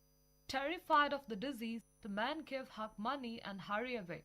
Unable to backtrack to the mouth of the Ohio, Huck and Jim continue downriver. The next night, a steamboat slams into their raft and Huck and Jim are separated. Huck ends up in the home of the kindly Grangerfords, a family of Southern aristocrats locked in a bitter and silly feud with a neighboring clan, the Stafford sons. The elopement of a Grangerford daughter with a Stafford son's son leads to a gun battle in which many in the families are killed. While Huck is caught up in the feud, Jim shows up with a repaired raft. Huck hurries to Jim's hiding place and they take off down the river. A few days later, Huck and Jim rescue a pair of men who are being pursued by armed bandits. The men, clearly con artists, claim to be a displaced English duke and the long-lost heir to the French throne. Powerless to tell two white adults to leave, Huck and Jim continue down the river with a pair of aristocrats. The Duke and the Dauphin pull several scams in the small towns along the river. Coming into one town, they hear the story of a man, Peter Wilkes, who has recently died and left much of his inheritance to his two brothers who should be arriving from England any day. The Duke and the Dauphin enter the town pretending to be Wilkes' brothers. Wilkes' three nieces welcome the con men and quickly set about liquidating the estate. A few townspeople become skeptical, and Huck, who grows to admire the Wilkes sisters, decides to thwart the scam. He steals the dead Peter Wilkes' gold from the Duke and the Dauphin, but is forced to stash it in Wilkes' coffin. Huck then reveals all to the eldest Wilkes' sister, Mary Jane. Huck's plan for exposing the Duke and the Dauphin is about to unfold when Wilkes' real brothers arrive from England. The angry townspeople hold both sets of Wilkes' claimants, and the Duke and the Dauphin just barely escape in the ensuing confusion. Fortunately for the sisters, the gold is found. Unfortunately for Huck and Jim, the Duke and the Dauphin make it back to the raft just as Huck and Jim are pushing off. After a few more small scams, the Duke and Dauphin commit their worst crime yet. They sell Jim to a local farmer, telling him Jim is a runaway from whom a large reward is being offered. Huck finds out where Jim is being held and resolves to free him. At the house where Jim is a prisoner, a woman greets Huck excitedly and calls him Tom. As Huck quickly discovers, the people holding Jim are none other than Tom Sawyer's aunt and uncle, Silas and Sally Phelps. The Phelpses mistake Huck for Tom, who is due to arrive for a visit, and Huck goes along with their mistake. He intercepts Tom between the Phelps house and the steamboat dock, and Tom pretends to be his own younger brother Sid. Tom hatches a wild plan to free Jim, adding all sorts of unnecessary obstacles, even though Jim is only lightly secured. Huck is sure Tom's plan will get them all killed, but he complies nonetheless. After a seeming eternity of pointless preparation, during which the boys ransack the Phelps house and make Aunt Sally miserable, they put the plan into action. Jim is freed, but a pursuer shoots Tom in the leg. Huck is forced to get a doctor, and Jim sacrifices his freedom to nurse Tom. All are returned to the Phelps house, where Jim ends up back in chains. When Tom wakes the next morning, he reveals that Jim has actually been a free man all along, as Miss Watson, who made a provision in her will to free Jim, died 2 months earlier. Tom had planned the entire escape idea all as a game and had intended to pay Jim for his troubles. Tom's Aunt Polly then shows up, identifying Tom and Sid as Huck and Tom. Jim tells Huck, who fears for his future, particularly that his father might reappear, that the body they found on the floating house off Jackson's Island had been Pap's. Aunt Sally then steps in and offers to adopt Huck, but Huck, who has had enough civilizing, announces his plan to set out for the West. Alright, Anne, so can you tell us something about the author of this book? Samuel Langdon Clemens, better known by his pen name Mark Twain, was an American author and humorist. He is noted for his novels Adventures of Huckleberry Finn, called the Great American Novel, and The Adventures of Tom Sawyer. He achieved great success as a writer and public speaker. His wit and satire earned praise from critics and peers, and he was a friend to presidents, artists, industrialists, and European royalty. However, he lacked financial acumen. Though he made a great deal of money from his writings and lectures, he squandered it on various ventures, in particular the paint compositor, and was forced to declare bankruptcy. With the help of Henry Hutchinson Rogers, however, he eventually overcame his financial troubles. Twain worked hard to ensure that all of his creditors were paid in full, even though his bankruptcy had relieved him of the legal responsibility. Born during a visit by Halley's Comet, he died on its return. He was lauded as the greatest American humorist of his age, and William Faulkner called Twain the father of American literature. So who is your most favorite character in the book? Huck Finn is my favorite character in the book. From the beginning of the novel, Twain makes it clear that Huck is a boy who comes from the lowest levels of white society. His father is a drunk and a ruffian who disappears for months on end. Huck himself is dirty and frequently homeless. Although the widow Douglas attempts to reform Huck, he resists her attempts and maintains his independent ways. The community has failed to protect him from his father, and though the widow finally gives Huck some of the schooling and religious training that he had missed, he has not been indoctrinated with social values in the same way a middle-class boy like Tom Sawyer has been. Huck's distance from mainstream society makes him skeptical of the world around him and the ideas it passes on to him. So, what do you think is the theme of this book? Racism and slavery can be the theme of the book. Although Twain wrote Huckleberry Finn 2 decades after the Emancipation Proclamation and the end of the Civil War, America, and especially the South, was still struggling with the racism and the after effects of slavery. By the early 1880s Reconstruction, the plan to put the United States back together after the war and integrate freed slaves into society had hit shaky ground, although it had not yet failed outright. As Twain worked on his novel Race Relations, which seemed to be on a positive path in the years following the Civil War, once again became strained. The imposition of Jim Crow laws, designed to limit the power of blacks in the South in a variety of indirect ways, brought the beginning of a new, insidious effort to oppress. The new racism of the South, less institutionalized and monolithic, was also more difficult to combat. Slavery could be outlawed, but when white Southerners enacted racist laws or policies under a professed motive of self-defense against newly freed blacks, far fewer people, Northern or Southern, saw the act as immoral and rushed to combat it. Alright, so now I will move on to the review of the book The Namesake by Jhumpa Lahiri. The Namesake is the first novel by Indian-born author Jhumpa Lahiri. Like her collection of short stories published in 1999, Interpreter of Maladies, The Namesake focuses on first-generation Indian immigrants and the issues they and their children face in the United States. The Namesake follows the Ganguly family over the course of 30 years. The Indian couple Ashok and Ashima named their son Gogol after the Russian author whose work Ashok was reading just before he survived a terrible train accident years before. But Gogol rejects his strange-sounding name as a teenager, and when he goes to college, he begins to permanently use his public name Nikhil. Author Jhumpa Lahiri was born Nilanjana Sudeshna but was called by her nickname Jhumpa by her Rhode Island kindergarten teacher because it was easier to pronounce. Lahiri's lifelong mixed feelings about her identity as represented in her Indian name inspired Gogol's struggle in The Namesake. The Namesake was published in Bengali by Ananda Publishers in Calcutta, India by the name Samanami. Here is a quick overview of the book. The year is 1968 and Ashima Ganguly, a Bengali woman who has recently moved to Cambridge, Massachusetts with her new husband, is about to give birth. Her husband Ashok accompanies her to the hospital in a taxi.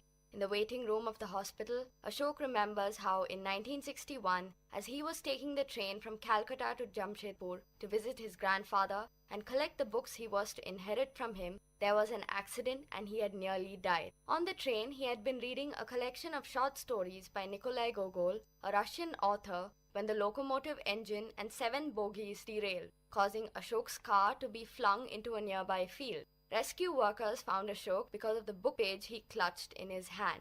Their baby boy is born in the morning. Ashima and Ashok want to wait to name him until a letter arrives from Ashima's grandmother with 2 name options, one for a boy and one for a girl. It is the Bengali tradition to have a respected elder choose the name of the child. However, it is time to leave the hospital and the letter has not arrived. So they decide to make up a pet name that will be used until they can officially name their baby based on his grandmother's wishes.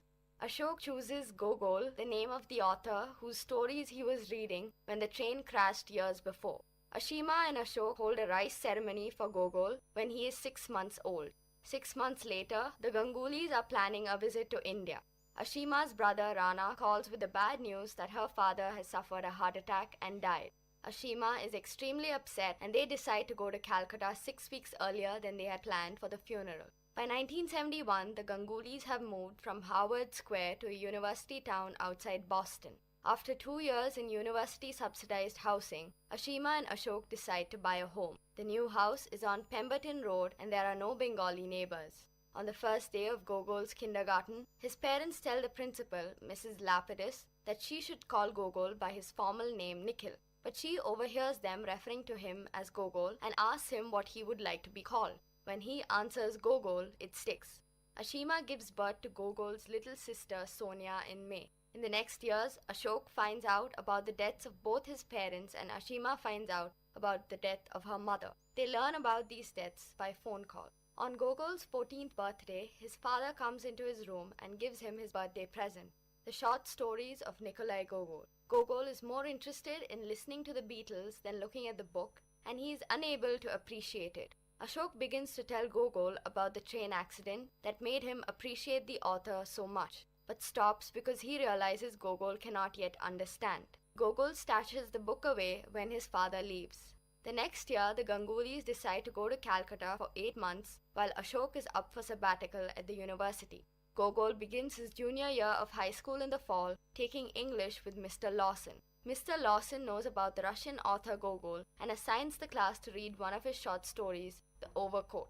The summer before he leaves for college at Yale, Gogol goes to probate court and legally changes his name to Nikhil. Gogol goes to Yale and introduces himself as Nikhil. However, it takes a while before he really feels like Nikhil. He begins to date a girl named Ruth, but they grow apart while she is studying abroad at Oxford. The next Thanksgiving, Ashok tells Gogol about the origin of his name, about the train accident in which he was almost killed. Gogol asks him if he reminds him of that night that he almost died, and his father says no. He reminds him of everything that followed. By 1994, Gogol is living in a tiny apartment in New York, working as an architect. He begins to date a woman named Maxine Ratliff. Her parents, Lydia and Gerald, are incredibly wealthy and they interact in a casual but intelligent way that is totally opposite the behavior of Gogol's own parents. He begins spending most of his time at their home rather than at his own apartment, and he feels effortlessly incorporated into their lives. Eventually, he basically moves into their home with them.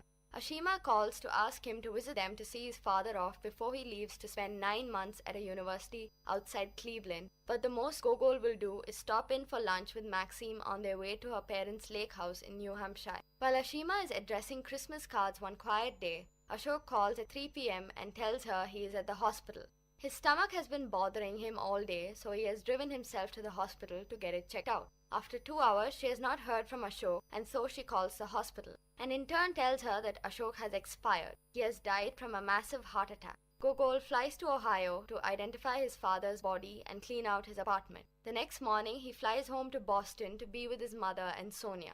At the house on Pemberton Road, many people come by to sit with them in mourning. Sonia decides to live there with her mother for a while. A year after Ashok's death, Gogol has broken up with Maxine. Ashima encourages him to call Moushumi Mazumdar, the daughter of family friends whom Gogol has grown up around at family parties. She tells him that she moved to Paris to study French literature and then moved to New York to follow her ex-fiancé, an American named Graham. After the fight that ended their engagement, Moushumi had taken the rest of the semester off from NYU and mourned, finally returning to school in the fall. It was then that she met Gogol. Gogol and she begin to date seriously. Within a year of dating, Gogol and Moushumi get married in New Jersey in a ceremony that is almost entirely planned and managed by their parents. They move into an apartment together and get used to married life. They go to Paris in March together. Moushumi is presenting a paper at a conference, so Gogol accompanies her as a vacation. While there, he feels lonely because Moushumi is so obviously at home in the city. 2 days after their first wedding anniversary, Moushumi comes across a resume at the university from a man named Dimitri Desjardins, whom she knows from her teenage and college years. Moushumi begins having an affair with Dimitri on Mondays and Wednesdays after she teaches her class. Gogol knows nothing of his wife's affair with Dimitri. He has the vague feeling that something is not right in his marriage with Moushumi, but he can't put his finger on what. A year later, before Christmas of the year 2000, Ashima is preparing food for the party she will throw that evening. She has decided to move out of the house on Pemberton Road to spend 6 months at a time in Calcutta with her family and 6 months in the United States with her children and friends. The reader learns from Ashima's point of view that Sonia and Ben are going to be married in Calcutta in little over a year, and that Gogol and Moushumi decided to get a divorce. Gogol arrives at the train station before Sonia and Ben are there to meet him. He remembers the year before how on the train ride from New York to the house at Pemberton Road, he had discovered Moushumi's affair with Dimitri. They had spent the holiday at the house on Pemberton Road as planned, but he had left the day after Christmas to go back to New York, and when Gogol returned to the apartment days later, she had packed up and left for good. Now, arriving at the train station a year later, he sees Sonia and Ben pulling up in his mother's car to take him to the house one last time. Party guests arrive and Gogol goes back to his old bedroom and discovers the book his father had given him so many years ago on his birthday, the collection of short stories by Nikolai Gogol. At the time, he had had no appreciation for it and hadn't even read a single story. Now he sees the inscription his father had written inside. The man who gave you his name from the man who gave you your name. He takes his time, not going downstairs with the camera just yet. He sits down and begins to read the overcoat. So well, can you tell us something about Jhumpa Lahiri?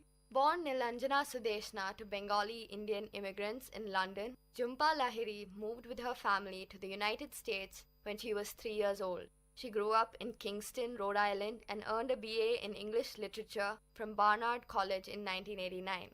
She went on to earn an MA in English and an MFA in Creative Writing, an MA in Comparative Literature and a PhD in Renaissance Studies from Boston University. From 1997 to 98, she held a fellowship at Provincetown's Fine Arts Work Center. In 1999, Lahiri published her first short story collection entitled Interpreter of Maladies. It dealt with the issues of Indians or Indian immigrants, including their generation gaps in understanding and values. The protagonist in the third and final continent, the last of the Interpreter of Maladies, is based on Jhumpa's father, librarian Amar Lahiri.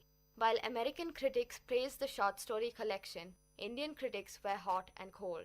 Some of them felt the collection represented Indians negatively. Interpreter of Maladies was awarded the 2000 Pulitzer Prize for Fiction and sold 600,000 copies. Lahiri married journalist Alberto Wurvele Bush in 2001. They have 2 children, Octavio in 2002 and Noor in 2005. The family currently lives in Brooklyn, New York. In 2003, Lahiri published her first novel, The Namesake, originally a novella in The New Yorker. It is the story of the Ganguly family, comprised of parents who immigrated to the United States from Calcutta and of their children, Gogol and Sonia, raised in the USA. The story follows the family over the course of 30 years in Calcutta, Boston, and New York. She published another collection of short stories called Unaccustomed Earth in 2008. With this collection, Lahiri broke from her previous literary focus on first-generation Indian immigrants to the United States and their family problems. The stories in Unaccustomed Earth focus instead on the second and third generations of immigrants and their assimilation into the culture of the United States. Lahiri has published many short stories in The New Yorker, including Cooking Lessons, The Long Way Home in 2004, Improvisations, Rice in 2009, and Reflections, Notes from a Literary Apprenticeship in 2011. She has won many awards, including the Transatlantic Award from the Henfield Foundation, the O. Henry Award for the short story Interpreter of Maladies, the PEN Hemingway Award for Best Fiction Debut of the Year for the Interpreter of Maladies, and most recently the Frank O'Connor International Short Story Award and the Asian American Literary Award, both for Unaccustomed Earth. So, what did you like more about the book? Lahiri's use of words and arrangement is so sensitive and makes you forget that you're actually reading a book. Instead, you feel like you're watching a movie and you see this happening in front of you. Lahiri is very unique in her writing in that she uses flashback to bring more insight into the main characters, giving a chance for the readers to connect with them. The flashbacks are not what makes Lahiri's novel unique, but how she writes it. She uses the most lyrical wording in conveying the emotion of the characters. Another unique part of her novel is that she doesn't write about the most obvious of things.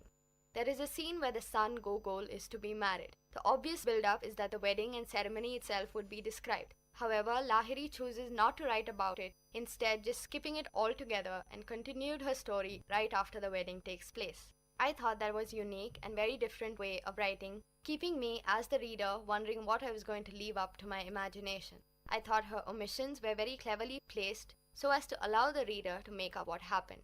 Have you watched the film adaptation of this novel? Yes, The Namesake was made into a major motion picture in 2006, directed by Meera Nair and with a screenplay written by Suni Taroporowala. It stars Carl Penn as Gogol, Tabu as Ashima, and Irfan Khan as Ashok. The film was nominated for Best Film at the 2007 Gotham Awards and for Best Feature Film Casting by the Casting Society of America. Irfan Khan was nominated for the Best Supporting Male Award at the Independent Spirit Awards, and Meera Nair won the Golden Aphrodite Award at the 2006 Love is Folly International Film Festival in Bulgaria.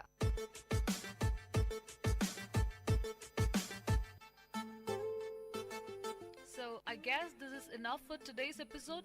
Next week again, we'll catch you up with another 2 interesting, lovely books picked up from my bookshop. Meet you guys next week. Till then, bye and take care. From Vit Community Radio 90.8.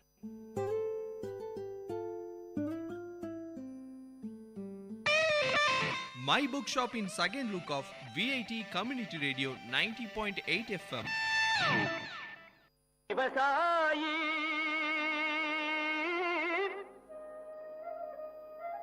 விவசாயி கடவுள் என்னும் முதலாளி கண்டெடுத்த VIT வேளாண் துறை மற்றும் VIT சமுதாய வானொலி இணைந்து வழங்கும் தினம் ஒரு வேளாண் செய்தி. வணக்கம் நேயர்களே, இது உங்கள் விஐடி பண்பலை 90.8 விஐடியின் சமுதாய வானொலி. தினம் ஒரு வேளாண் செய்தியில நான் உங்கள் திவ்யநேகா, மதுமித்ரா, காயத்ரி, மாலினி, சஷாந்த், விஐடி வேளாண் துறை மாணவர்கள். இன்னைக்கு நாம விஐடி வேளாண் துறையில இருக்கும் புதிய திட்டத்தை பற்றிய சுவாரஸ்யமான கலந்துரையாடலை கேட்போம். இடம்: உள்ளூர் சந்தையில் 2 இயற்கை விவசாயிகளுக்கு நடக்கும் உரையாடல். என்ன கலா இந்த பக்கம் பார்த்தே ரொம்ப நாள் ஆச்சு. அது ஒன்றும் இல்லை சீதாக்கா, எங்கள் தோட்டத்து மாம்பழத்தை வெளி மார்க்கெட்டுக்கு வண்டி ஏற்றி விட்டு காய்கறி வாங்கலாமேன்னு சந்தைக்கு வந்தேன். ஆமாம், நீங்கள் ஏன் உங்கள் மாம்பழத்தை எடுத்துட்டு இங்கே வந்திருக்கீங்க? நானே உன்கிட்ட சொல்லான்னு தான் இருந்தேன். மகசூல் அதிகமாக வர ஆசைப்பட்டு உயிர் உரத்தை நிறைய வாங்கி போட்டேன். ஆனால் கடைசியில் பூவெல்லாம் கருகி மகசூலே வராமல் போயிடுச்சு. ஏதோ மிச்சம் இருக்க இந்த மாம்பழத்தை எடுத்துட்டு வந்த விலைக்கே வித்துட்டு போகலான்னு வந்திருக்கேன். அட, என்னக்கா இப்படி சொல்கிற? நானும் தான் உயிர் உரத்தை போட்டேன், ஆனால் எனக்கு நிறைய மகசூல் வந்திருக்கே, உங்களுக்கு மட்டும் ஏன் வரல? என்னடி சொல்கிற? என் நிலமும் உன் நிலமும் பக்கத்து பக்கத்தில் தான் இருக்குது. உன் நிலத்தில் இருக்க அதே மண்ணு தான் என் நிலத்துலையும் இருக்குது. அப்புறம் ஏன் எனக்கு மட்டும் இப்படி நடக்குது? சரி விடுக்கா, நம்மள மாதிரி இயற்கை விவசாயிகளுக்கு இது மாதிரி அடி அப்பப்போ விழ தான் செய்யும். அடுத்த முறை பார்த்துக்கலாம், விடுங்க. அதே சந்தையில் விவசாயம் தொடர்பான சந்தை கணக்கெடுப்பதற்காக வந்த வேளாண் துறை மாணவி செல்வி இந்த உரையாடலை கேட்கிறாள். வணக்கங்க, என் பேர் செல்வி. நான் விஐடி வேளாண் துறை மாணவி. நீங்கள் 2 பேரும் பேசிட்டு இருந்ததை கேட்டுட்டு தான் இருந்தேன். உங்களை மாதிரி விவசாயிகளுக்கு இருக்க பிரச்சனையெல்லாம் ஆய்வு பண்ணி தீர்வு கொடுக்க தான் எங்கள் விஐடி வேளாண் துறையில் ஒரு புதிய திட்டத்தை கொண்டு வந்திருக்கோம். அந்த திட்டம் மூலயமா உங்களுக்கு தேவையான தீர்வை கொடுக்க முடியும்னு நம்புகிறேன். என்னம்மா சொல்கிற?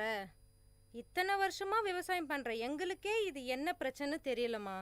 நீ இப்போதான் படிச்சுட்டு இருக்க, நீ எப்படிம்மா எங்களோட பிரச்சனைக்கு தீர்வை கொடுக்க முடியும்? நீங்கள் சொல்கிறதும் சரிதாம்மா. ஆனால் எங்கள் ஆசிரியர்கள்லாம் அவங்க துறையில் வல்லுநர்களாக இருக்காங்க. நான் உங்கள் பிரச்சனையை அவங்கக்கிட்ட எடுத்துகிட்டு போய் சொல்லி அவங்க சொல்கிற தீர்வை உங்ககிட்ட வந்து சொல்லுவேன். அப்படியா? இது ரொம்ப நல்லா இருக்கே. அப்போது நான் என் நிலத்தில் இருக்க பிரச்சனைலாம் சொன்னால் எனக்கு உடனே தீர்வு வந்துடுமா? ஆமாம்மா, அதிகபட்சம் 2 நாளில் சொல்லிடுவாங்க. அப்படி அவங்களுக்கு தெரியலன்னா அவங்களுக்கு தெரிஞ்ச மற்ற விவசாய விஞ்ஞானிகள் கிட்ட கேட்டு அவங்க தீர்வை சொல்லுவாங்க. சரி சரி, அப்போது என் நிலத்தில் நான் என்னெல்லாம் பண்ணுறேன், என்ன பிரச்சனைலாம் இருக்குன்னு சொல்கிறேன், எழுதிக்கோமா. பல்கலைக்கழகத்தில் மாணவி செல்விக்கும் அவளுடைய ஆசிரியருக்கும் இடையே நடக்கும் உரையாடல். வணக்கம் சார். சொல்லுங்க செல்வி, நான் உங்களை விவசாயிகளை சந்திச்சு அவங்களோட பிரச்சனைகளை கேட்க சொல்லியிருந்தேனே, கேட்டிங்களா? அதை பற்றி தான் சார் பேச வந்தேன். நான் நேற்று சந்தைக்கு போயிருந்தப்போ 2 இயற்கை விவசாயிகளை சந்தித்தேன். அவங்க 2 பேருமே இயற்கை முறையில் மாந்தோப்பு பராமரிக்கிறாங்க. அதில் ஒருத்தருக்கு மகசூல் அதிகமாக வந்திருக்கு, இன்னொருத்தருக்கு கம்மியாக வந்திருக்கு. அப்படியா செல்வி? அவங்க நிலத்துல என்ன பயன்படுத்துகிறாங்கன்னு கேட்டிங்களா? அவங்களோட பிரச்சனையெல்லாம் விசாரிச்சிங்களா? சார், நான் எல்லாத்தையுமே தெளிவாக கேட்டு எழுதிட்டு வந்திருக்கேன். எங்கே கொடுங்க பார்ப்போம். இந்தாங்க சார். பூ கருகிருக்குன்னு போட்டிருக்கு, தண்ணி கரெக்டாக இருக்குது, பூச்சியோ நோய் தாக்கலோ இல்லை. அப்படி பார்த்தா இது அநேகமாக பொட்டாசியம் அப்படி இல்லைனா நைட்ரஜன் அளவு அதிகமானதுனால வந்திருக்கலாம். எனக்கு கொஞ்சம் டைம் கொடுமா, நான் என்னன்னு பார்த்துட்டு நாளைக்கு உனக்கு தீர்வை சொல்கிறேன். சரிங்க சார். மறுநாள் ஆசிரியர் மாணவியிடம் விளக்கத்தை கொடுத்தார். செல்வி, நீ கொடுத்த விவரத்தெல்லாம் பார்த்தம்மா. நிலத்துல நைட்ரஜன் சத்து அதிகமானதுனால பூ கருகிருக்கு. நான் இந்த நோட்டில் விவரமாக எழுதியிருக்கேன், நீ படித்து அவங்களுக்கு புரிய வச்சிடுமா. சரிங்க சார், நான் அவங்கள பார்த்து சொல்லிடுறேன். பின் மாணவி இயற்கை விவசாயியான சீதாவை சந்தித்தாள். வாமா செல்வி, நான் என் பிரச்சனைலாம் சொன்னனே, இதெல்லாம் தகவல் தெரிஞ்சிச்சா? நானும் எங்கள் சார்கிட்ட போய் இது எல்லாத்தையும் சொன்னேன். அவரும் சில குறிப்புகள்லாம் கொடுத்துருக்காரு. அதை உங்ககிட்ட சொல்லலான் தான் வந்தேன். முதல்ல நீங்கள் என்ன தெரிஞ்சுக்கணுன்னா, ஒரே ஊரில் இருந்தாலும் வயலுக்கு வயல் மண்ணோட தன்மை மாறும். அதனால் 3 வருஷத்துக்கு ஒரு தடவை மண் பரிசோதனை செஞ்சு பார்க்கணும். நீங்கள் உயிர் உரம் போடும்போது அது கூட ஜீவாமிர்தத்தையும் சேர்த்து போட்டிருக்கீங்க. அதனால தான் நைட்ரஜனோட அளவு அதிகமாகி பூவெல்லாம் கருகிருக்கு. ஓ, இதில் இவ்வளோ விஷயம் இருக்கா? இதுக்கப்புறம் நான் கவனமாக இருக்கமா. அப்படியே இந்த விஷயத்த அந்த கலாக்கிட்டையும் சொல்லி வைக்கிறேன். அப்போ தான் அவளும் முன்னெச்சரிக்கையாக இருப்பாள். இந்தாங்க என் நம்பர். வருங்காலத்தில் உங்களுக்கு எதனா பிரச்சனை இருந்துச்சுன்னா என்கிட்ட சொல்லுங்கள். நான் இதே மாதிரி உங்களுக்கு உதவுறேன்.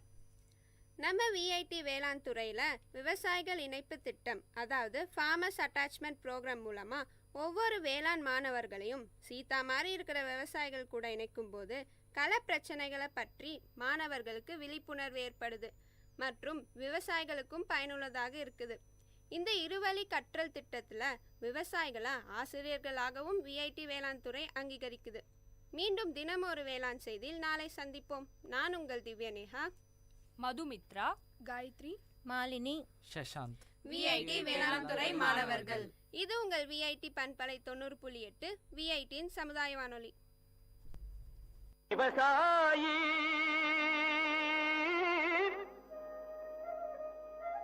விவசாயி கடவுள் என்னும் முதலாளி கண்டெடுத்த விஐடி வேளாண் துறை மற்றும் விஐடி சமுதாய வானொலி இணைந்து வழங்கும் தினம் ஒரு வேளாண் செய்தி. This song is presented by SparkX Music Band.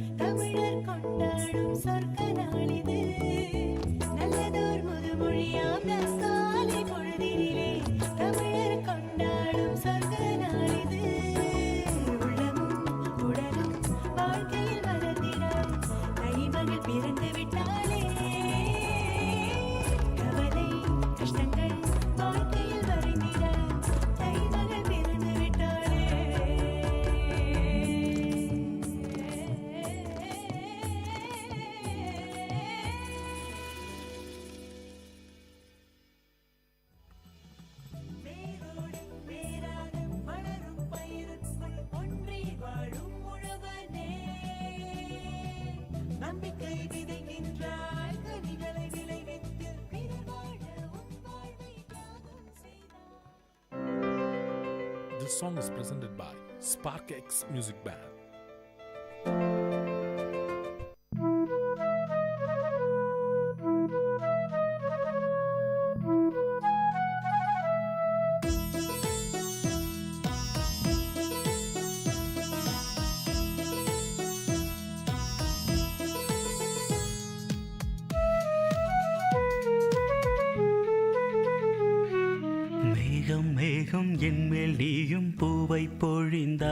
அதிலே என்னை கொஞ்சம் நனைய விட்டு மோகம் கொண்டாய்.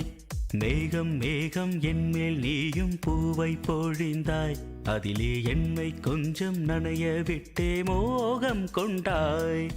காலை கதிரே உன் பனித்துளி நான், தினம் என்னை கிள்ளியே நீ எழுப்பி விட்டாய்.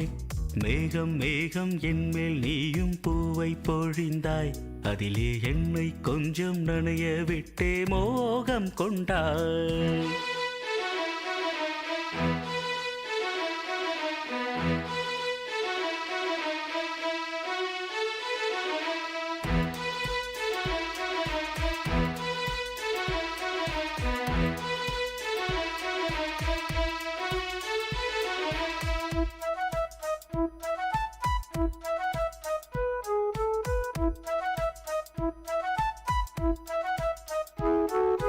தூரிகை கொண்டு தீண்டியே தூக்கங்கள் குறைத்தாய்.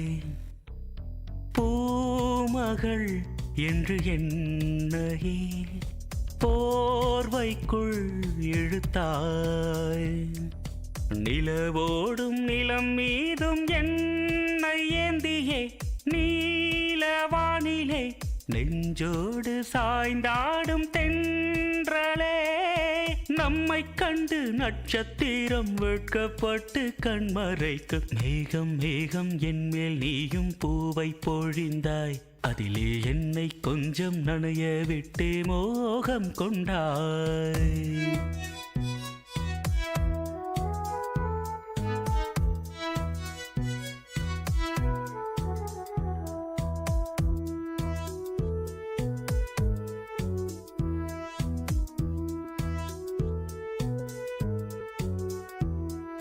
வானவில் வண்ணம் கூட்டியே வார்த்தைகள் வரைந்தாய். தேன் துளி என்று என்னையே நாக்கினுள் ஒலித்தாய். விழியோரம் நடை போடும் ஆசை மேகமே எந்தன் ஜீவனே, கரம் சேர்த்து நடமாடும் சொந்தமே. உன்னை போல மின்னல் கூட மின்னி மின்னி முத்தம் போடும். மேகம் மேகம் என்மேல் நீயும் பூவை பொழிந்தாய், அதிலே என்னை கொஞ்சம் நனைய விட்டே மோகம் கொண்டாய். மேகம் மேகம் என்மேல் நீயும் பூவை பொழிந்தாய், அதிலே என்னை கொஞ்சம் நனைய விட்டே மோகம் கொண்டாய். காலை கதிரே உன் பனித்துளி நான், தினம் என்னை கிள்ளியே நீ எழுப்பி விட்டாய். மேகம் மேகம் என்மேல் நீயும் பூவை பொழிந்தாய், அதிலே என்னை கொஞ்சம் நனைய விட்டு மோகம் கொண்டாய். கேட்ட பாடலை இசையமைத்து பாடியவர் முருகானந்தம். பாடல் வரிகள் பவித்ரா. தயாரிப்பு VIT பண்பலை 90.8. விவசாயி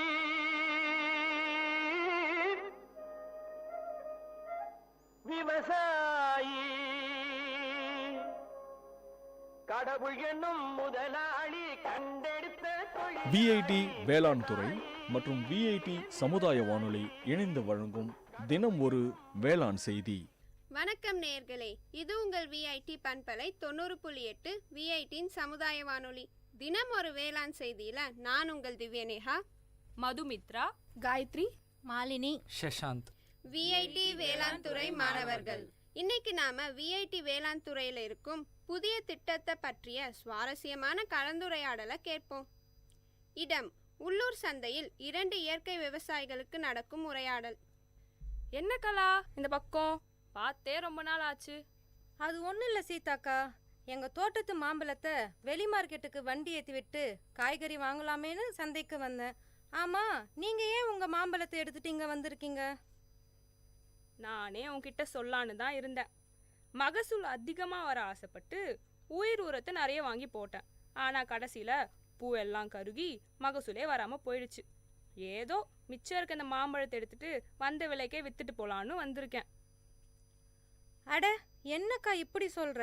நானும் தான் உயிர் உரத்தை போட்டேன், ஆனா எனக்கு நிறைய மகசூல் வந்திருக்கே, உங்களுக்கு மட்டும் ஏன் வரல?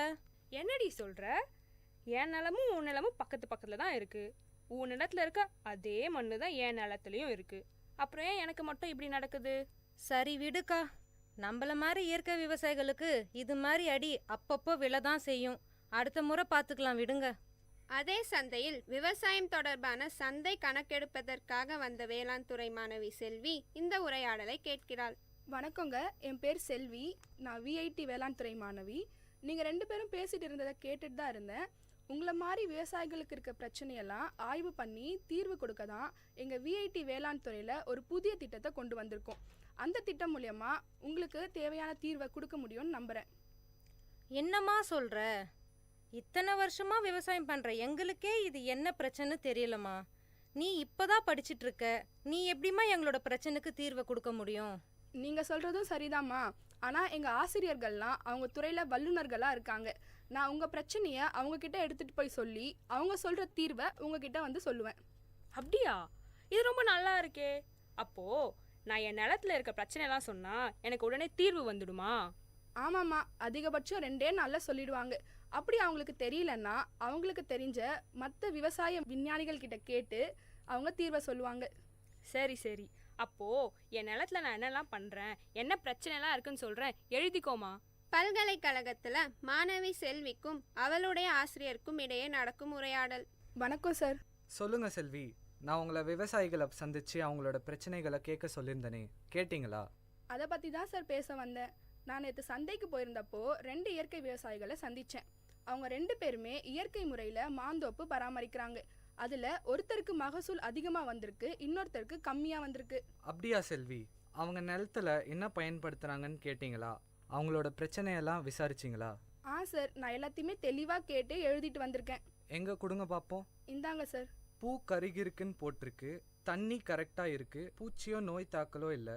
அப்படி பார்த்தா இது அநேகமாக பொட்டாசியம் அப்படி இல்லைனா நைட்ரஜன் அளவு அதிகமானதுனால வந்திருக்கலாம். எனக்கு கொஞ்சம் டைம் கொடுமா, நான் என்னன்னு பார்த்துட்டு நாளைக்கு உனக்கு தீர்வை சொல்கிறேன். சரிங்க சார். மறுநாள் ஆசிரியர் மாணவியிடம் விளக்கத்தை கொடுத்தார்.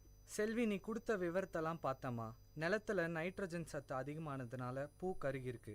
நான் இந்த நோட்டில் விவரமாக எழுதியிருக்கேன், நீ படித்து அவங்களுக்கு புரிய வச்சிடுமா. சரிங்க சார், நான் அவங்கள பார்த்து சொல்லிடுறேன். பின் மாணவி இயற்கை விவசாயியான சீதாவை சந்தித்தாள். வாமா செல்வி, நான் என் பிரச்சனைலாம் சொன்னனே, இதெல்லாம் தகவல் தெரிஞ்சிச்சா? நானும் எங்கள் சார்கிட்ட போய் இது எல்லாத்தையும் சொன்னேன்.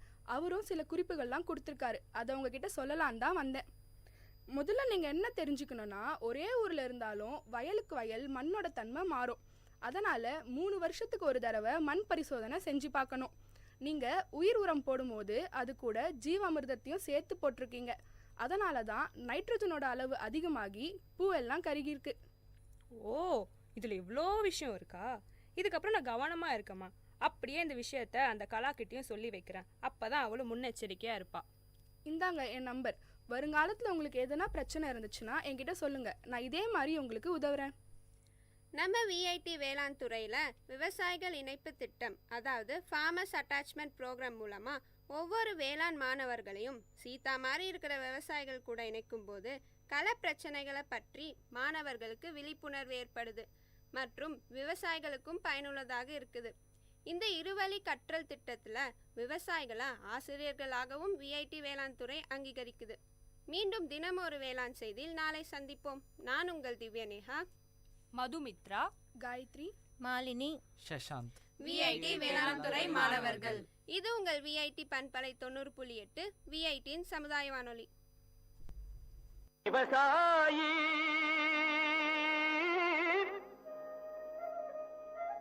விவசாயி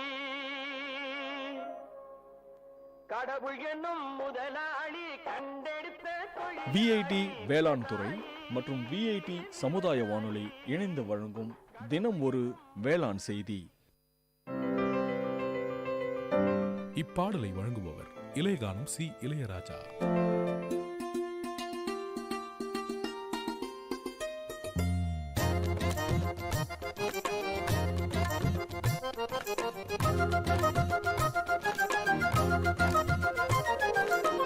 கண்ணே ஒன்ன காணாம நான் கவி பாடுறேன், நெஞ்சுக்குள்ள ஒன்ன வச்சு தினவாடுறேன். மதுரை மல்லி வாசம் உன்னை பார்த்தாலே பேசும். கொலுசு சத்தம் கேட்டு அந்த கோயில் மணியாடும். கண்ணே உன்னை காணாம நான் கவி பாடுறேன். நெஞ்சுக்குள்ள ஒன்ன வச்சு தினம் வாடுறேன்.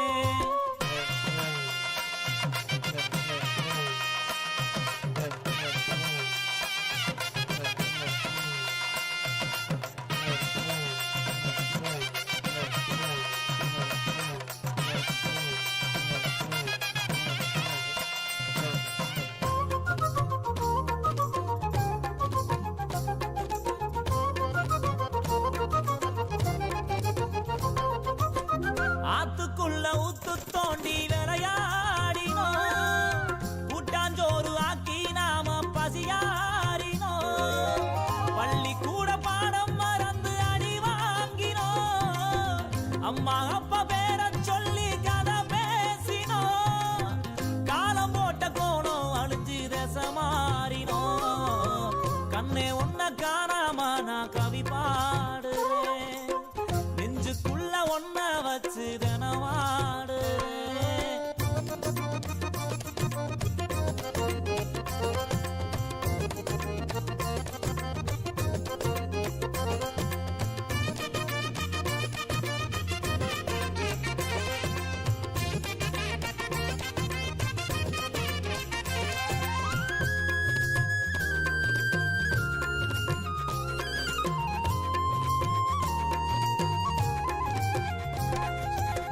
நொங்குரோத வண்டி ஓட்டி நான் ஓடினோம். மண்குதிரை மேல நின்று சதிராடினோம். அந்த நாலு நெஞ்சுக்குள்ள அலப்பாயுதே. நஞ்சு போன ஞாபகங்கள் மனமாளுதே. பாதையெல்லாம் பார்த்து பார்த்து விழிவாடுதே. கண்ணே ஒன்ன காணாம நான் கவி பாடுறேன். நெஞ்சுக்குள்ள ஒன்ன வச்சு தினவாடுறேன்.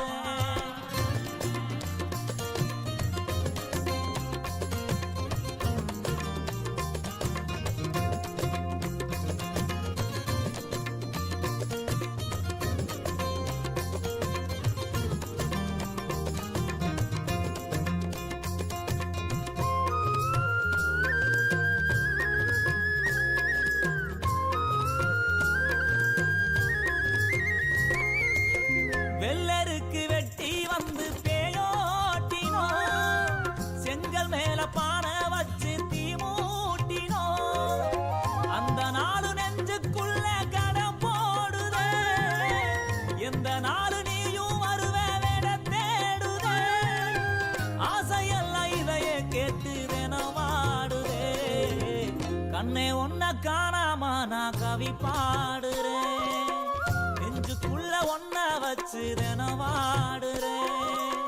மதுரை மல்லி வாசம் உன்னை பார்த்தாலே பேசும். கொலுசு சத்தம் கேட்டு அந்த கோயில் மணியாடும். கண்ணே உன்னை காணாம நான் கவி பாடுறேன். நெஞ்சுக்குள்ள ஒன்ன வச்சு தினவாடுறேன்.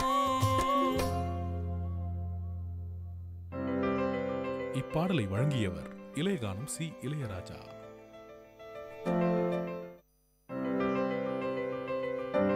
This song is presented by Spark X Music Band.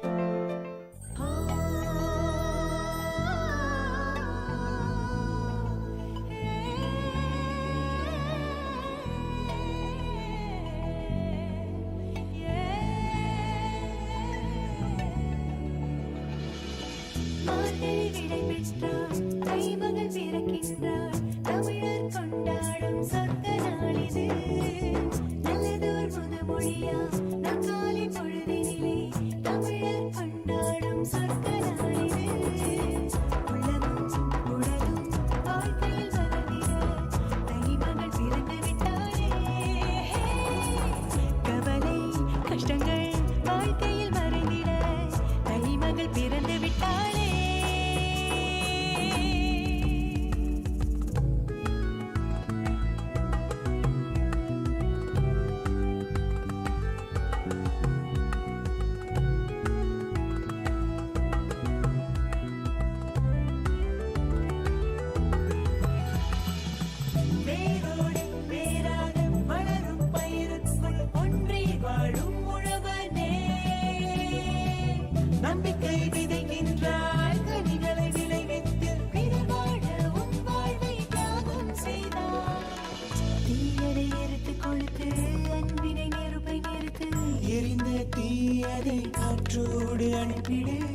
நேரம் நல்ல நேரம், மாற்றம் புது மாற்றம், புது மனிதன் உன்னோடு உருவாகட்டும்.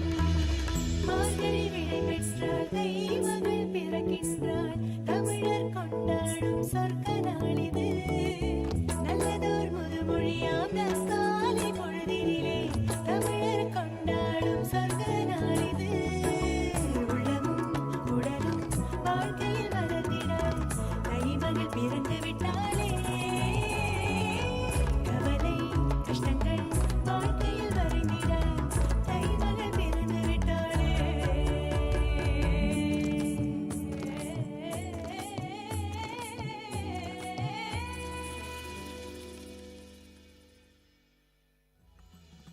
வேரோடு வேராக வளரும் பயிருக்குள் ஒன்றி வாழும் உழவனே. நம்பிக்கை விதைக்கின்றாய், கனிகளை விளைவித்து பிறர் வாழ உன் வாழ்வை தியாகம் செய்தாய். This song is presented by Spark X Music Band.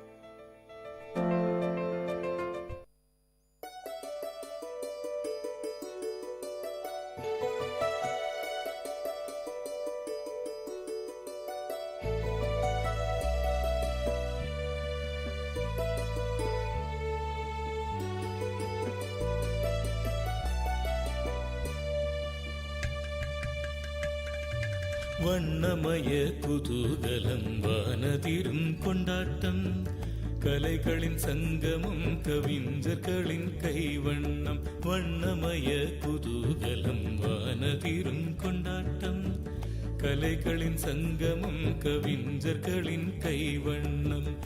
எண்ணங்கள் தொடும் உயரம் விண்ணளவு நாம் அறிவோம், ஒன்று கூடி எல்லோரும் கொண்டாடுவோம் ஃபெஸ்டிவிட்டி. Festivity, இதுவே விஐடியின் festivity, festivity, oh festivity.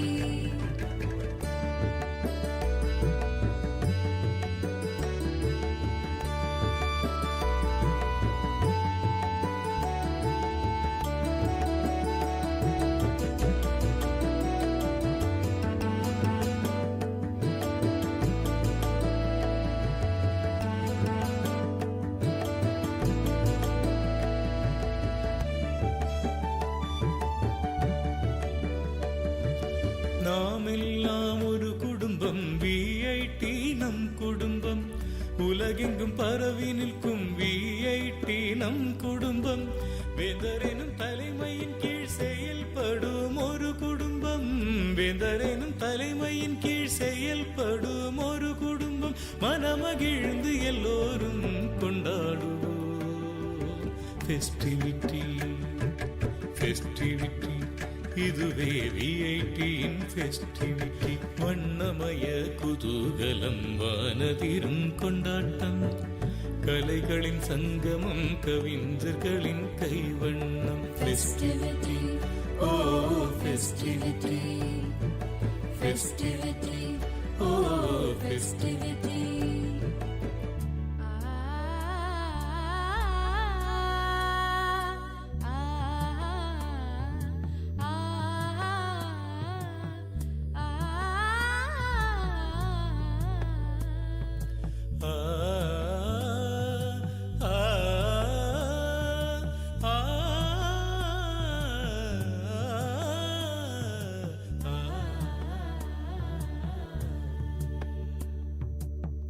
பல வண்ண பாடல்கள், மயிலாடும் மாட்டங்கள், பளிச்சிடும் திறமைகள், ஒளிர்விடும் சிகரங்கள், அதுதொடும் உயரங்கள் என்றென்றும் நிலைத்திடும், அதுதொடும் உயரங்கள் என்றென்றும் நிலைத்திடும். விண்வியக்கும் ஒரு சொர்க்கம் இனி இங்கே அமைந்திடும்.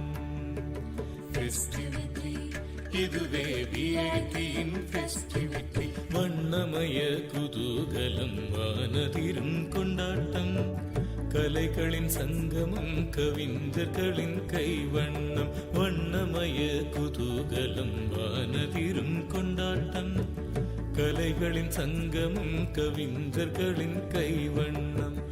எண்ணங்கள் தொடும் உயரம் விண்ணளவு நாம் அறிவோம்,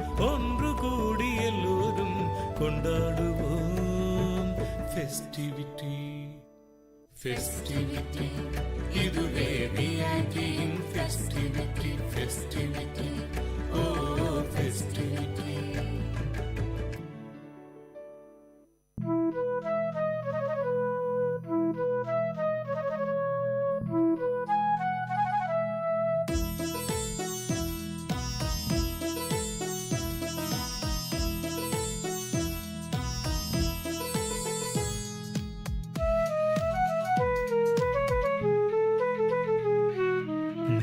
மேகம் என்மேல் நீயும் பூவை பொழிந்தாய், அதிலே என்னை கொஞ்சம் நனைய விட்டு மோகம் கொண்டாய். மேகம் மேகம் என்மேல் நீயும் பூவை பொழிந்தாய், அதிலே என்னை கொஞ்சம் நனைய விட்டு மோகம் கொண்டாய். காலை கதிரே உன் பனித்துளி நான், தினம் என்னை கிள்ளியே நீ எழுப்பி விட்டாய். மேகம் மேகம் என்மேல் நீயும் பூவை பொழிந்தாய், அதிலே என்னை கொஞ்சம் நனைய விட்டே மோகம் கொண்டாய்.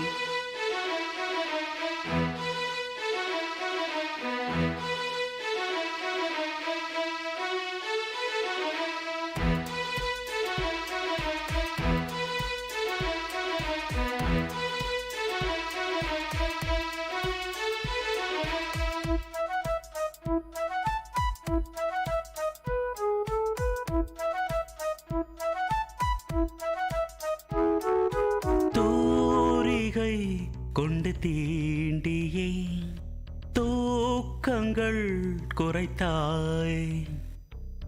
பூமகள் என்று என்னையே போர்வைக்குள் இழுத்தாய். நிலவோடும் நிலம் மீதும் என்னை ஏந்தியே நீலவானிலே நெஞ்சோடு சாய்ந்தாடும் தென்றலே.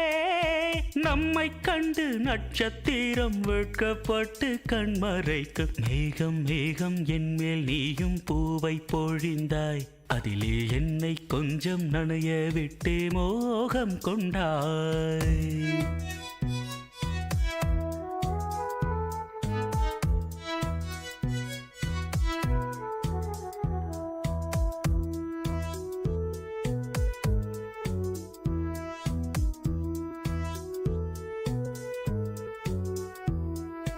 வானவில் வண்ணம் கூட்டியே வார்த்தைகள் வரைந்தாய். தேன் துளி என்று என்னையே நாக்கினுள் ஒலித்தாய். விழியோரம் நடை போடும் ஆசை மேகமே எந்தன் ஜீவனே, கரம் சேர்த்து நடமாடும் சொந்தமே. உன்னை போல மின்னல் கூட மின்னி மின்னி முத்தம் போடும். மேகம் மேகம் என்மேல் நீயும் பூவை பொழிந்தாய், அதிலே என்னை கொஞ்சம் நனைய விட்டே மோகம் கொண்டாய். மேகம் மேகம் என்மேல் நீயும் பூவை பொழிந்தாய், அதிலே என்னை கொஞ்சம் நனைய விட்டே மோகம் கொண்டாய். காலை கதிரே உன் பனித்துளி நான், தினம் என்னை கிள்ளியே நீ எழுப்பி விட்டாய். மேகம் மேகம் என்மேல் நீயும் பூவை பொழிந்தாய், அதிலே என்னை கொஞ்சம் நனைய விட்டு மோகம் கொண்டாய். கேட்ட பாடலை இசையமைத்து பாடியவர் முருகானந்தம். பாடல் வரிகள் பவித்ரா. தயாரிப்பு விஐடி பண்பலை 90.8.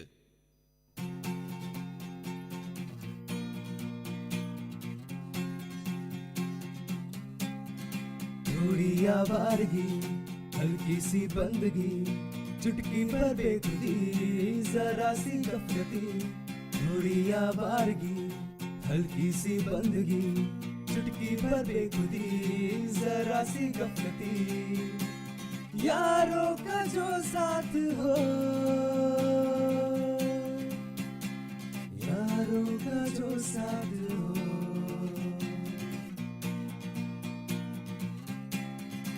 कहो यलगार है तब तक है अपना यार तू जब तक. कहो यलगार है तब तक है अपना यार तू जब तक.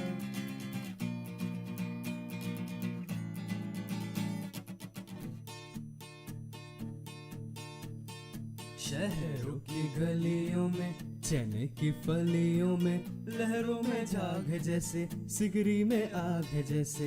बुलंद है अपनी यारी, हो गम चाहे दुश्वारी, पड़ी जब किस्मत भारी, बांट ली हिस्सेदारी। चाहे शहर का हाला, पिया बन के हम प्याला, है रूठी प्रीतम जब जब मना लाया है तू तब तब। वो फटफटी की सवारी, सड़कों पे लहरी मारी, जीने का मरकज यारी, है मौजों की फुलवारी।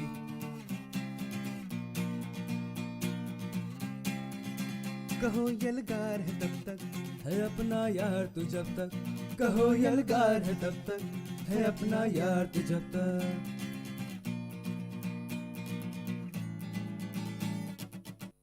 மானங்கருக்குதடி மின்னிருட்டு கம்முதடி, மானங்கருக்குதடி மின்னிருட்டு கம்முதடி, மேகம் உருளுதடி மாறி மழை பெய்யுதடி, மேகம் உருளுதடி மாறி மழை பெய்யுதடி, மானங்கருக்குதடி.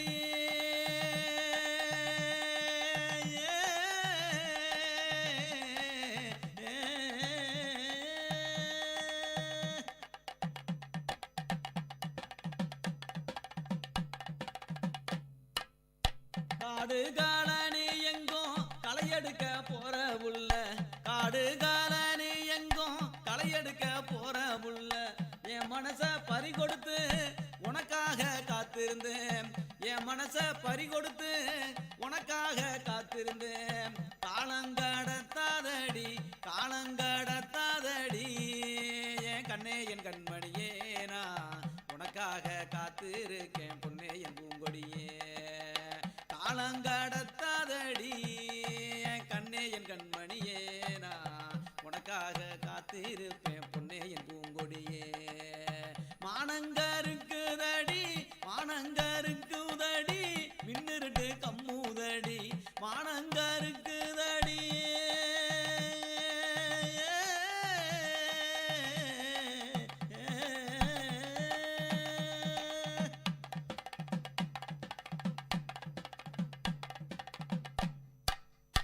மனசெல்லாம் வெள்ளையடி கண்ணு ரெண்டும் ஜொலிக்குதடி, மனசெல்லாம் வெள்ளையடி கண்ணு ரெண்டும் ஜொலிக்குதடி, பச்சை கண்ணு நோகாம ஒன்ன பார்க்க தோணுதடி, பச்சை கண்ணு நோகாம ஒன்ன பார்க்க தோணுதடி. காலம் கடத்தாதடி காலம் கடத்தாதடி, என் கண்ணே என் கண்மணியே, நான் உனக்காக காத்திருப்பேன் பொன்னே என் பூங்கொடியே. காலம் கடத்தாதடி என் கண்ணே என் கண்மணியே, நான் உனக்காக காத்திருக்கேன் பொன்னே என் பூங்கொடியே.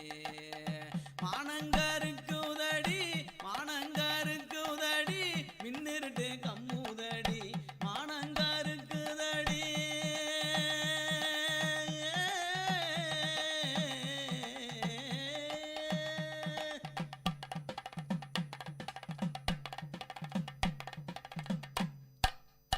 மானாமதுரச்சந்த மறிக்கொழுந்து வாங்கி வாரே, மானாமதுரச்சந்த மறிக்கொழுந்து வாங்கி வாரே, தஞ்சாவூர் மேளம் வச்சு கல்யாணம் பண்ணிக்கிறேன், தஞ்சாவூர் மேளம் வச்சு கல்யாணம் பண்ணிக்கிறேன். மானாமதுரச்சந்த மறிக்கொழுந்து வாங்கி வாரே, தஞ்சாவூர் மேளம் வச்சு கல்யாணம் பண்ணிக்கிறேன். காலம் கடத்தாதடி காலம் கடத்தாதடி, என் கண்ணே என் கண்மணியே, நான் உனக்காக காத்திருக்கேன் பொன்னே என் பூங்கொடியே. காலம் கடத்தாதடி என் கண்ணே என் கண்மணியே, நான் உனக்காக காத்திருப்பேன் பொன்னே என் பூங்கொடியே. மானங்கருக்குதடி மானங்கருக்குதடி மின்னிருட்டு கம்முதடி, மேகம் உருளுதடி மாறி மழை பெய்யுதடி, மாறி மழை பெய்யுதடி, மாறி மழை பெய்யுதடி.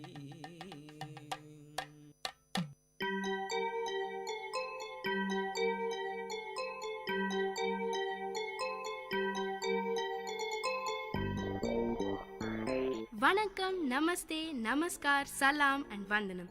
நீங்கள் கேட்டுக்கொண்டிருப்பது விஐடி பண்பலை 90.8. இது விஐடி பல்கலைக்கழகத்தின் சமுதாய வானொலி. உங்க எல்லோரையும் புதுமை பெண்கள் நிகழ்ச்சிக்கு வரவேற்கிறேன். நான் உங்க அட்டானா. இந்த நிகழ்ச்சியில எவ்வளோ கடினமான சூழ்நிலையும் தனக்குன்னு ஒரு பாதையை அமைச்சுக்கிட்டு அதுல அவங்க பயணத்தை தொடர்ந்து அதுல வெற்றியும் அடைந்த பெண்களை பத்தி தான் நான் உங்களுக்கு சொல்ல போறேன்.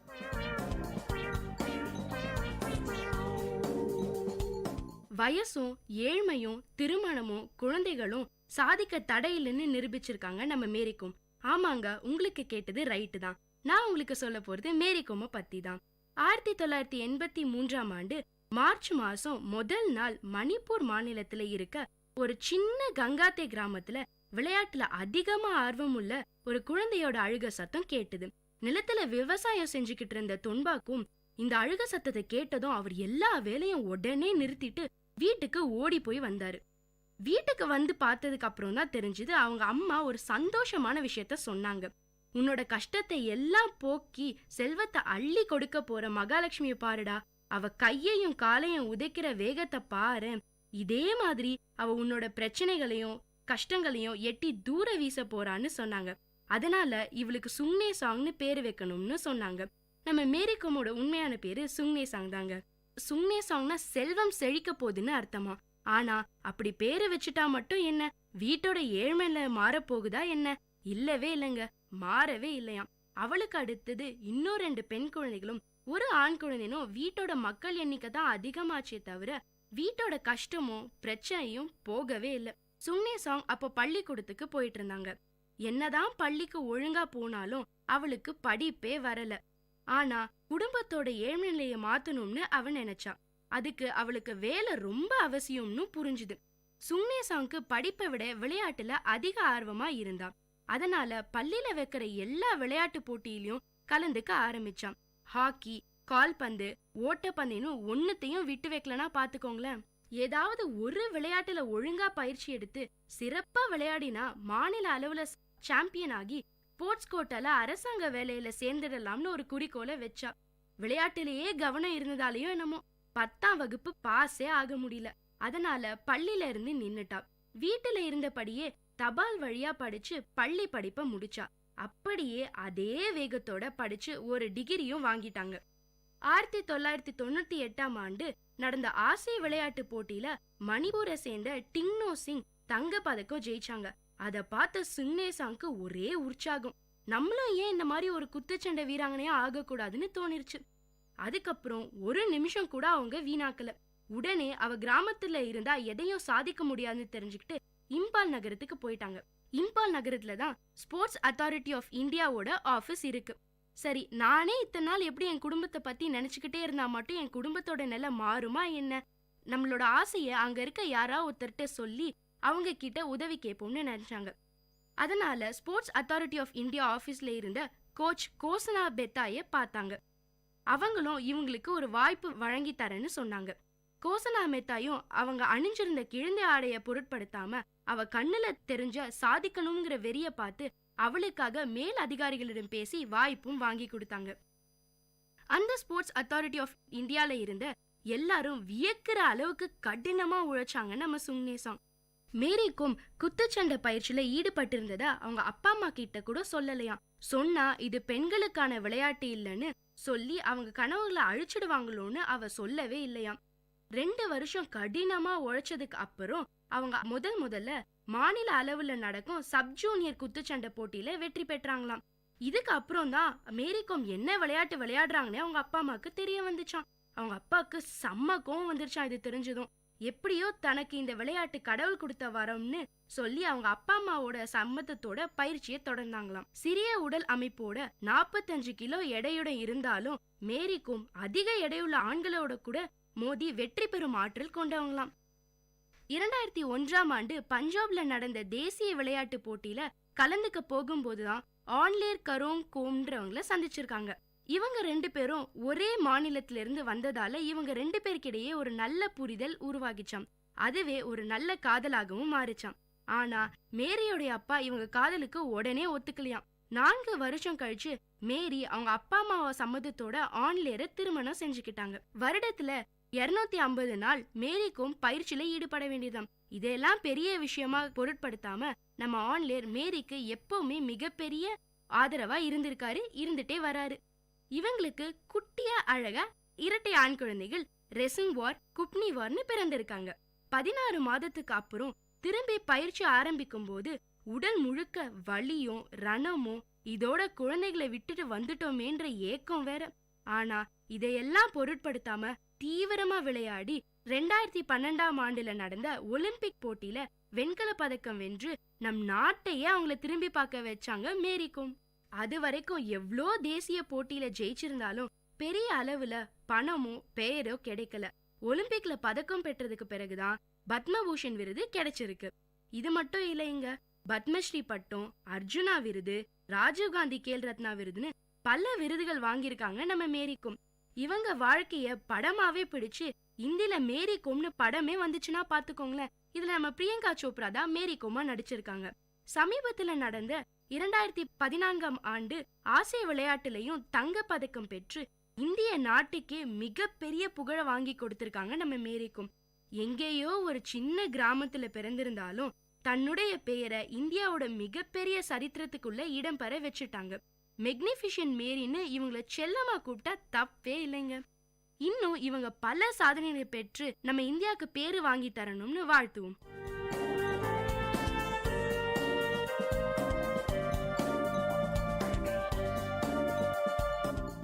இந்த நிகழ்ச்சி உங்க எல்லாருக்கும் ஒரு பெரிய உற்சாகத்தை தந்திருக்கும்னு நம்புறேன். இதே மாதிரி பல விஷயங்களை தெரிஞ்சுக்கணுமா? அப்போ விஐடி பண்பலை 90.8 கேட்டுக்கிட்டே இருங்க.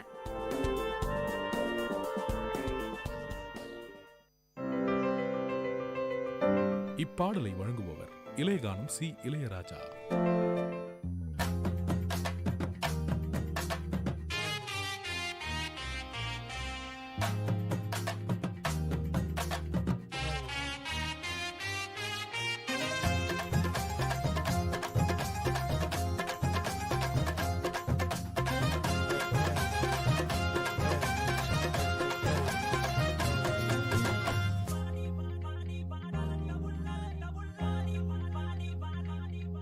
ஆடி வாடி என் கருத்த உள்ள 2 நாளாக உறக்க வல்ல. ஆடி வாடி என் கருத்த உள்ள 2 நாளாக உறக்க வல்ல. அடி அள்ளி போல தள்ளி நான் வந்த போற தள்ளி ஒன்பதில சொல்லிட்டு போடி. அடி அள்ளி போல தள்ளி நான் வந்த போற தள்ளி ஒன்பதில சொல்லிட்டு போடி. அடி வாடி வாடி வாடி வாடி என் கருத்த உள்ள 2 நாளாக உறக்க வல்ல.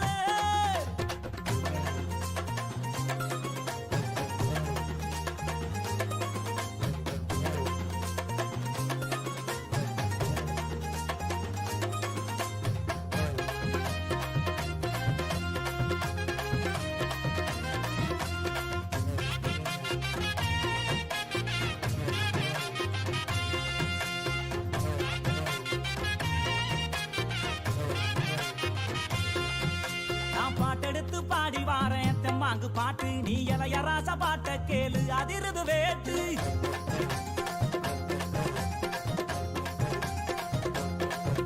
நான் பாட்டெடுத்து பாடி வாரேன் தெம்மாங்கு பாட்டு, நீ இளையராச பாட்ட கேளு அதிருது வேட்டு. யாரு துணையும் இல்ல எனக்கு நிகர் யாரும் வல்ல. உடம்பு உடம்பு புள்ள என்னைய ஜெயிக்க எவனும் இல்ல. மோதி பாரு அடி பாடு நீ போட்ட போட்டி போடு. எனக்கான ஒரு கூட்டம் அடமேலம் கொட்டி ஆட்டம் போடு. வாடி அடி வாடி அடி வாடி என் கருத்த உள்ள 2 நாளாக உறக்க வல்ல.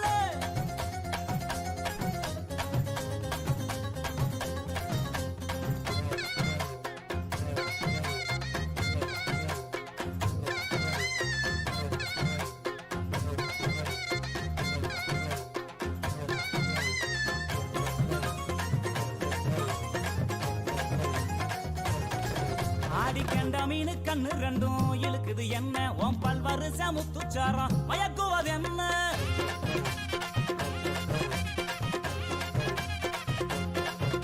ஆடி கண்ட மீனு கண்ணு 2 இழுக்குது என்ன, உன் பல்வருச முத்துச்சாரம் மயக்குவது என்ன. உறிஞ்சு ஓதட்டுறைய என்னைய இதுக்கே முடிஞ்சு புட்டு. சங்கு கழுத்துறதா என்னையும் வதச்சு வாட்டி புட்டு. அடிச்சிட்ட தங்க பாரடி ஒன்னு தார உதட்டால நீ வெக்க விட்டு கட்டி கூடி பாடி அடி வாடி அடி வாடி என் கருத்த உள்ள 2 நாளாக ஒரு கவலை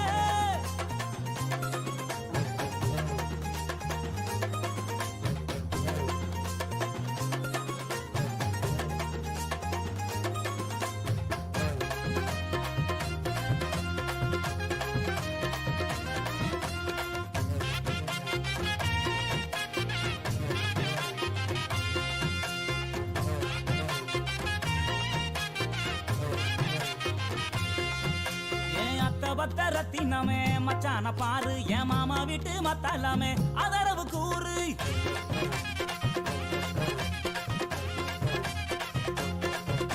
என் அத்த பத்த ரத்தினமே மச்சான பாரு என் மாமா வீட்டு மத்தாலாமே அதரவு கூறு உன்னை விட்ட யாரும் இல்ல எனக்கு ஒட்டிக்கிற வாடி உள்ள கண்ணசைக்கும் நேரத்துல எனக்கு காதல் தீ மூட்டு உள்ள இதை தெரிஞ்சு கொஞ்சம் புரிஞ்சு இந்த மச்சான் சொல்ல கேளு இந்த உலகம் உள்ள வரைக்கும் நீ என்னோட தான் ஒட்டி வாழ வாடி என் கருத்த உள்ள 2 நாளாக உறக்கவல்ல அடி வாடி என் கருத்த உள்ள 2 நாளாக உறக்கவல்ல அடி அள்ளி போல கல்லி நான் வந்த போற தள்ளி ஒன்பதில சொல்லிட்டு போடி அடி அள்ளி போல கல்லி நான் வந்த போற தள்ளி ஒன்பதில சொல்லிட்டு போடி அடி வாடி வாடி வாடி வாடி என் கருத்த உள்ள இப்பாடலை வழங்கியவர் இளையகானம் C Ilaiyaraaja.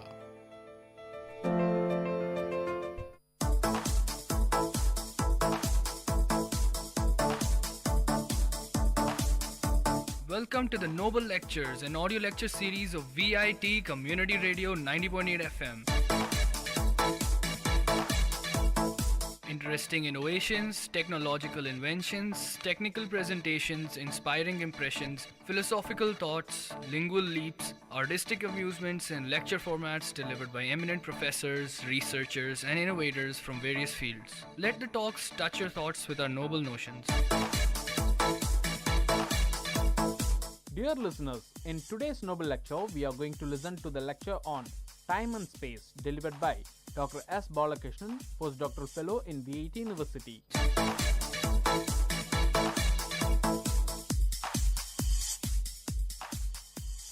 Hello listeners, I am Dr. S. Balakrishnan. I welcome you all to today's program, Noble Lecture. Today I am going to talk about space-time continuum.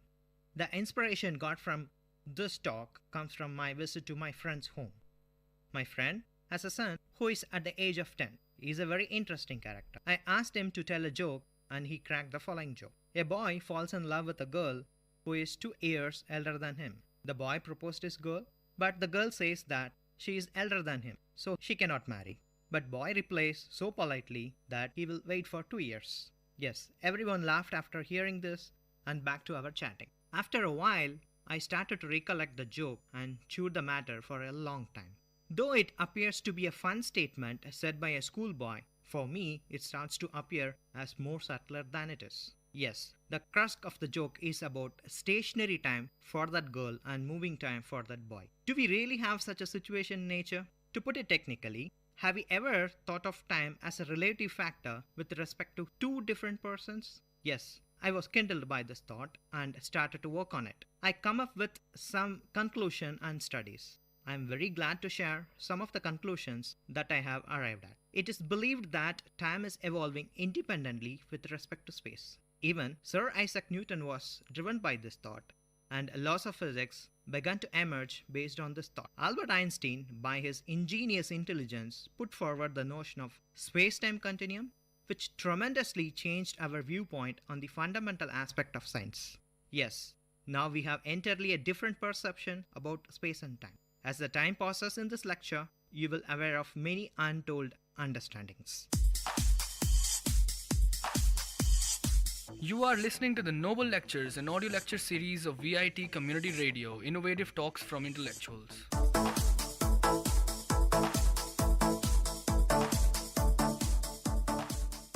Let you know the meaning of space and time by illustrating the following situation. You must have seen a common lizard on the walls, and sometimes you must have witnessed how efficiently the lizard catches its prey. Say, small insects. How to fix the position of a small insect on the wall?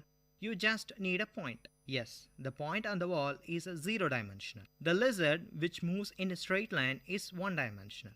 In other words, if you draw a straight line along x-axis or a y-axis, then it is a one-dimensional. On the other hand, lizard, which has definite length and breadth, you require two straight lines, one along x-axis and one along y-axis, to fix its position.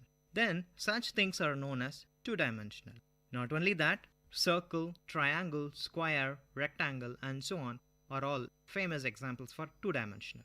And to fix your position in the room, you require three straight lines along x-axis, y-axis, and z-axis. Why it is so? Because you have length, breadth, and width. Yes, you are a three-dimensional object. To say it technically, dimensions are independent components of a coordinate system required to locate a point in certain defined space. Let me tell you space little later. For example, on the globe, the latitude and longitude are two independent coordinates which together uniquely define a location. To define dimension loosely, we can say that the number of independent variables required to fix an object. Typically, three spatial dimensions, namely length, width, and height, are required to locate the position. Adding time as another dimension to the coordinate system has altered our viewpoint on the basics of entire science. In space-time, a coordinate grid that spans 3 + 1 dimensions locates events rather than just points in space. This is why the coordinates specify where and when events occur. Therefore, in space-time coordinate system, we have three spatial points to find a point on a space and one temporal point to find the time at which the point is present. In cosmology, the concept of space-time combines space and time to a single abstract universe. To put it mathematically, it is a manifold consisting of events which are described by some type of coordinate system. Therefore, space-time, which is also termed as space-time continuum, is any mathematical model that combines space and time into a single interwoven continuum. The space-time of our universe is usually interpreted from a Euclidean space perspective. What is that Euclidean space? Which is nothing but space consisting of three dimensions and time as a consisting of one dimension. By combining space and time into a single manifold, physicists have significantly simplified large number of physical theories as well as described in a more uniform way the workings of universe at both the supergalactic and subatomic levels. Until the beginning of 20th century, time was believed to be independent of motion, progressing at a fixed rate in all frames of reference. However, later experiments revealed that slows at speeds of reference related to another frame of reference. Such slowing, called time dilation, is explained very well in special theory of relativity. What is time dilation? Time dilation is an actual difference of elapsed time between two events as measured by observers either moving relative to each other or differently situated from gravitational masses. An accurate clock at rest with respect to one observer may be measured to a tick at a different rate when compared to a second observer's own equally accurate clocks. This effect arises neither from technical aspects of the clock nor from the fact that signals need time to propagate, but from the nature of space-time itself. To understand this bizarre concept, I would like to narrate the following situation. This is known as twin paradox. Twin paradox can be explained in the following way. Assume that there is a identical twin, one of whom makes a journey into space in a high-speed rocket and it appears puzzling because each twin sees the other twin traveling, and so on. According to time dilation, each should find the other to have aged more slowly. However, this scenario can be explained with the standard framework of special theory of relativity. We know that Euclidean space notion tells us that space is three-dimensional and time is one-dimensional. In Euclidean space, the separation between 2 points measured by the distance between the 2 points. The distance is purely spatial and it is always positive. However, in space-time continuum, the separation between 2 events is measured by the invariant interval between 2 events, which takes into account not only the spatial separation between the events, but also their temporal separation. This is known as space-time interval. That is, the interval between 2 events defined in terms of difference in space and time coordinates. Certain types of worlds are the shortest path between any 2 events. Such paths are known as geodesics. The concept of geodetics become critical in general relativity since geodesic motion may thought of a pure motion in space-time that is free from any external influences. You are listening to the Noble Lectures, an audio lecture series of VIT Community Radio, innovative talks from intellectuals.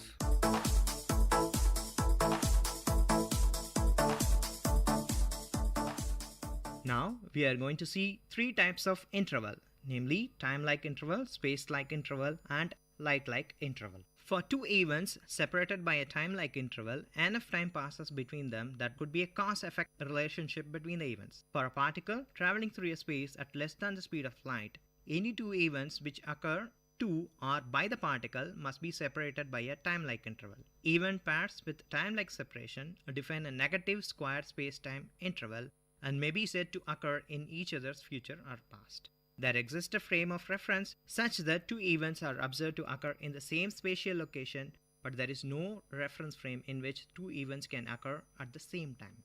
The measure of a time-like space-time interval is described by proper time. Time-like interval is nothing but the time elapsed in your exam hall or a classroom. You enter into a class at 8 a.m. and leave the class at 8:50. To add more, you write your exam and your teacher gives corrected paper in the next week. Same spatial coordinates but different time interval. What can you say about space-like interval?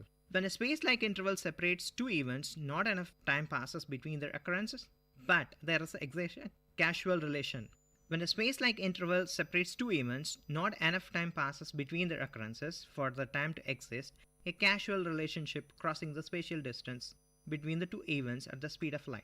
Generally, the two events considered not to occur in each other's future are past.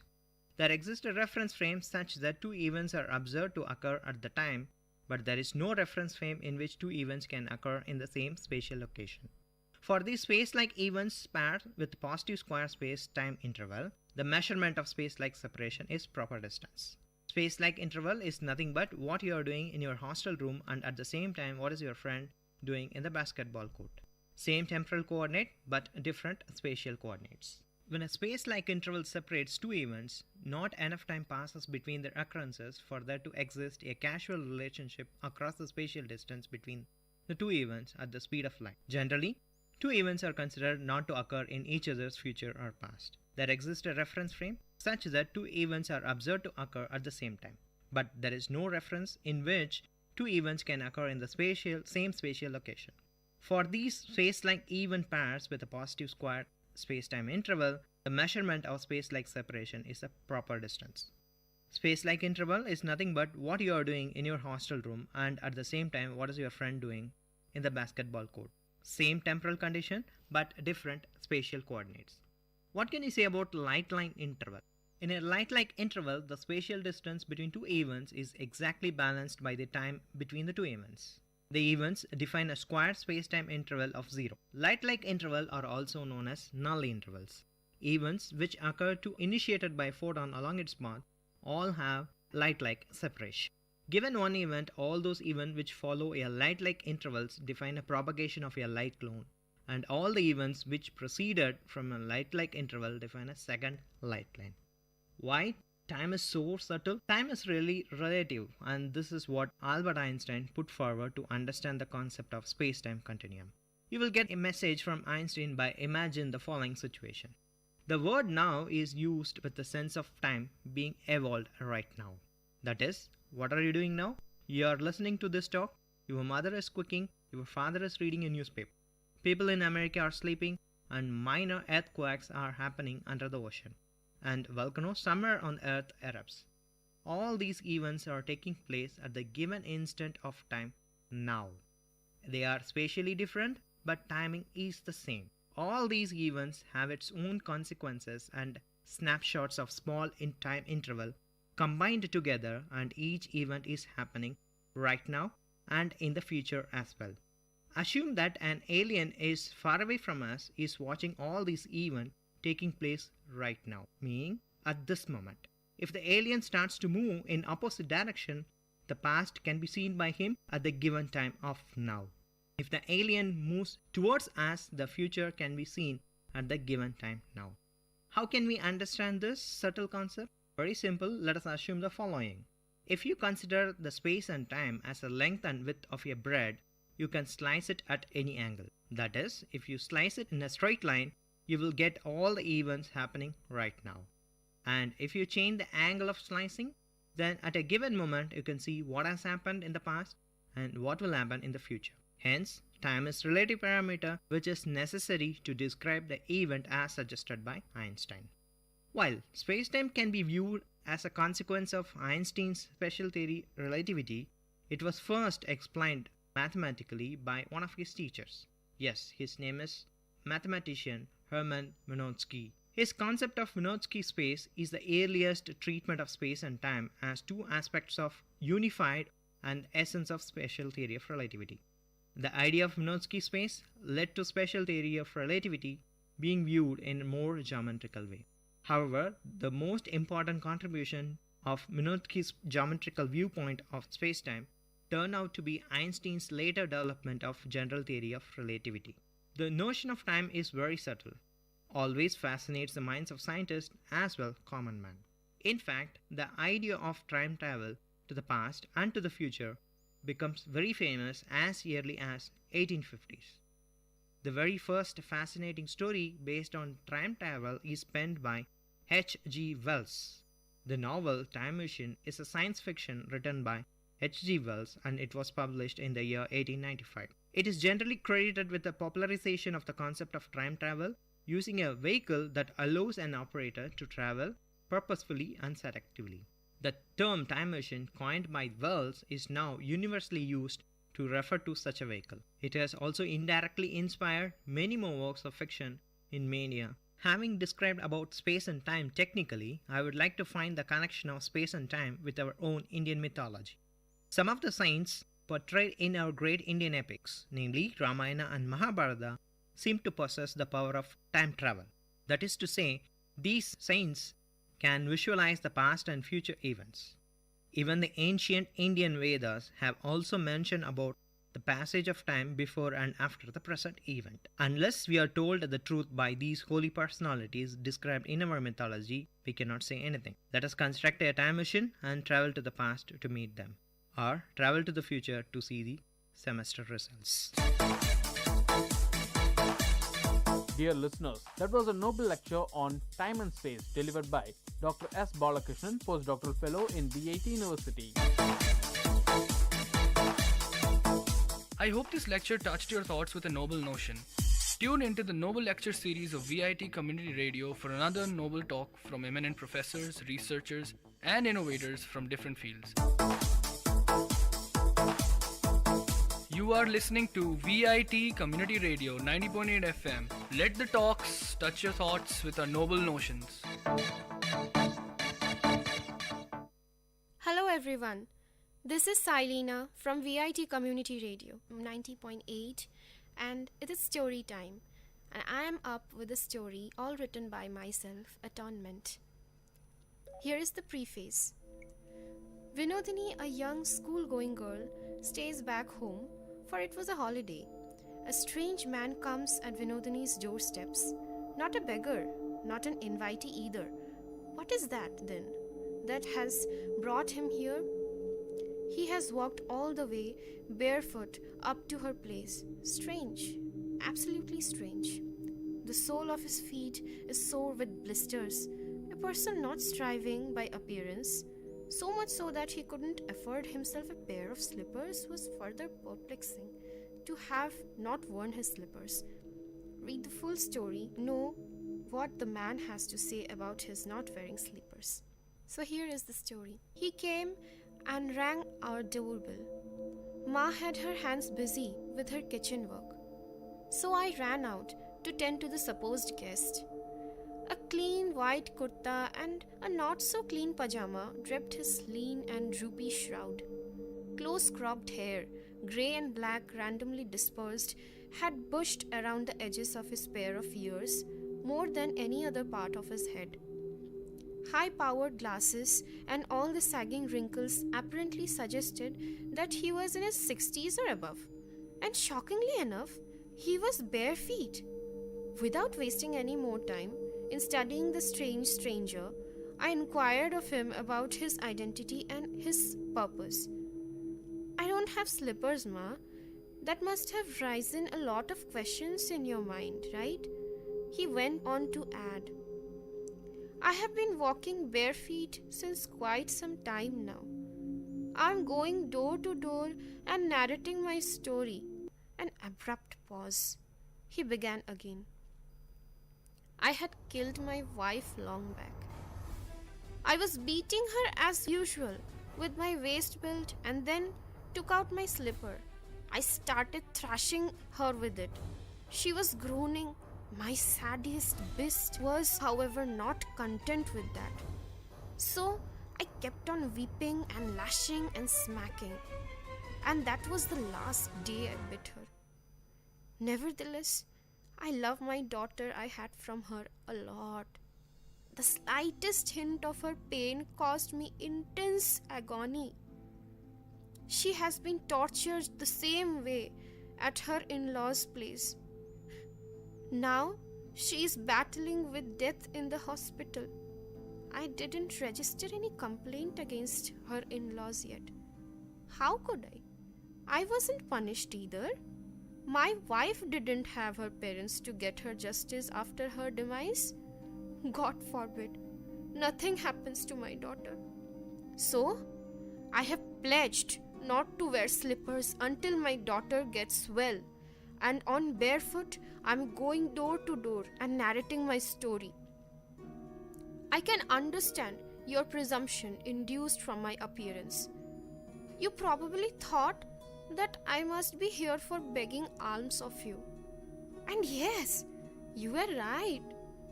I have come here to beg, not to beg alms, to beg prayers, to beg blessings. With tears rolling down his cheeks and voice suffused with pain, in a trembling voice he groaned, Ma, pray for my daughter. Please, I beg of you, pray for my daughter. I am a sinner. How could I pray for my daughter to be endowed with fortitude to endure the same pain I had caused my wife all these years back? He won't listen to my prayers. God won't listen. God won't. He won't. I stared blank. I still couldn't comprehend the scenario, and eliciting a reaction was not nearly possible. Ma came out running, all startled by the cry. Having no clue about what was going on, she got impatient and started inquiring me of what all had happened. I couldn't reply. I asked the man, who was on his knees at our doorsteps, to get up and leave. His face turned pale. Hopelessness had clouded it densely. I said, Your daughter will be all right. I shall definitely pray for her. My mom will also pray. Why, Ma? Won't you? Ma, with no preface to the story, ended it by nodding in affirmation. The man stretched his lips into a feeble smile, gestured a namaskar, and walked away. At the door, while Ma kept on inquiring me, I stared vacantly to see the man disappear from my sight. Thank you. தமிழ்ச்சுடர் வாழ்வும் இலக்கியமும் சங்கமிக்கும் ஒலி ஓவியம் உங்கள் VIT பண்பலை 90.8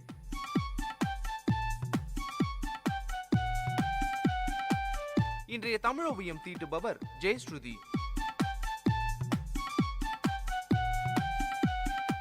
வணக்கம். மருந்தாகி தப்பா மரத்தற்றால் செல்வம் பெருந்தகையான் கற்பனின். மனிதர்கள் வாழ்வதற்கே பிறந்தனர். ஆனால் வாழ்ந்தால் மட்டும் போதுமா? வாழ்க்கையின் குறிக்கோளை அடைய வேண்டாமா? அதாவது பயனடைய வேண்டாமா? இன்றைய மனிதன் தனியே உழைத்து வாழ்ந்திடவில்லை. இன்றைய மனிதன் சமூக உழைப்பில் வாழ்கிறான். இன்று சமுதாயம் அடைந்துள்ள பெரியதொரு வளர்ச்சி அறிவார்ந்த மனிதர்களுடைய உழைப்பு சமூக உழைப்பாக, அதாவது சமூகத்திற்கு பயன்படக்கூடிய உழைப்பாக வளர்ந்துவிட்டது. இந்த வளர்ச்சி அறிவு நிலையில் வளர்ந்ததா, இல்லை பொருளாதார வளர்ச்சியில் ஏற்பட்ட மாற்றங்களின் வழியில் ஏற்பட்டதா? நம் நாட்டை பொறுத்தவரை வரலாற்று போக்கில் அடைந்த வளர்ச்சிதான் இவை. இந்த சூழ்நிலையில் தனி மனிதர்கள் அல்லது வாயுள்ள சிலர் கூடி தங்களுடைய பிரச்சனைகளை தாங்களே தீர்த்து கொள்ள நினைப்பது, தங்களுக்கு மட்டும் தீர்வு காணும் வகையில் சிந்திப்பது இன்று நடைபெற்று வரும் தீய பழக்கங்கள். மனிதர்களில் பல பேர் வாழக்கூட ஆசைப்படவில்லை, பிழைப்பு நடத்ததான் ஆசைப்படுகிறார்கள். பிழைப்புக்கும் வாழ்வதற்கும் என்ன வித்தியாசம் என்று கேட்கிறீர்களா? சொல்கிறேன். அறிவு வளர்ச்சியில் ஆர்வம் காட்டுவதில்லை, அன்பு நெறியில் வாழ தலைப்படுவதில்லை. சமூக ஆர்வம், சமூக சிந்தனை, சமூக உழைப்பு ஆகியன அறவே இல்லை. மற்றவர்களை பற்றி ஒரு துளி கூட கவலைப்படுவதில்லை. படித்தவர்களிடம் கூட இந்த எண்ணம் தலை தூக்கிதான் நிற்கிறது. விருந்தினர் அறையில் பல ஓவியங்களை மாட்டி வைத்திருந்தார் ஒரு பெண்மணி. அவரது தோழி விருந்தாளியாக வந்திருந்தார். அவரது தோழிக்கோ அதில் அவ்வளவு ஆர்வமில்லை. ஏண்டி, உனக்கு அறிவு இருக்கா? யாராவது பணத்தை கொடுத்து இந்த ஓவியங்களை வாங்குவாங்களா? இது எவ்வளவு காலம்தான் நிலைக்கும்னு கூறினார். வெறும் வண்ணத்துக்கும் திரை சிலைக்குமா இவ்வளவு 1000 ரூபாய்களை கொடுக்குறீங்க? என்ன பாரு, நீங்க வாங்கி வைத்துள்ள ஓவியங்களுக்கு நிகரான தொகைக்கு நெக்லஸ் வாங்கி கழுத்தில் அணிந்திருக்கிறேன் என்றார் கர்வம் பொங்க. அப்பெண்மணியோ, நீ கரிக்கட்டையாய் கிடந்து சற்று பளபளப்பை பெற்றுள்ள ஒரு பொருளுக்கு மதிப்பு தருகிறாய். நானோ இதை வரைந்த மாற்றுத்திறனாளிகள் மனதால் வலிமை பெறும் வகையில் அவர்களுடைய திறமைக்கு மதிப்பளிக்கிறேன். எனக்கு பகட்டுக்கு செலவழிப்பதை விட மனிதனுக்குள் ஒளிந்து கிடக்கும் திறமையை வெளிக்கொண்டு வர செலவழிப்பதே எனது கொள்கை என்றார். இதேபோன்று மனிதரை 3 பிரிவுகளாக பிரிக்கிறார் திருவள்ளுவர். முதல் வகையினர் சுயநலத்திலே நாட்டமுடையவர்கள். முதல் வகையினரை ஊருணி நீர் நிறைந்தற்றே உலகலாம் பேரறிவாளன் திரு என்கிறார். அதாவது சிலர் சுயநலத்திலேயே நாட்டமுடையவர்கள். அவர்கள் தமது பிழைப்பை பற்றியே கவலைப்படுபவர்கள். இவர்களை ஊருணி போன்றவர்கள் என்கிறார் வள்ளுவர். ஊருணி தனது நிலையை காப்பாற்றிக் கொள்ளும் சுயநலத்துடன் கொடுக்கிறது. இல்லை இல்லை, கொடுக்கவில்லை, மனிதர்களை எடுத்துக்கொள்கிறார்கள். அதனால் ஊருணி நிலை தற்காப்புதான்.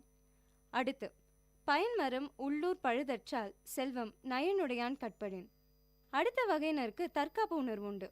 ஆனாலும் விருப்பு வெறுப்பின்றி எல்லோருக்கும் பயன்படுவர். முதலாளித்துவ சமுதாயத்தின் நன்றியை விரும்பாத இவர்கள் பயன்மரம் போல் வாழ்வார்கள், வளர்வார்கள். ஆயினும் முழுமையில்லை. அடுத்தது, மருந்தாகி தப்பா மரத்தற்றால் செல்வம் பெருந்தகையான் கட்படின். மூன்றாவது அணியினர் பிறருக்காகவே வாழ்வார்கள். ஈட்டிய பொருளை மற்றவருக்கு வழங்குவார்கள். மருந்து மரம் சமுதாயத்திடமிருந்து மிக மிக குறைவாக பெற்றுக்கொண்டு தாம் பெற்றுக்கொண்டதை விட பல மடங்கு நமக்கு திருப்பி தருகிறது. ஏன், தன்னையை கூட அழித்துக் கொள்கிறது. இன்றைய மனிதரோ சமுதாயத்தின் ஒருங்கிணைந்த ஆக்கத்தை விரும்புவதில்லை, அதற்காக உழைப்பதில்லை. சமுதாயத்தின் நன்மையை நாடாமல் சமுதாயத்திற்கு மாறாக எதிரான ஒன்றையே நாடுகின்றனர். தங்களுடைய ஆதாயத்திற்காகவே சமுதாயம் என்ற அமைப்பு இருப்பதாக கருதுகின்றனர். எனவே நேயர்களே, மருந்து மரமாக இருந்து மற்றவருக்கு பயன்படுவோம். இதையே வள்ளுவர் மருந்தாகி தப்பா மரத்தற்றால் செல்வம் பெருந்தகையான் கட்படின் என்று கூறுகிறார். சிந்தியுங்கள், செயல்படுங்கள். நன்றி.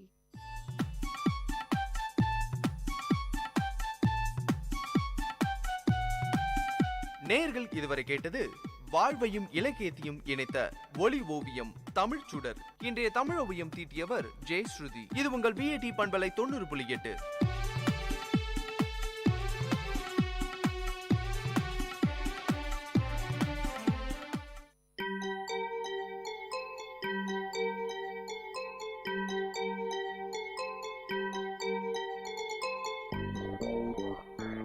வணக்கம், நமஸ்தே, நமஸ்கார், சலாம் அண்ட் வந்தனம். நீங்கள் கேட்டுக்கொண்டிருப்பது விஐடி பண்பலை 90.8. இது விஐடி பல்கலைக்கழகத்தின் சமுதாய வானொலி. உங்க எல்லோரையும் புதுமை பெண்கள் நிகழ்ச்சிக்கு வரவேற்கிறேன். நான் உங்க அட்டானா. இந்த நிகழ்ச்சியில எவ்வளோ கடினமான சூழ்நிலையும் தனக்குன்னு ஒரு பாதையை அமைச்சுக்கிட்டு அதுல அவங்க பயணத்தை தொடர்ந்து அதுல வெற்றியும் அடைந்த பெண்களை பத்தி தான் நான் உங்களுக்கு சொல்ல போறேன்.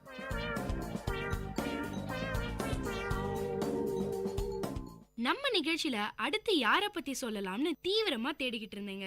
வித்தியாசமாவும் புதுசாவும் யாராவது எதையாவது பண்றாங்களான்னு பாத்துக்கிட்டு இருக்கும் போதுதான் ஜெயஸ்ரீ பத்தின செய்தி எனக்கு தெரிய வந்தது. வயசானவங்களுக்கு பாதுகாப்பு இல்லைங்கிறதுக்கு தினம் தினம் அவங்களை குறி வச்சு அரங்கேற கொலையுமே சாட்சிங்க. வெளிநாட்டுல வேலை கிடைச்சு செட்டில் ஆகிற பிள்ளைங்களுக்கு பெத்தவங்களோட நினைப்பே இருக்கிறது இல்ல. பெத்தவங்க இறந்தா கூட அவங்களுடைய இறுதி சடங்குக்கு நேர்ல வரத கூட தவிர்க்கிற அளவுக்கு அவங்களுடைய மனோபாவம் மாறிடுச்சு. சில பேரு உள்ளூர்லயே இருந்தா கூட தான் குடும்பத்து வயசானவங்கள கூடவே வச்சுக்கிறதுக்கு விரும்புறது இல்ல. முதியோர் இல்லத்துக்கு அனுப்புறத சில பிள்ளைங்களும் அங்க போறத சில பெத்தவங்களும் கௌரவ பிரச்சனையா பாக்குறாங்க. மிச்சம் இருக்கிற கொஞ்ச நாள் வாழ்க்கைய ஏமாற்றங்களோடையும் ஏக்கங்களோடையும் வாழ்றாங்க நிறைய வயசானவங்க. ஆனா அவங்க இருக்க அந்த இடமும் அவங்களுக்கு பாதுகாப்பானதா இல்லங்கிறது ரொம்பவே சோகத்தை தரக்கூடிய கசப்பான உண்மை. இந்த மாதிரி இருக்க வயசானவங்களுக்கு ஏதாவது பண்ணணும்னு நினைச்சாங்க ஜெயஸ்ரீ. ஜெயஸ்ரீயோட புது முயற்சியை பத்தி தான் இன்னைக்கு உங்களுக்கு நான் சொல்ல போறேன். பொதுவா எல்லா தம்பதிகளுக்கும் கல்யாணம் ஆன முதல் 6 மாசமோ இல்ல 1 வருஷமோ தாங்க அவங்களுக்கான நேரம் கிடைக்குது. அதுக்கப்புறம் குழந்தைங்க அவங்கள வளர்த்து ஆளாக்குறது அவங்களுடைய கல்யாணம்னு வருஷங்கள் ஓடிடுது. பிள்ளைங்களை செட்டில் பண்ணினதுக்கு அப்புறம் தான் 50 வயசுக்கும் மேல மறுபடியும் அவங்களுக்குன்னு சின்னதா ஒரு இடம் கிடைக்குது. அது அவங்களுக்கு கிடைச்ச 2வது வாழ்க்கை மாதிரின்னு கூட சொல்லலாம். வாழ்க்கையோட அந்த பகுதிய அமைதியாவும் ஆரவாரம் இல்லாம அவங்களுக்காக மட்டுமே வாழ்ற மாதிரி எல்லா வசதிகளும் இருக்கிற ஒரு சூழலை உருவாக்கி தரணும்னு நினைச்சாங்க ஜெயஸ்ரீ. அதுக்கான ஒரு சின்ன முயற்சி தான் சென்னை ஹோம்ஸ். கட்டுமான துறையில எவ்வளவோ பேர் இருக்காங்க. ஆனா அந்த துறையில கவனம் இருக்கும் பெண்கள்ல ஒருவர் தான் நம்ம ஜெயஸ்ரீ. இப்படி என்ன இவங்க ஸ்பெஷல்னு உங்களுக்கு எல்லாம் ஒரு கேள்வி வந்திருக்குமே, அதுக்கான விடைய நானே சொல்றேங்க. சீனியர் சிட்டிசனுக்காக பிரத்யேகமான ஹவுசிங் திட்டத்தை அறிமுகப்படுத்தின புதுசான முயற்சிக்கு சொந்தக்காரங்க ஜெயஸ்ரீ. இந்த மாதிரி ஒரு அருமையான திட்டத்தை கொண்டு வந்திருக்காங்களே, இவங்க கட்டுமானத்தை பத்தி படிக்கும் போதுல இருந்தே இந்த எண்ணத்தை வச்சிருப்பாங்களோ அப்படின்னு நீங்க நினைச்சினா இல்லவே இல்லங்க. ஜெயஸ்ரீ இப்ப பண்ற பிசினஸ்க்கும் அவங்க படிப்புக்கும் எந்த சம்பந்தமும் இல்ல. இவங்க BA B.Ed படிச்சிருக்காங்க. அதுக்கப்புறம் MA பப்ளிக் அட்மினிஸ்ட்ரேஷன்ல gold medal, play school, ladies ஹாஸ்டல்னு நிறைய விஷயங்களை பண்ணிருக்காங்க. 2012ஆம் ஆண்டு இவங்க அப்பா தவறிட்டாராம். அவர் இருக்கும் போதே கேன்சர் ஹாஸ்பிட்டலோ இல்ல முதியோர் இல்லமோ தொடங்குற ஐடியா இருந்தது. அப்பா போனதும் புதுச்சேரியில இருந்த அவரோட நிலத்தை வயசானவங்களுக்கு உபயோகமா ஏதாவது ஒரு வழியில பயன்படுத்த நினைச்சாங்க ஜெயஸ்ரீ. NGO ஆரம்பிக்கிறதுல நடைமுறை சிக்கல் நிறைய இருக்கும்னு தோணுச்சாம். வயசானவங்களுக்கு எதிராக நடக்கிற வன்முறைகளை பத்தி கேள்விப்பட்ட செய்திகளும் பிள்ளைங்க எல்லாம் ஃபாரின்ல செட்டில் ஆனதால கடைசி காலத்துல பாதுகாப்பில்லாத சூழல்ல வாழ வேண்டிய கட்டாயத்துக்கு தள்ளப்படுறதும் முதியோர் இல்லங்களுக்கு அனுப்பப்படுறதுமா அவங்க சந்திக்கிற அவலங்கள் ஜெயஸ்ரீய ரொம்பவே பாதிச்சுது. ஜெயஸ்ரீ பல வயசானவங்கள கதைகளை கேட்டது, பல பேரை நேர்ல பார்த்தது, இப்படி பல விஷயங்கள் ஜெயஸ்ரீ மனசுல கேள்விகளை ஏற்படுத்துச்சு. அதுல அவங்களுடைய முக்கியமான கேள்வி என்னெல்லாம் இருந்தா வயசானவங்க வாழ்க்கை ஓரளவுக்கு நிம்மதியா இருக்கும்னு. அதுக்கு ஜெயஸ்ரீயே விடையையும் கண்டுபிடிச்சாங்க. பாதுகாப்பான இருப்பிடமும் 3 வேளையும் சாப்பாடு, அவசரத்துக்கு மருத்துவ உதவின்னு இந்த 3 இருந்தாலே போதுங்க, வயசானவங்களோட வாழ்க்கை ஓரளவுக்கு நிறைவாயிடும்.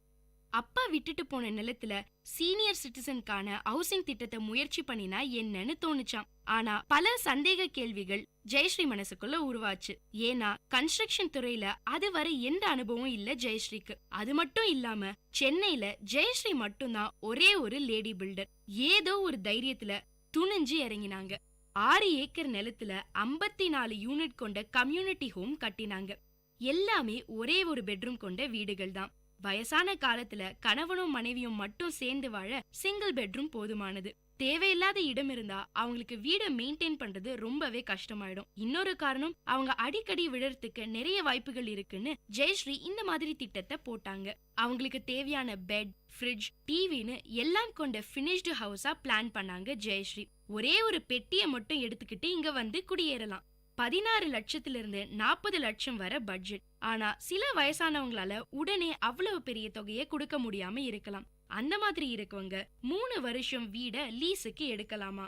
லீஸுக்கான பணத்தை மொத்தமா கொடுக்கற அளவுக்கு வசதி இல்லாதவங்க மாச வாடகைக்கும் வரலாங்க. 10,000 ரூபாய் வாடகையில 3 வேளை சாப்பாடும் அடக்கம். ஆனா எல்லாமே சைவ சாப்பாடு மட்டும்தாங்க. அதுவும் வயசானவங்களுக்கு ஏத்த மாதிரி அதிக உப்பு, காரம், மசாலா இல்லாத சாப்பாடு கிடைக்குது. பாத்ரூம்ல வழுக்கி விழாம இருக்க ஆன்டி கிரிட் தர, டாய்லெட்ல விழுந்துடாம இருக்க பிடிச்சிட்டு எழுந்துக்கிற வசதி, இன்டர்நெட் வசதி, மாசம் ஒரு முறை கோயில், சினிமா, டின்னர்னு வெளியில கூட்டிட்டு போறது, மசாஜ், பியூட்டி பார்லர்னு வயசான காலத்துல ஒருத்தருக்கு என்னெல்லாம் அவசியமா இருக்குமோ அத்தனை வசதிகளையும் பார்த்து பார்த்து பண்ணிருக்காங்க ஜெயஸ்ரீ. துணை இல்லாம வரவங்களும் இருக்காங்களாம். அவங்களுக்கு திடீர்னு ஏதாவது ஒரு அசம்பாவிதம் நடந்தா யாருக்கு தெரியப்படுத்தணும், என்ன செய்யணுங்கிற தகவலை லெட்டர் மூலியமா முன்னாடியே வாங்கிடுவாங்களாம். அதுல குறிப்பிட்டபடிதான் இறுதிச் சடங்குகள் நடத்துறாங்க. பெத்த பிள்ளைங்க கூட கண்டுக்காம இருக்கிற இந்த காலத்துல எவ்வளவோ வயசானவங்களுக்கு சொந்த பொண்ணு மாதிரி இவ்ளோ வசதிகளை செஞ்சு தராங்க ஜெயஸ்ரீ. அனுபவம் இல்லாத ஒரு துறை, அதுவும் ரிஸ்க் நிறைஞ்ச ஒரு துறை. ஒரு பொண்ணா உனக்கு இதெல்லாம் சரியா வருமானு நிறைய கேள்விகள் ஆரம்பத்துல இருந்துதான். அதை உண்மையாக்கிற விதத்துல ஜெயஸ்ரீயும் நிறைய சவால்களை சந்திச்சிருக்காங்க. வெறும் பணத்தை மட்டுமே குறி வச்சிருந்தா ஜெயஸ்ரீயும் வழக்கமான கன்ஸ்ட்ரக்ஷன்ல பிஸியாகி கோடிகளை பார்த்திருப்பாங்க. ஆனா பிசினஸ் தொடங்கறதுக்கு முன்னாடியே சீனியர் சிட்டிசனுக்கான ப்ராஜெக்ட்ங்கிறதுல தெளிவா இருந்ததால பெரிய போட்டிகள் இல்ல. ஏன்னா ஜெயஸ்ரீ மாதிரி வயசானவங்களுக்காக உழைக்கிறவங்களோட எண்ணிக்கை இன்னைக்கு இருக்கிற உலகத்துல ரொம்பவே கம்மிங்க.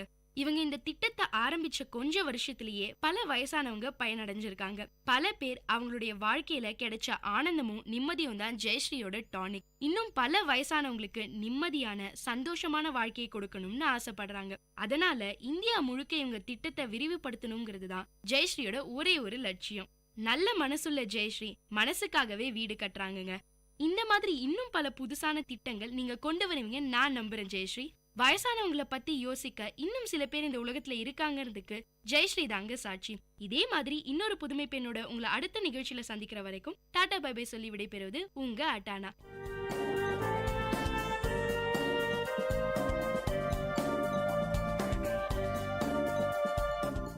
இந்த நிகழ்ச்சி உங்க எல்லாருக்கும் ஒரு பெரிய உற்சாகத்தை தந்திருக்கும்னு நம்புறேன். இதே மாதிரி பல விஷயங்களை தெரிஞ்சுக்கணுமா? அப்போ விஐடி பண்பலை 90.8 கேட்டுக்கிட்டே இருங்க.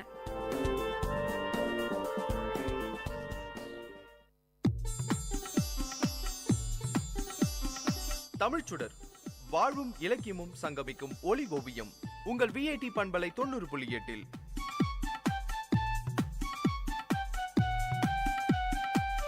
இன்றைய தமிழோவியம் தீட்டுபவர் ஜெயஸ்ருதி. வணக்கம். அருட்செல்வம் செல்வத்துச் செல்வம், பொருட்செல்வம் பூரியார் கண்ணுமுள. அருள் என்னும் சிறந்த செல்வமே இந்த உலகில் உள்ள எல்லா செல்வங்களிலும் தலை சிறந்த செல்வமாகும். ஏனெனில் பொருட்செல்வங்கள் நற்பண்புகள் இல்லாதவரிடத்தும் உள்ளது. பொருட்செல்வங்கள் எத்தகையோரிடமும் வந்து சேரும். நல்லவன் தீயவன் என்ற வேறுபாடு அதற்கு கிடையாது. ஆனால் அருளானது நல்லவர்கள் பக்கமே அமையும். ஆகையால் எப்பொழுதுமே துன்பங்களும் துயரங்களும் இல்லாத ஒரு உலகம் உருவாக வேண்டுமானால் பொருட்செல்வங்கள் பெருகினால் மட்டுமே போதாது. உலக மக்களின் உள்ளங்களில் அருட்செல்வமும் இடம்பெற வேண்டும். அப்போதுதான் எல்லாருக்கும் எல்லாமே இருக்கட்டும் என்ற எண்ணம் அவர்கள் மனதில் பதியும். ஒருவர் மற்றவருக்கு துன்பம் தர நினைக்க மாட்டார்கள். மாறாக துன்பப்படுவோரின் துயரை போக்க முனைவர். இதிலிருந்து இந்த உலகத்திற்கு அருட்செல்வம் எவ்வளவு இன்றியமையாதது என்பதை உணர முடிகிறதில்லையா? சரி, அருள் என்றால் என்ன? இதுதான் அருள் என்று கண்முன் கொண்டு வந்து நிறுத்தி காட்ட எவராலும் இயலாது. செயலின் மூலம் உணர செய்வதுதான் இயலும். நாம தெருவுல சென்று கொண்டிருக்கிறோம். அங்கே பசுக்கன்று ஒன்று துள்ளி குதித்து ஓடி வருகிறது. அதற்கு சாலை விதிகள் தெரியாதல்லவா? தன் விருப்பம் போல அங்கும் இங்கும் துள்ளி குதித்து செல்லுகிறது. அந்த வேளையில் விரைவாக ஒரு வண்டி வருகிறது. வண்டியோட்டியும் அதை பார்த்து விடுகிறான். வண்டியை மெதுவாக செலுத்த முயல்கிறான். அதற்குள் கன்றுக்குட்டி வண்டியின் முன்னே பாய்ந்து விடுகிறது. வண்டி அதன் மீது மோதுகிறது. இந்த காட்சியை சிலர் பார்க்கின்றனர். அவர்கள் ஓடி வந்து அந்த பசுக்கன்றை பார்க்கின்றனர். நல்ல வேளையாக அதன் உயிருக்கு ஆபத்து ஏற்படவில்லை. கால்களில் ஒன்றுதான் வண்டி சக்கரத்தால் அடிபட்டிருந்தது. அப்பொழுது கூடியிருந்தவர்கள் வேடிக்கை பார்த்த வண்ணம் இருக்கின்றனர். அவர்களில் ஒருவர் மட்டுமே விரைந்து கன்றுக்குட்டியை தூக்கி வண்டியில் வைத்து வண்டியை கால்நடை மருத்துவமனைக்கு ஓட்டுமாறு விரைவுபடுத்துகிறார். வண்டியோட்டியும் மருத்துவமனையை நோக்கி செல்கிறார். அங்கே பல பேர் சுற்றி நின்று வேடிக்கை பார்த்தனர். ஒருவர் மட்டுமே உடனே அதற்கு உதவி புரிய முன்வந்தார். மற்றவர்கள் வேடிக்கை பார்ப்பதுடன் நின்றுவிட்டனர். கன்றுக்குட்டி யாருடையது தெரியாது. உதவி செய்ய முன்வந்தவருக்கு சொந்தமானதா? இல்லை. அவர் இதை அதற்கு முன் கண்டதே இல்லை. யாரேனும் உதவி புரியுமாறு தூண்டினார்களா? ஒருவரும் தூண்டவில்லை. பிறகு ஏன் அவருக்கு அந்த எண்ணம் தோன்றியது? இதுதான் அருளுணர்வு. தமக்கு முன்பின் தொடர்பு இல்லாத ஒருவரிடமோ ஒரு உயிரிடமோ காட்டுகின்ற பரிவே அருள் என்பதாகும். தாய் தன் பிள்ளையிடம் அன்பு காட்டுவதற்கு காரணம் அவர்களிடையே உள்ள அன்னை பிள்ளை என்கின்ற உணர்வு. இதுபோலவே ஒரு வகை தொடர்பு இருந்தாலே அன்பு பிறக்கும். எவ்வகையான தொடர்பும் இல்லாத போதும் ஏற்படுகின்ற அன்பு அல்லது இரக்கமே அருள் என்னும் உணர்வாகும். அருளாகிய செல்வத்தை பெறுவது எல்லாராலும் இயலாது. மிக சிலரே அதை அடைந்துள்ளனர். ஒருவேளை நம் முன்னோர் தேடி வைத்த அத்தகைய உயர்ந்த செல்வம் இருப்பதை நாம் மறந்திருக்கலாம். அதை மீண்டும் நினைவிற்கு கொண்டு வர வேண்டியது நமது கடமையாகும். அதற்காக நாம் முல்லை கொடிக்கு தேர் அளிக்க முயற்சி செய்ய வேண்டியதில்லை. போர்வையை எடுத்துக்கொண்டு ஆடும் மயிலை தேடி போக வேண்டியதில்லை. வாடிய பயிரை பார்த்து கண்ணீர் வடித்து கொண்டு நிற்க வேண்டாம். நம்மை சார்ந்தவர்களின் துன்பத்தை துடைக்க முயன்றாலே போதும். நம் கண்முன் அல்லல் படுபவர்கள் துயரத்தை நீக்க பாடுபட்டால் போதும். நம் நாட்டு மக்களுக்கு நம்மால் ஆன பணியை செய்வோம் என்ற எண்ணத்துடன் வாழ்ந்தாலே போதும். நம்மால் பிறருக்கு எந்த சிறு தொல்லையும் நேராமல் பார்த்து கொண்டால் போதும். இதுவே அருள். இந்த விதை வளர்ந்து கனியாகி நம்மை மேன்மக்களாக விளங்கச் செய்யும். தமிழரின் பெருமையை போற்றும் மக்களாக, வரலாறு பேச தகுதியானவர்களாக நம்மை மாற்றும். நாம் மட்டும் அருள் உணர்வோடு இருந்தால் போதுமா? மற்றவர்கள் இடையூறு செய்வார்களே, துன்பம் தருவார்களே, முன்னேற்றத்துக்கு முட்டுக்கட்டையாக இருப்பார்களே என்றெல்லாம் நீங்கள் யோசிக்கலாம்.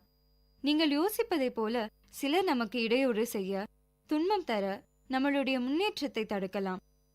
ஆனால் அவர்களை பற்றி கவலைப்படாமல் நம் கடமையை ஆற்ற வேண்டும்.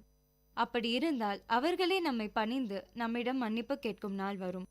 ஆகவே மனிதர்களாய் பிறந்த ஒவ்வொருவருக்கும் வாழ்க்கையில் புகழ் தேடிக்கொள்ள, சிறப்படைய எத்தனையோ வழிகள், வாய்ப்புகள் இருக்கின்றன. அப்படி இருக்கும்போது பழியை தேடிக்கொள்ளலாமா? சந்தனம் இருக்கும்போது சேற்றை பூசிக்கொள்ளலாமா? ஒளி நிறைந்த வழி கண்முன்னே இருக்க இருள் நிறைந்த வழியில் செல்லலாமா? மக்களாய் பிறந்து பகுத்தறிவு பெற்ற நாம் பழி தேடிக்கொள்ளும் குற்றத்தை செய்யலாமா?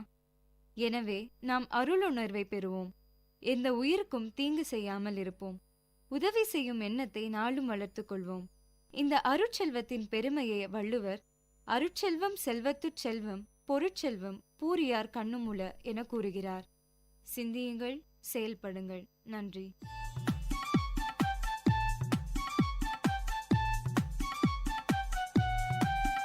நேர்கள் இதுவரை கேட்டது வாழ்வையும் இலக்கியத்தையும் இணைத்த ஒலி ஓவியம் தமிழ் சுடர். இன்றைய தமிழ் ஓவியம் தீட்டியவர் ஜெயஸ்ருதி. இது உங்கள் விஐடி பண்பலை 90.8.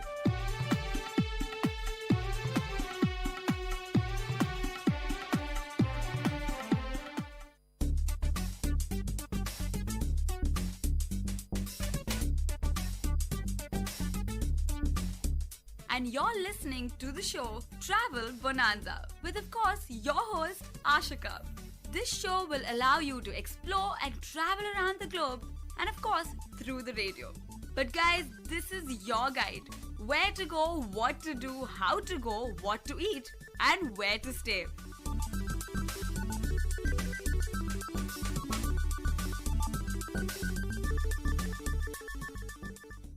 Hello VIT, you're listening to VIT Community Radio 90.8 and this is your show Travel Bonanza with your host Ashika. So let's start with today's episode. This is known as a pilgrimage center. I'm sure you guys must have guessed it by now. It is the exotic Rishikesh.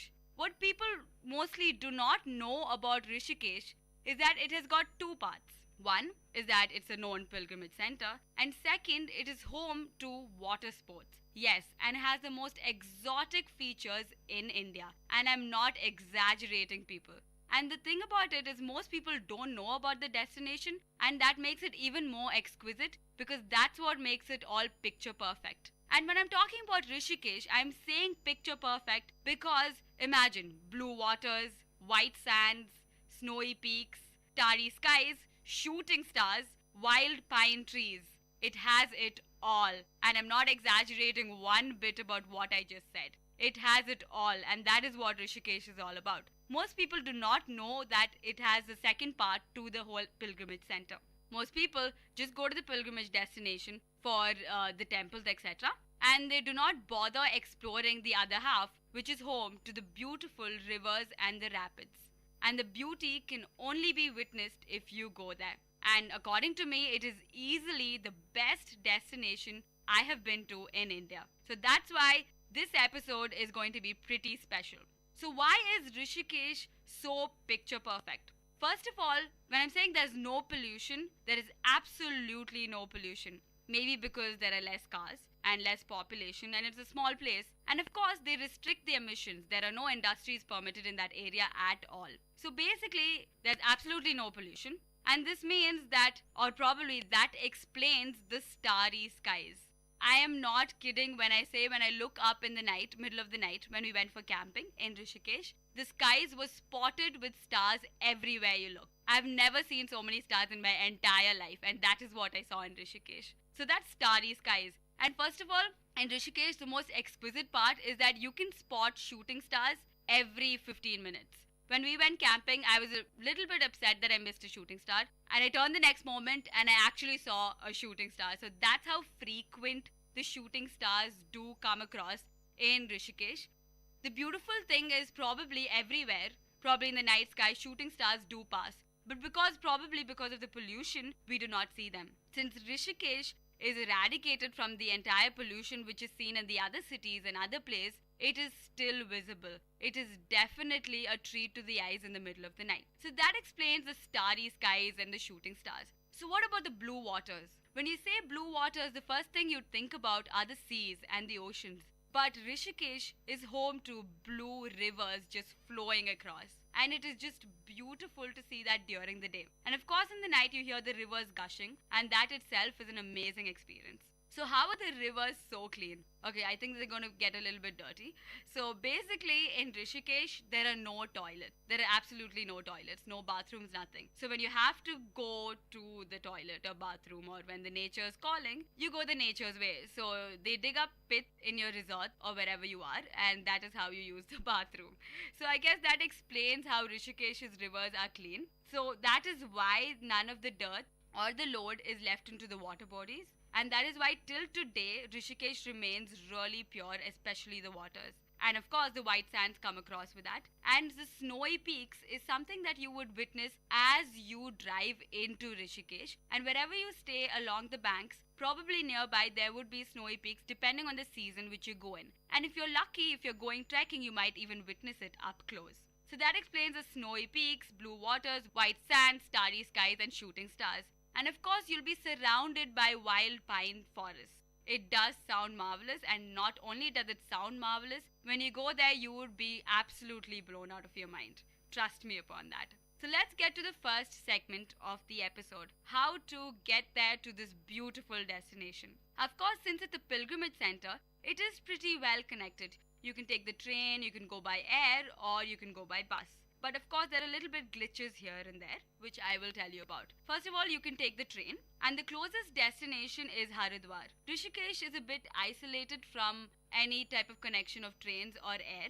So thus you reach Haridwar, and from there you can take a bus or a taxi. And there are frequent trains to Haridwar because that is also an important pilgrimage center. It's just that Rishikesh's geographical location does not permit the railway networks to be happening there. So that is that. You can take the train first to Haridwar, and then you can take a bus or a taxi. The next, air travel. The nearest airport is probably the nearest big cities like Delhi or Chandigarh, but the closest city or the closest airport is in Dehradun. You could probably take a flight to Dehradun from any of the major cities, so it's a very well connected place Dehradun is.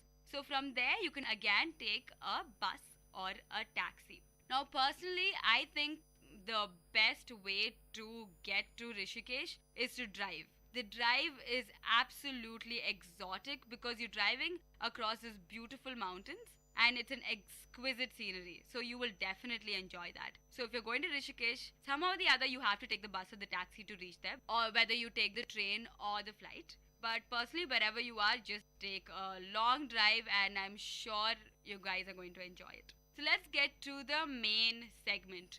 What to do in Rishikesh. As I said, Rishikesh has got two parts. One is the pilgrimage center, which I do not intend to cover on this episode, but soon I shall. And the second part are the water sports or the river rafting. Of course, I'm not going to only talk about river rafting. There are various other things that you can do in Rishikesh. First of all, there's kayaking, paddling, flying fox, bungee jumping, rafting, cliff jumping. So these are all adrenaline rushing sports. And for people, for especially youngsters who want to go in a group and have a good time, this is the destination. It's filled I could rather say it is like the king of water sports in India, undoubtedly, unanimously is what you'd agree with. So first thing is kayaking. So I'm sure people would know what is kayaking, right? So it's something like a banana boat, and it's for a single person, of course, and you're given a paddle, and it's very narrow, the entire boat. So then you go across, you paddle across the river with it. So you can go in the calm waters or you can go in the rapids, but of course the instructors do not allow you in the rapids with a kayak because you need to be a professional for that. Of course, maybe you can go in the small rapids, but I don't think that is advised. Probably in the calm waters you can go kayaking. Kayaking is a very popular sport in Rishikesh, and it is something that you definitely enjoy. I personally had a very good time. Now the next thing is paddling. Paddling is very simple. So probably you're given a tube and then you get into the tube. There could be double tubes or single tubes. So you just paddle with your hands across the calm river. Then the third thing, flying fox. This is super exciting. So probably you will be harnessed to an peak, and from there you would be let down. It is something like zip lining, or it is synonymous to zip lining. So you'll be let down from the peak all the way from one peak to another, or one peak to the other valley. So it is super exciting. You actually feel like you are flying, and it is an amazing experience because first of all you get to see the scenery, but that is not the thing probably you'd be focusing on, because this is adrenaline rush to the ultimate level. So you will actually be flying and the wind dashing through your face. It is a beautiful experience. So if you guys go to Rishikesh, you should try Flying Fox. And of course, Flying Fox is available in a lot of other destinations. But going across the river and almost skimming through the river is absolutely exquisite. And it only belongs to Rishikesh. So please try Flying Fox in Rishikesh. Then the fourth and the most important thing, actually the most important thing is rafting, which I would be getting into a little bit later. Now the most important thing, that doesn't make sense. The other important thing is bungee jumping. That is truly amazing, and a lot of people have that on their bucket list. Yes, of course, from a really high point, around 80 meters or more than that, as far as I've read, you'd be harnessed and you'd be let down almost into the water. So you'll be let down and probably you would touch the waters and then they take you back up. So that's how it goes. So basically you're just free jumping, but it's an ultimate experience. And free jumping into the rivers of Rishikesh, you won't be going into the rivers, of course. You'll be free jumping, and when you're almost there, the harness will stop, the rope will stop. So it is beautiful. So please, actually it's not even beautiful, it's just adrenaline rush all over. And before you bungee jump, you have to decide, like, this is like do or die situation, and it was in my bucket list and it was the best experience of my entire life. So that's bungee jumping. So please do not miss bungee jumping in Rishikesh. The next and the most important thing about Rishikesh is the rafting. I'm sure most people have heard about rafting, and you might have gone even in other destinations, but whitewater rafting is super famous in Rishikesh. Rishikesh is known for its whitewater rafting. It was personally the best experience of my life. First of all, the gears. You're just given a helmet, and then you're given a big, it's a raft you can call it, which is probably inflated raft. So over there you're given gears and there are absolutely no belts. So all you're given are helmets and paddles.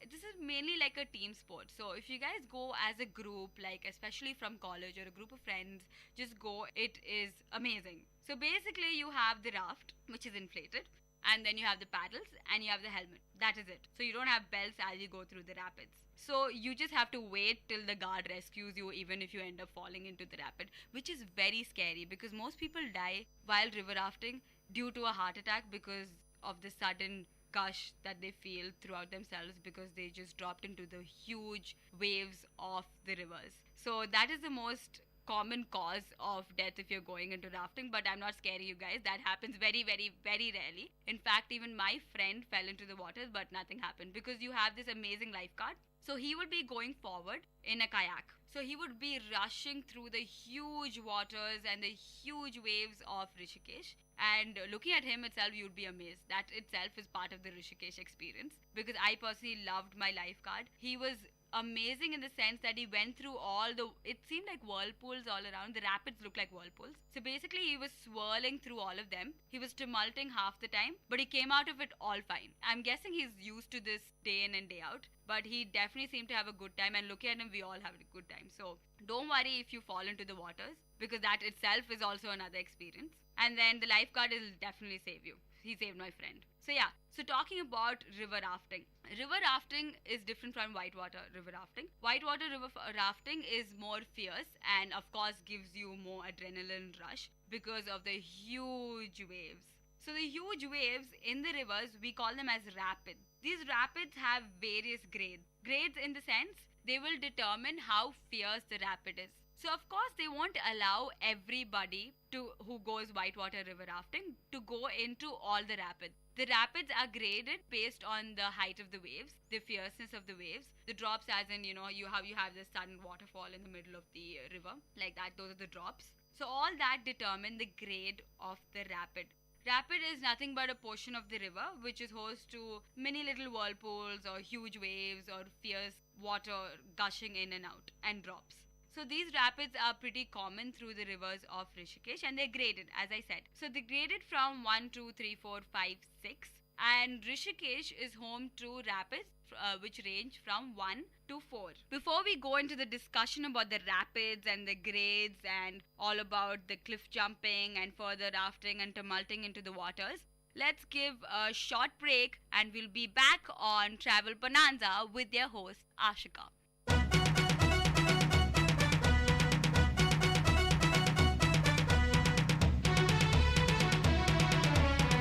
பசுமை பாசற எங்களின் கல்லூரிதான், கோட்டை நகரத்தையே தூக்கி நிற்கும் கல்லூரிதான். ஊரை கொஞ்சம் யோசி, வாழ்வில் வண்ணம் பூசி, வந்தனோ சொல்லு எங்கள் எஃப்எம்முக்கு தான். பசுமை பாசற எங்களின் கல்லூரிதான், கோட்டை நகரத்தையே தூக்கி நிற்கும் கல்லூரிதான். Hello VIT, you're listening to VIT Community Radio 90.8. And this is your show Travel Bonanza with your host Ashika. So we are back after the break and we were talking about Rishikesh, the most exotic tourist destination in India. And before the break we were talking about various water sports. We started off with kayaking, paddling, flying fox, bungee jumping and of course rafting, which is the main segment of Rishikesh. So when we talk about rafting, we stopped with discussing about the rapids and the grades that they're divided into. So this is divided based on the international scale of river difficulty. And the grades, as I said before the break, range from 1, 2, 3, 4, 5, 6. But Rishikesh is home to 13 adventure-packed whitewater rapids. And these range from 1, 2, 3, 4. I'll first tell you about the grades of the rapids. The first grade is fairly simple. It's basically for the non-swimmers or the kids or the first-timers. So there's small waves, barely any rocks, so you can just raft and paddle through that rapid. So that is fairly simple. That is the grade 1 rapid and anybody can go for it, even the faint-hearted people. Then the grade 2 rapid. It has some rough water, maybe some rocks, might require some basic maneuvering. The art of river rafting is that it's a team-based work. So it's a teamwork. So everybody has to paddle together and the better your team is, the safer you'd cross through the rapid and probably have a better time. So grade 2 rapid has some rough water, maybe some rocks and might require some skills, some basic paddling skills. The rapids that we went through most of the time were grade 3 rapids. These are actually called whitewater rapids.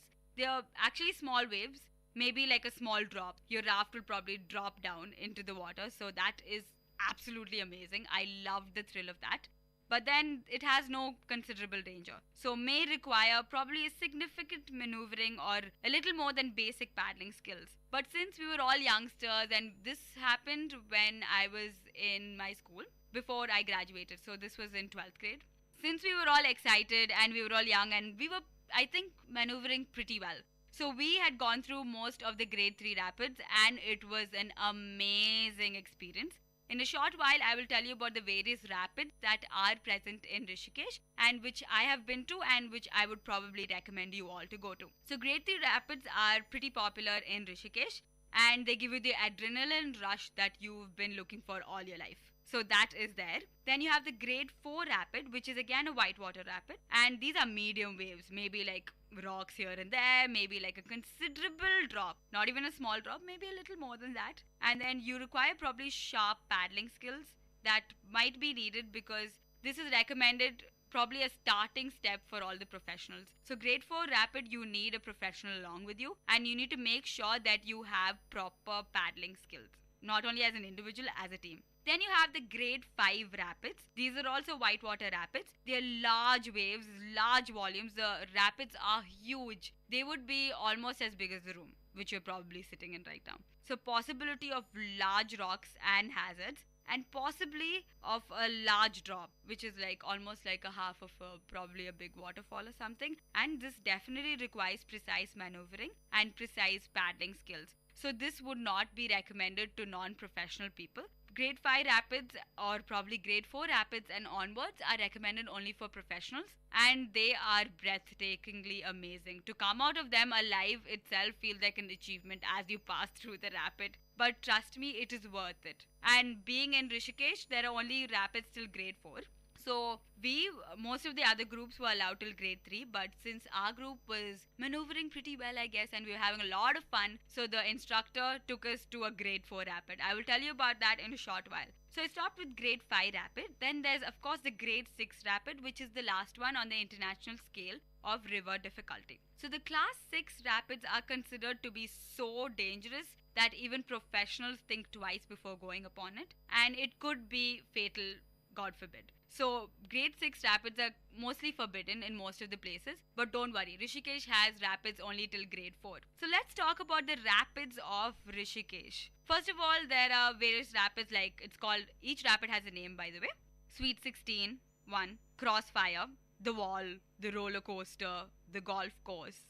That's a few just to name. So about Sweet 16. This is a grade 1 rapid. It is small and very easy. So as I said, grade 1 rapids are for kids and non-swimmers and first timers, of course. They can easily raft down the Ganges. Grade 1 rapids are easy because they offer clear passage to rafters. Apart from a clear rafting passage, these river rapids are also devoid of any serious obstacles. So you don't have basically any big boulders or any drops in the rivers or the rapids. So it is pretty safe. And Sweet 16, as the name says, if you want to combine a genuine taste of adventure and lots of family fun, Sweet 16 is the rapid that you have to cross. So that's Sweet 16 for you guys. Then there's Crossfire. Sounds pretty deadly, doesn't it? This is a grade 3 rapid. So which means this is almost like medium waves, or rather small waves, but a small drop and probably boulders here and there, but no significant danger. So do not worry about that. And most of Rishikesh's rapids, as I stated, are grade 3 rapids. So Crossfire, this is a grade 3 rapid. It comes along with serious obstacles including multiple high and irregular waves and rocks, of course. Though passages are clear, they are narrow, creating difficulty for the rafter. But of course, expertise is needed to enjoy this whitewater rafting. But you would definitely have a good time going through this. And we went through Crossfire and it was a lot of fun because there's one wave coming from the right side and another wave coming from the other side. So to go past that and go past both the waves, it is an amazing obstacle, and I almost died before that, and I did not know that I would get past it alive. And when we passed through Crossfire, I fell, but luckily I did not fall into the rapid. I fell into the raft. But I'm not trying to scare you guys or anything. As I told you guys, the lifeguard is pretty awesome. So he would save you no matter what. All you need to do is not panic and hold the rope which is along the raft. So that is pretty easy to do. And I had mentioned about my friend also who fell into the rapid. He fell into a grade 4 rapid, which I will get into a little bit later. So Crossfire is probably a rapid that you guys should try, and it would probably be the first rapid that you guys come across after the grade 1 and the grade 2 rapids. And it's absolutely amazing because you have two like medium-sized waves and boulders and drops here and there, and it is absolutely amazing. So Crossfire is something that you guys might have to witness. And then you have the Wall. This is another popular Ganga rapid, and it falls into grade 4. Actually, you know what? I'm going to save up the Wall for a little bit later. So I'm going to talk about roller coaster before that. This is another grade 3 rapid. They are longer with like probably high and irregular waves. So they're pretty huge waves. And it's a little more scarier than Crossfire, and which means it's a little more adrenaline rush, right? So that's going to be even more amazing if you're going with friends. And there are serious obstacles like dangerous rocks and boiling eddies. The passages are difficult to scout, but maneuvering along them requires a little bit of accuracy and power, but you will make it through. And the boatman must have expertise, while the raft and the rafting gear should be of superior quality, because you would be given helmets and you won't be given belts, but then you would be given paddles. But make sure your life jacket and your headgear is secured. And if you have an expert person right in the front of the raft and your team is maneuvering well, this is a rapid that you would definitely have so much fun. We went through the roller coaster and it was the best time of my life when I came out alive. So that was about roller coaster. Then you have the golf course. This is the grade 3 rapid, but it almost falls into grade 4 because that is how fierce it is. If you are an adrenaline junkie and well versed with the techniques of adrenaline pumping while river rafting, golf course is just waiting for you. It is definitely something that you should not miss. And even if your guide does not allow you, please just force him into it, because golf course is something that defines Rishikesh's whitewater rafting. So you have golf course, and before you start to run into the rapid, make sure you have adequate expertise and are equipped with all the rafting gear and of superior quality, of course. And trust me, you're going to have a very, very, very good time. Golf course defines Rishikesh's rafting. Now for the rapid that you guys have all been waiting for, and which I've probably given a small introduction before, the wall.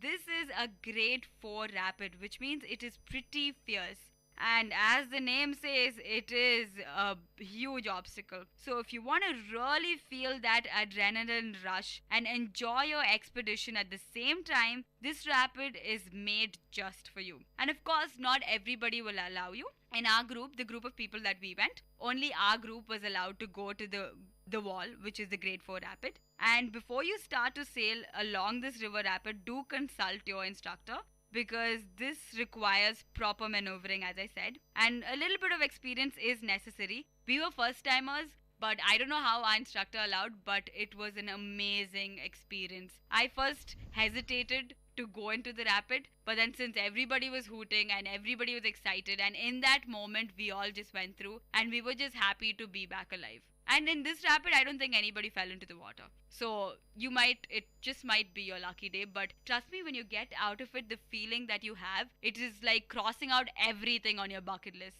So the wall is a rapid that you guys should try going. It is amazing and is super incredible. And it is the ultimate level of adrenaline rush, which I've been going on and on and on.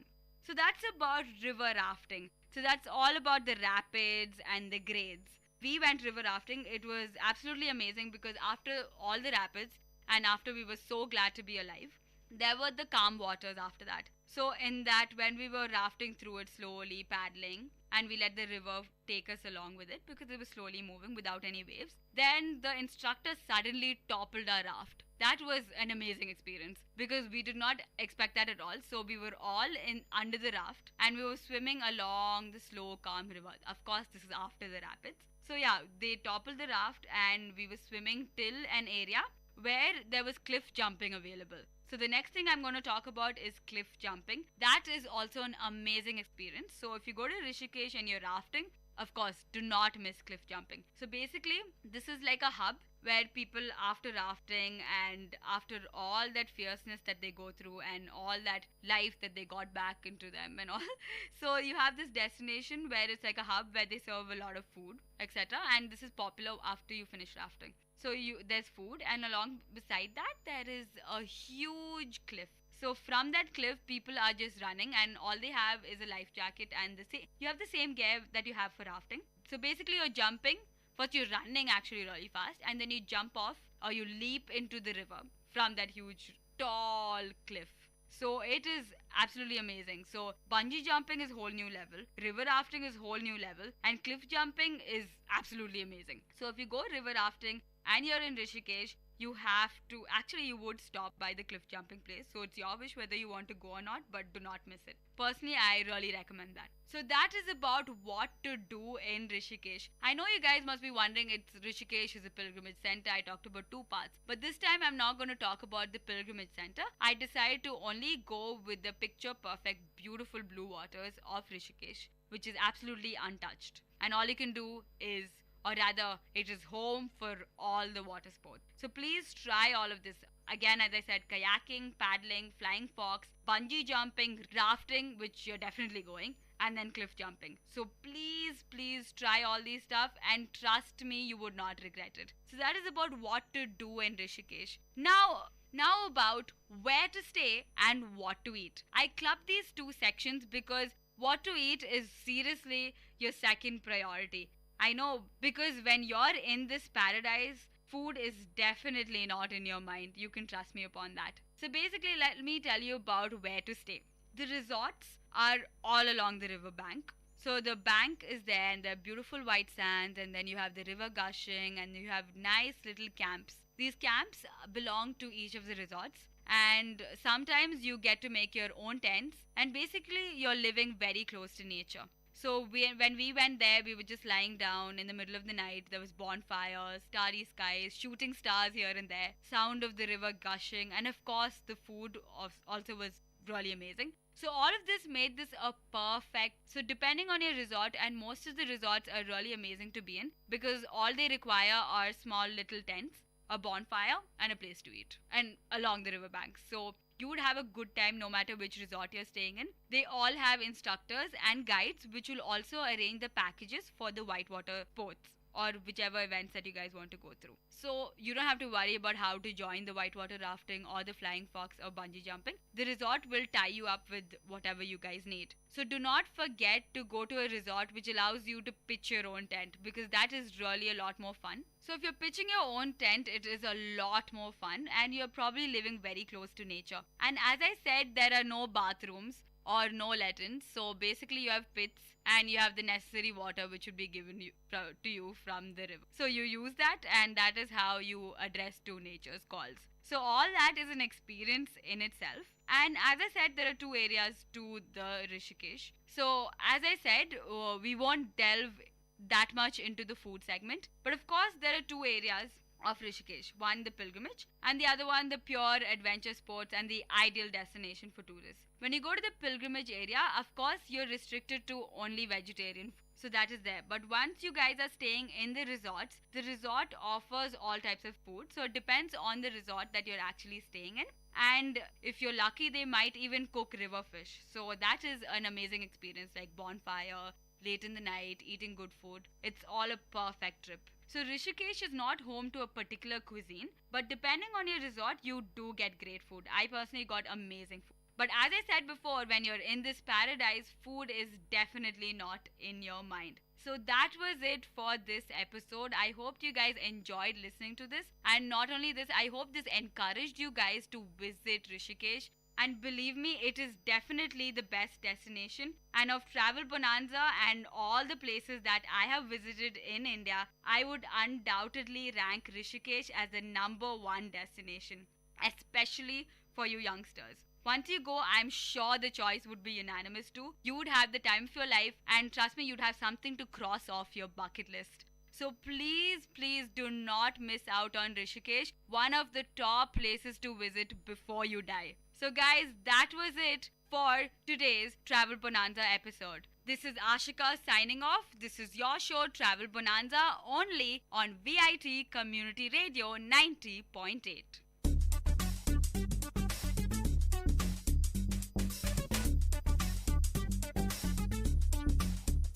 This was Travel Bonanza with your host Ashika.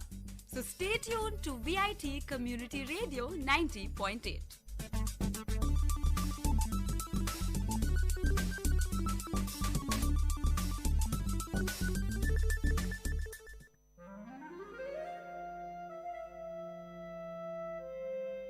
It's story time. In VIT Community Radio 90.8, you're going to listen to a short story written and narrated by Professor Pranesh Kumar, VIT University. Title of the story: The Changes of Time. Time, the fastest and cruelest magician, did not spare her. I gazed at her for a long time. Mashing beetle leaf, preparing pan, she did not notice me. With great seriousness and much care, she opened a small box lying beside her. From it, she took a polythene bag and carefully unwinded it, took out a pinch of tobacco, and crushed it along with other ingredients. 70% of her hair has lost its color. My curiosity about her grew more and more. As I sat there, inhaling the fresh smell of pan, I must talk to her, I said to myself. I got up and found a suitable place beside her. She smiled at me with her toothless gums, while her hands were busy rearranging the contents in the pan box. The skin of her arm seemed coarse like the epidermis of an old tamarind tree. She herself was like an old tree that had witnessed many springs and summers. Dressed in a white saree and without a blouse, she looked like a typical old woman from South Tamil Nadu. Each time she moved her head, her heavy pampadums, these are nothing but ornaments meant for the ear, moved to and fro rhythmically. She must not have felt the unease, used as she was to those two pampadums from her early teens. They were huge pieces of gold ornament, different shapes, cubes, circles, triangles, and horseshoes closely packed with the usual wax stuffing. She could often be seen seated on the veranda of that old house with tiled roof. Nobody knew her name. People called her member's wife since her husband became a panchayat member. Being the senior most person in the area, people from the surrounding area called her great grandma in respect. She lived with her younger son's family. We both gazed at each other until I broke the ice by asking her about the tattoo on her arms. She had tattooed the picture of a peacock across her biceps. The peacock had lost its vigor as the skin that supported it has withered. For a fraction of a second flashed across my mind the modern tattoos that movie artists and DJs have on them. I asked her the intention behind her tattooing and why a peacock. She opened her mouth carefully, holding her head upwards so that the pan from her mouth did not spill. Son, while we live, we earn many things and lose many things. But we can never take anything to the grave except this tattoo. She stressed that none could snatch it away from her. Saying this, she carefully spat out the pan juice. I was taken aback by the philosophical attitude she had for a simple tattoo. Her immediate and sharp answer was impressive, but her reply to my next question was only a stale smile. It was about her age. Might be she did not know her exact age, or she did not wish to reveal it. I don't know for sure. I did not question her anymore, but she started talking. She murmured the names of Tamil months: Thai, Margari, Pankini, Chittirai. It will rain today, she said to herself. She must have observed the casual smile and expression on my face. She continued, I am sure it usually rains on the final day of Mandakiyat festival. It's a local temple festival of South Kanyakumari. But only if the deity is pleased. She seemed to have memorized the dates of local festivals and the names of local deities. Soon she was interrupted by her daughter-in-law approaching her with a tumbler of tea. Placing the tea beside her mother-in-law, she disappeared into the house. Spitting out the remaining pan from her mouth, the great-grandma stared into the tea for a while. With a deep sigh, she lowered her voice to speak again. Today's women are indolent. They don't know the pleasure of working. They enjoy only staring at the television for hours together. When we were young, we never had the time to stare at anything. We took great pleasure in working for the family. During harvest season, my husband and I used to join the workers to make things easy. He worked hard till his end. There was a great pause. We used to work in full swing throughout the season. During the tamarind season, I buried myself in hectic work. Shelling the tamarind was my prime job then. My daughter and younger brother shared the work with me. We used to divide the heap of tamarind among ourselves and were confined to labor even till after midnight until our share of work was totally completed. Piercing out the seed from the ripe tamarind was the next task. Our happiness knew no bounds since the work was completed in the midst of the heaps of mangoes and jackfruit and other festive eatings. Hearing this from her, I said to myself that she is not aware of the multi-dimensional task that today's women handle. So much for the joys of an uncluttered childhood, she continued. Apart from all this, I had the regular task of preparing palm jaggery from palm juice. Early in the morning before dawn, palm tree climbers would collect palm juice from the small pots tied to the treetop. Those climbers would howl and shriek from the treetop to convey the message that their work was done. As soon as he received the signal, my younger brother would run to collect the juice and bring it home. It would be brought ice cold. I boiled it using dried leaves and finally prepared palm jaggery. During the peak season, we might even get 30 cakes a day. That was our prime source of income. Now all those things have become a matter of past. She sighed nostalgically. When great-grandma narrated these mundane events, I could visualize them in my mind. I said to myself, she is grieving over a lost culture. This culture must have been prevailed some 75 to 80 years back, roughly in the 1930s. Today, her granddaughter is working for a leading multinational IT company in Chennai. The sharp contrast from palm jaggery to an IT company shouts out loud that change is inevitable. Before she could continue, someone called out to me from behind. It was my friend for whom I had been waiting. We usually played cricket with a few others in a large ground behind the great-grandma's house. The match must have begun and I had to join them. I shook my head to her, telling that I had to leave. Her eyes wore a pathetic expression to convey, "Wait, I have more to say," but her lips remained silent. I left her to join my friends, and from a far distance, I turned back to get a glimpse of her. I could hardly see her. She sat there sipping her tea. By that time, it must have gone cold. Currents of thought about the giant running wheel called time and the disability and helplessness of man or any other mighty power to stop or alter it flashed over my inner mind.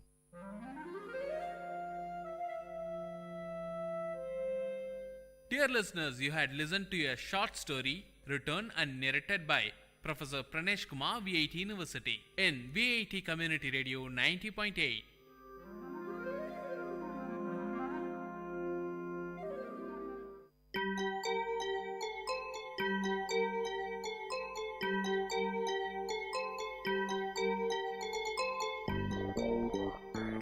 வணக்கம், நமஸ்தே, நமஸ்கார், சலாம் and வந்தனம்.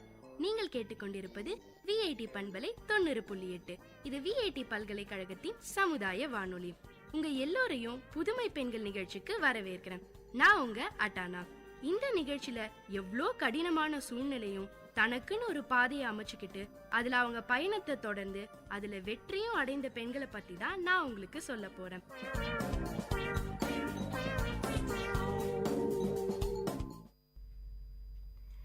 வணக்கம், நமஸ்தே, நமஸ்கார், சலாம் and வந்தனம்.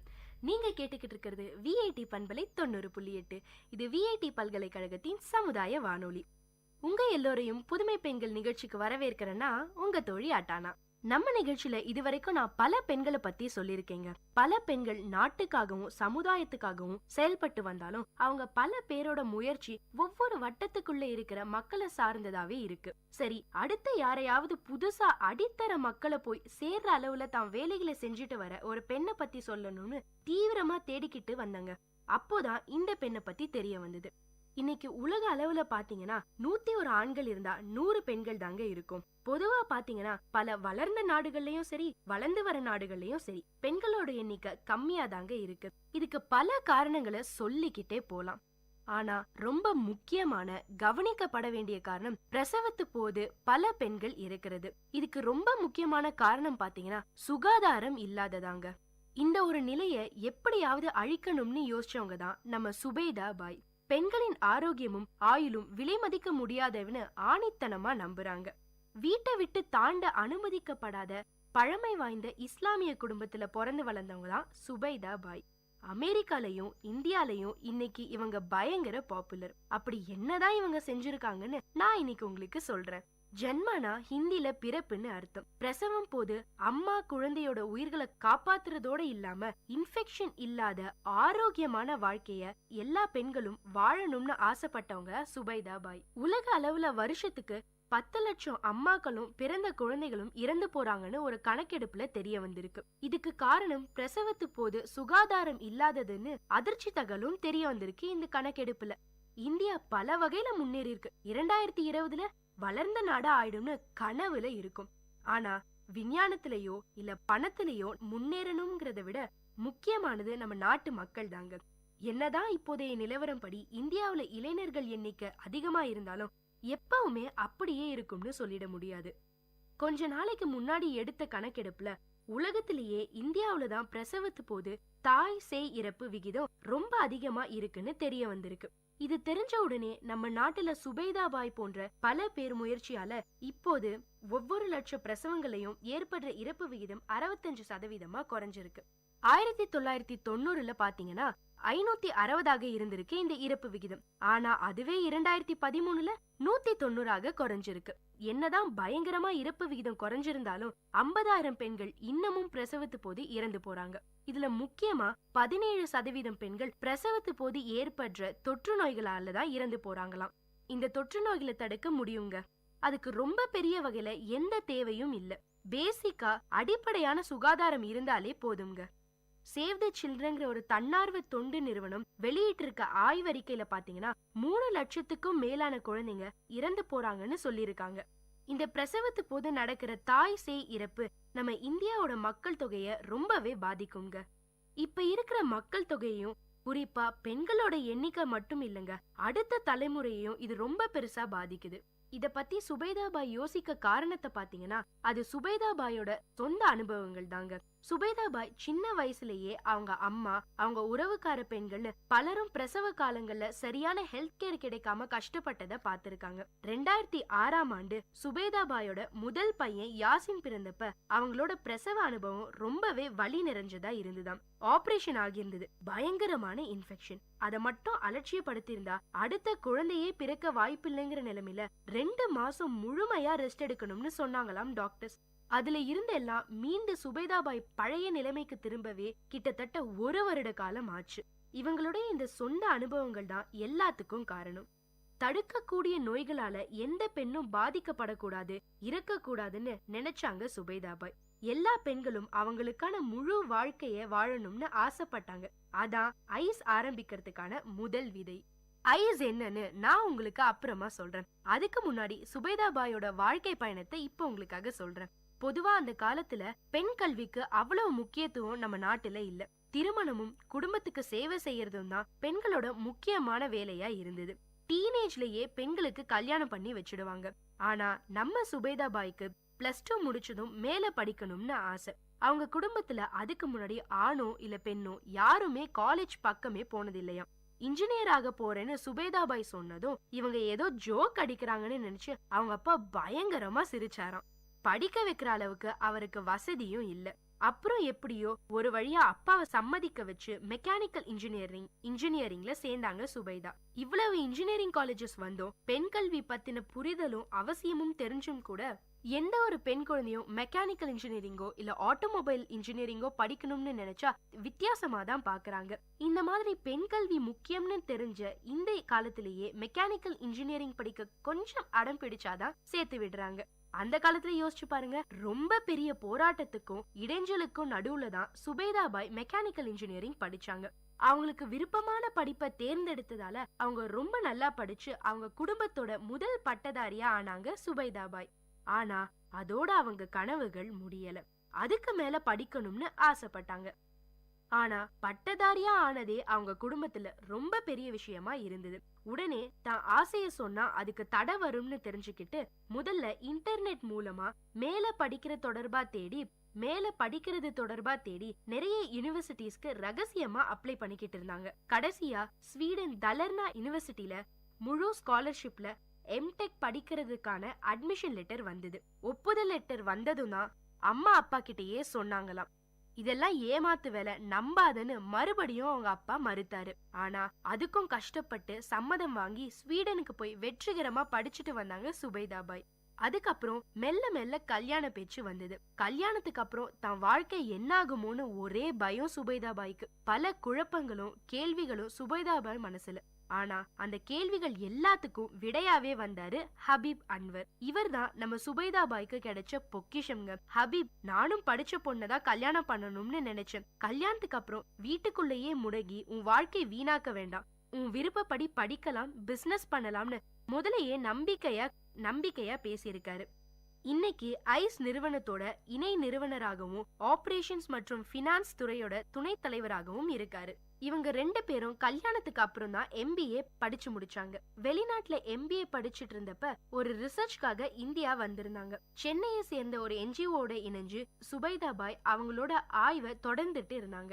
அப்போதான் ராஜஸ்தான்ல ஒரு மருந்து வச்சு புல் வெட்டுற அரிவாளை வச்சு பிரசவம் பாக்குறத பார்த்தாங்க. அத பார்த்த சுபைதாபாய்க்கு மிக பெரிய அதிர்ச்சி. பிரசவத்து போது பெண்களோட ஆரோக்கியம் பத்தின கேள்விகள் சுபைதாபாய்க்குள்ள அதிகமாச்சு.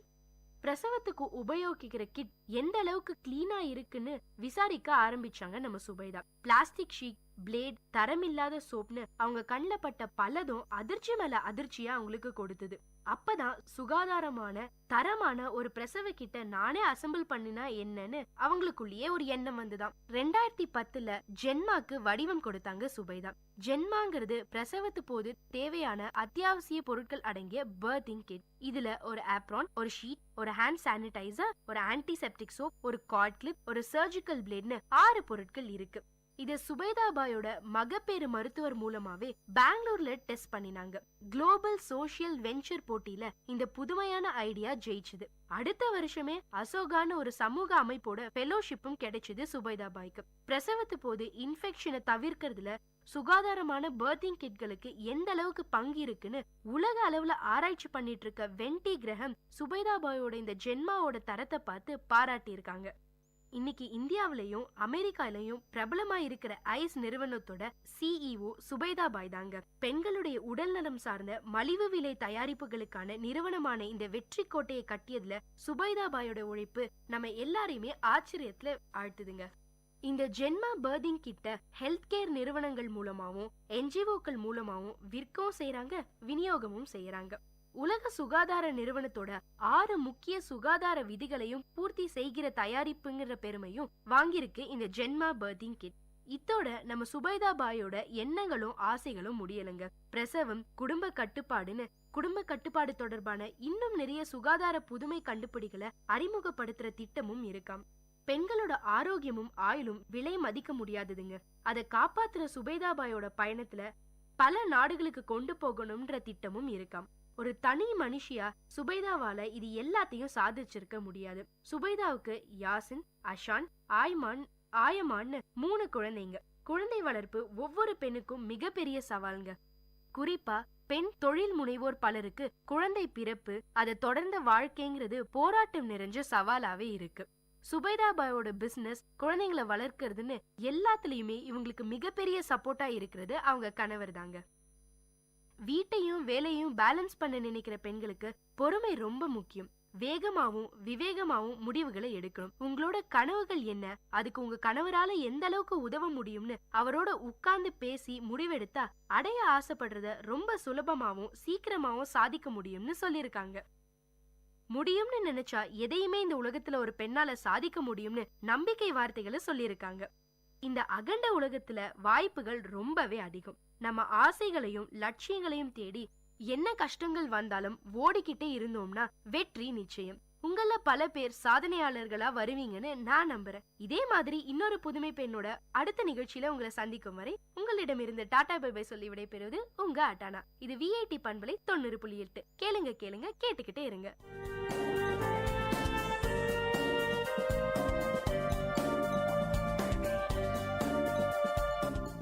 இந்த நிகழ்ச்சி உங்க எல்லாருக்கும் ஒரு பெரிய உற்சாகத்தை தந்திருக்கும்னு நம்புறேன். இதே மாதிரி பல விஷயங்களை தெரிஞ்சுக்கணுமா? அப்போ VIT பண்பலை 90.8 கேட்டுக்கிட்டே இருங்க.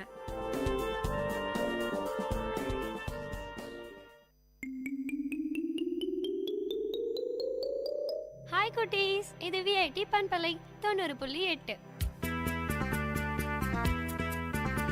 VIT பல்கலைக்கழகத்தின் சமுதாய வானொலியில் கதை கேளு கதை கேளு.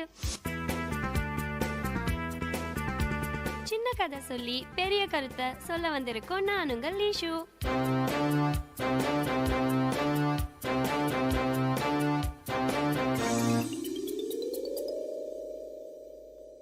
ஒரு ரயில் ரொம்ப வேகமா போயிட்டு இருந்தது. அப்போ ரயில் ஜன்னல் வழியா காத்து குபு குபுன்னு வீசிட்டு இருந்தது. அந்த ரயில் பெட்டிக்குள்ள இருந்த எல்லாரும் ஜில்லுன்னு வர காத்த நல்லா அனுபவிச்சுட்டு இருந்தாங்க. அந்த நேரத்துல அந்த பெட்டில ஜன்னல் ஓரமா உட்கார்ந்துட்டு இருந்த ஒருத்தர் சந்தோஷத்துல தன்னோட கைய ஜன்னலுக்கு வெளியே நீட்டி அசைச்சு அசைச்சு விளையாடிட்டு இருந்தாரு. அப்போ அவர் கையில இருந்த விலை அதிகம் உள்ள கை கடிகாரம் சட்டுன்னு கீழே விழுந்துடுச்சு. உடனே பதறி போய் அந்த ஆளு என்னோட கை கடிகாரம் கீழே விழுந்துடுச்சேன்னு சத்தமா கத்தினாரு. அவர் கத்தினத கேட்டு எல்லாரும் பதற்றத்தோட என்ன செய்யறதுன்னு தெரியாம இருந்தாங்க. சிலர் ஜன்னல் வழியா கை கடிகாரம் தெரியுதான்னு பார்த்தாங்க. சிலர் எமர்ஜென்சி செயினை பிடிச்சு இழுத்து ரயில நிறுத்த சொன்னாங்க. இதே மாதிரி அந்த பெட்டியில இருந்த எல்லாரும் டென்ஷனா இருக்கும்போது ஒருத்தர் மட்டும் எதை பத்தியும் கவலைப்படாம கூலா ஜன்னல் வழியா வேடிக்கை பார்த்துட்டு இருந்தாரு. இத பார்த்த மத்தவங்க, நம்ம எல்லாரும் இவ்ளோ பதற்றத்தோட இருக்கோம், ஆனா இவர் மட்டும் கொஞ்சம் கூட கவலை இல்லாம இப்படி இருக்காரேன்னு அவரை பார்த்து கடுப்பா இருந்தாங்க. இதுக்குள்ள அடுத்த ரயில் நிலையம் வந்தது. எல்லாரும் இறங்கி போய் அதிகாரி கிட்ட டென்ஷனா நடந்தத சொன்னாங்க. ஏதாவது உதவி செய்யுங்கன்னு கெஞ்சி கேட்டுக்கிட்டாங்க. அந்த நேரத்துல கூலா இருந்தவரு அந்த அதிகாரி கிட்ட போய், இங்க இருந்து 20 கம்பங்கள் பின்னாடிதான் இவரோட கை கடிகாரம் விழுந்தது, அதை கண்டுபிடிச்சு இவர்கிட்ட கொடுங்கன்னு சொல்லிட்டு அவர் போயிட்டாரு. அந்த கூலா இருந்தவரு தான் ராஜாஜி. இதுல நம்ம என்ன தெரிஞ்சுக்கிட்டோம்? ஏதாவது பிரச்சனைனா டென்ஷன்ல யோசிக்காம பொறுமையா யோசிச்சு செயல்படணும்.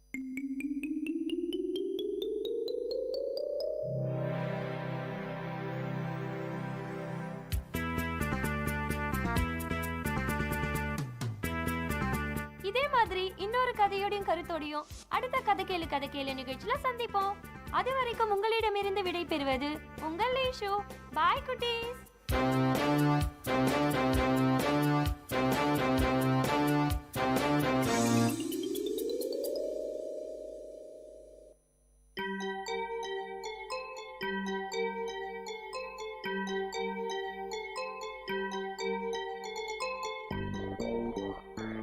வணக்கம், நமஸ்தே, நமஸ்கார், சலாம் அண்ட் வந்தனம். நீங்கள் கேட்டுக்கொண்டிருப்பது விஐடி பண்பலை 90.8. இது விஐடி பல்கலைக்கழகத்தின் சமுதாய வானொலி. உங்க எல்லோரையும் புதுமை பெண்கள் நிகழ்ச்சிக்கு வரவேற்கிறேன். நான் உங்க அட்டானா. இந்த நிகழ்ச்சியில எவ்வளோ கடினமான சூழ்நிலையும் தனக்குன்னு ஒரு பாதையை அமைச்சுக்கிட்டு அதுல அவங்க பயணத்தை தொடர்ந்து அதுல வெற்றியும் அடைந்த பெண்களை பத்தி தான் நான் உங்களுக்கு சொல்ல போறேன்.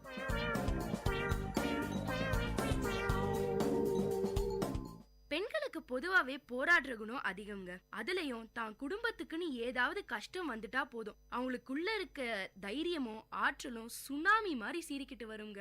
இன்னைக்கு நான் சொல்ல போற பெண்மணியும் அப்படிதாங்க. தனக்குன்னு ஒரு அடையாளத்தை அமைச்சுக்க அவங்க போராடாத நாளே இல்லையாம். ஒவ்வொரு பெண்ணுக்குள்ளேயும் ஒரு சாதனையாளர் இருக்காங்கன்னு நம்புறவங்க தான் நம்ம தீபா ஆத்ரேயா. தீபா ஆத்ரேயா உரிமையாளர், ஸ்கூல் ஆஃப் சக்சஸ்னு அடையாளம் சொல்லுது இவங்க விசிட்டிங் கார்டு. அந்த அடையாளத்தை பிடிக்க தீபா ஆத்ரேயா கடந்து வந்த கரடு முரடான பாதையை பத்தி தான் நான் இன்னைக்கு உங்களுக்கு சொல்ல போறேன். இவங்க கடந்து வந்த பாதையை கேட்டீங்கன்னா ஏதோ ஒரு முழு நீள குடும்ப படம் கேட்ட மாதிரி உணர்வீங்க. நம்ம தீபா ஆத்ரேயாவோட அப்பா வக்கீல், அம்மாவோ ஃபேஷன் டிசைனர். இவங்க கூட பிறந்தவங்க 2 அண்ணன்களாம். இவங்க ரொம்ப ஆச்சாரமான குடும்பமாம். அண்ணங்க 2 பேரும் அப்படி படிப்பாங்களாம், சரியான படிப்பாளிங்களாம். ஆனா நம்ம தீபாவோ ஏதோ சுமாரா தான் படிப்பாங்களாம். சொல்லிக்கிற அளவுக்கு பெருசா மார்க்ஸும் வாங்க மாட்டாங்களாம். அண்ணங்க 2 பேரை கம்பேர் பண்ணா நம்ம தீபாவை ஸ்கூல்ல யாருக்குமே தெரியாதாம். பிறந்ததுல இருந்தே தீபா பயங்கர குண்டாம். அதனால இவங்களை எல்லாரும் குட்டியானன்னு தான் கிண்டலா கூப்பிடுவாங்களாம். இதனாலேயே கொஞ்சம் கொஞ்சமா தாழ்வு மனப்பான்மை அதிகமாச்சாம் நம்ம தீபாவுக்கு. பள்ளி பருவம் எல்லாருடைய வாழ்க்கையிலும் பெரிய மாற்றங்களை உருவாக்கும். இந்த உலகத்துடைய கொடூரத்தையும் கூடவே அழகையும் காட்டுங்க. அழகான தருணங்கள் நினைவுகளாகவும் கொடுமையான தருணங்கள் படிக்கல்லாவும் எடுத்துக்கிட்டோம்னா பள்ளி பருவத்தை விட ஆசான் வேற எதுவுமே இருக்க முடியாதுங்க. நம்ம தீபா 8வது படிக்கும் போது ஸ்கூல்ல நடந்த ஒரு மோட்டிவேஷனல் ப்ரோக்ராம் அவங்க வாழ்க்கையவே புரட்டி போட்டுருச்சு.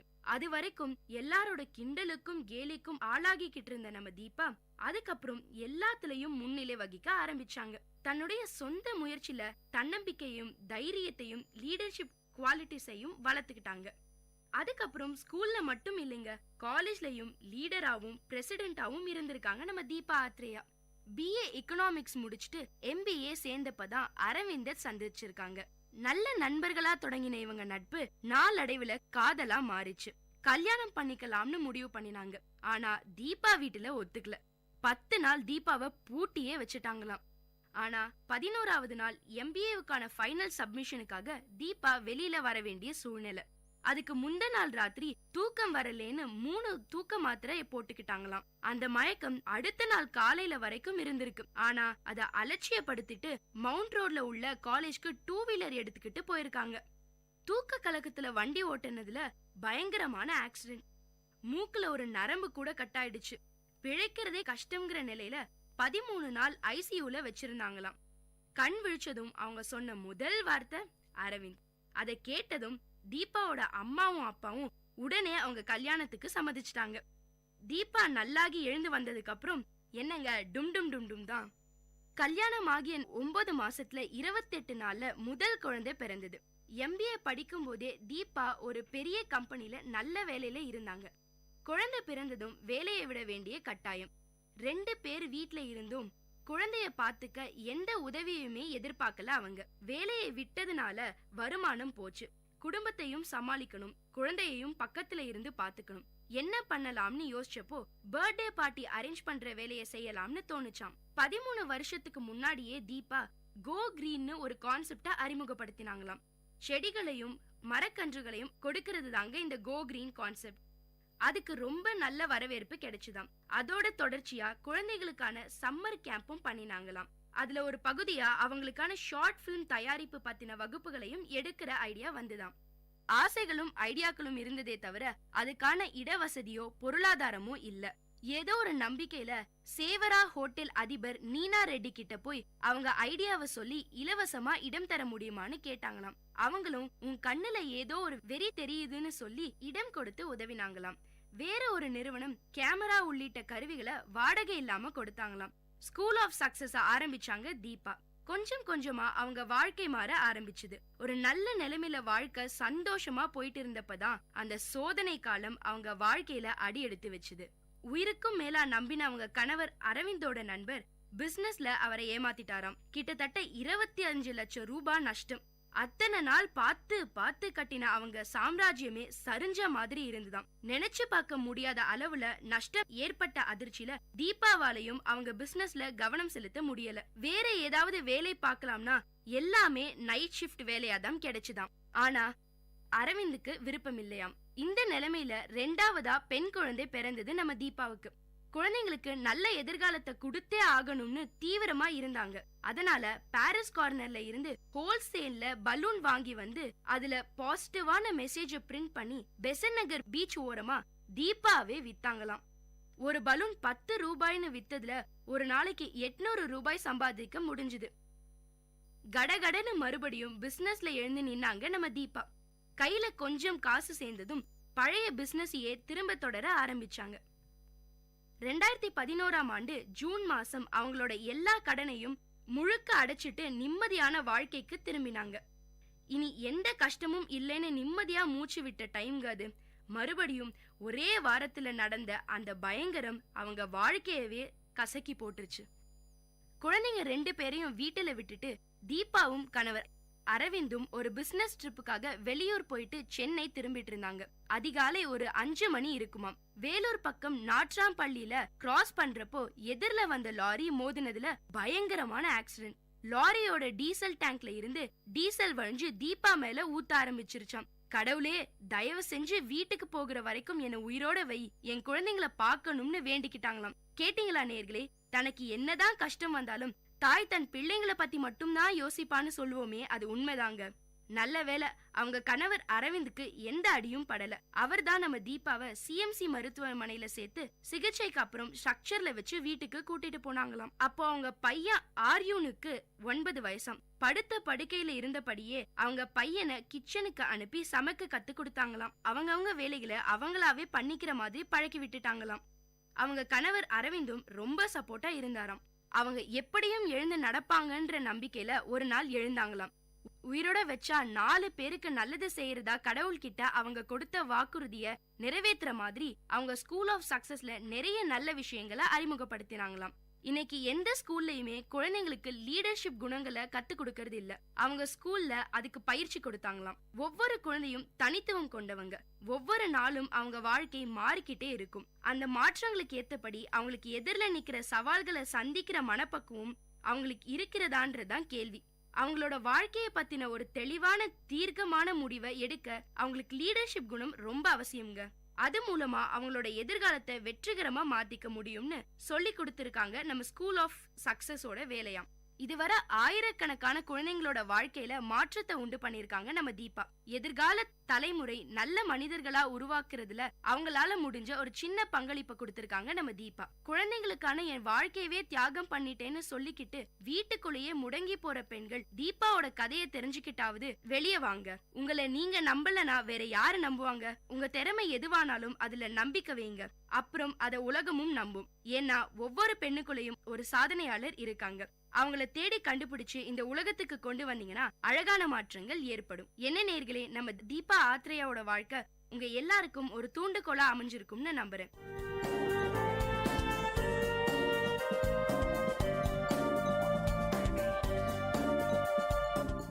இந்த நிகழ்ச்சி உங்க எல்லாருக்கும் ஒரு பெரிய உற்சாகத்தை தந்திருக்கும்னு நம்புறேன்.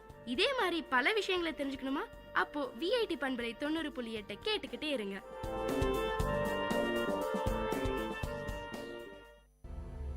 Exchange of ideas. Future predicting technologies. Incan civilizations, their own systems of predicting the future. Wicked old lady sitting in front of a glowing crystal ball predicting our future. Huge computer with like 50-60 mainframes attached to it and amazing video output in which you see yourself like doing stuff in the future. And the advantage will be that the margin of error will be less. They have a huge data mining system, stored data from the past 5 to 10 years of different times of the day and different economic and political conditions.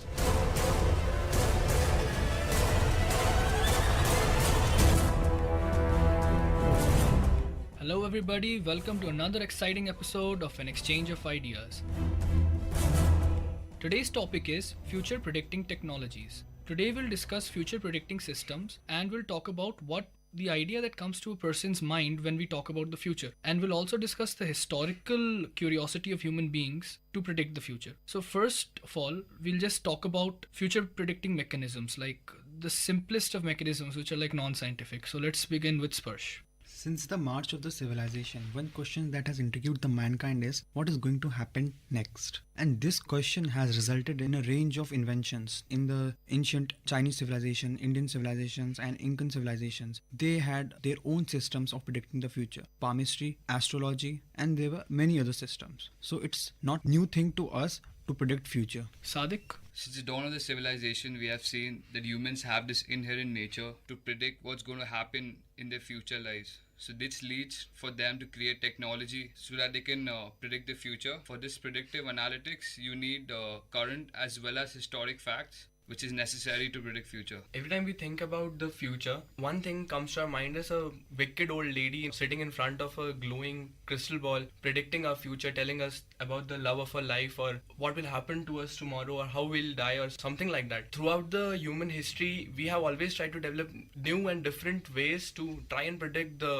future. Like the Romans, also the Indians, used to see the cloud patterns and try and predict how this gods will... What would happen next? Yeah, basically this was not based on any science. This was just a superstition, right? Yeah. Okay, so basically what we've discussed till now is that humans have always wanted to predict the future and resorted to all sorts of means to predict it. So the initial attempts were non-scientific. I mean, they had nothing to do with reality, almost nothing to do with reality. And later on, as Sadiq said, as of today, we're coming up with various analytic techniques to predict the future. Most basic thing that we need to discuss before we could proceed any further is what is a future predicting system? I mean, what do you understand by a future predicting system? I mean, the basic idea that comes to like the average man's mind is like a huge computer with like 50-60 mainframes attached to it and like this amazing video output in which you see yourself like doing stuff in the future and you're like cool. in Krish too. Yeah, Krish. Let's not talk about Krish. So basically, I mean, you see yourself doing something in the future like cool, man. Or if you see yourself dying, you're like, oh my god, how could I prevent it? And then at the end you die like that. So that's what comes to mind, but that's not true at all. Films have made us think that way. But let's just take everyone's views on what is a future predicting system. Sparsh. What I think a future prediction system is it is completely different from Hollywood movies and Bollywood movies. Horrible, man. Okay, let's just go with Hollywood. Minority Report. Yeah, okay. In Hollywood, I saw a movie starring Ben Affleck and Uma Thurman. The name was Paycheck, in which Ben Affleck was a reverse engineer and one of his clients suggests him to build a machine that can predict the future. And he successfully foresees the events that will lead to his death, and he tries to change the chain of events, and he's the hero. He's ultimately able to live throughout the movie. He prevents himself He from prevents himself from dying. So this is the concept. But what I think is that a future predicting system will not take account us individual's life. It will take into account a sample space of say lakhs of people or crores of people. Basically a population. Yeah, a population base. And the advantage will be that the margin of error will be less. Because we'll be talking in terms of probabilities. We won't be talking in absolute terms. Yeah, and currently we have statistical inference for prediction, and the outcome of statistical inference helps us to answer a question that what is going to happen next, and this certainly aids us in government formation of policies and preventing disasters such as tsunamis, cyclones, etc. So Sparsh, just sum up what you understand by a future predicting machine. A future predicting machine will tell us what are the challenges the humankind is going to face in the coming years. Cool. It won't predict something at the individual level. That's the gist of what you're saying. Yes. Okay, Milan, what's your idea of a future predicting machine? Future predicting machine, a person's idea of a future predicting machine depends on what he thinks of life and what he wants to achieve in life. I mean, a politician will think in different terms as compared to a student or a stockbroker. Okay, Sparsh, I liked your idea. Next, I would like to ask Milan. Milan is... So I heard, I'm not an expert in chemical engineering from computer science, so yeah. I just heard, I don't know if it's true or not, but you guys have some really cool leak detection systems. Yeah. These actually, I mean, technically these are future predicting machines. Yeah, technically they are They help you predict like the future, I mean, when a leak could or could not happen with a probability density function or something. Yeah. Cool, could you explain that to us? See, suppose in an oil company which imports oil from various Gulf countries, like Iran or Iraq, the pipelines go through millions and millions of kilometers of tracks. Each region has a different terrain, different temperature, different conditions, and different temperature conditions and slopes. So what they do is, for each time of the year, and for the purpose for which the pipeline is going, suppose let's say that the pipeline is carrying natural gas or petrol or some kind of fuel which is required for an army, or suppose it is going to a power plant which will then burn it and then supply energy. Different times of years have different demands, because in summertime obviously the demand will be high because of the increased number of ACs used as compared to any other time of the year. So what they do is they have a huge data mining system where they store data from the past 5 to 10 years of different times of the day, years, and different economic and political conditions, and they can, using probability and variance functions like probability density function, and they prepare a variance function which can predict that in 5 to 10 years leak could possibly take place in this place. Cool, so you're essentially boiling down a chemical engineering problem into a mathematical model, and essentially it's a computer science problem. Yeah. Cool, now I understand. Okay. So Sadiq, what are your views on future predicting systems? Just give your personal idea. I mean, your opinion on what a future predicting system is and what the aim should be and what is possible. I want to speak on a non-technical view, like not speaking of this technically. I want to say that a future predicting system not necessarily has to be a big computer framework with many wires and many systems. It can be an individual itself without him creating some technology. If an individual has the necessary statistical and analytical skills to predict the future, to predict one of many possible outcomes, which is called forecasting, I think that in itself is a future predicting system. So it doesn't have to be a very complex idea. It can be as simple as this. Sadiq, what you're saying is quite true. I mean, that's the very essence of a future predicting machine, but you need a computer because a human cannot punch so many numbers at once. I mean, the numbers will be enormous, right? But that depends on which future relating topic you're speaking on. Like, for example, when you're talking about predicting a football match, or when you're talking about predicting an earthquake or a storm, both are separate topics. So no one would predict a football match. That's total chance. We had the example of Paul the octopus, in which the octopus used to predict the matches, and that's a non-scientific approach. I mean, but we will need a computer because there will be a lot of external factors which will be affecting even the smallest event that could happen. What Sadiq is saying, in theory, even a leak detection system can be done by hand. You don't need a computer, but that is the very need of a computer, right? Yeah. Once you have like so much of math that you need to do, that's why computers were born. Basically, they were born to compute. Yeah, that's true. But when I said that, I was speaking on a non-technical view, so that's my. No, it's cool. It's your opinion. Now, currently we have mathematical models. We use regression analysis and time analysis to predict future, what is going to happen on future based on previous observed data. So that is also happens in science. Science prediction is quantitative, right? So the scientific method is built on testing the statements that are logical consequences of scientific theories, established scientific theories. Like if an apple falls from the tree, then it is sure it's going to hit the ground. You can predict the future using Newtonian mechanics. Yeah. That is like the most basic way of predicting the future, because you know every variable related to the apple. So you can apply Newton's gravitational law and followed by Newton's second law, and you'll easily get where the apple will fall, what will happen, etc. So that's how simple a future predicting technology can be. So guys, all of you listeners, I really hope that you guys are like getting the essence of what we're saying. It's not something that can never happen. It's not fantasy. It's science. It can happen. It's like the material that science fiction forms now and becomes the reality of tomorrow. So it's like 50 years ago, if you told someone about the iPad, they would have been like, are you crazy? That's science fiction. And today we have an iPad. And today we're talking about future predicting technologies. And tomorrow we'll have some concrete technologies. That's my opinion. But let's go back to a basic future predicting system. So as all of us have just talked about it, I just want to summarize with my personal opinion. What I understand by a future predicting system is that if you want to predict the future of any entity in this universe, all you have to do is find out every single variable that influences it. And we'll take every possible combination of all of these variables and assign a probability to each of these occurrences. And in that way, we can predict that with what probability what can happen in the future. So this is basically based on probability. So this is like the essence of what I think most complicated future predicting systems would be. So let's just take a common example. Like there's so many examples. Weather forecasting, that is predicting the future. It's exactly, that's what weather forecasters do. They just predict the future. And we have election polling. We have stock market predictions. So do any of you have an idea of how polling works? I mean, that's a very interesting topic. Yes, that's Sparsh, a very you interesting. have an idea? Yes, I have a little idea. In our parliamentary democracy. Yeah. See, we have a plethora of polling agencies that conduct surveys and try to predict which party is going to come with majority or there will be a coalition government. So what happens in polling is that they select a sample space of constituencies.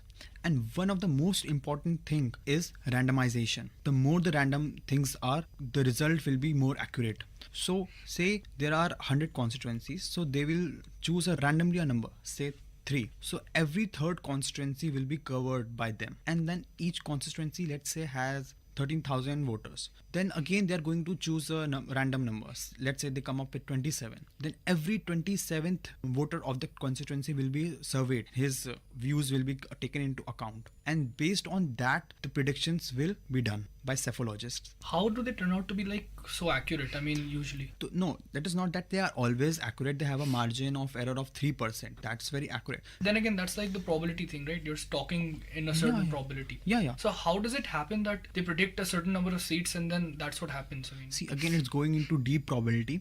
The most important thing that you have to remember is randomization. They don't just say, okay, we are going to survey first 10 voters of the constituency, or we are choosing only first 10 constituencies. No, they randomize everything. And when they take into account randomization, they cover most of the probabilities, most of the occurrences that may happen. Okay, so now that we've covered modern future predicting systems, I mean, we've properly talked about the scientific approach and we've discussed certain systems like leak detection systems, polling. Most of all, we talked about what a future predicting system is. So now let's move on to the second section in which we'll talk about some case studies.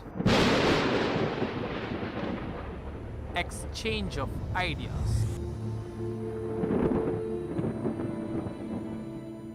Okay, welcome back everyone. We're in the second section of the episode, and in this section we'll talk about two case studies, really interesting ones. The first one is of Kyra Radinsky, an Israeli computer scientist who's written an algorithm which basically dissects huge amounts of electronic data in the form of news stories and internet postings.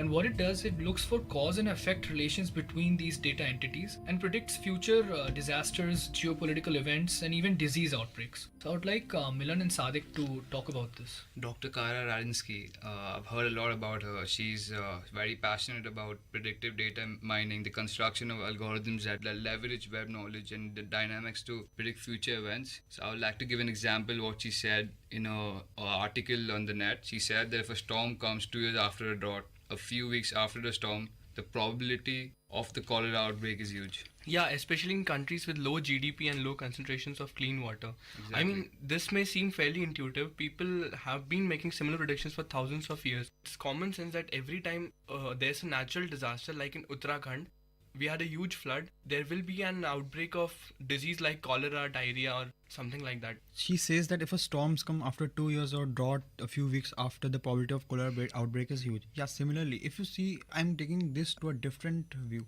If you take the case studies of Shakespeare in the Julius Caesar, he shows that how the Romans at that time used to predict the geopolitical events or the droughts or the storms by interpreting the climatic conditions. In Japan and United States, see, they are plagued by earthquakes, especially Japan. Yeah, so they have tsunami warning systems, and the very basic foundation of the tsunami warning system is seismometers. But this system is again plagued by false warning systems. Sometimes there is no tsunami, but still the warning is issued and people have to take precautionary measures. Accurate. Yeah, it's not very accurate. Okay, we're deviating from the point a bit. Let's go back to Dr. Kyra Radinsky. So, if we had her technology with us, we could have, taken better care of the Uttarakhand floods, right? It's sad that we don't have such technology now. In the future, we'd be looking back on ourselves and be like, wow, how did we live without such technology? But don't you think that Uttarakhand was a different case? Because Kyra Radinsky is more concentrating on old stories and the internet postings. And then he tries to predict the futures. But whereas in cases of like climatic disasters, like the Uttarakhand tragedy, you can't have a previous background. Like you can't have an old story. No, actually we can have a previous background. I mean, the Uttarakhand disaster was actually predicted in 2002. The meteorological scientists, they had enough data. After the Kargil war, they went on an expedition in the higher mountains of Himalayas and all.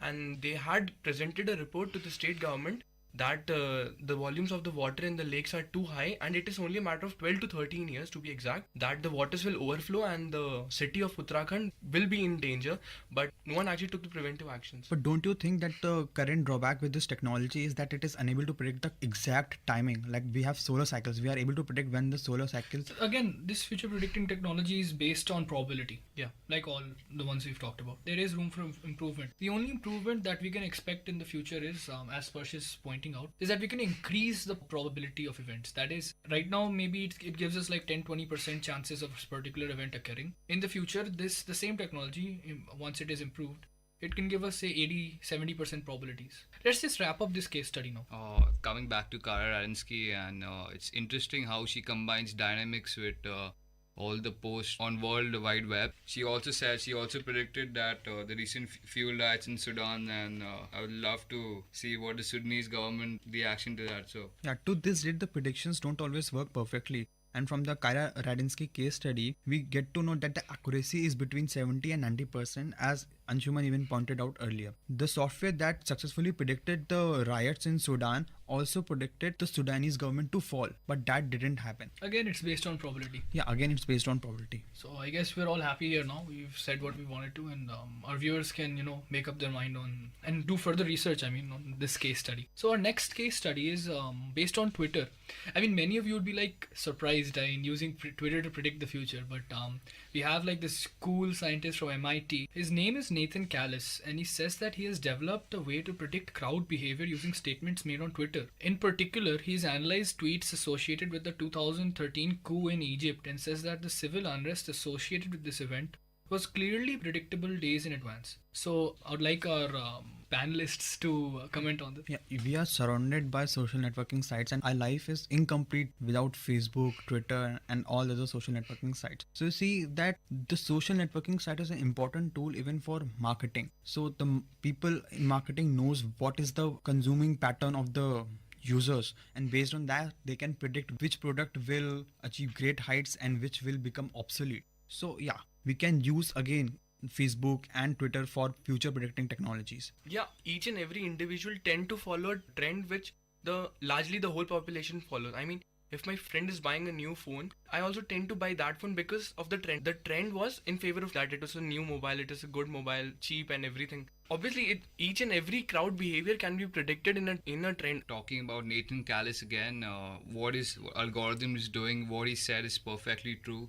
He's trying to say that social media has become an inevitable part of our lives. It's taken a permanent role in our life where we share our feelings, our views. So what he's trying to do here, he's saying that he can easily predict a possible outcome, because in our everyday life we post viewpoints in the form of tweets on Twitter, so he can easily read those tweets and he can come up with a possible outcome. And that's what he's done to the various Egyptians, and he's predicted the civil unrest which happened in Egypt. Yeah, I agree. If we analyze the tweet fields and the Facebook status, we can analyze what is the public mood over a range of issues. It can be corruption, it can be elections, it can be unrest, it can be anything. Yeah, it seems quite clear that predicting future crowd behavior is simply a matter of picking this leading indicator out of the noise. Again, this is related to what we've talked about in previous sections. Basically, what Callus is saying here is that he wants to pick up the messages that we post on Twitter, convert them into a computer understandable, computer processable form actually, by using natural language processing. And then once we have it in a form that can be manipulated by computers, again we start finding patterns, relations, and we can predict what can happen in the future. So we have there is no shortage of people who make these kinds of predictions about historical events using historical data. But the bigger question is whether it's possible to pick out this in advance. In other words, is it possible to make predictions before the events actually occur? Yeah, that is the quest in which humankind is involved since ages. And we have, as I've earlier said, we have evolved numerous systems. But what I think from the scientific point of view, that yes, we may not be able to predict the exact timing of an event, but we will be able to predict the occurrence of an event. Just like NASA is able to predict the solar cycles, it is not able to predict the exact timing of the solar cycles. So just like we are able to predict eclipses, there time will come that we'll be able to predict malaria outbreaks, the cholera outbreaks, or the earthquakes. Okay, so cool. Now that we've finished the case studies, we're done with the second section. And now let us move on to the final section. In this section, we'll just let our imaginations have fun. We'll unleash our imaginations. So this third section is about the science fiction perspective of future predicting technologies. Exchange of ideas.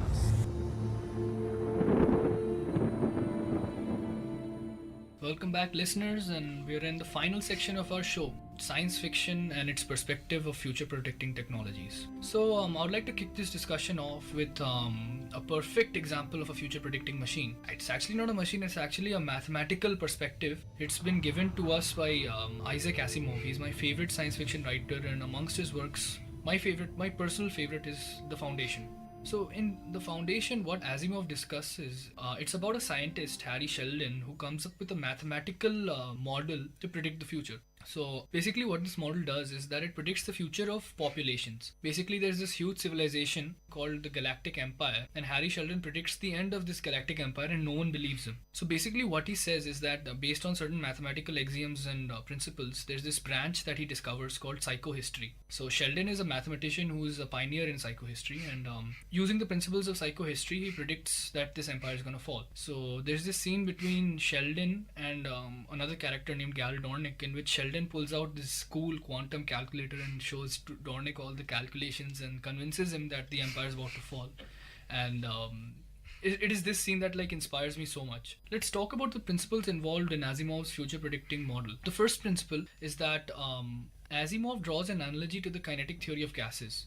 In this, we cannot predict what is going to happen to a single molecule of the gas because it's random. But once we apply our principles to the whole population of all of the molecules of the gases, we can predict what's going to happen. So the same thing Asimov says can be applied to populations of human beings. So what he says is that if you predict something about this population of human beings, as long as this population is large enough and the size of this population is not influenced and this population does not know as a whole about this future prediction, the prediction will come true. Basically, this is like a combined form of history, sociology, mathematics, and statistics. So you have historical data, and combined with sociology, you understand why this historical data is occurring as it is.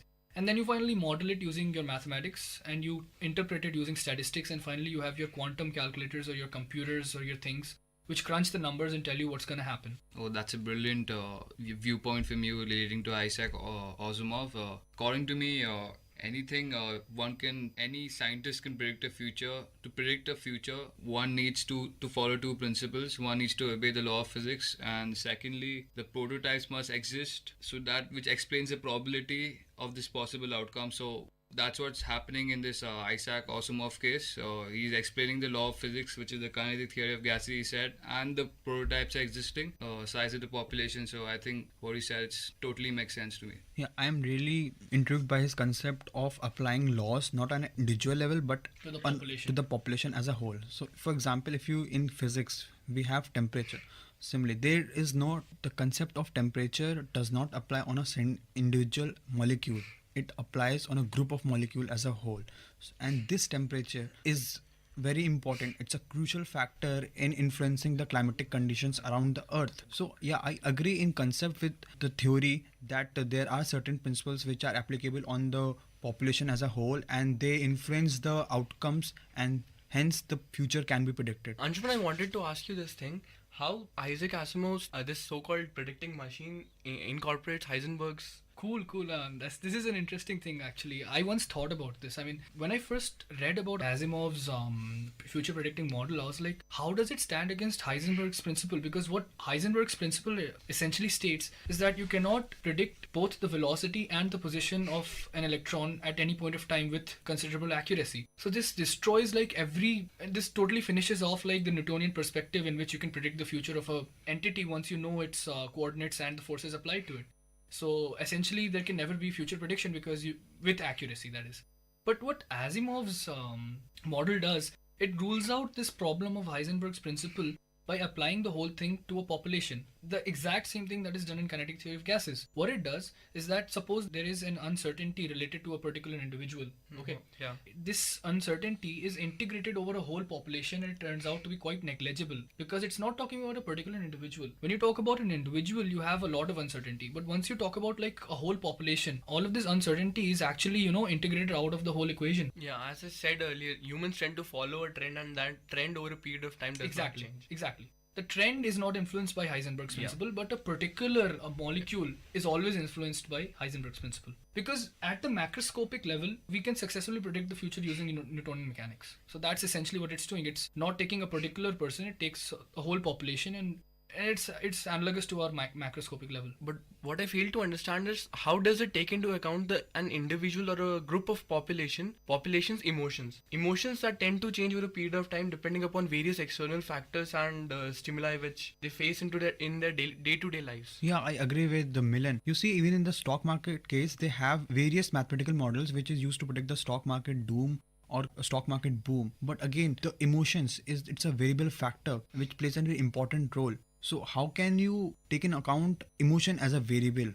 See, Asimov has not gone into too much detail, but after reading the novel, my personal view is that Asimov touched this topic very subtly. I mean, he didn't go into it, but he touched it in a subtle way. What Asimov, I think, wanted to convey was that this model, what it does is that suppose there is an uncertainty for a particular person's emotions, right? But once you assume an emotion for a crowd, an individual's uncertainty cannot influence a crowd's overall emotion. But don't you think that individuals make a crowd? So if there is uncertainty within the large number of individuals, so obviously the crowd has to have... Exactly. All of these uncertainties tend to cancel out. They're above the equilibrium value, more or less. There's a very low probability that each emotion will have the same uncertainty. But don't you think that in the case of elections we have... See, this has nothing to do with the elections. No. This is a totally different concept. Yeah, I'm applying the emotions as a factor. We have examples wherein people are swayed by a wave of a certain politicians. Then don't you think that emotions play an important role and you just cannot cancel out emotions? When I was talking about the model, there was one rule that I talked about. You have a huge population and this population does not know about your prediction. So your prediction cannot influence the population's emotions. Okay. Let's just talk about what you just said. We have a political system in which the emotions of the whole population are being swayed by a single politician. Correct? Yeah. How will the Asimov model work on this? Now, this is my extrapolation, not Asimov's. See, how I think it would work is that given that it has gone into the history of this whole system, it knows what sort of politicians can influence this crowd, correct? Yeah. Because it's gone through all of the historic data. But I'm talking about the future. Again, we go back to the future. We are not taking account into the present. You're trying to say that how can we predict the future, right? You're saying that a politician is there and he's swaying the emotions. How is this model going to predict the future? That is the case, right? Yeah. Okay. So in this case, Asimov's model knows what the crowd wants. It has properly incorporated the history of this crowd. Once you incorporate the history of the crowd, you understand what the crowd wants. Okay, so you are saying that if we know the history, we can neglect the present condition of the crowd? No. We're not neglecting the present condition. Knowing the history, we know the present condition. And the present condition is variable. We know what can influence this present position, this present perspective. Okay, you agree? Yeah. So what you're saying is that suppose a politician comes up and sways the emotions in like an opposite direction, right? So the power of this model is that it will predict that a particular politician will come up and sway the emotions, because the crowd needs such a person and the machine has identified such people in the system. So there's a large probability that such a person can come up and sway the emotions in the direction you're talking about. So the machine can essentially predict this. So you're essentially saying that this machine takes past and present into consideration and then predicts the future. Somewhat. It studies the history, so it knows what can influence the present. And then it incorporates whatever is happening in the present and predicts the future. So I can infer that you are saying that it uses past and predicts future. Present is influenced by the past. You understand the present using the past. That's the whole purpose of the history thing. And once you know the present and you have all the variables in contention, you can predict a probable future for a huge mass of people. Anshuman, but the crowd 100 years ago is not the same as today, right? They have different needs. I mean, 10 years from now, the needs of the whole population will change. They'll not remain the same. All of that will be incorporated in the history component of the model. But what are needs? Needs are a function of history. Yeah, some. They are a direct function of history. Whatever me, you, Sparsh, Sadik, what we want is a product of the history that has given rise to us. So if you know and you have properly modeled the history of a civilization, you understand the computer actually. When I'm saying you, I mean the computer. Yeah. The computer or the quantum calculator that Harry Sheldon had understands what this population wants, because you have all the data points. And given that you have all the present data variables, you can predict with considerable probability what these data variables will do. But don't you think that there will exist a certain margin of error? There will.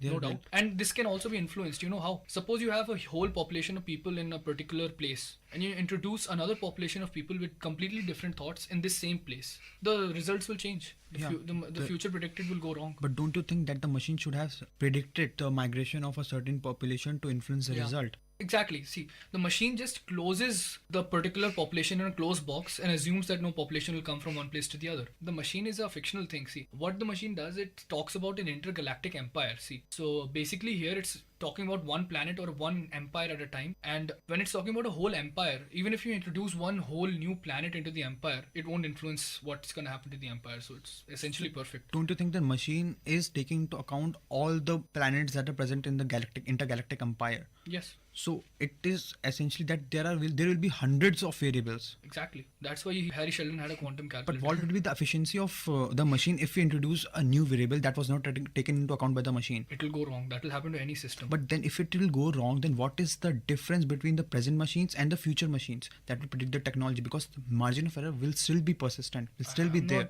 What I'm saying is that what will be, I'm not going into the future predicting technology. I'm saying what will be the use of such a machine if there still exists a margin of error. Because currently we have tsunami systems in Japan that predict occurrence of tsunamis, but then they also are plagued by the errors. Similarly, if we are going to have a future predicting technology which also predicts events, but there is again a margin of error, then what will be the use of such a machine that will involve huge cost in making, but still there will be an error? You're talking from a practical perspective. Yeah, we're not talking about Asimov's stuff anymore, right? Yeah. Okay, everybody. So now that we've talked about Asimov's machine, I mean, you guys enjoyed? Yeah.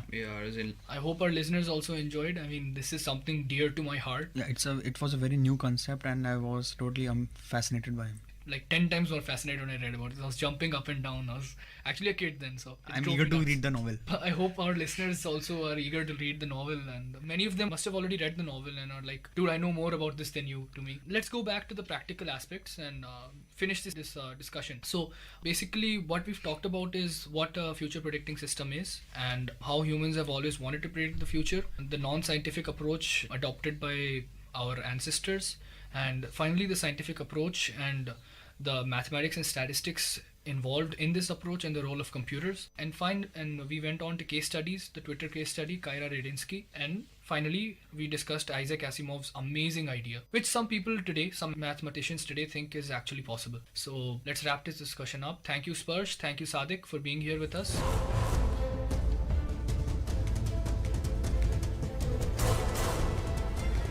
Listeners, thank you for tuning in. This is Anshuman Mishra and Milan Shanai signing off. Exchange of ideas. This is VIT Community Radio 90.8.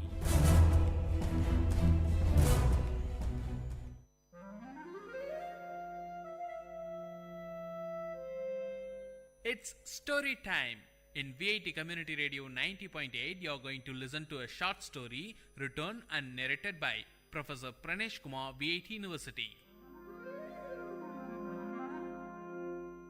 Title of the story: Padma. A land traditionally endued with myths and spirituality, India still pertains to its belief and notions, which sometimes are ridiculed as superstitious. Fortune tellers, tantris and sannyasis are welcomed, and their service is sought by an ordinary man, irrespective of whether he is an urban or rural dweller. The beginning of 1980s was a period in South India, especially in South Tamil Nadu, when most of the homes in villages were electrified, and God said, "Let there be light," and there was light. While some claim that light enlightened people, there are also notions that it wiped away the innocence of the ordinary. The hero of the story, Raghav, was employed in the electricity board. He was looked upon with great wonder and respect. People spoke to him rarely. It must be the fear factor or respect that made the villagers shy away from Raghav. Raghav was in his 40s. He had a fearful appearance with a huge imperialistic mustache, reddish eyes, and a gigantic figure which would scare away children. It was 6:30 p.m. Raghav rushed to the tea shop close to the Panchayat office. Mohan and Aji were waiting there for his arrival. In the dim light, Raghav could rightly locate them from a few meters away with the illuminated cigarettes on their lips. The silence of the eve was beautiful, with a movie song from the Tamil movie 16 Vayadinile that was ascending from the tea shop radio. The atmosphere was disturbed in intervals by a scratch noise. Probably it's the tea shop owner cleaning his vessels. Raghav, Mohan and Aji were friends right from their childhood days. Mohan and Aji were unemployed but survived on the income from their ancestral property. Among them, Mohan was the youngest. He differed from his friends, wearing a bell-bottomed pant and with a peculiar hairstyle that was trendy among youths of the time. Coming close to his friends, Raghav stopped, got on from the cycle and flipped down the stand, leaving it to rest.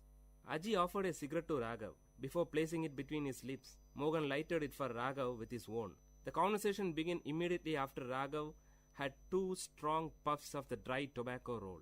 Aji, shall we proceed with it? Raghav, with what? Removing the cigarettes from his mouth. Mohan, should we narrate it again? Don't you remember the plan that we told you yesterday? Raghav, but I told you that I have very little knowledge about mantras. Did I not? Aji, so you are the right person. You have the little knowledge that we need. After giving a deep thought, Raghav replied. Raghav, okay then, let's give a try. But only if you support me. Both the friends cheered as they were waiting for this word from Raghav. As it used to be, a wealthy landlord of the nearby village had a beautiful daughter. The fairy girl was possessed by the evil spirit Raktarashas, a bloodthirsty evil spirit. The landlord was much worried since it was the time when he was almost successful in fixing a bridegroom for his daughter Padma. Padma was then alienated. She sat at the corner of a dark room, staring at the window with wet eyes. She expressed a peculiar symptom. No one in the house went close to her. If that happened, she bit her own flesh to suck blood, thus scaring away others. Prayers and special pujas with offerings to the local deities were made. Kalam puja during midnight and all other means were tried but in vain. The distressed landlord promised a lump sum of 5,000 rupees for any tantri who would ward off the Raktarashas from his daughter. 5,000 rupees was a lump sum then. The secret news of Padma spread throughout the village. Everyone knew of this, but none dared to discuss about it in public. Aji's father Nadraj, the prominent matchmaker of the village, brought home the story of Padma. Nadraj was the matchmaker for Padma. When the story of the Raktarashas reached the 3 friends through Aji, they discussed the issue. The bone of content of the discussion was not Padma, but the 5,000 rupees. 3 friends were in dire need of money. Mohan needed money to buy a new tape recorder. Raghav was aiming for a motorbike and Aji wanted to buy a costly gift to impress his lady love. Aji said, merely dreaming about the lump sum will give us absolutely no result. How do we grab it? Mohan, Raghav's grandfather was a well-known Vaidya and a Tantri. He was also an expert in warding off evil spirits. Raghav, oh, that old man. It's all gone with him. Aji, gone? No, it still exists in you. Raghav, me? Aji, yes, you. My dad often recalls your grandfather and concludes that Raghav resembles his grandfather in every minute detail. Raghav, but that's not all. Mohan, I have several experiences of witnessing tantris warding off evil spirits from people. It's an easy task. They chant and murmur mantras, and the major part would be beating the victim till he obeys his orders. If that's easy for you, why don't you? Before Raghav could complete, Aji interrupted. Aji, the appearance, that's your ancestral gift. Raghav, okay, even if I accept it, imagine what would happen if the evil spirit pounces on me. Mohan, Raghav na, wasn't it you who preached us Periyar thoughts and rational thinking? And now it's time to prove your dedication to Tandai Periyar. The conversation came to a halt. All the three lighted their cigarettes, which they shared from the same pack. Before departing, Raghav promised his friends that he would give a reply the next day evening. That night, Raghav could continuously listen to the hooting sound of an owl, for he with the owl had a sleepless night. The search for his grandfather's personal records in the old granary began early in the morning before his wife woke up. A few worn-out, hardly readable palm leaf inscriptions were the only record, but he could find a little solace in it. He decided not to back off the challenge. Soon, the news about the arrival of an expert tantri was sent to the landlord with a detailed list of the puja materials. Aji acted as a messenger between the tantri and the landlord. A Paurnami, full moon day Friday, was fixed for the puja. Raghav dressed himself in such a manner that his true identity will not be revealed. The three boarded a bus to a particular destination in the village, from where they were fetched by the landlord's car. The driver of the car bowed before Raghav as a sign of respect. This made Mohan and Aji breathe a sigh of relief, but Raghav's heart was pounding heavily. Before descending from the car, Raghav closed his eyes for a few seconds and pretended as if he is drawing energy. In reality, he prayed to his long-dead grandfather seeking guidance. The landlord and his wife warmly welcomed Raghav to their home. Seated majestically, Raghav uttered, "I could feel the presence of an evil as soon as I stepped into your home. She has posed a challenge to me. Don't worry, I'll take her away with me." Meanwhile, Mohan and Aji were busy in the backyard creating the ambience for the puja, which was scheduled to begin soon. Raghav was taken to the isolated room where Padma was held captive. As soon as he stepped in, the light was switched on by the landlord. Raghav's red eyes opened widely and he fixed his gaze on Padma, who was seated on the floor in a corner. Padma did not react immediately at the presence of Raghav, probably because she had had enough experience with tantris quite often by then. Raghav's eyes were still set strong on Padma. Actually, he was stunned by the unblemished beauty of Padma, a beauty that makes one speechless. When Raghav moved close to her, she screamed violently, and in the peak of her fits, she bit her arm close to the elbow along with her garment. Immediately, blood gushed from her mouth and arm. Seeing this, Raghav was taken aback, but did not react. Padma now fainted and threw herself on the floor. She wore a half sari. The visible portions of her body showed red scars, which must have been the result of the beatings she received from the earlier tantris. She lay down like a white hibiscus with red marks. Coming back, Raghav sat before the holy fire and started chanting few mantras as tantris do. He wore a red-colored dhoti and tied a red-colored scarf around his forehead. Flowers and herbs were dropped into the sacred fire with closed eyes and lip chanting mantras. It was midnight. The landlord and his wife witnessed the scene with utmost dedication. After a few minutes, Raghav ordered Aji and Mohan to bring Padma. They both disappeared into the house. Soon a scream was heard. The noise increased as Padma was brought to the backyard. She was screaming violently, trying to free herself from the clutches of the two. The highest form of compassion and concern was expressive on the face of Padma's mother.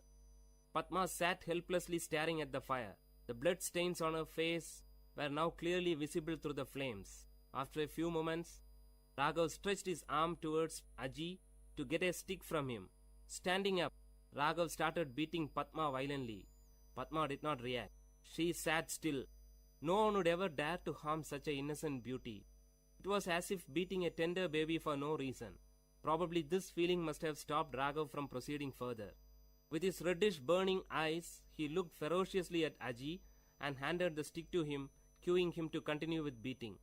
While Aji continued, Raghav shouted, "Will you leave this body?" For which Padma gave a loud cry, "No." Not able to witness the scene, Padma's mother left the place with panic, followed by her father. Second expanded to minutes, and minutes to hours. In another couple of hours it would be dawn. The voice of Padma became faint. She hardly opened her mouth, but shook her head rhythmically to convey the message, "No, no." Padma was wet with sweat and blood. She lay down like a wet flag on the roadside, unattended by party cadres after a meeting. Now Padma was partially dragged to her room. After leaving her alone, the three looked at each other. Raghav gave a tight-lipped expression and nodded his head to admit his failure. He rubbed the kumkum from his forehead and descended down the stairs. He sat on the first step. After giving a second thought, Raghav took a piece of electric wire which was lying on the floor and rushed towards Padma. Padma was cornered. Holding the folded wire in his arm, he raised it to beat Padma, but to his shock, she grabbed his feet, fell on it and pleaded. She cried with a sweet voice, "Please, leave me." Raghav was moved. Raghav closely watched her lips for more words. She paused. A drop of water would fall from a melting ice only when the required amount gets collected. Now the drop fell. "I am normal. I don't have any illness," Padma said in a soft voice. Raghav, "But you?" "Padma, can you help me?" Before Raghav could give an answer, Padma continued, "I am in love with my cousin, but our families are not in good terms. My parents will never accept him as my pair. If I reveal it, Chandran may be in trouble. He is serving in the Indian army. He'll be back by the end of this month. I have to wait just for 15 days more to postpone this marriage that my parents have arranged for me." "Raghav, you tortured yourself by biting?" Raghav paused when Padma took out few packets of kumkum hidden under her garment. That was the secret behind their blood-sucking act. Raghav was stunned. Padma continued, "I know you are not a tantri." Hearing this, Raghav touched his face and dress with his fingers to make sure if his makeup hasn't deceived him. "You never uttered a correct mantra." Raghav expressed a surrendered look of a child in front of his mother. Padma continued, "My parents will not let me out of the house." Those were the days when women were denied freedom to move about, especially after the marriage is being fixed. In most of the communities, women did not have any freedom in choosing their life partners too. It was considered wrong for a woman to express her opinion about the choice of her parents.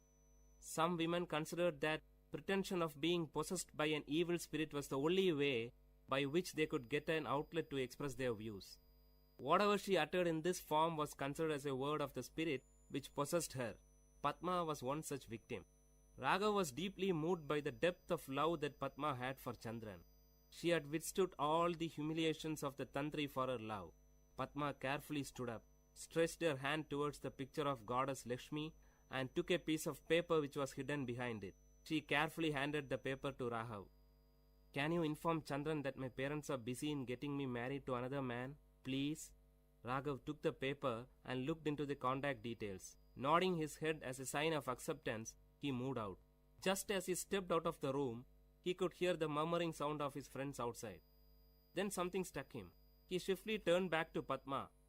Holding the paper in one arm and the other arm holding the door, Raghav uttered to Padma in a feeble sound, "Can you do us a favor?" Padma looked at Raghav with an expression that signaled proceed. "Raghav, I assure you that we will unite you with Chandran. But till then, can you stop this self-punishing at least for our sake?" Hearing this, like streams of water in a dry place, Padma's lips started to smile after a long time. "Padma, don't worry, you will get your reward." The word was kept. Years passed, and today Padma and Chandran are happy with their children and grandchildren. Today, as the opinion of women is being sought by their parents for all the factors that concern their life, the cases of women possessed by evil spirit in the society has declined.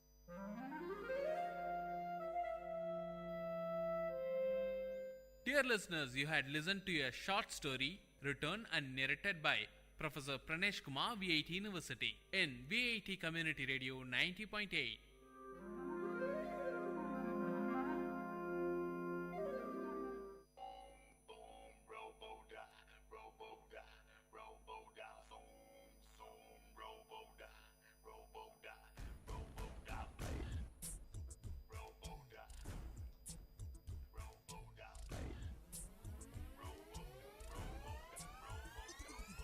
வணக்கம் நேயர்களே, இது VIT பண்பலை 90.8. இந்த நிகழ்ச்சி அறிவோம் ஆயிரம். அறிவோம் ஆயிரம் நிகழ்ச்சியில் பல்வேறு துறைகளை சார்ந்த பல்வேறு தகவலோட நான் உங்களை தினமும் வந்து சந்திச்சுட்டு இருக்கேன். அந்த வகையில் இன்னைக்கு ஒரு துறையோட சார்ந்த தகவல்களை கொண்டு வந்திருக்கேன். நான் உங்கள் அன்பு தோழன் KP ஆனந்த். என்னோட நினைந்திருப்பவர்கள் சுரேஷ் போஸ், நிதிராஜ்.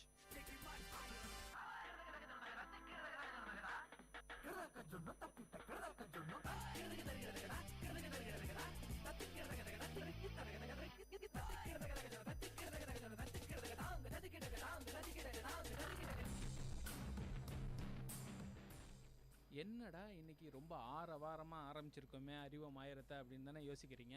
ஒன்றும் இல்லைங்க, இன்னைக்கு ஒரு வித்தியாசமான ஒரு துறை சார்ந்த தகவலோட வந்திருக்கோம்.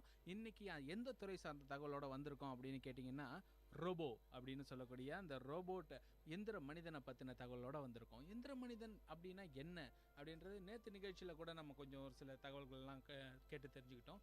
ஸோ எந்திரம் அப்படின்ற ஒரு பொருள் எப்படி எப்படிலாம் உருவாகுது, எப்படி எப்படிலாம் அது நம்மளுக்கு பயனுள்ளதாக இருக்குது அப்படின்ற விஷயங்களை எல்லாத்தையுமே பார்த்துருக்கோம். அதையும் தாண்டி இன்னைக்கு அந்த எந்திரத்தை நம்மளுடைய ஒரு பிரதிபலிப்பாக இருக்கக்கூடிய ஒரு எந்திர மனிதனாக நம்ம எப்படி உருவாக்கியிருக்கோம், அந்த எந்திர மனிதன் நம்மளுக்கு எந்தெந்த விதங்களில் உதவி செய்கிறான், அதே நேரத்தில் அந்த எந்திர மனிதனுக்கு நம்ம என்னென்ன விதங்களில் ஒரு பரிமாண வளர்ச்சியை கொடுத்துட்டு இருக்கோம் அப்படின்ற பல விஷயங்களை பற்றி தான் இன்னைக்கு பேச போகிறோம். இன்னைக்கு முதல் தகவலாக நம்ம சுரேஷ் போஸ் என்ன சொல்கிறாருன்னு கேட்கலாம். ரோபோ பற்றி சொல்லணும்னா உடனே நமக்கு ஞாபகம் வருது ரோபோ படம். அதுபடி இந்தியன் சினிமாவில் பார்த்திங்கன்னா பல படங்கள் வந்து ரோபோ தான் ஃபஸ்ட்டு படம். ஆனால் வேர்ல்டு சினிமாவில் பல படங்கள் இருந்துச்சு. அதோட தழுவல் தான் அன்றைக்கி ரோபோ. இதை தொடர்ந்தால் பல நாட்டில் உண்மையான ரோபோஸ் வந்து இப்படி தான் இருக்கணும் அப்படின்ற பல படங்கள் காமிச்சிருக்கு. அதெல்லாம் கொஞ்சம் மிகைப்படுத்தி சொல்கிறதா இருந்தாலும் ரோபோஸ்னால் நமக்கு ஞாபகம் வருது நம்ம எந்திரன் படம் தான். சுரேஷ் சொன்ன மாதிரி வந்து ரோபோ படத்தை பற்றி பேசினார். ரோபோக்கள் அதாவது வந்து இயந்திரம் வந்து நம்மளோட வாழ்க்கையில் ஒரு இன்றியமையாத பொருளாக ஆயிடுச்சு தான் நான் இப்போ சொல்லுவேன். இப்போ அது இல்லாமல் நிறைய விஷயங்கள் நடக்கிறதுக்கு இல்லை. பல ஏரியாக்களில் வந்து அதனோட ஆக்கிரமிப்புகள் அதிகமாக இருக்குன்னு தான் சொல்லுவேன். அதாவது பார்த்திங்கன்னா மிஷின்ஸ் அந்த மாதிரி வரிசையில் பார்க்கும்போது வந்து இயந்திரங்களும் இந்த ரோபோக்களும் வந்து நம்மளுடைய வேலைகளை கம்மிப்படுத்துறதுக்கான ஒரு விஷயமாக தான் இருக்குது. இது வந்து இந்த ரோபோக்கள் எதுலலாம் யூஸ் பண்ணுறாங்கன்னு பார்த்தீங்கன்னா வந்து இண்டஸ்ட்ரியல் சைடில் யூஸ் பண்ணுறாங்க. இண்டஸ்ட்ரியல் பார்த்தீங்கன்னா இப்போ வந்து ஒரு கார் மேக்கிங்காக இருக்கட்டும், இல்லை வந்து வேறு ஏதாவது ஒரு பொருள் செய்கிறதா இருக்கட்டும், அதுக்கு வந்து பயன்படுத்துகிறாங்க. அடுத்ததாக பார்த்தீங்கன்னா வந்து நம்ம வீட்டிலே பார்த்தீங்கன்னா வந்து வேக்கம் கிளீனர் பார்த்துருப்போம். முன்னாடிலாம் வந்து அது யாராவது ஒரு ஆள் வந்து அது உபயோகத்துக்கு ஒரு ஆளோட இது தேவை. இப்போ பார்த்தீங்கன்னா ரோபோவே வந்துருச்சு. ரோபோலே வேக்கம் கிளீனர் அந்த மாதிரியான விஷயங்கள்லாம் வந்துருச்சு. அடுத்ததாக மருத்துவம் சார்ந்த துறைகள்னு பார்த்தீங்கன்னா வந்து முன்னாடி வந்து ஒரு குழு கொண்ட டாக்டர்ஸ் தான் வந்து ஆப்ரேஷன் அந்த மாதிரியான விஷயங்கள் பண்ணுவாங்க. இப்போ பார்த்தீங்கன்னா ரோபோக்கு வந்து நம்ம கமாண்ட் கொடுத்துட்டோன்னு வச்சுக்கோங்களேன், இந்த இடத்துல தான் வந்து ஃபால்ட் இருக்குது, இந்த இடத்துல வந்து பிரச்சனை இருக்குது அந்த மனிதனோட உடம்புலன்னு சொல்லும்போது ரோபோக்களே வந்து அதை வந்து சரி பண்ணுறதா சொல்கிறாங்க. பல ஆப்ரேஷன்ஸும் அந்த மாதிரி சக்ஸஸ்ஃபுல்லாக நடந்திருக்கு. அதுக்கப்புறமா பார்த்தீங்கன்னா வந்து இது நம்மளுடைய டிஃபென்ஸ் அதுலேயும் வந்து நிறைய இடத்துல பயன்படுத்துகிறாங்க. நீங்கள் எதுவும் சொல்ல வரீங்கன்னு நினைக்கிறேன் சுரேஷ். டிஃபென்ஸ்னு சொன்ன உடனே எனக்கு ரோபோ படத்தில் வந்து பார்த்திங்கன்னா அந்த டிஃபென்ஸ் சம்மந்தப்பட்ட ரஜினி சொல்ல ஒரு டைலாக், இந்த ரோபோ வந்து நான் இந்தியன் ஆர்மிக்கு தான் கொடுக்க போகிறேன் அப்படின்னு சொல்லி. அதை பற்றி நான் தேடிட்டு இருக்கும்போது ஒரு முக்கியமான விஷயம் ஒன்று எனக்கு நெட்டில் கிடச்சிது. என்னென்னு பார்த்தீங்கன்னா அட்லஸ் மேப் பற்றி எல்லாருக்குமே தெரியும். ஆனால் ரோபோ பேர் அட்லஸ். அது மோஸ்ட் அட்வான்ஸ்டு ரோபோன்னு சொல்கிறாங்க. அது என்ன, அது கண்டுபிடிச்சது யாருன்னு பார்த்தீங்கன்னா அமெரிக்கா கவர்மெண்ட். அவங்க அதுக்கு டிஃபென்ஸ்க்காக யூஸ் பண்ணியிருக்காங்க. அதுக்கு என்ன யூஸ் பண்ணுறேன்னு பார்த்தீங்கன்னா, அந்த ரோபோ வந்து 6 ஃபீட் இருக்குமா. அதாவது 6 ஃபீட்டுனா ஒரு சராசரி மனுஷன் எப்படி போனோம் அந்த மாதிரி இருக்கும். அதாவது 150 கிலோ இருக்குது அந்த ரோபோவோட அந்த பார்ட்ஸு எல்லாமே இதில் அலுமினியம் அண்ட் டைட்டானியம்லாம் உருவாக்கியிருக்காங்க. அதோட கை கால் அசைறது எல்லாமே வந்து ஹைட்ராலிக்கில் பண்ணியிருக்காங்க. அப்போ என்ன பண்ண, ஒரு உண்மையான மனுஷன் மாதிரி ரோடில் நடந்து போயிட்டு நம்ம ரோபோ படத்தில் எப்படி நடக்குமோ அதே மாதிரி தான் எல்லாமே நடக்கும். அது ஸ்பெசிஃபிக்காக என்ன பண்ணணும் அப்படின்னு பார்த்தீங்கன்னா, ஒரு ரஃப் டெரைன், ஒரு கடுமையான பாதைகள் நடந்து போகிறதுக்கு, இல்லை மலைக்கு மகிழ்ச்சி நிறைந்த அறிவு சார்ந்த நிகழ்ச்சிகளால் உங்கள் மனங்களை கவர்ந்த இன்றைய ஒளிபரப்பு இனிதே நிறைவு பெறுகிறது. மீண்டும் எமது அடுத்த ஒளிபரப்பு நாளை காலை 9 மணிக்கு 90.8 பண்பலை அலைவரிசையில் ஆரம்பமாகும். VIT பண்பலை 90.8 நேயர்கள் அனைவருக்கும் நன்றி, வணக்கம்.